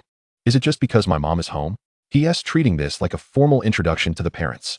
Ugh, what am I thinking? Startled by her own thoughts. Han Jiyo shook her head, dismissing the jumbled ideas. After a moment, she replied, you can buy whatever you want. I just don't know what my mom likes to eat. Don't know? That makes it easier. Liu Muye fetched another small cart and strolled through the supplement aisle, purchasing 2 full carts of nutritional products. Given the quantity, he even called a sales assistant to help him transport the items to the underground parking lot. This old van may not be impressive, but it boasts ample space, accommodating all the various bags of supplements with ease. Wait, hold on. Just as the sales assistant was about to leave after helping him, Liu Muye called out to her. What now? The sales assistant, somewhat annoyed, had already been weary from an early start and didn't appreciate being summoned to carry things. Yet, given Liu Muye's substantial purchases, she couldn't afford to express her frustration. Liu Muye pulled out a luxury brand wallet from his pocket, extracted 2 red bills, folded them, and slipped them into the collar of her shirt. The sales assistant paused, taken aback. Sir, this is... Thank you. This is your tip, Liu Muye replied, tossing the wallet onto the passenger seat, closing the door, and driving off from the parking garage. Here he is, casually pulling out a luxury wallet and leaving a generous tip while driving an old van.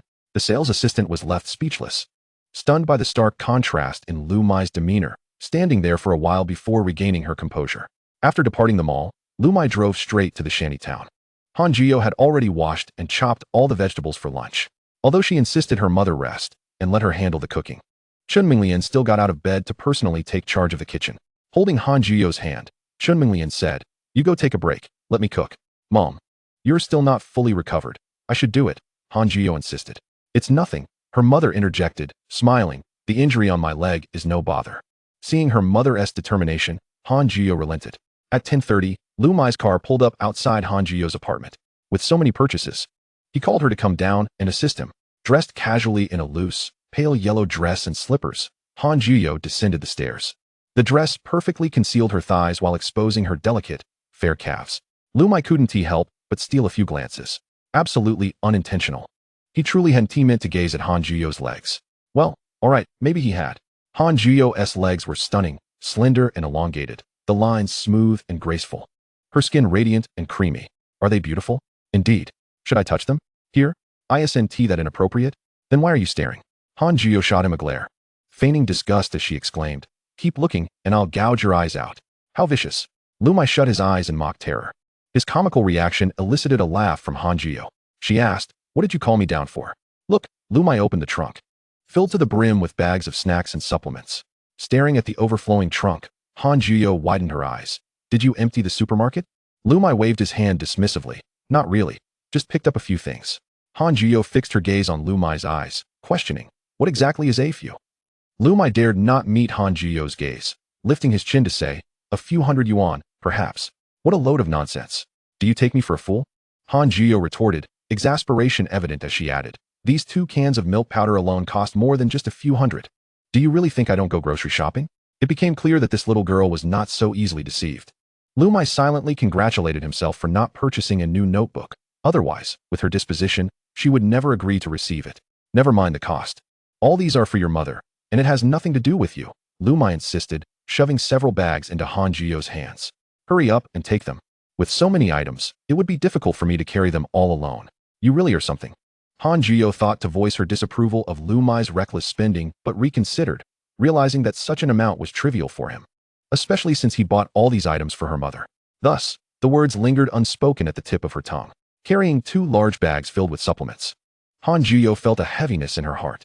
The debt of gratitude she owed Liu Muye was growing increasingly burdensome. How could she ever repay it? Chapter 60. The reason for loving chicken legs. As if he could read the girl's thoughts, Liu Muye smiled and said, don't worry. We are to be the best of friends, so this little gift should not weigh on your conscience. Han Jiyo shot him a glare. A pile of supplements worth several thousand yuan was not something she could simply overlook. What kind of friendship allowed for the casual exchange of gifts valued in the thousands without a second thought? Pondering this, Han Jiyo led Liu Muye back to her home. Upon entering the kitchen, Chun Minglian immediately turned down the heat and came out to greet Liu Muye. Ah, little Liu has arrived. Come in, quickly. However, Her words trailed off abruptly as her gaze fell upon the numerous bags of supplements that Liu Muye and her daughter were carrying. "Little Liu, what is all this?" Chun Minglian asked, her expression one of bewilderment as she looked up at him. Liu Muye had already prepared a response on the way. With an unflinching demeanor, he fabricated a lie, saying, "Auntie, I was in such a rush to the hospital yesterday that I didn't have time to buy anything for you. You see, my family is in the warehousing and logistics business, and we often have leftover goods that merchants do not want. I just picked out some unexpired supplements and bought a box of milk and some snacks from our warehouse. It's just a little token of my appreciation. I hope you don't mind. These are all surplus items." Chun Minglian looked at the neatly packaged, unopened health products, clearly skeptical of Liu Muye's words. "Yes, yes." Liu Muye nodded with a smile. "Please accept them." "That won't do. These are too much. You should take them back home for your parents," Chun Minglian insisted. She was no fool. She suspected that Liu Muye was merely using this as an excuse to gift her something, but as an honest person, she could not in good conscience accept so many items without reason. "It's all right. We have plenty at home. My parents won't be able to finish them all," Liu Muye replied, not giving her a chance to refuse as he strode into the house with the supplements. "Oh dear, little Liu, let me explain," Chun Minglian began. But Liu Muye interrupted, pointing toward the kitchen. "Auntie, the vegetables in the pot." "Oh no." At his reminder, Chun Minglian hurried back to the kitchen. After placing her items down, Han Juyo turned to Liu Muye, who pointed to the 2 cans of milk powder and some snacks inside the bags. "These are for you." Han Juyo was taken aback. "You bought these for my mother, and now you are gifting me as well?" Liu Muye scrutinized her for a moment before stating, "You look so thin, almost malnourished. You should eat some supplements to gain a bit of weight." Han Juyo, upon hearing his words, thought to herself, "Gain weight? Am I really that thin? I shouldn't be, right?" As she glanced down, she coincidentally caught sight of her slightly protruding chest. In an instant, she grasped the implication of Liu Muye's words. Subconsciously covering her chest with her hand, she glared at him and snapped, "You're the one who's malnourished. Get lost." Realizing that Han Juyo had reacted so strongly, Liu Muye recognized the ambiguity in his previous statement. He merely intended for her to appear cuter with a bit more weight on her face, but it seemed she had misconstrued his meaning and considered him a pervert. With a mix of amusement and exasperation, Liu Muye said, "You've misunderstood. My comment wasn't meant to imply anything about your chest." Han Juyo frowned and shot him a stern look. "You already said it." "All right, the more I explain, the more convoluted it becomes." Liu Muye decided to fall silent, opting for fewer words to avoid further missteps. Observing Han Juyo's fierce demeanor, he recalled the old selfie of her in his phone gallery, realizing she had indeed been cuter back then. Noticing Liu Muye's expression, Han Juyo added, "Your gaze is rather lewd." Liu Muye felt 1,000 emotional wounds. How disheartening it was that after buying her so many supplements, she still deemed him a pervert. At 11:30, with Han Juyo's assistance, Chun Minglian prepared a lavish spread of home-cooked dishes: stir-fried pork, spicy fish, braised pork with preserved vegetables, braised chicken legs, bok choy, and corn rib soup. Each dish was a culinary delight. "Auntie, you've truly outdone yourself with this feast. I feel somewhat embarrassed," Liu Muye remarked. Aware of the financial strain of such a meal on Han Juyo's family, he feared that his presence might impoverish them. "Don't say that," Chun Minglian replied with a smile. You told me you often help her at school, and now you've brought so many gifts for us. We have nothing of worth to offer in return. I should be the one feeling embarrassed." Seeing them both engaged in polite exchanges, Han Juyo interjected, "All right, let us eat and chat as we go." "Yes, yes." Chun Minglian nodded. "Little Liu, you must try Annie's cooking and tell me how it tastes." The mere sight of the food was enough to whet one's appetite. "It surely must be delicious." Liu Muye smiled, picked up his chopsticks, and took a piece of the stir-fried pork to taste. It was nothing more than a simple home-cooked dish, the familiar essence of everyday life, devoid of anything particularly praiseworthy. If he had to compliment it, he could only summarize the taste of a mother's cooking in 7 words. After 4 years of being spoiled by the university cafeteria and another 2.5 years of eating prepared meals, the moment Liu Muye tasted this familiar flavor of home cooking, he felt a wave of nostalgia wash over him. Indeed, no matter how exquisite a dish may be, it cannot compare to the aroma of home-cooked meals. "Come on, little Liu, eat more. Treat it as your own home and feel free to dig in," Chun Minglian urged. Noticing Liu Muye hesitating to take more, she took a clean pair of chopsticks and added several servings to his bowl. "That's enough. Thank you, Auntie. I can manage myself." "You should eat as well," Liu Muye insisted, trying to take charge of his own portion. However, Chun Minglian added a braised chicken leg to his bowl, saying, You mentioned you really enjoy chicken legs. I hope this one is up to par, although I'm not sure if I seasoned it properly." "It's fine. I'm not picky and will eat anything," Liu Muye replied with a smile, lifting the chicken leg to take a bite. The flavor of the braised chicken was slightly subtle, perhaps a bit too salty, but it was a taste he recognized all too well. Yet, the moment he took a bite, Liu Muye froze in place. A memory he was reluctant to relive surged uncontrollably to the forefront of his mind. Warm tears welled in his eyes, streaming down his cheeks. When he finally regained his composure, tears had already cascaded down his chin, pooling upon the table. Han Juyo gazed at Liu Muye, whose face was drenched in tears, and asked in astonishment, "What is the matter with you?" Chen Minglian also exclaimed, "Oh dear, Xiao Lu, why are you crying?" "It's nothing. I just need to visit the restroom," Liu Muye replied, rising unsteadily to his feet as he stumbled into the bathroom. The moment he turned on the faucet, his tears flowed uncontrollably, mirroring the torrent of water gushing forth. Chapter 61. Chicken legs and chicken frames. Chicken, in contemporary society, stands as one of the most affordable sources of meat. I recall my childhood, a time when my family was impoverished, scarcely able to afford meat. My mother would purchase discounted frozen chicken legs and frames from the supermarket each week, preparing meals for Liu Muye.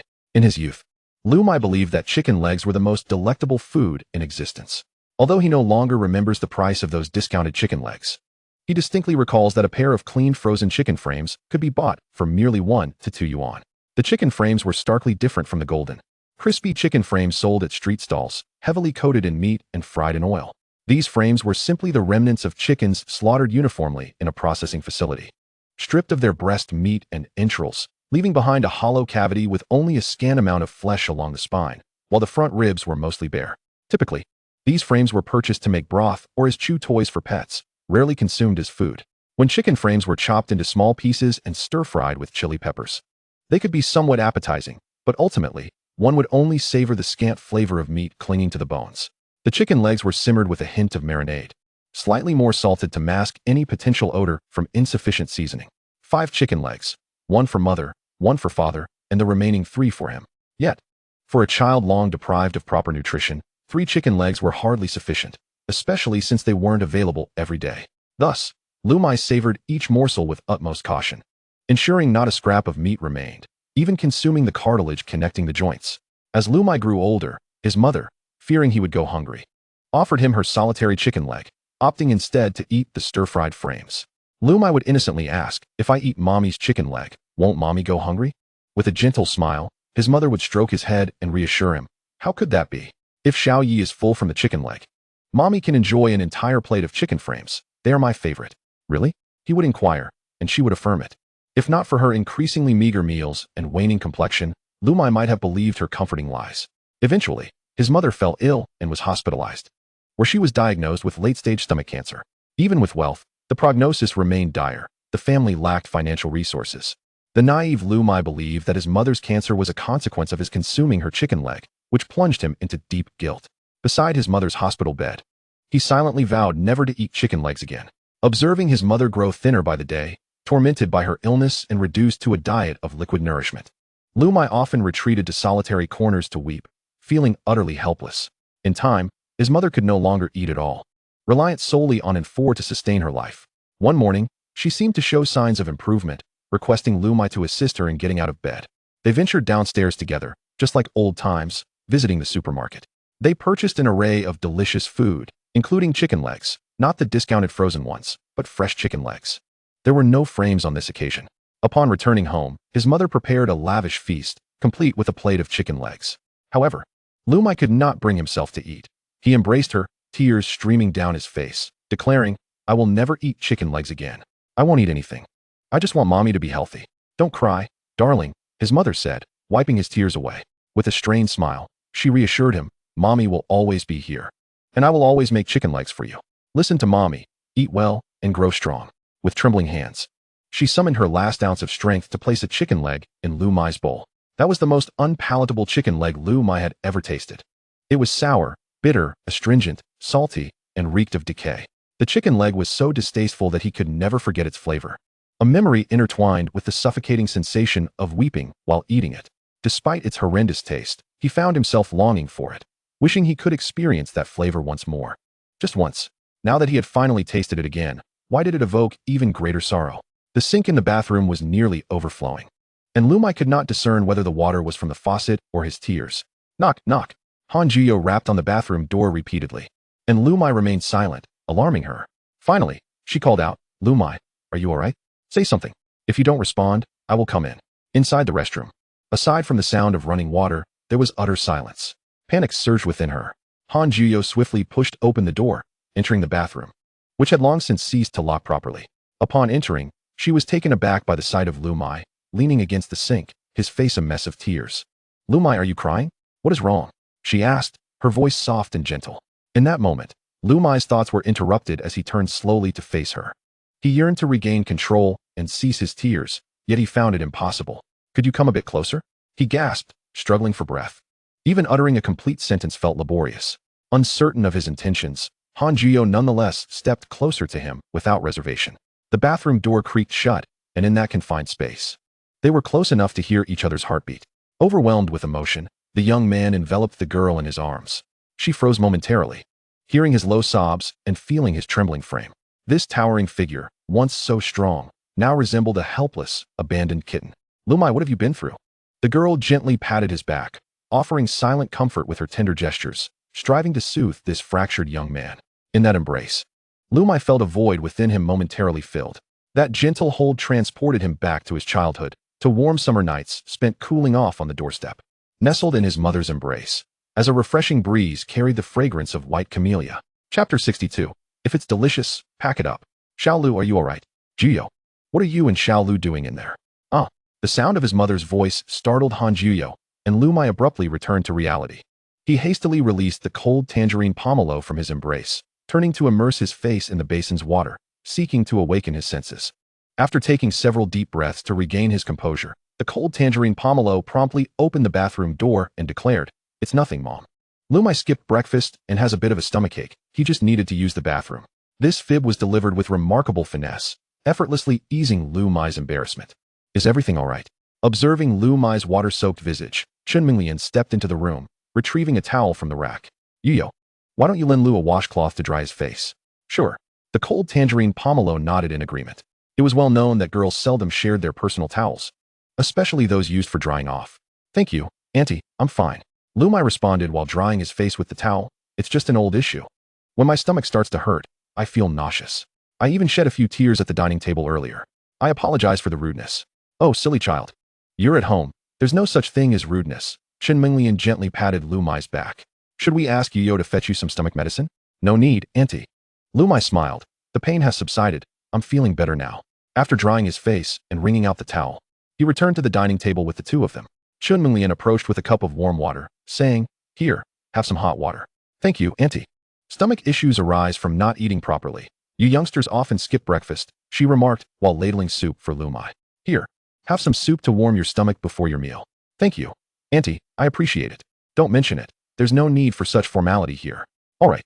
Liu Muye nodded. Despite not actually suffering from a stomach ailment, he felt compelled to play along with the narrative he had created.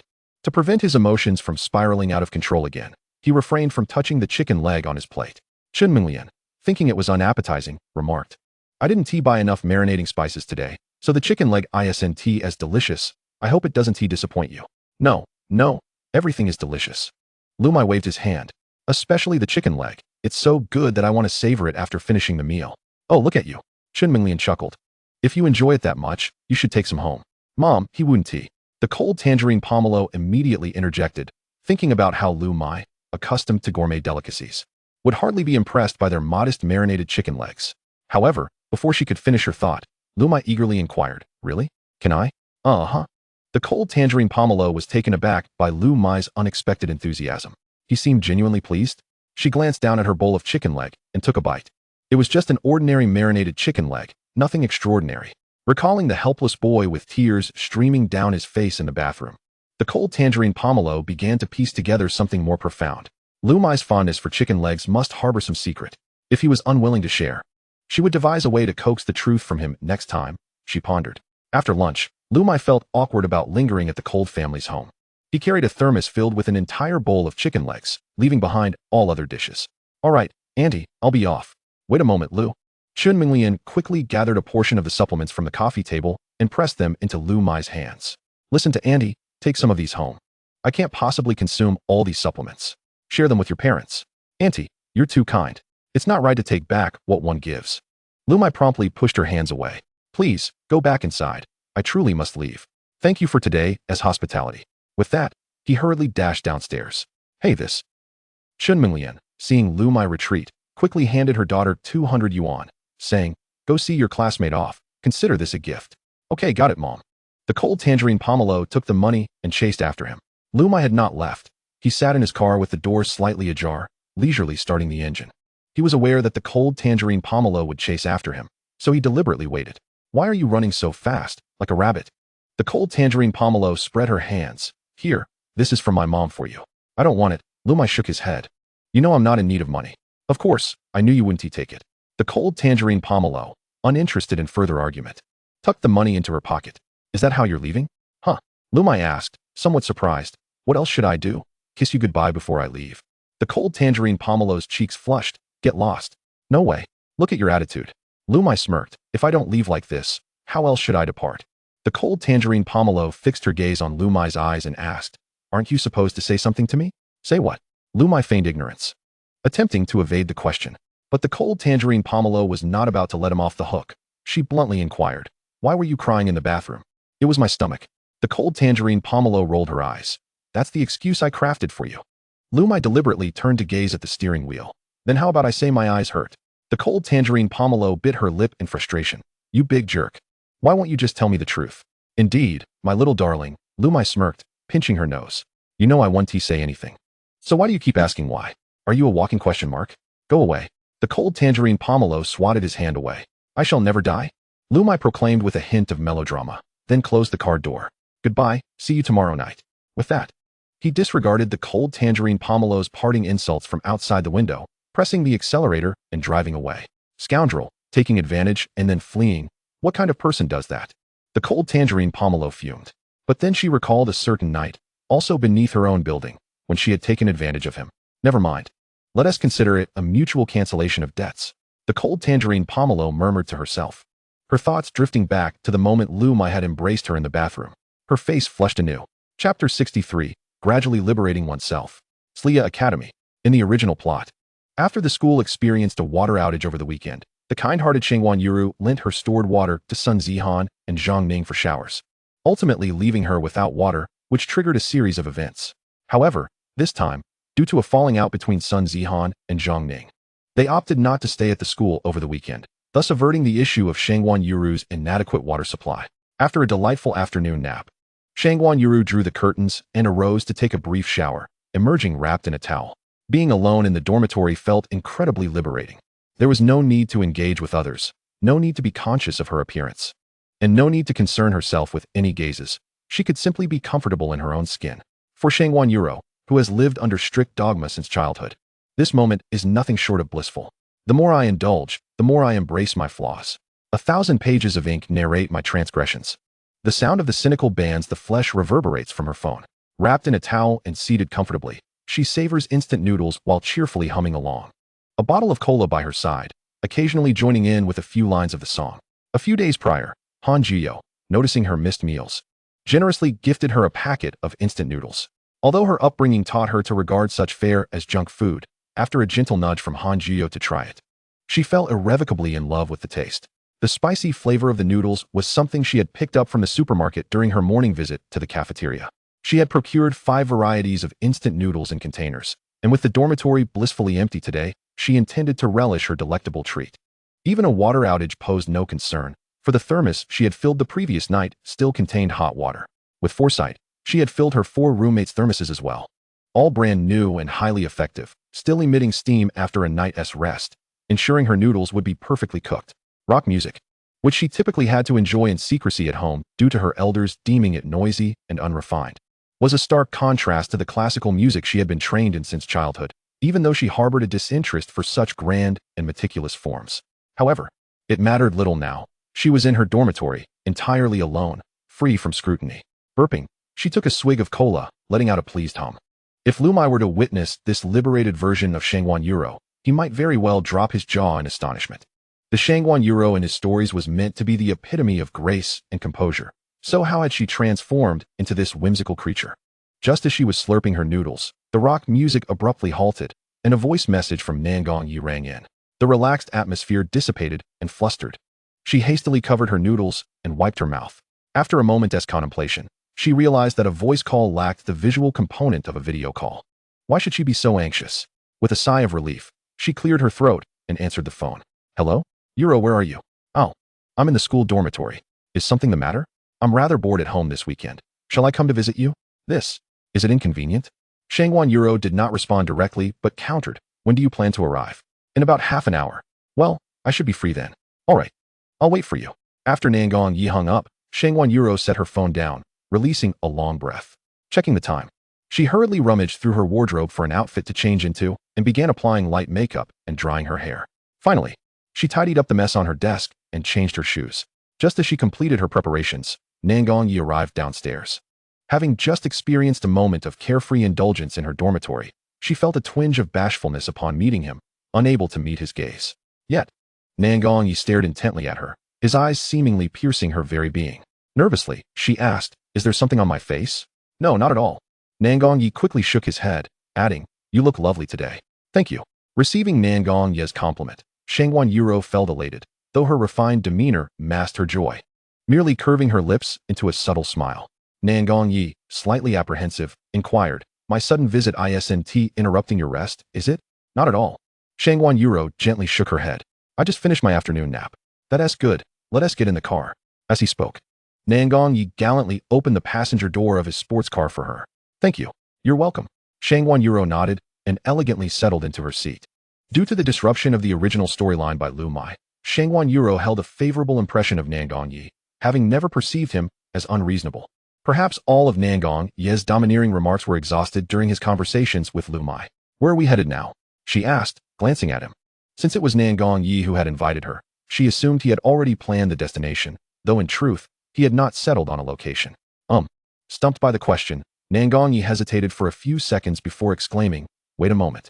He pulled out his phone and promptly sought advice from Liu Muye. Good buddy. Yi Xiao, do you have any suggestions for a weekend date? Indeed, Liu Muye's contact name was Good Buddy. Just as he was returning home in a van and preparing to take a nap, his phone unexpectedly chimed. Initially thinking it was another message from Han Jiyo, he was surprised to discover it was from Nangong Yi. After a moment of contemplation, Liu Muye replied, How about a bike ride, a walk, some flower arranging, doing crafts, playing golf, enjoying afternoon tea, and later a candlelit dinner? A fulfilling and delightful day awaits. Good buddy. Thank you.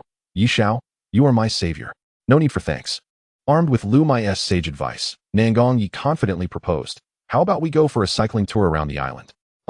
Shangwan Yuro glanced at her dress, biting her lip before reluctantly agreeing. All right. Although cycling in a dress was rather inconvenient, she figured that taking it slowly should pose no problem, and the thought of leisurely pedaling a tandem bike together while enjoying the sea breeze was quite romantic. However, it seemed that her envisioned cycling excursion differed significantly from Nangong Yi's. Upon arrival, he had arranged for 2 road bikes. Donning a helmet, he grinned and declared, Let us each take a road bike and race to see who can complete a lap around the island first. What? Seeing the bike in front of her, Shangwan Yuro's romantic vision of cycling around the island shattered. She inwardly cursed, thinking, Is Nangong Yi out of his mind? He wants to race on a bike while I'm in a dress? Clutching her skirt, she protested, I think we should just skip it. Get ready. The race begins now. With that, Nangong Yi hopped on his bike and sped off. Wait, hey, hold on. Watching him right away, Shangwan Yuro felt she could not be left behind, and with no other option, she hopped on her bike and pedaled furiously to catch up. Chapter 64. The instant noodles are absolutely delicious. Lying on the grand bed of the villa, Liu Muye felt that the plan he crafted for Nangong Yi was nothing short of flawless. A shared cycling experience by the seaside, followed by a leisurely stroll hand in hand, a visit to a cafe for desserts and coffee, a moment of existential reflection, and later, a pottery session together. In the evening, a candlelit dinner with a glass of red wine to ignite their emotions, culminating in a heartfelt confession and a passionate kiss at the dining table. It was simply perfect. Yet, reality proved far less idyllic than Liu Muye had envisioned. During their cycling journey around the island, Nangong Yi pedaled fervently, leaving Shangwan Yuro several kilometers behind. Frustrated, Shangwan Yuro, disregarding her image, tied up her skirt and stood up on her bicycle to chase after him. After completing the ride, she collapsed onto the ground, too exhausted to care about appearances. Nangong Yi, imitating her, lay down beside her and cheerfully remarked, Aren't I impressive? Shangwan Yuro, irritated by his teasing, clenched her teeth, wishing she could punch him, but her fatigue rendered her too drained to even speak, let alone retaliate. Are you hungry? After resting for a while, Nangong Yi stood up and suggested, How about I treat you to afternoon tea? Sure.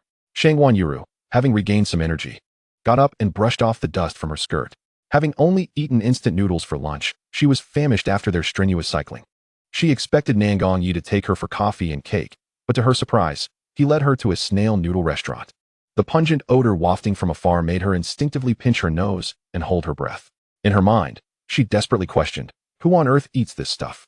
Nangong Yi ordered a deluxe set, and though she thought they would share, he surprisingly ordered another identical set for her. As a girl, she could hardly eat that much. When the staff brought out 2 large bowls of snail noodles in small iron basins, the portion overwhelmed her. After tasting it, Nangong Yi's eyes sparkled as he exclaimed, "Hurry up and eat. Without pickled bamboo shoots, it's not stinky at all, quite delicious."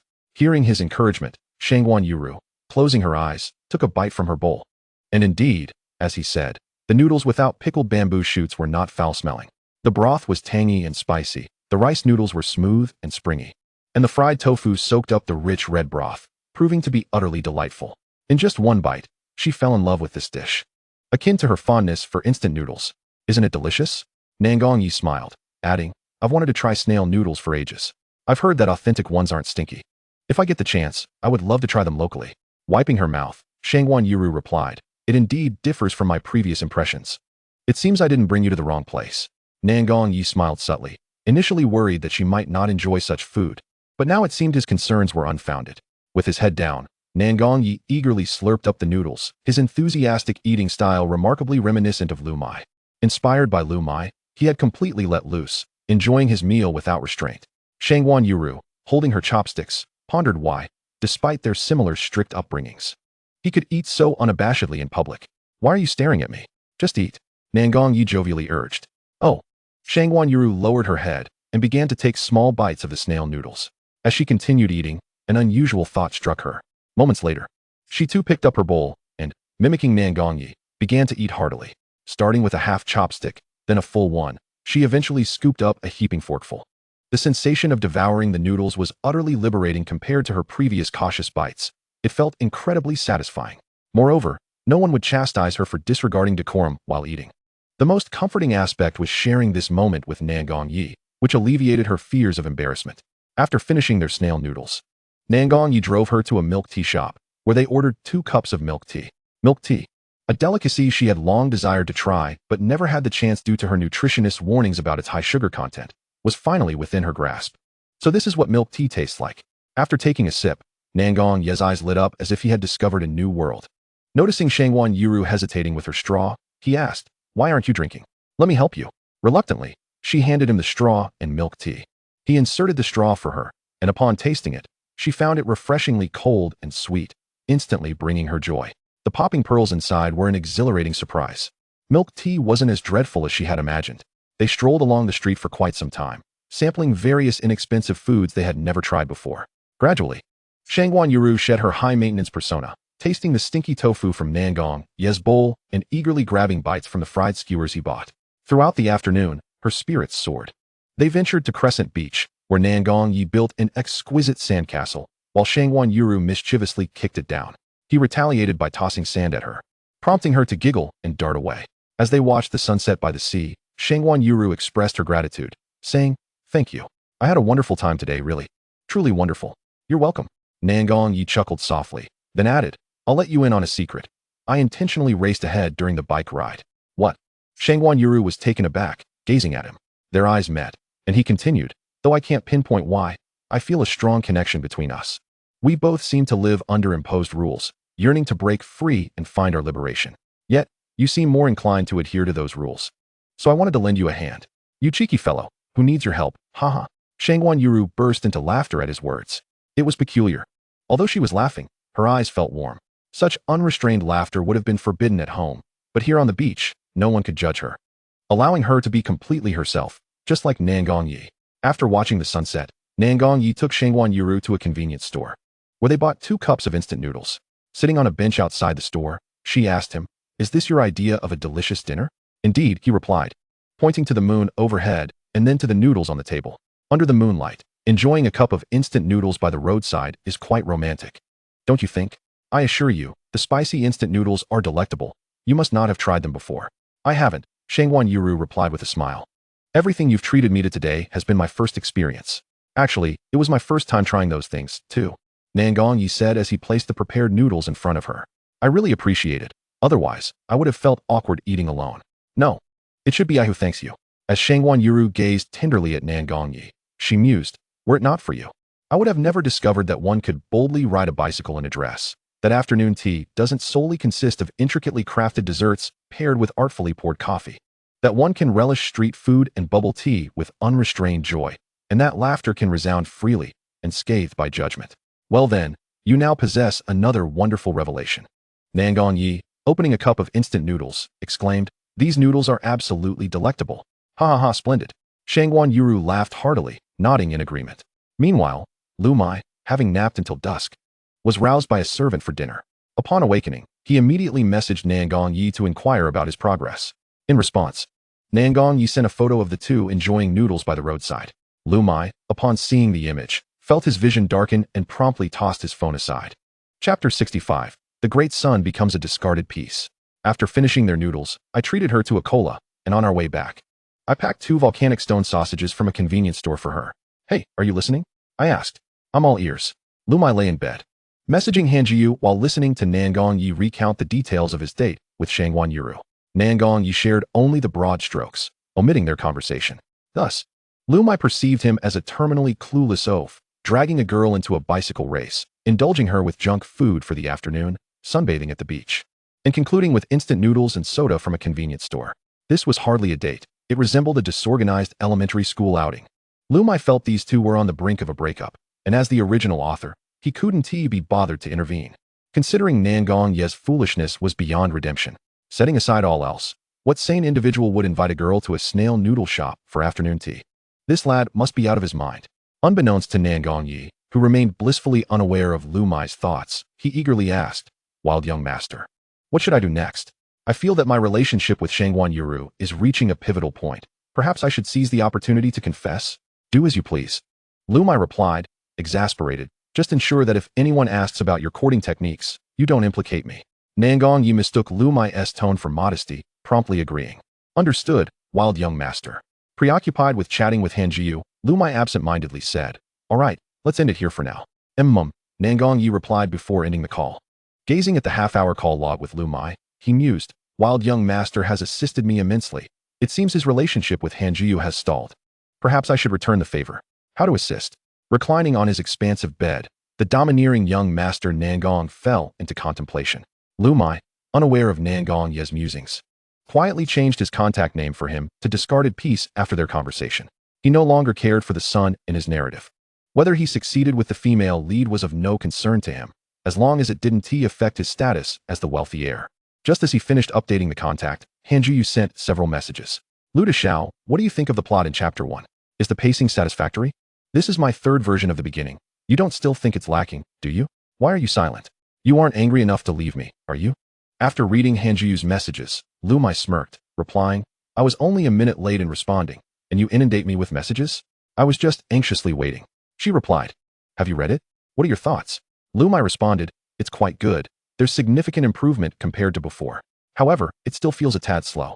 Perhaps compress the introduction of the female lead's background to around 500 words, and then depict the male lead's heroic rescue. Wouldn't that enhance the narrative? Your suggestion seems to make sense. Should I revise it? Han Jiyu asked. Yes, please, Liu Muye affirmed. Writing a book is exhausting. I haven't even gotten past the beginning. And I'm already contemplating giving up. She lamented. Don't lose heart. You're destined to become a great author. Can such minor obstacles deter you? Liu Muye encouraged. You're right. I mustn't be disheartened. I shall persevere. Motivated by Liu Muye's encouragement, Han Jiyu rose from her bed to revise her fourth version of the novel's beginning. The chat window grew quiet, and Liu Muye refrained from sending further messages to avoid disturbing her.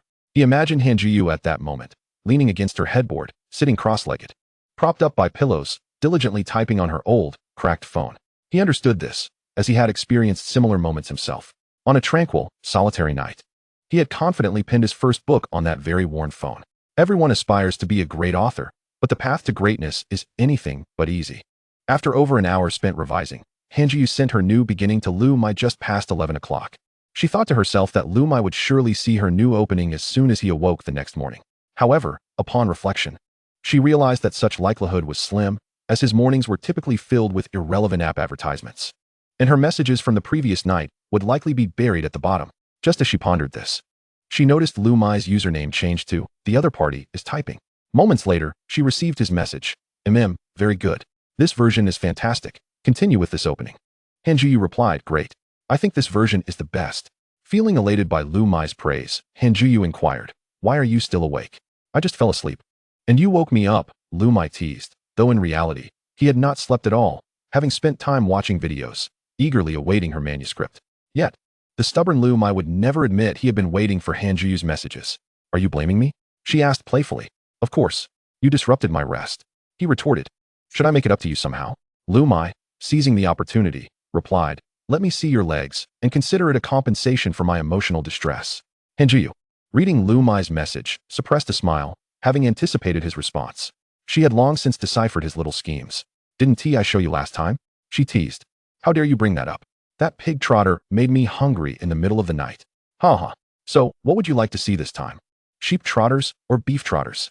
How about Han Juyu's trotters? Report. Han Juyu has no trotters, only legs. She replied, accompanied by a cute emoji. Then let me see your legs. In your dreams. You can look in your dreams. You're driving me crazy.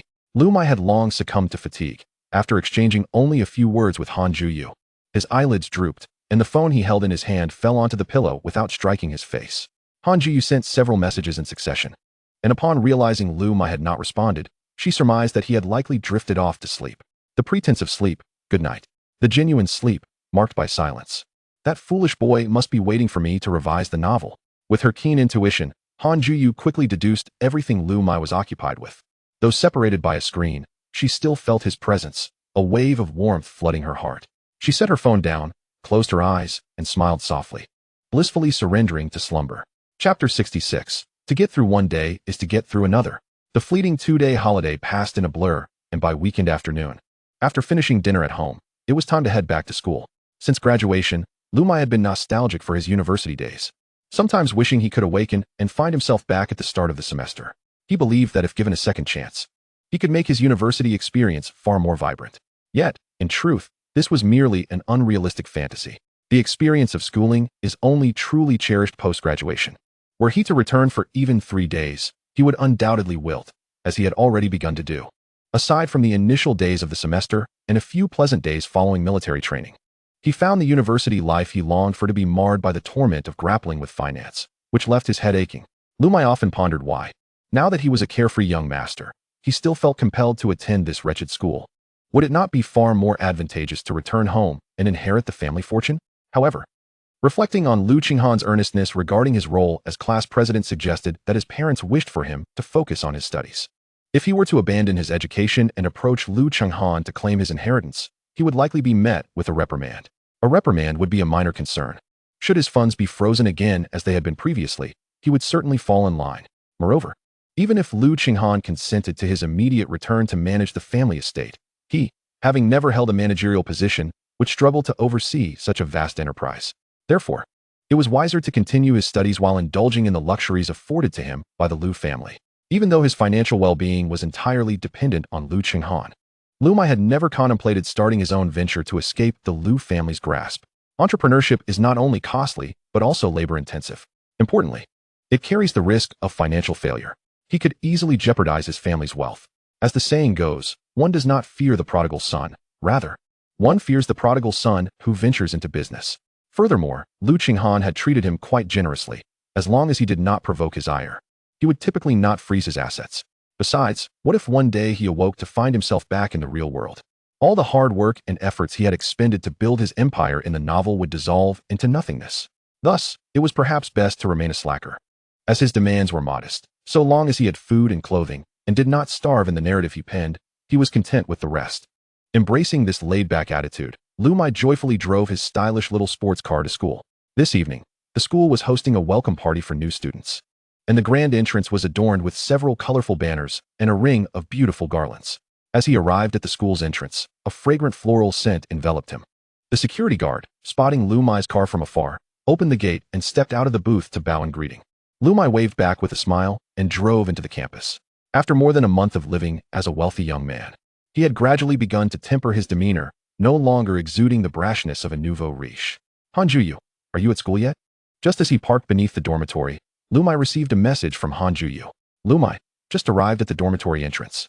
Han Juyu, hurry to the main playground to watch the welcome party. I've saved you a seat. Liu Muye was tempted to reply that there was nothing appealing about a welcome party and that he would rather spend his time watching videos on his phone. However, considering that Han Juyu had specifically reserved a seat for him, it seemed rather inconsiderate not to attend. Thus, he responded, "All right, I'll be there shortly." It should be noted that he was only going because Han Juyu had gone out of her way to save a seat for him. He had no prior intention of accompanying her to the welcome party. Upon arriving at the welcome party, Liu Muye noticed that the playground was still sparsely populated. This was to be expected. It was the weekend, and everyone was busy enjoying their break. Who had time for a tedious welcome party? Even he had written in his book that welcome parties were rather dull, with few attendees, until someone like Shangguan Yuro accidentally took the stage to sing, drawing in a crowd with her enchanting voice. Tonight, Shangguan Yuro wasn't lost nor accidentally pulled onto the stage by someone mistaking her for a singer. She was happily chatting with Han Juyu and Nan Gongyi, who were sitting beside her. There was an empty seat next to Han Juyu, specifically saved for Liu Muye. Han Juyu spotted Liu Muye and stood up, waving him over. "Over here." As Liu Muye approached, Han Juyu patted the spot beside her and said, "This seat is specially reserved for you, so don't mention it." Oh, Liu Muye felt a surge of delight, though he maintained an air of indifference, declaring, "To be honest, I have no interest in the welcome party. I'd find more enjoyment sleeping in my dorm." After saying this, he expected Han Juyu might appear somewhat disheartened. To his surprise, she grinned mischievously and replied, "Then you can leave. I'll just call a handsome guy to sit next to me." "You wouldn't dare?" Han Juyu squinted playfully at Liu Muye. "You said you weren't interested. Why are you so excited?" Liu Muye stammered, feeling a bit embarrassed. Han Juyu had caught him off guard. It was strange. He had not been so easily flustered before. What had changed? Inwardly, Liu Muye mused while finding an excuse. "Because this seat now belongs to me. No one else can sit here." "Uff." Han Juyu chuckled, covering her mouth at Liu Muye's childish retort. Meanwhile, Nan Gongyi furrowed his brow, scratching his head, thinking, strange. Why do these words sound so familiar? Isn't this something I often say? Why has this kid picked it up? After Liu Muye sat down, Nan Gongyi suddenly sent him a message on his phone. Liu Muye was puzzled. They were only separated by 2 girls, so why send a message? Upon opening his phone, he saw Nan Gongyi's message. "Young Master Yi, thank you for your recent help. I have a surprise for you tonight. Seize the opportunity." Liu Muye stared at the cryptic message, slowly typing a response. He then looked up at Nan Gongyi, who met his gaze with an encouraging smile. Though he did not understand what Nan Gongyi meant, Liu Muye replied, "Let me reiterate, please do not bring up my role as your love advisor again." Nan Gongyi understood. "You prefer to keep a low profile." Liu Muye did not respond to his message, yet in his heart, he silently retorted, "No. It's because I cannot afford to lose face." Chapter 67. He is Liu Muye. The Freshman Gala. Back when he was merely a freshman at Sunan University, Liu Muye attended a freshman gala, which was exceedingly dull. Had it not been for his roommate's insistence, he would have left long before. After enduring the entire evening, aside from the final 10 minutes when a senior from the music department took the stage to serenade the audience with a couple of sweet songs, the rest of the performances were utterly forgettable, to the extent that he completely forgot the specifics of the gala by the end of the night. Subsequently, he incorporated this experience into his writing, but in his narrative, it was not the music department's senior who dazzled the crowd, but rather the extraordinarily talented and flawless female protagonist. The freshman gala at Celia Academy proved to be more entertaining than that at Sunan University, perhaps due to the institution's ample financial resources, allowing for a lavish event. The upperclassmen performed with great zeal, motivated by credits and rewards. By 8:30 in the evening, the gala was halfway through, and all the seats in the playground had been claimed. Those without seats simply settled on the grass. Han Juyao, with a hint of pride, turned to Liu Muye and declared, "See, didn't I predict this? I came early to secure our spots." "Ah, right. Han Juyao shot him a glare. "You are being dismissive." "I am not." Seeing Han Juyao's slightly irked expression, Liu Muye suppressed a smile, hesitant to laugh. "You're asking for it." Glancing at Liu Muye's half-smiling face, Han Juyao pinched his waist. "Hey." Liu Muye was about to cry out in pain when Han Juyao interjected, "I heard that if someone has kidney deficiency, pinching here will elicit a strong reaction. Does it hurt?" "Hiss." Liu Muye inhaled sharply, stifling the word hurt and retorting, "It doesn't hurt. I feel nothing." "Oh, your physique seems quite robust." Han Juyao remarked with a sly glint in her eyes, her grip still unyielding. "Hiss." Liu Muye gritted his teeth and smiled, fully aware that he had fallen victim to Han Juyao's clever antics once again. At 9:15, the moment when the plot of the original story was set to unfold, Liu Muye glanced at his watch and then at Shangguan Yuru, seated beside Han Juyao. He pondered how the evening's narrative would progress. Unless the senior did not suffer from an upset stomach, the gala would inevitably conclude prematurely. As he was lost in thought, the elegantly dressed female host ascended the stage and announced, "Tonight, we extend our heartfelt gratitude to the Nangong Group for sponsoring the stage equipment for this performance. Additionally, we have made an exception to include an impromptu performance by Liu Muye." Upon hearing Liu Muye's name, Han Zhuyao turned to him in astonishment. "You secretly signed up without telling me?" "Ah, what?" Liu Muye had merely anticipated enjoying the spectacle, yet it seemed the spectacle was now revolving around him. What was this? Nangong Group. Suddenly, Liu Muye recalled the message Nangong Yi had sent him earlier that evening. Was this the surprise he had prepared for him? Yes.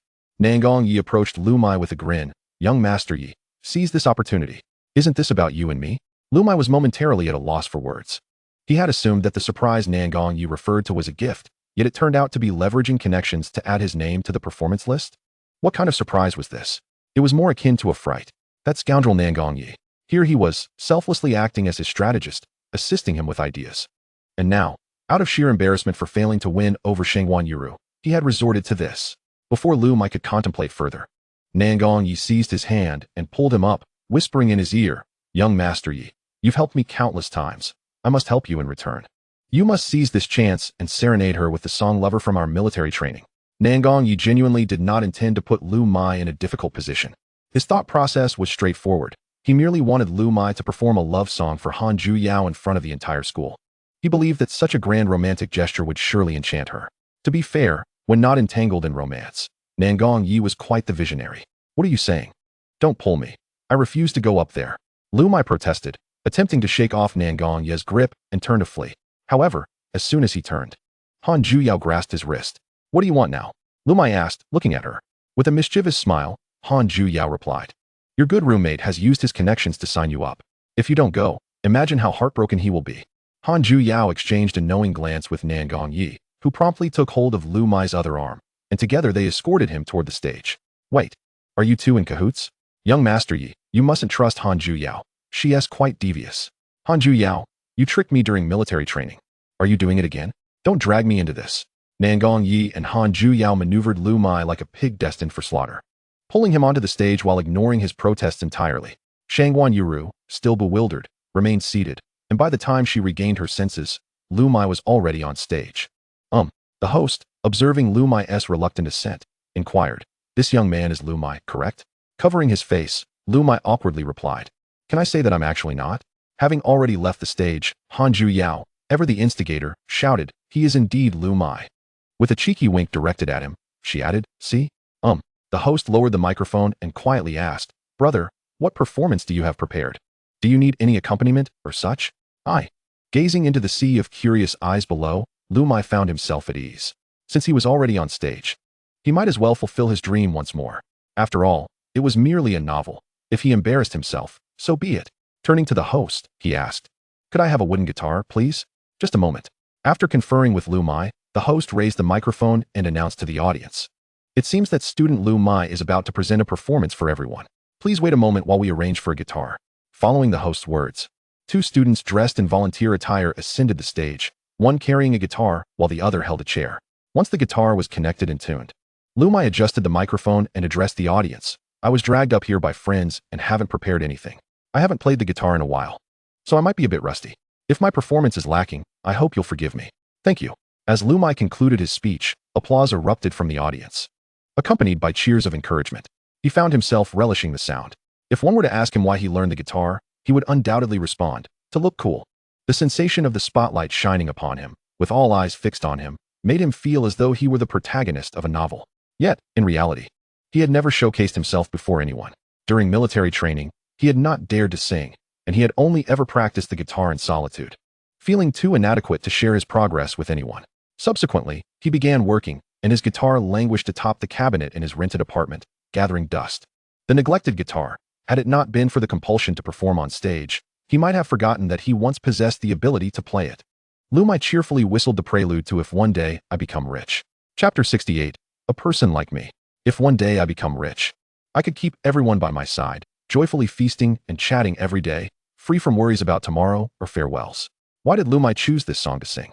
Because it was the first song he could play and sing in its entirety after learning the guitar, and becoming wealthy had always been his aspiration. The boy who once hid in his room, strumming a shabby guitar he bought for a few hundred yuan and recording singing videos that went unheard, finally had an audience. Now, he had indeed become the person described in the lyrics, wealthy. Thus, as he sang this song again, his mindset transformed, and his voice became noticeably more buoyant. He was no longer the boy who feigned humility by saying money isn't everything. He had come to genuinely understand the meaning behind the lyrics that stated money is not everything. On stage, Liu Muye sang, while in the audience, Han Juyo smiled softly. Her eyes filled with warmth as she reminisced about the past, while she gazed at the stage. Shangguan Yuru gently nodded to the rhythm of the song, softly humming along. From the last military training song Lover to this piece, she had always admired Liu Muye's vocal prowess. As someone who had undergone systematic vocal training, she could keenly discern certain flaws in Liu Muye's singing. However, those subtle imperfections did not detract from the beauty of his performance. As the saying goes, a flaw does not obscure the jade. Only Nangong Yu was puzzled, wondering why, after Liu Muye had played and sung, he did not choose to sing a romantic ballad to touch Han Jiyo's heart. The affluent CEO, oblivious to the situation, could not fathom that. Compared to those overly sentimental love songs, this humorous and idealistic tune would resonate more with Han Jiyo, for she, like Liu Muye, was a dreamer. As the song concluded, Liu Muye rose and bowed deeply to the audience. Unlike in novels, the applause was not thunderous. Most of the audience was still engrossed in the melody. This, in fact, proved that truly captivating music invites listeners to immerse themselves, and at times, the audience finds it more challenging to emerge from the ambience created by the song than the performer. Liu Muye endeavored to appear calm, suppressing his nervousness as he said, "It has been so long since I sang that I nearly forgot the lyrics. I apologize if my performance was lacking." At that moment, the previously silent audience stirred once more. "Absolutely fantastic. You were amazing. Your voice is beautiful. Sing another one. Hey, handsome, are you taken? Please, sing another." Liu Muye, blushing, replied, "Thank you all for your kindness. I will take my leave now." Before he could finish, the female host hurried onto the stage, whispering in his ear, "Classmate, we have encountered a slight issue.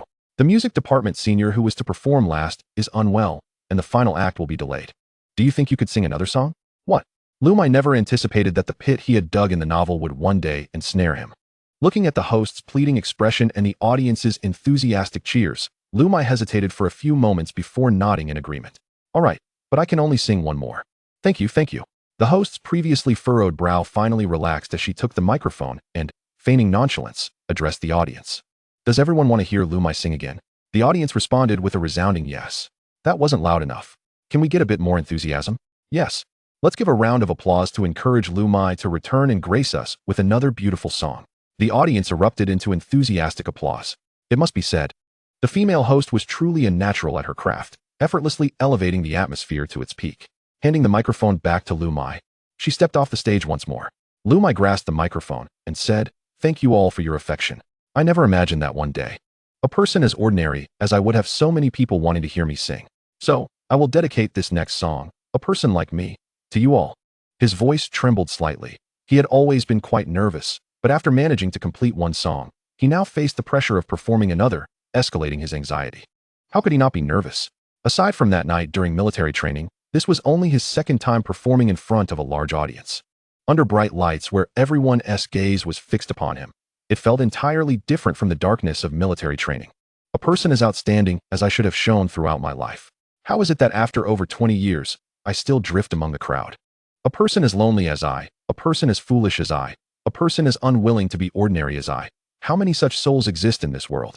The previous song was humorous and lighthearted, akin to a comedy cloaked in tragedy, whereas this one was steeped in sorrow and helplessness, imbued with confusion and solitude. Han Jiyo became deeply engrossed in Liu Muye's song, reflecting on her life through the lyrics. Shangguan Yuru, on the other hand, was curious as to why a wealthy young master like Liu Muye was drawn to such melancholic songs. Only Nangong Yu remained fixated on why Liu Muye did not sing a love song to confess to Han Jiyo. Nangong Yu thought to himself, "This guy? Fate is handing him opportunities on a silver platter, yet he remains so inept." As another song concluded, Liu Muye stood once more. The audience erupted into cheers once again. This time, he only heard two words, "Beautiful." Hearing the audience's praise made him shy, and he lowered his head, blushing, transforming into someone entirely different, losing the relaxed demeanor he had when conversing with Han Jiyo. In truth, he had not changed. He remained the sensitive and fragile individual he had always been. But life's harsh realities compelled him to masquerade as confident and carefree, concealing his vulnerability. At times, he pondered, If a person as ordinary and flawed as he were to become the protagonist of a novel, would it not surely fail miserably? After all, he possessed so many shortcomings and was far from charming, unlike other protagonists who stood tall and invincible. Liu Muye took a moment to gather his emotions before lifting the microphone once more, stating, "Thank you all for your affection. Though I may step off this stage and return to being an unremarkable person at this moment, I am grateful to each one of you for making me feel less ordinary. If you, like me, often feel lost or occasionally believe life is not going your way, do not be disheartened. I wish to convey that I share your sentiments. We are all the same, ordinary people. However, do not easily relinquish your aspirations due to the mundane or unsatisfactory. Each flower possesses its own fragrance, and you shall forever remain the protagonist of your own story." I may have become a bit overly excited, and my words might have begun to wander off course. My apologies, and thank you, everyone. Liu Muye once again bowed to the audience below before turning to leave. As he descended the stage, he heard someone calling his name. Liu Muye. How remarkable it is that one day, the timid boy who hid in a small room strumming his guitar would be called out in such a manner. He found himself growing increasingly fond of this world. Chapter 69, Cheng Fei and Jiangro. Liu Muye, how many secrets do you still conceal from me? This was the very first sentence spoken by Han Juyo, who had been waiting for Liu Muye offstage. Liu Muye feigned composure and replied, "What secrets could I possibly have? It is quite reasonable for a young master to know how to play an instrument, is it not? Then why did you not mention it earlier?" Han Juyo's keen fox-like eyes were fixed on Liu Muye's own. "During military training, you even deceived me into believing you could not sing. I genuinely cannot sing. In comparison to a professional like classmate Shangwan, I am utterly tone-deaf," Liu Muye explained, turning to Shangwan Yuru and adding, "Isn't that right, classmate Shangwan? My singing was merely of average quality." "And no. Shangwan Yuru waved her hands, insisting, "In truth, it was quite good. Many who have trained fail to reach that level." Before Shangwan Yuru could finish her assessment of Liu Muye's singing, Han Juyo raised her hand to interrupt. "Wait a moment." Han Juyo had caught on to the crux of Liu Muye's previous statement. "How did you know that Yuru has studied music? I had no idea." "Oh." Upon hearing this, Shangwan Yuru also realized the inconsistency. "Yes, how did you know I had studied music?" Nangong Yi, somewhat slow on the uptake, interjected, Who has studied music?" For quite some time, Shangwan Yuru had not had the opportunity to showcase her musical talents before everyone.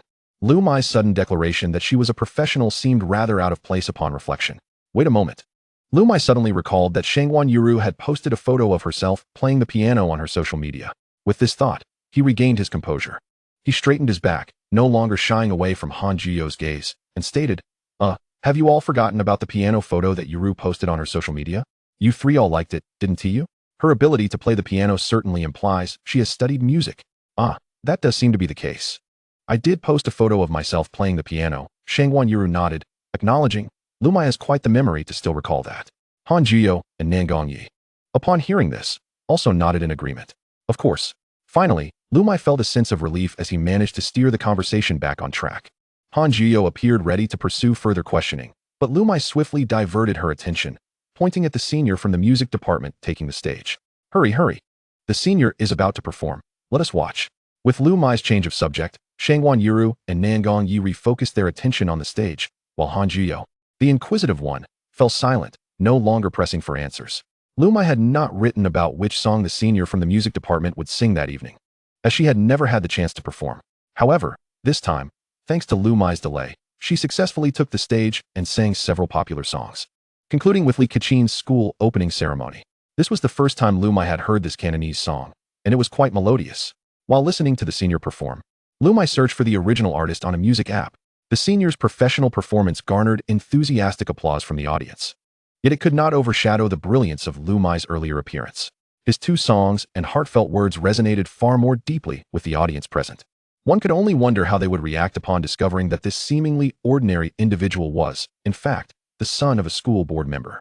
As the performance concluded, students gradually departed the field, and Liu Muye and his companions prepared to leave with the crowd, but were halted in their tracks.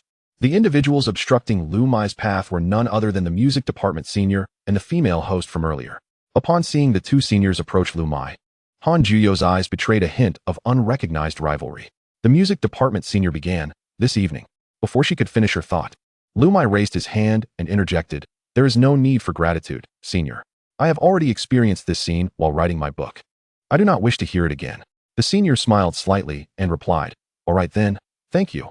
I will refrain from further pleasantries." "Not at all. Liu Muye waved his hand dismissively. I shall take my leave. Wait a moment, Junior, the senior said quickly. Actually, Xiao Fei and I are the head and deputy head of the student union's media department, and we would like to invite you to join the student union. Liu Muye did not allow her to finish and reiterated, I will not be joining the student union. I am rather busy and do not have the time. Oh. The senior was momentarily at a loss for words. The female host chimed in, I am Cheng Fei, and this is Zhang Rou. We are third-year students. You all must be freshmen, right? May we exchange contact information so that you can reach out to us if you need assistance at school? Cheng Fei, clearly seasoned in such interactions, spoke with a shrewdness that surpassed Zhang Rou's. She deliberately diminished her intentions, cloaking them in the guise of mutual assistance to secure their contact details. Moreover, she sought to connect with all of them, ensuring she could still reach Liu Muye even if he declined. Ordinarily, anyone hearing Cheng Fei's carefully crafted invitation would likely acquiesce, as few would refuse a beautiful and intelligent young woman. It was no wonder the school entrusted her with hosting such an important event. She possessed undeniable talent. However, she had the misfortune of encountering Han Juyo, who was not easily swayed by such tactics. With a bright smile, Han Juyo addressed Cheng Fei, I apologize, senior. But we are not from this school. We were simply invited to enjoy the event. We must take our leave now. Goodbye. Wait, what? Cheng Fei barely had time to utter another word in an attempt to retain Han Juyo before she whisked Liu Muye and Shangwan Yuru away, leaving only Nan Gongyi behind. Feeling somewhat dejected. In truth, it was not that Han Juyo intentionally excluded Nan Gongyi. Had she possessed another hand, she would have certainly taken him along. Nan Gongyi glanced at the three who had already fled and, feeling a bit awkward, offered a smile to the two seniors before making his own hasty retreat. Cheng Fei and Zhang Rou exchanged glances, revealing expressions of bemusement. What a pity, such a promising talent has not joined our media department, Zhang Rou remarked. Cheng Fei smiled wryly. Well, recruitment has not yet begun. Perhaps there will be other exceptional newcomers this year. Indeed, Zhang Rou nodded in agreement. Cheng Fei observed Nan Gongyi's retreating figure, seemingly struck by a thought, opening her mouth as if to say something but hesitating. Noticing her demeanor, Zhang Rou inquired, Are you thinking of saying something? Cheng Fei frowned. That boy seems to be Nan Gongyi, doesn't he? Indeed, he must be Nan Gongyi. Tonight's special performance is arranged by him for his friends. Zhang Rou exclaimed in astonishment. If that's the case, then Liu Muye cannot possibly be an ordinary person. No wonder he shows no interest in joining the student council. Chapter 70, Becoming Very Strange. Once they had dashed out of the playground, Han Juyo finally slowed her pace. Nan Gongyi quickly caught up with her, saying, You three are quite inconsiderate for running off without me. Liu Muye pointed at Han Juyo and shrugged. I was dragged along by her. Shangwan Yuru, with a puzzled expression, looked at Han Juyo and asked, Xiao Ju, those two senior sisters don't seem bad at all. What harm would there be in exchanging contact information? Why did we run away? Han Juyo immediately replied, They must have ulterior motives, Yuru. You are far too naive. It's easy to be deceived like that. Shangwan Yuru blinked and inquired, Really? Of course it's true. You must trust me. In truth, Han Juyo's assertion was unfounded. She merely felt a twinge of discomfort upon seeing the two girls fawning over Liu Muye. Although she understood that their intentions were simply to recruit him for the student council and not to express romantic interest, the feeling of unease lingered. Whenever she witnessed them engaging Liu Muye in conversation, an inexplicable sensation arose within her, a peculiar, sour feeling. After conversing with Shangwan Yuru, Han Juyo turned to Liu Muye, glaring fiercely as she said, You too. Did you hear that? Huh. Liu Muye, taken aback by Han Juyo's intense gaze, curiously asked, What does that have to do with me? Han Juyo pointed at him. Those two girls have their sights set on you, haven't you noticed? I know, Liu Muye nodded, fixing his gaze on Han Juyo's eyes.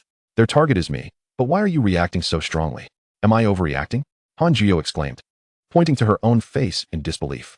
Who is overreacting? I couldn't care less about you. When those two senior sisters blocked your path, you must have been thrilled, right? You were probably secretly delighted when they asked for your contact information. Huh, I never thought that. Liu Muye replied, a bit bewildered. He hadn't provoked this girl today. So why was she inexplicably upset? In fact, even Han Juyo herself was unaware of her heightened emotions. She, who usually exuded calm rationality, found herself increasingly irrational since meeting Liu Muye. Striving to regain her composure, Han Juyo softened her tone and said to Liu Muye, I'm not trying to control you. If you wish to join the student council, I won't stop you. Liu Muye promptly responded, I've already stated that I'm not joining the student council, and I have no intention of adding those two senior sisters' contact information. Really? Of course it's true. Even if Han Juyo hadn't intervened tonight, he wouldn't have shared his contact details with those two girls. This school was his own domain. How could he be bullied in his own home? Even if he were to be bullied, It wouldn't be to the extent of needing assistance from two girls. Upon hearing Liu Muye's response, Han Jiyo felt a sudden wave of relief wash over her. Well, that's settled then. Suppressing a smile, she patted Liu Muye on the shoulder and shifted the topic, saying, by the way, I forgot to mention when you got off stage that the 2 songs you sang tonight were absolutely fantastic. Huh. Liu Muye was taken aback by Han Jiyo's swift change in demeanor. Leaning toward her slightly while furrowing his brow, he asked, what's with you today? Is there? Han Jiyo stammered, you must be imagining things. As Liu Muye's face loomed closer in her vision, Han Jiyo's heart began to race. She took a step back, blushing, and pushed him away, saying, when talking to a girl, don't stand so close. It's quite impolite. Having said this, Han Jiyo turned and grabbed Shangwan Yuru's hand, who had been standing as a mere background figure, exclaiming, Yuru, let us go. Huh, okay. Although somewhat bewildered, Shangwan Yuru nodded and followed Han Jiyo as they walked ahead. Liu Muye stood there in a daze, struggling to comprehend the situation as he watched Han Jiyo and Shangwan Yuru walk away. Nangong Yi, who had also been a background figure, approached Liu Muye and remarked, Yi Xiao, do you know why Han Jiyo has been so unfriendly towards you tonight? Why? Liu Muye turned to look at him. Nangong Yi pointed at Liu Muye's face and said, because your performance tonight was subpar. My performance was poor. Liu Muye turned to Nangong Yi, questioning, what do you mean by that? Nangong Yi analyzed with utmost seriousness. Young girls adore sweet love songs, yet none of the 2 songs you sang tonight were love songs. Hence, Han Jiyo has been picking on you since you stepped off the stage. Do you understand? But didn't Han Jiyo just praise my singing? Being a good singer and singing songs she enjoys are entirely different matters. That does make a bit of sense. Liu Muye nodded thoughtfully at Nangong Yi's words. So do you know what you should do next? What should I do? Certainly, you need to mend the relationship, perhaps invite her to dinner or something. If her mood improves, she won't hold a grudge.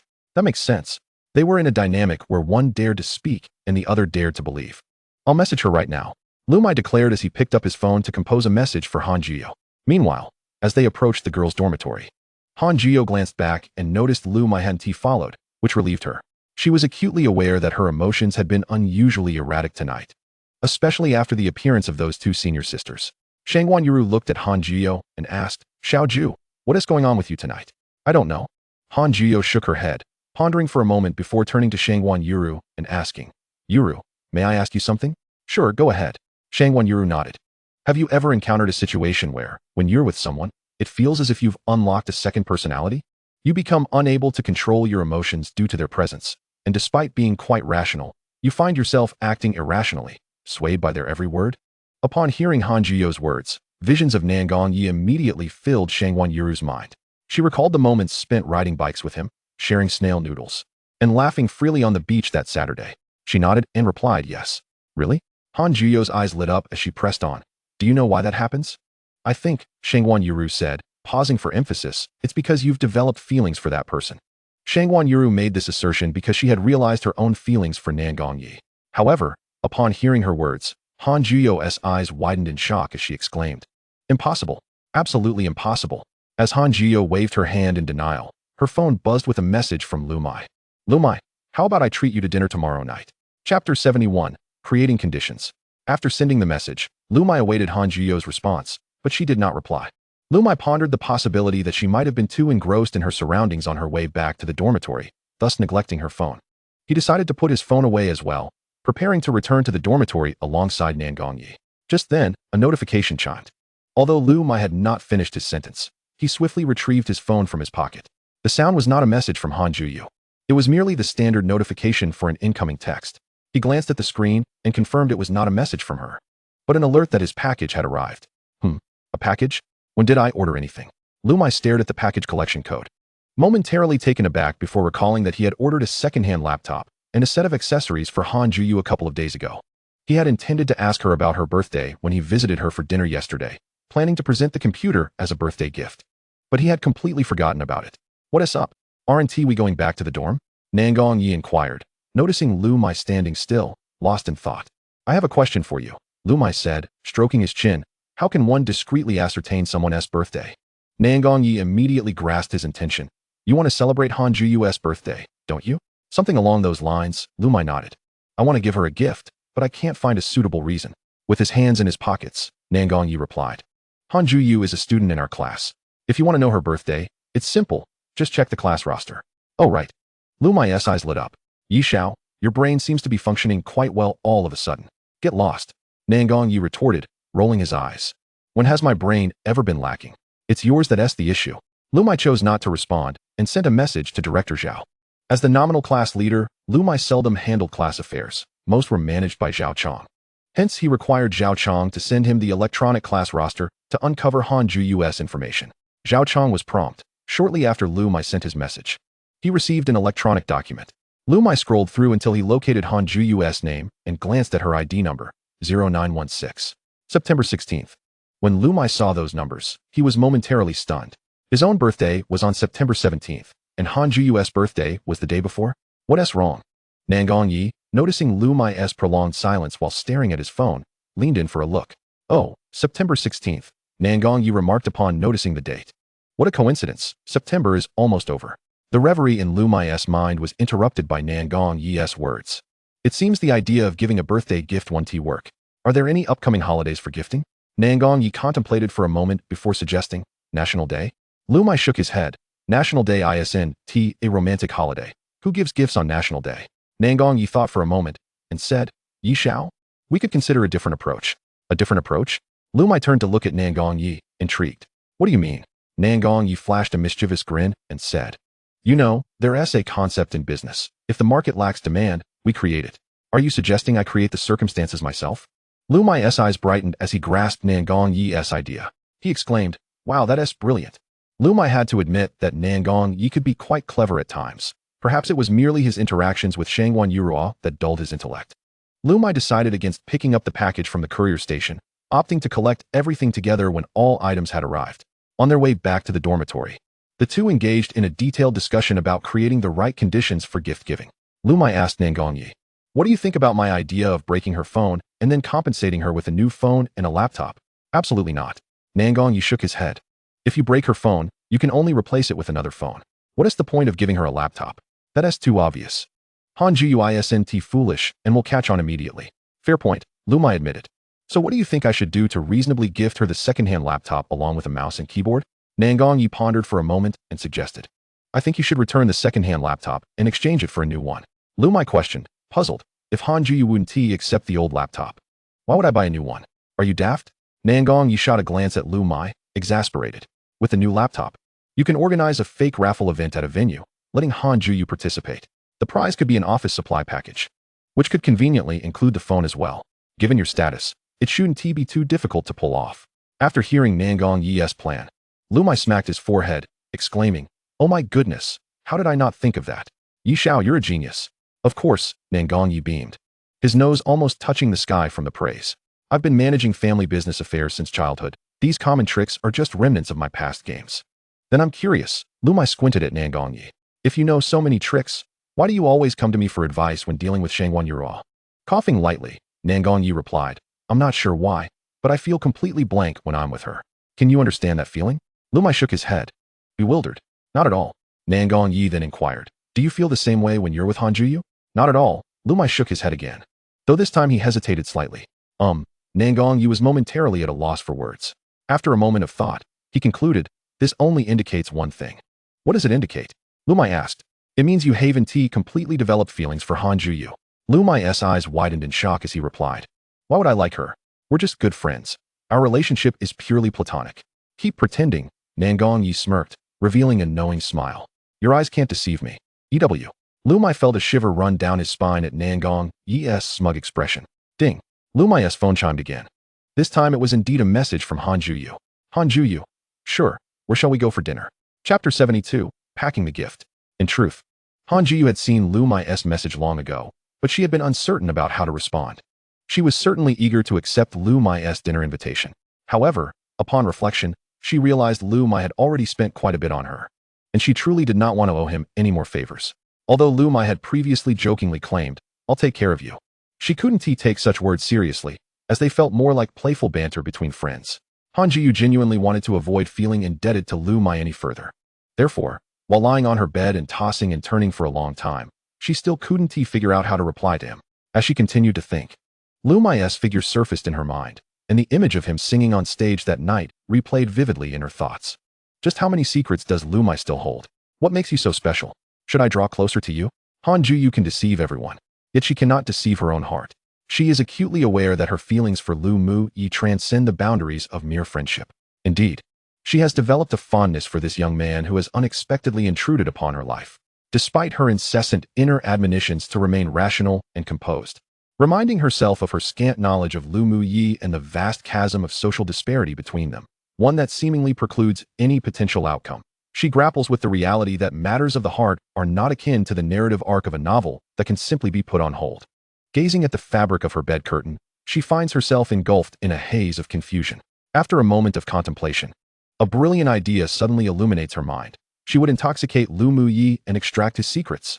It is often said that inebriation brings forth the truth. Since Liu Muye is reluctant to divulge any secrets to her, she resolves to ply him with alcohol during their dinner tomorrow evening, coaxing every hidden facet of his being to emerge. Most importantly, she intends to clarify his true feelings towards her.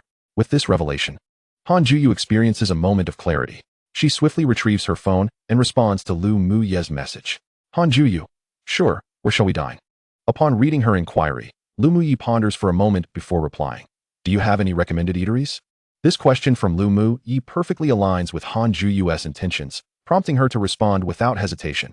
I know a fantastic street stall. I'll take you there tomorrow night. Liu Muye, under the impression that Han Juyu is being frugal for his sake, types back. What street stall? Being with me, how could I allow you to eat such mediocre fare? Tomorrow, we shall dine at a 5-star hotel. Han Juyu retorts, didn't you ask me what I like to eat? I said I wanted street food. Why then suggest a hotel? Liu Muye concedes. All right then, if you wish to eat at a street stall, we shall go there. He adds, just know, this is your choice.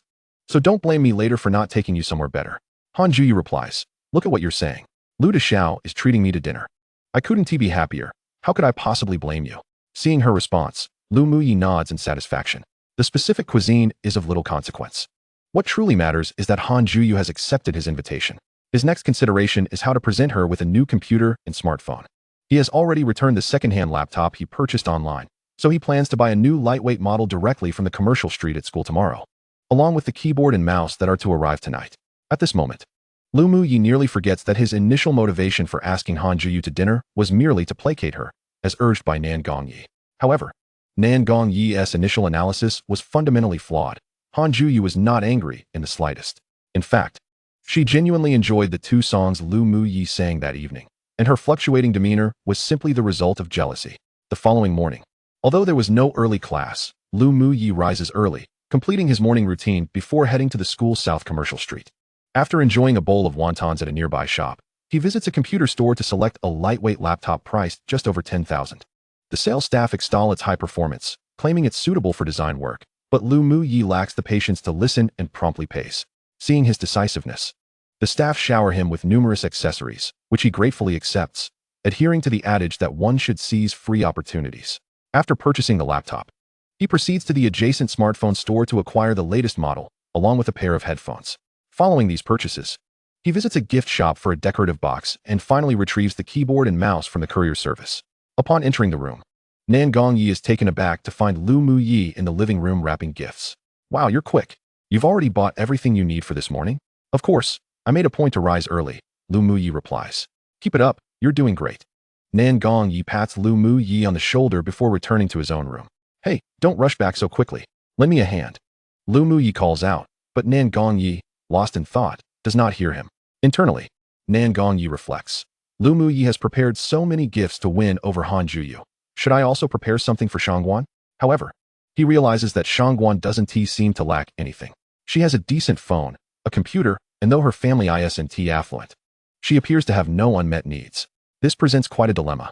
As he contemplates, he inadvertently shuts his room door, oblivious to Liu Muye's attempts to engage him. Liu Muye, believing Nan Gongyi is deliberately ignoring him, chuckles wryly. This guy, when asked to help, just slips away.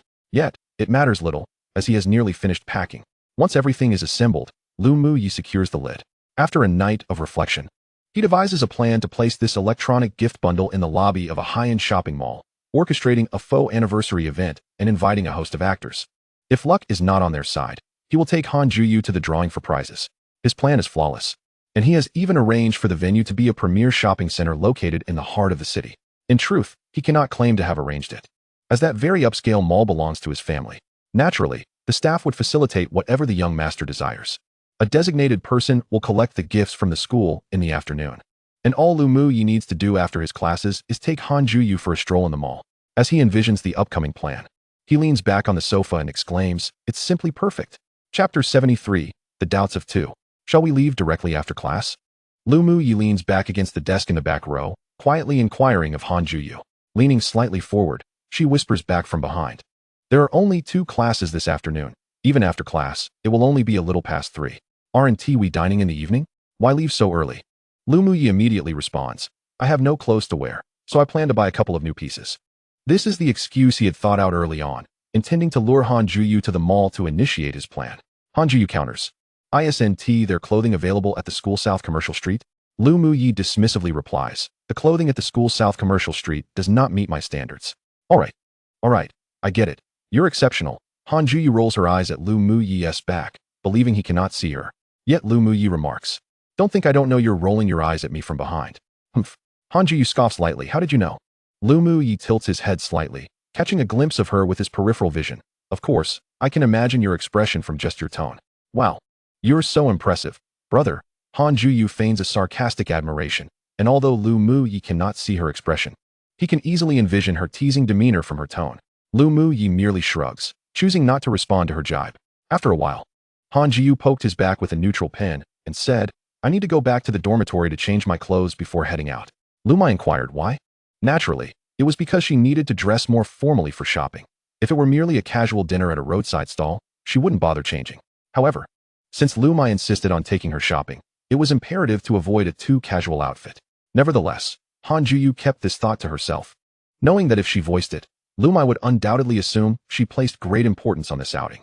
Thus, she feigned impatience and replied, "Why do you have so many questions?" Listening to Han Juyu's words, Liu Muye mused, "Nangong Yi was indeed correct. This girl is still upset with me. Was it truly necessary to be so angry just because I didn't sing her favorite song on stage?" Meanwhile, Nangong Yi inadvertently assisted Liu Muye while simultaneously getting him into a bind. Now, Liu Muye was more convinced than ever that Han Juyu's anger stemmed from the previous night's performance. In reality, however, Han Juyu was not angry at all. After the 2 afternoon classes, Han Juyu returned to her dormitory. Liu Muye initially intended to wait for her at the girls' dorm, but reconsidered. Changing clothes for girls was not the same as for boys. If she had to do her makeup afterward, it could take an hour or 2. Thus, he decisively opted to return to his own dormitory to lie down. Nangong Yi had not returned, and Liu Muye speculated that he was likely off wooing Shangwan Yuru, probably hiding away in some corner of the school. His guess was only half correct. Indeed, Nangong Yi and Shangwan Yuru were seated by the chicken crowing lake. But they were not alone. Zhang Ning was there too, clinging to them like a persistent shadow, unable to tolerate it any longer. Nangong Yi concocted a polite excuse to send Zhang Ning away. With nowhere else to go, Zhang Ning decided to return to her dormitory. At that moment, only Han Juyu and Sun Zihan were present in their dormitory. Sun Zihan, observing Han Juyu, who was changing clothes and doing her makeup, curiously approached and asked, "Xiao Han, are you going out?" Han Juyu offered a polite smile and nodded, saying, "Yes, I have something to attend to." Sun Zihan, upon hearing this, decided to accompany her. "Where are you going?" "Let me go with you." Han Juyu found herself in a predicament. She wanted to have dinner with Liu Muye, and bringing along Sun Zihan, who would only be a third wheel, would be quite inconvenient. More importantly, she planned to get Liu Muye drunk that night, which would be entirely unmanageable with Sun Zihan present. After some contemplation, she tactfully replied, "Xiao Sun, it might not be convenient for you to come along today. I have other people to meet." "Is it with Yuru?" Sun Zihan pressed on, stubbornly. "If it's Yuru, it should be fine for me to join, right?" Han Jiyu shook her head, stating, "I don't know. It's other people." "All right." Recognizing that her companion was indeed unwilling to take her along, Sun Zihan wisely refrained from pressing further. As Han Jiyu finished her makeup, she sent Liu Muye a message. He replied with an OK sticker and then left his dormitory after changing his shoes. After waiting approximately 3 to 4 minutes at the girls' dormitory, Han Jiyu finally emerged. After over an hour of changing, Liu Muye did not perceive any significant transformation in her attire. She still wore a white printed short-sleeve shirt, albeit with a different design, and her black long pants had been replaced with loose-fitting gray jeans. Her shoes had transitioned from black to white. This monochrome ensemble was reminiscent of his own attire during leaner times. Despite her beautifully shaped legs, she opted for neither a skirt nor shorts, which felt like a wasted opportunity. While Liu Muye pondered this, Han Jiyu had already settled into the car. It was a rare occasion for her to wear makeup, and with it, Her fox-like eyes appeared even more alluring. The foundation and delicate eye makeup concealed much of the tear mole at the corner of her left eye, softening its color, while her rosy lips evoked an irresistible urge to kiss. My makeup doesn't look too good, does it? Han Jiyu, feeling somewhat nervous under Liu Muye's intense gaze, stammered, I used to, rarely wear makeup. It was Yuru who taught me. This statement was not a ploy to feign innocence and earn Liu Muye's favor. She had genuinely never worn makeup before due to financial constraints. The only skincare product she had used before university was a cheap moisturizer costing mere tens of yuan. The cosmetics she used today were borrowed from Shangwan Yuru. Except for a lipstick of ordinary color that was her own. Not at all, it looks lovely. Liu Muye smiled, pressing his lips together, feeling a spark of delight. Han Jiyu immediately inquired, is there a significant difference between my made-up face and my bare face? No, both are beautiful. Liu Muye thought for a moment before adding. In fact, I prefer your natural look. Han Jiyu, delighted by Liu Muye's compliment, felt as if her heart was blooming with joy, though she feigned nonchalance and replied, after knowing you for so long, you finally said something I like to hear. Liu Muye chuckled and started the car, driving toward the school gate. Meanwhile, in the girls' dormitory, Sun Zihan stood by the window, witnessing Han Jiyu enter Liu Muye's car. At that moment, a seed of suspicion began to sprout within her heart. On the other side, Zhang Ning, returning to her dormitory, also caught sight of Han Jiyu in the passenger seat of Liu Muye's car. She frowned slightly, sensing something amiss. With suspicion lingering, Zhang Ning returned to her dormitory, exchanged a knowing glance with Sun Zihan, and then turned to climb into bed, drawing the curtain. Chapter 74, Shopping for Clothes. Why did you dress like that the other day? After a prolonged silence, Sun Zihan broke the tense atmosphere in the dormitory, though her tone was less than pleasant. Shouldn't I be the one asking you that? Zhang Ning retorted, her voice equally curt as she spoke through the bed curtain. Why did you dress like that to flirt with the class monitor? This marked the first instance of normal communication between the two since their argument that morning. What do you mean by flirting? Sun Zihan snapped back. I was just presenting myself normally in front of someone I like. Spare me. Zhang Ning scoffed. You look like a streetwalker, and you still have the audacity to call that a normal presentation of your figure? Why don't you just strip down and directly seduce the class monitor? Damn, Zhang Ning, what the hell are you saying? Sun Zihan, infuriated by Zhang Ning's words, flung aside the curtain and pointed an accusatory finger at her. What do you mean? Do you want to fight again? You wore something that looked like a roasted chicken. So how dare you criticize me? Zhang Ning shoved Sun Zihan's hand away and questioned, who are you calling a roasted chicken? Just you. Yes. I deliberately dressed provocatively to entice the class monitor, and what of it? What does it mean that you are deliberately opposing me? Zhang Ning was about to continue the verbal sparring with Sun Zihan when she bit back her words. So what you're saying is that wearing that crop top and short shorts was Han Jiyu's idea? Exactly. Sun Zihan frowned, as if realizing something. She then asked Zhang Ning, that outfit you wore, it wouldn't have anything to do with Han Jiyu, would it? Zhang Ning fell silent for a moment before nodding. I just saw her getting into Liu Muye's sports car. I saw that too. Sun Zihan nodded and said that she had just finished applying her makeup and changing her clothes in the dormitory. Zhang Ning remarked, could it be that she likes the class monitor too, and is deliberately trying to sow discord between us? Sun Zihan nodded in agreement, exclaiming, no wonder. I thought she was being so kind, that wretched girl. The two exchanged glances, and in that instant, their mutual resentment dissipated, for at that moment, they found themselves united against a common adversary. Liu Muye drove his flashy little car, accompanied by Han Jiyu, to the heart of Shangjing City SCBD. In the distance, two towering office buildings adorned with the prominent letters NG belonged to the Nangong Group. He parked his car at the entrance of a luxurious shopping mall and tossed the keys to the security guard at the door. Han Jiyu followed closely behind him, quietly inquiring, isn't it a bit inappropriate to park directly at the entrance? Liu Muye thought to himself, if I parked inside the mall, no one would dare say a word to me, for this mall belongs to my family. However, he kept that thought to himself and smiled at Han Jiyu, assuring her, no worries, the security at high-end malls will assist us with parking. Oh, Han Jiyu responded, unaware and not asking further, quietly trailing Liu Muye. It was her first time visiting such a mall, and she felt a tinge of nervousness, her beautiful large eyes curiously surveying the surrounding shops. Though she had been to the core business district of Shangjing City before, she usually only admired the grand structures from the outside, rarely venturing in. Even when she did step inside, it was merely for a quick look or to use the restroom, as she could never afford the items within. Most of the stores were unfamiliar to her, bearing names in English of luxury brands she had seldom encountered. The mall was sparsely populated, giving it a somewhat desolate air. What Han Jiyu did not know was that the few scattered customers she could see were all arranged by Liu Muye. As the mall was closed to anyone outside the Liu family this afternoon, Han Jiyu asked Liu Muye, why are there so few people in this mall? Liu Muye pondered for a moment before replying. That's just how top-tier malls operate. Oh, Han Jiyo nodded, then asked, can such an empty mall really turn a profit? Liu Muye chuckled. Why are you worried about this? Are you planning to open a store here?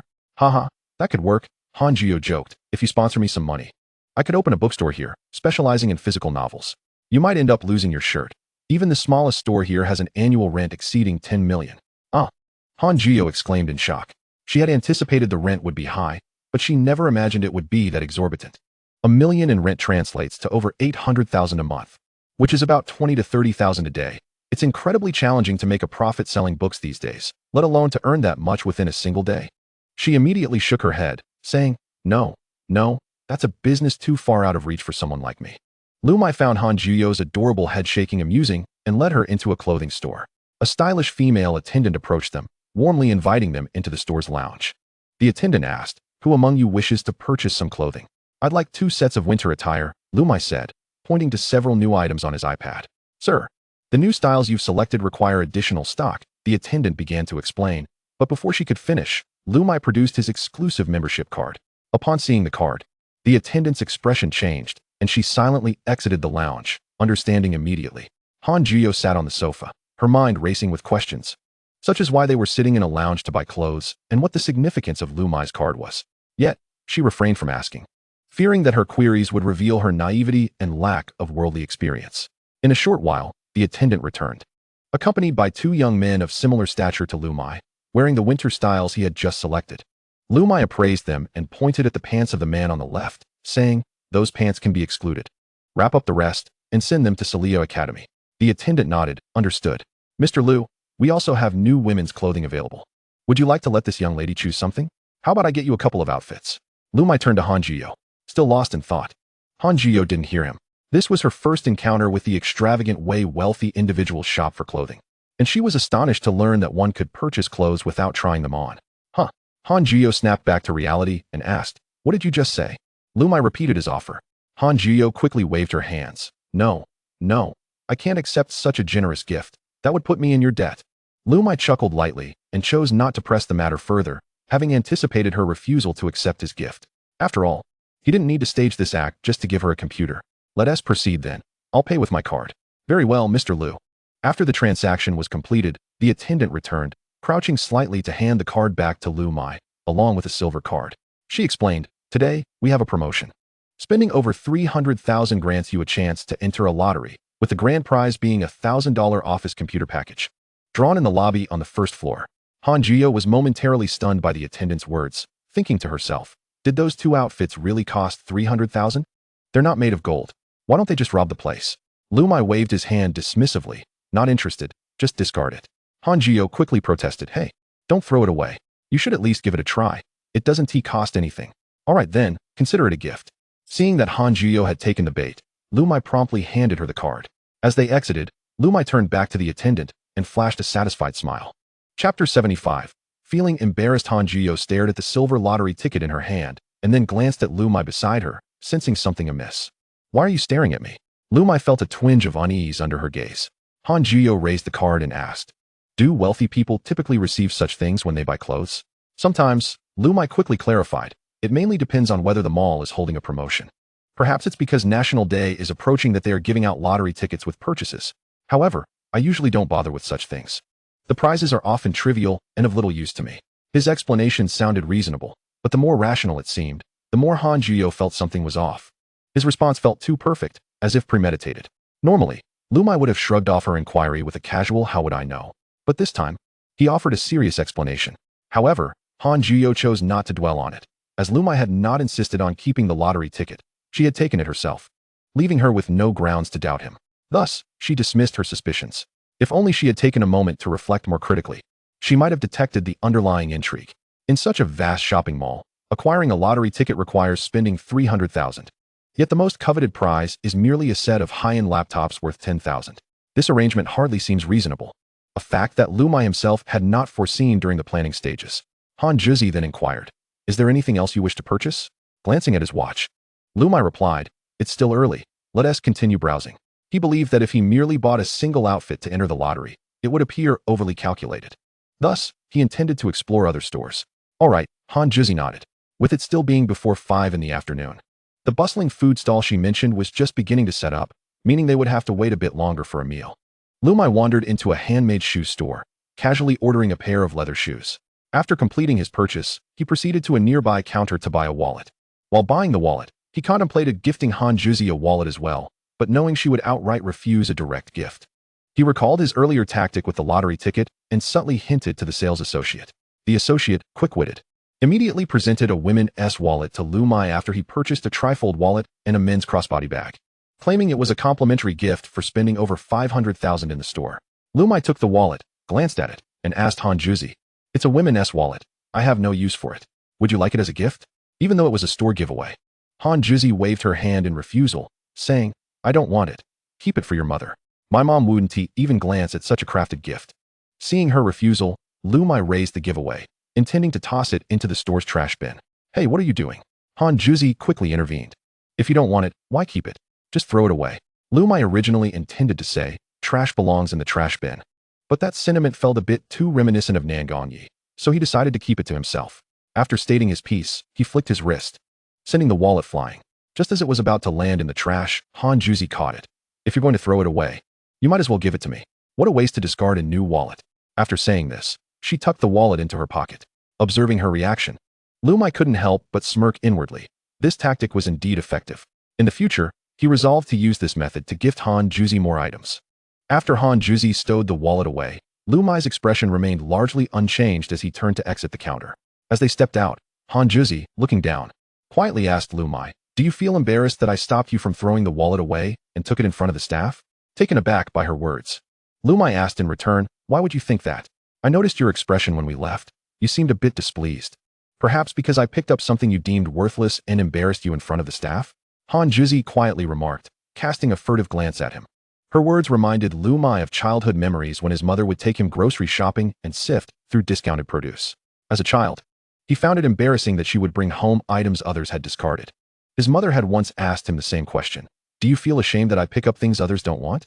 As he grew older, he realized that their family had been impoverished, and without his mother's frugality, they might have faced dire straits, lacking even a weekly meal with meat. Right? Han Juzi, noticing Liu Muye's silence, thought he might be upset and began to apologize. "There's no need for apologies," Liu Muye interrupted. "I'm not angry, nor do I find your actions embarrassing. Being frugal is commendable." After saying this, he turned to Han Juzi and smiled. He had initially hoped to use this method to give her more gifts, but it seemed that such gestures might not bring her joy and might instead impose a burden. Han Juzi's sensitivity mirrored his own from years past, indicating that he would need to devise other means to gift her in the future. As he pondered this, he glanced at Han Juzi.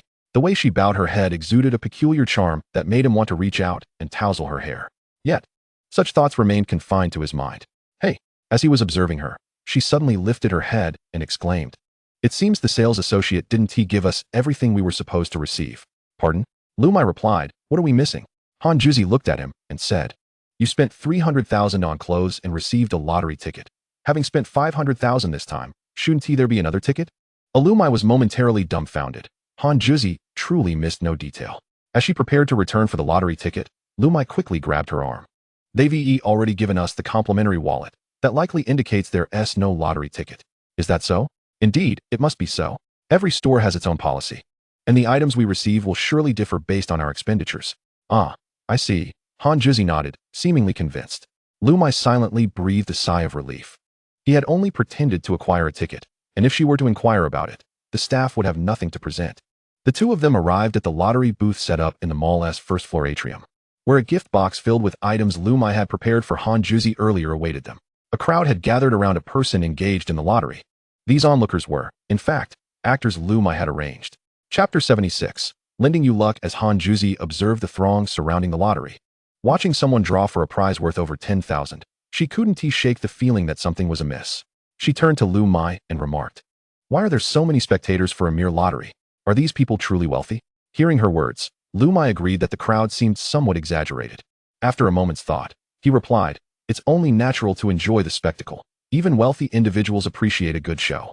"True," Han Juzi nodded, clutching the lottery ticket as she followed Liu Muye toward the booth. The previous contestant left in disappointment after winning only a consolation prize, a sample bottle of perfume. As Han Juzi approached, The lottery attendant glanced at Liu Muye and then at the ticket in Han Juzi's hand, promptly smiling and asking, "Are you two here to participate in the lottery?" She asked the one participating. Liu Muye pointed to Han Juzi beside him. Han Juzi handed over her lottery ticket. "Please hold on." The attendant theatrically examined the ticket before tearing off a corner and, holding the lottery box, said, "All right, beautiful. Please draw a ball." Han Juzi nudged Liu Muye, saying, "I've always had terrible luck. Why don't you draw for me?" "Not to worry. I'll lend you my luck. You're bound to win." Liu Muye spoke as he gently stroked the crown of his head, then placed the same hand, which had just touched his own head, atop Han Juyo's head, uttering, "All right, I have bestowed my luck upon you."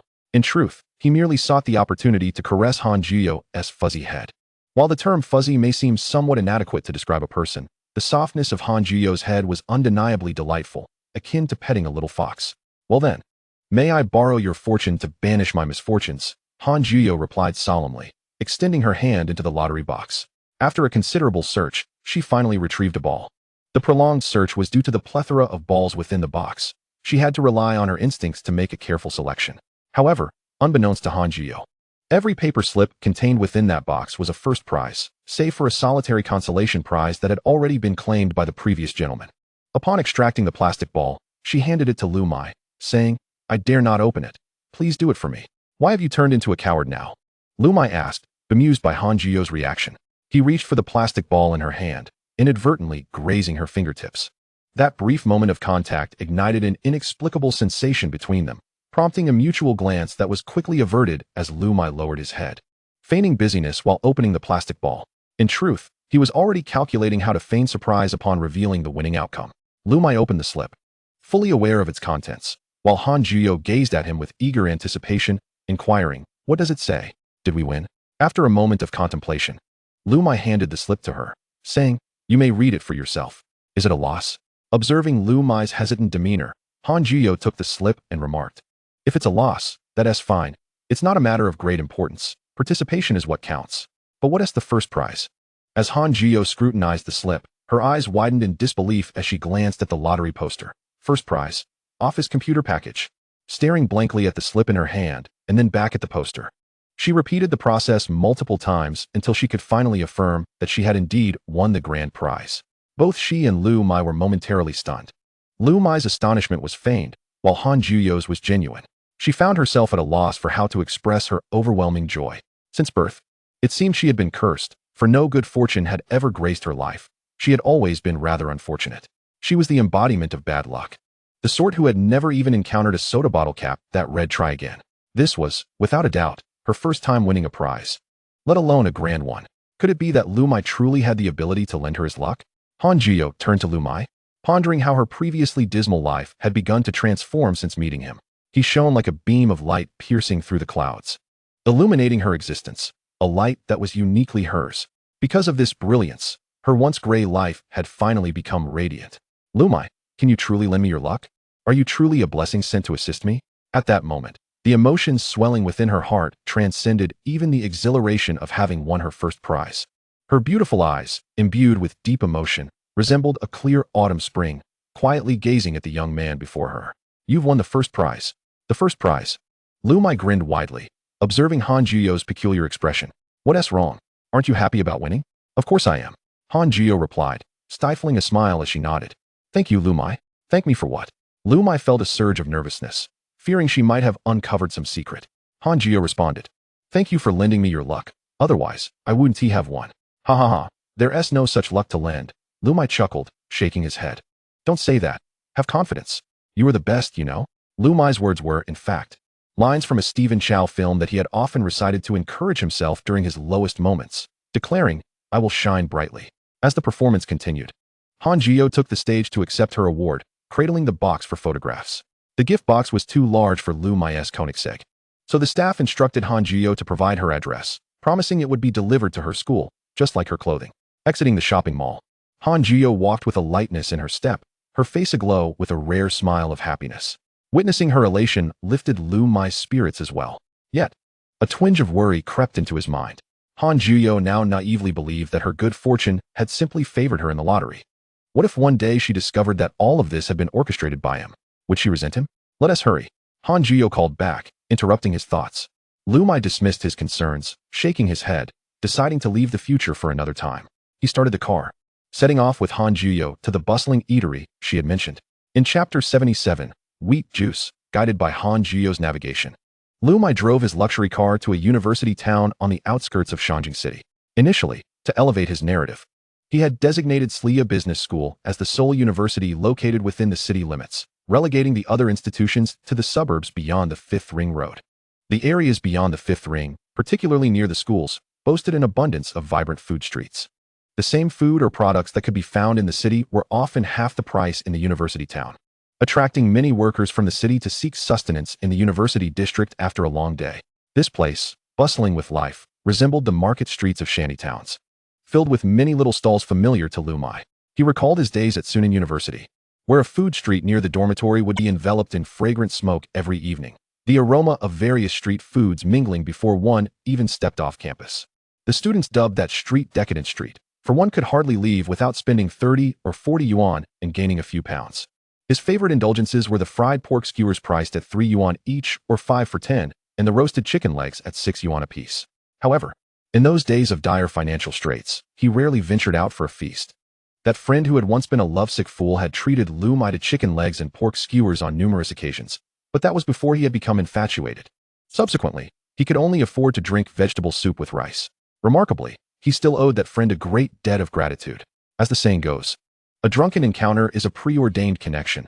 After the storm, where do we drift? Now that he had finally attained some wealth, regrettably, he could no longer invite that friend to dine. Lost in thought, Liu Muye was suddenly engulfed by the mouth-watering aroma of roasted chicken legs. Looking down, he saw Han Juyo grasping 2 freshly roasted, steaming chicken legs. This stall's chicken legs are delectable. You must try them, Han Juyo exclaimed, pointing towards the nearby stall as she handed a chicken leg to Liu Muye. Liu Muye took a bite of the chicken leg. The skin was perfectly charred and crisp, sealing in the succulent juices of the meat inside. The leg was incredibly tender, having been marinated beforehand, making it exceptionally flavorful. Liu Muye gazed at the chicken leg that had been nibbled on, the long-lost flavor evoking a sense of nostalgia within him. Was it truly delectable? Han Juyu smiled at Liu Muye, her face brimming with anticipation as she awaited his response. When a girl takes the initiative to recommend her favorite food and is genuinely concerned about your opinion, it signifies that she considers you a true friend. Liu Muye nodded and replied, yes, it tastes remarkably similar to the chicken legs from the snack street outside my high school, which I adored. He nearly let slip the word university, but managed to catch himself in time, substituting it with high school. Right? I told you it's delicious. Han Juyu expressed her satisfaction with Liu Muye's response, her eyes sparkling as she handed him another chicken leg. Since you enjoy chicken legs so much, you should have this one too. No, you should eat it. Liu Muye waved his hand dismissively. I've already had enough. What will you eat? Han Juyu playfully remarked. If you've eaten so much, you won't be able to stomach anything else at the food stall later, and it will all be mine. Liu Muye chuckled at her words, saying, if you can manage to eat it all, I wouldn't mind covering the entire menu at the food stall tonight. I promise not to take any for myself. Ha ha. I know you're wealthy, Lu Dasha. Han Juyu shook her head with a smile. I was just joking. Let's just enjoy a casual meal tonight without extravagance. All right. All right, Liu Muye replied, nodding earnestly at her admonition. I'll heed your words, Lady Yu.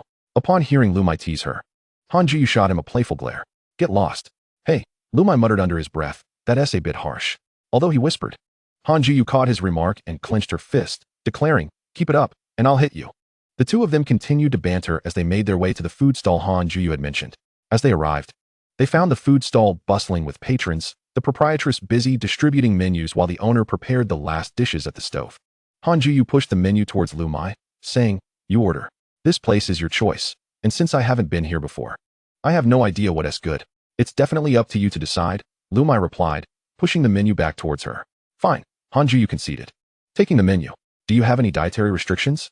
Liu Muye humorously responded, I don't eat human flesh. Everything else is fair game. Go die? Han Juyu shot him a glare, tossing the order pad and pen to Liu Muye. You take one, and I'll take another. All right. Liu Muye nodded and picked up the pen. Fried shrimp, spicy clams, stir-fried bullfrog, and some greens. Han Juyu looked at Liu Muye and asked, have you remembered it all? Yes, he confirmed, nodding. Is there anything else? Han Juyu set the menu down and said, that's it. Just these. Liu Muye questioned. Only 4 dishes? That's quite a lot for just the two of us. Han Juyu pointed to the menu and suggested, why don't you take another look? Liu Muye pulled the menu towards him, scanning it before adding a beef brisket casserole and a pot chicken dish. After reading Liu Muye's selections, Han Juyu complimented. Your handwriting is beautiful. Of course, Liu Muye said proudly, raising his chin. His calligraphy was exceptional, and during university, he practiced various styles, setting up a stall at the market each new year to sell handwritten couplets.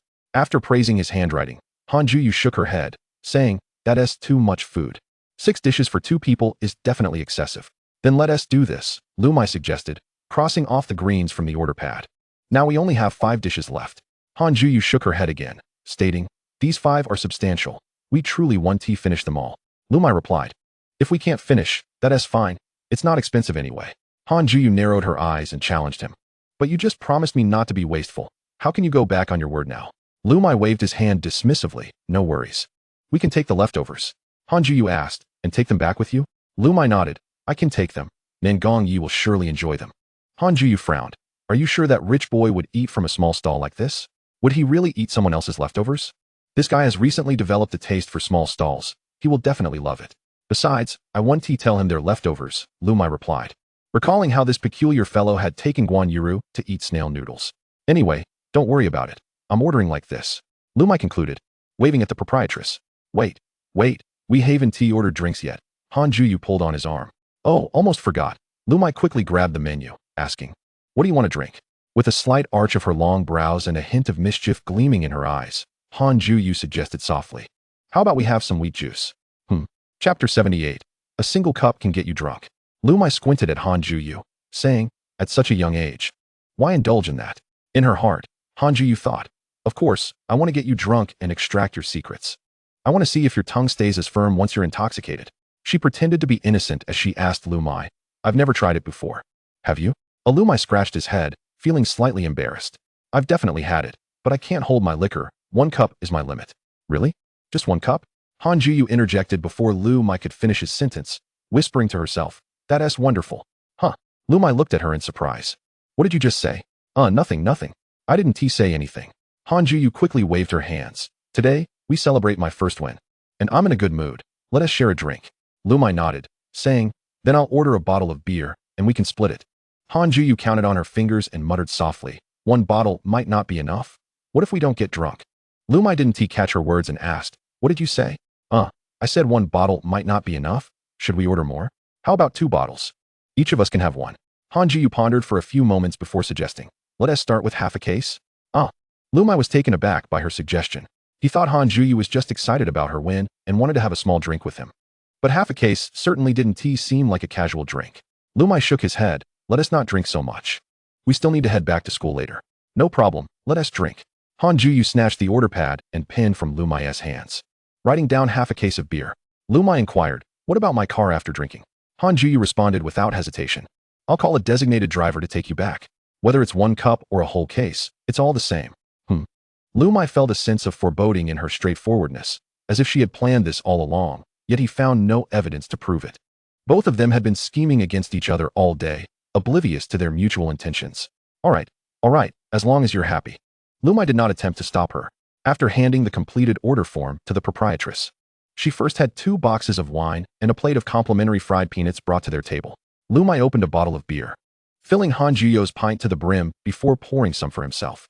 The pint was quite large, and 1 bottle was just enough for a little over 1 glass, prompting Liu Muye to open another bottle. "Cheers," clinked Han Juyu as she raised her glass, eager to toast with Liu Muye. However, her movements were clumsy, clearly indicating it was her first time drinking.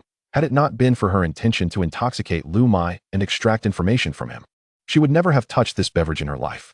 The person she despised the most was her father, who loved gambling and drinking. Whenever he lost money, he would drown his sorrows in alcohol, resulting in violent outbursts. As such, the scent of alcohol was the most detested by her. Now, as she caught a whiff of it, Han Juyu wrinkled her nose but still closed her eyes and took a sip. Observing her expression, Liu Muye felt a chuckle rise within him. He remembered a time when he, too, shared Han Juyu's aversion to the smell of alcohol. However, after dining out with his college roommates a few times and sampling a few drinks, he became less resistant, though he still did not particularly enjoy the taste. He could only say that when the mood struck, he could manage a few sips. "What are you laughing at?" Han Juyu pointed at Liu Muye's glass. "You drink, and I'll follow suit." "What?" Liu Muye was taken aback by her unusual approach to drinking. He hesitated to argue with her, lifting his pint and downing it in one go. Beer, after all, would not get one drunk but could easily cause bloating, and drinking too quickly could lead to discomfort. Watching Liu Muye finish his drink expressionlessly, Han Jiyo thought to herself that this guy was not supposed to be such a lightweight. After munching on a few peanuts to clear her palate, she poured Liu Muye another glass and, holding her own, declared, "Let us do it again. I'll drink as I please." "No, you can't coax me into drinking like that," Liu Muye replied, bemused. "You only took a sip, and I have to down a glass. That's rather unfair." Noticing Liu Muye's reluctance, Han Jiyo pondered for a moment and suggested, "Then let's drink together." "All right," Liu Muye nodded. With another clink, Liu Muye again downed an entire pint in one go, while Han Jiyo finished hers in 3 sips. Afterward, she felt a slight warmth creeping into her cheeks, contrasting with Liu Muye, who remained leisurely munching on peanuts. Curiously, she asked, "Didn't you say you couldn't hold your liquor? One drink and you're done?" "Indeed. I can't handle liquor," Liu Muye confirmed, "but I meant with hard liquor. One glass of that gets me." "Ah." Han Jiyo was momentarily dumbfounded. She had not anticipated that her clever plan to intoxicate Liu Muye would backfire, resulting in her own tipsiness. "Why is your face so red?" Liu Muye asked, surprised at the sudden flush on her cheeks. "You're not drunk, are you?" "I'm not drunk." Han Jiyo shook her head, feeling only a swirl in her stomach and an urge to burp. She didn't believe that a single bottle would intoxicate her, despite it being her first experience with alcohol. As the stir-fried clams arrived at the table, Han Jiyo immediately picked up a clam and stuffed it into her mouth, naively thinking that food would quell her discomfort. Observing her peculiar behavior, Liu Muye decided against drinking further and quietly continued to eat. I must say, the chef at this bustling eatery had some talent. The dishes were quite delectable. After sampling a variety, Liu Muye found it impossible to determine which dish was the best. He picked up a chicken wing from the platter and asked Han Jiyo, who was seated across from him, "Would you like this chicken wing?" However, he was met with an odd gaze from Han Jiyo, who rested her chin on her hands, elbows propped on the table, staring at him with a dreamy expression. It startled him slightly. How could he describe this feeling of fear? It was akin to watching strange tales from a Chinese studio as a child, when a beautiful yet enigmatic fox spirit cast a flirtatious glance in his direction. Yet, it wasn't truly frightening. For Han Jiyo's cheeks were adorned with a charming blush, and her silly grin exuded an endearing contrast. "You're not drunk, are you?" Liu Muye whispered. Han Jiyo shook her head. "You're joking. How could I be drunk?" "Hee. If you're not drunk, then I must be blind," Liu Muye thought, momentarily dazed, almost believing her if not for her silly laughter. "Liu Muye?" Han Jiyo suddenly stood up and approached him. "What is it?" Liu Muye looked up at the tipsy Han Jiyo, wary that she might take advantage of her inebriation to strike him. She leaned in closer, causing Liu Muye to choke on his words, his sentence caught in his throat. Han Jiyo was so near that he could smell the scent of alcohol mingling with the delicate aroma of white camellia on her. Gazing at her exquisite, somewhat enchanting face at such close proximity, Liu Muye felt a rush of heat flood his cheeks, leaving his mind blank. Taking a deep breath, he inhaled the flowery scent intertwined with alcohol and asked, "What do you want?" "Let me tell you," he continued, "don't think that just because you're tipsy, you can act recklessly. If you dare." Before he could finish, Han Jiyo cupped his face in her hands. Hee. She squinted her eyes and smiled foolishly. Liu Muye's eyes widened in shock as he stammered, "What do you want?" Han Jiyo noticed the red oil from the food at the corner of his mouth and stuttered, "You've got a bit of dirt on your mouth. Let me wipe it for you." With that, she tilted her chin slightly and pressed her lips against his. The proximity was overwhelming. Liu Muye barely had time to react before Han Jiyo's warm, soft lips met his. He was stunned. Had he just been kissed forcefully by Han Jiyo, the wicked female antagonist he had created in his own story? His eyes nearly bulged out in shock. At that moment, Han Jiyo leaned over, both hands resting on the edge of his chair, eyes closed, her lips gently brushing against his. The warmth and softness sent tingles through his nerves, leaving him in a daze. His mind was a chaotic whirlpool. Rationality urged him to push her away. But gazing into her alluring face and the beauty mark at the corner of her eye, he felt as though he were under a spell, hesitating. Their lips were nearly touching, and Han Jiyo's long eyelashes fluttered softly with each breath, brushing against his skin like delicate feathers. This faint contact sent electric shivers coursing through him, as if countless tiny ants were crawling across his body, stirring a whirlwind of emotions within him. Her cheeks were hot, as if she had just run several laps under the summer sun. The 2 blushes blooming on her cheeks resembled the enticing red shell of a freshly cooked crab. Liu Muye could distinctly sense the warmth radiating from her face as it gently brushed against his own. In turn, this wave of warmth tinged Liu Muye's cheeks crimson, leaving him bashfully gazing at her. Suddenly, without a moment's notice, Han Jiyo stood up after kissing him, but her inebriation rendered her steps unsteady. As she stood, she stumbled and fell back into Liu Muye's embrace. He instinctively caught her, yet he was careful not to touch any inappropriate areas. "Oh dear!" Han Jiyo exclaimed as she fell, instinctively closing her eyes. Once safely in Liu Muye's arms, she gradually reopened her eyes. Supporting herself against his chest, she rose again, their positions teetering on the edge of intimacy. Liu Muye stared at her, his face flushed to the roots of his ears, with her eyes narrowed into crescent shapes. Han Jiyo flashed a silly smile at Liu Muye and remarked, "Your mouth is clean now. Wait a moment. Why is your chest moving?" As she said this, she glanced at the spot where her hand was resting. Leaning forward once more, Liu Muye watched her beautiful face magnify before him and instinctively closed his eyes. Han Jiyo leaned closer, pressing her ear against Liu Muye's chest. Thump, thump, thump. Is that a heartbeat? She tilted her head, gazing at Liu Muye with a silly expression and asked, "Why is your heartbeat so fast?" Liu Muye inhaled deeply, nervously replying, "If you would just distance yourself from me, my heartbeat wouldn't race so quickly." "Oh," Han Jiyo obediently complied, returning to her seat across the table. "How about now? Are you feeling better?" she inquired. Resting her elbows on the table, her chin cradled in her hands, smiling brightly at Liu Muye. He nodded, feeling shy after the previous encounter, avoiding her gaze. "All right. Just stay there and don't move, okay?" "Okay." Han Jiyo nodded, her eyelids drooping slightly, her gaze fixed on the bubbling beef stew on the alcohol stove, her eyes hazy as if lost in thought. Liu Muye's heart raced uncontrollably, his mind a whirlwind. He grasped his phone, aimlessly scrolling, attempting to distract himself. But his thoughts continually drifted back to the earlier moments. Was that really his first kiss? The exhilaration he felt was not easily quelled. He had been kissed by Han Jiyo, truly kissed. He had been swept into that moment so bewilderingly. So, that was what kissing felt like. That soft and wondrous sensation. Both Liu Muye and Han Jiyo became lost in contemplation, staring at the steaming bowl of beef stew before them. They sat in silence for an indeterminate period, until Han Jiyo suddenly slumped forward onto the table. This startled Liu Muye. He feared she might be suffering from alcohol poisoning. Rising, he gently checked her breathing, which was steady. He lifted her eyelid and noted that the whites of her eyes appeared normal. It seemed she had merely succumbed to drunkenness. After downing a large glass of beer, Han Jiyo had only nibbled on a few peanuts and clams, and once the alcohol began to take effect, she had sat there in a daze, while Liu Muye had consumed a minimal amount from the feast laid out before them. Now that she had fallen asleep, Liu Muye lost all desire to continue eating. After calling the owner to pack up the remaining dishes, he also requested a fried rice to go. Liu Muye summoned a designated driver to take the packed food and his car back to campus.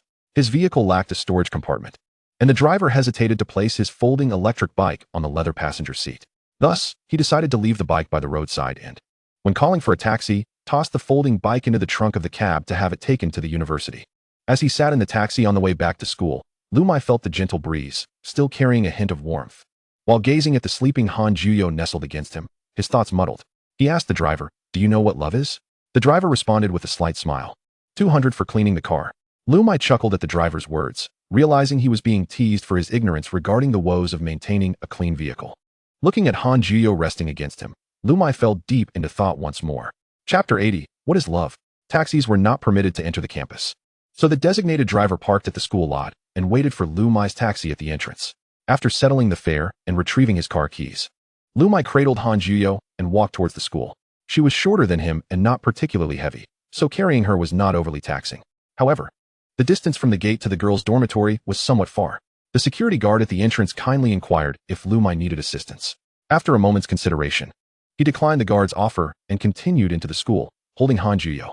Observing her squinting her eyes in peaceful slumber, he muttered a playful remark. "Han Jiyo, you're as heavy as a boulder, you big lump." Han Jiyo stirred slightly, mumbling in response, "I am not." "Oh, you're awake?" Liu Muye was taken aback to hear her reply. "I'm not drunk," she asserted. It seemed she had reached a level of intoxication that made her speak in her sleep. Liu Muye, chuckling to himself, said, "Han Jiyo, why did you drink with me tonight? I need to extract your secrets from you." At his words, she paused, then smiled slightly. "Silly, I don't have any secrets." Liu Muye knew better. He had many secrets. What secrets could he possibly have? He treats me so well. He must have ulterior motives, she mused aloud. And he's quite handsome, heh. Wow, it's rare to hear you compliment me, even if you're tipsy. Why are you so nice to me? Liu Muye managed a bittersweet smile, thinking to himself, because I created you and brought you so much misfortune. Please, don't be so good to me, she implored. Why not?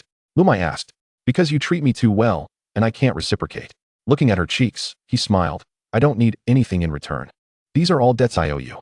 Well, I like you, but just a little bit, really just a little. Huh. Rainrow, please stop asking.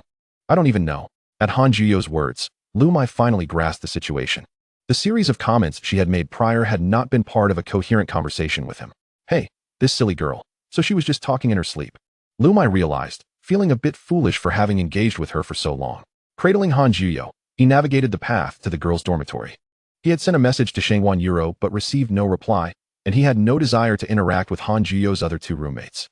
Liu Muye pondered for a moment and decided to bring Han Juyu back to his double-occupancy dormitory. In the narrative he had crafted, the double dormitory was not restricted by gender. Thus he ascended the stairs with Han Juyu in his arms without any hindrance. And the dormitory supervisor kindly pressed the elevator button for him. In truth, the specific description and regulations of the double dormitory drew inspiration from certain upscale, shared apartments in large cities, making it more comprehensible for everyone. These arrangements were originally intended to highlight the male lead status and facilitate the cohabitation of the protagonists at school. Who could have anticipated that he would be the first to benefit from this setup? Upon reaching the dormitory door, Liu Muye rang the bell several times, yet received no response. He found it curious that Nangong Yi had not returned even at such a late hour. After a struggle to unlock the password lock, he switched on the living room light in darkness and gently placed Han Juyu on the sofa. She remained asleep. So Liu Muye returned to the bedroom to tidy up the disheveled quilt and askew sheets before carrying Han Juyu into his own room. After helping her out of her shoes, he covered her abdomen with a blanket. It was still early October, and the temperature in Beijing remained somewhat warm. So a thick covering was unnecessary for the night. Having completed these tasks, Liu Muye turned to leave, but upon reaching the door, he found himself inexplicably drawn back to her bedside. He gazed quietly at Han Juyu's serene and gentle sleeping visage, as if the entire world had quieted in that moment. It must be said that she looked quite adorable while peacefully slumbering. The flush on her cheeks gradually faded, revealing her skin's pristine and flawless complexion once more. His gaze fell upon her lips, which had nearly lost the lipstick she had applied earlier that afternoon. He wondered if it had been worn away during dinner or perhaps during their earlier kiss, or for some other reason. As he beheld her luscious lips, an impulse surged within him to kiss her, reminiscent of how she had kissed him earlier that evening. With this peculiar thought, Liu Muye's attention was irresistibly drawn to the beauty mark beneath Han Juyu's eye, which seemed to come alive, as if it were deliberately tempting him to draw closer, to scrutinize her face and observe that beauty mark. Just as he bent down, a sudden jolt of fear seized him, causing him to stumble back several steps before he turned and fled the room. He felt utterly insane. How could he have fallen for a character from his own story? Seated on the sofa in the living room, Liu Muye earnestly contemplated the nature of his relationship with Han Juyu. She harbored feelings for him. Although he could not assert with absolute certainty that she loved him, it was evident that she held a genuine fondness. And what of his feelings toward her? Surely, he did not truly like Han Juyu, for affection must be founded on some rationale. Yes, he did not like her. He merely wished to assist her, as all the tribulations she endured in this world were of his own making. His desire to rescue her stemmed from guilt, not love. Furthermore, if Han Juyu were to discover that her tragic existence was a result of his actions, she would surely despise him, would she not? If he were to confess everything, if she were to learn the truth, she would undoubtedly cease to hold any affection for him. Thus, Han Juyu did not love him entirely, nor did he love her in her entirety. Yet, why did his heart race so? The image of their kiss lingered in Liu Muye's mind, refusing to dissipate. Whenever he recalled it, his heartbeat quickened. The intimate moment when Han Juyu pressed her ear against his chest to listen to his heartbeat also set his heart racing. What was the reason behind this? Was it mere lust? Indeed, it must be due to his prolonged singlehood, having been kissed by her, igniting desires. Similarly, seeing her asleep triggered those very desires. It had to be that way. This was not love, merely lust. Liu Muye muttered to himself, finally fabricating a logically coherent justification. However, deep down, he did not truly believe this reasoning. His heart continued to race, though he hesitated to acknowledge it. He seemed to have genuinely developed feelings for the villainess of his own narrative.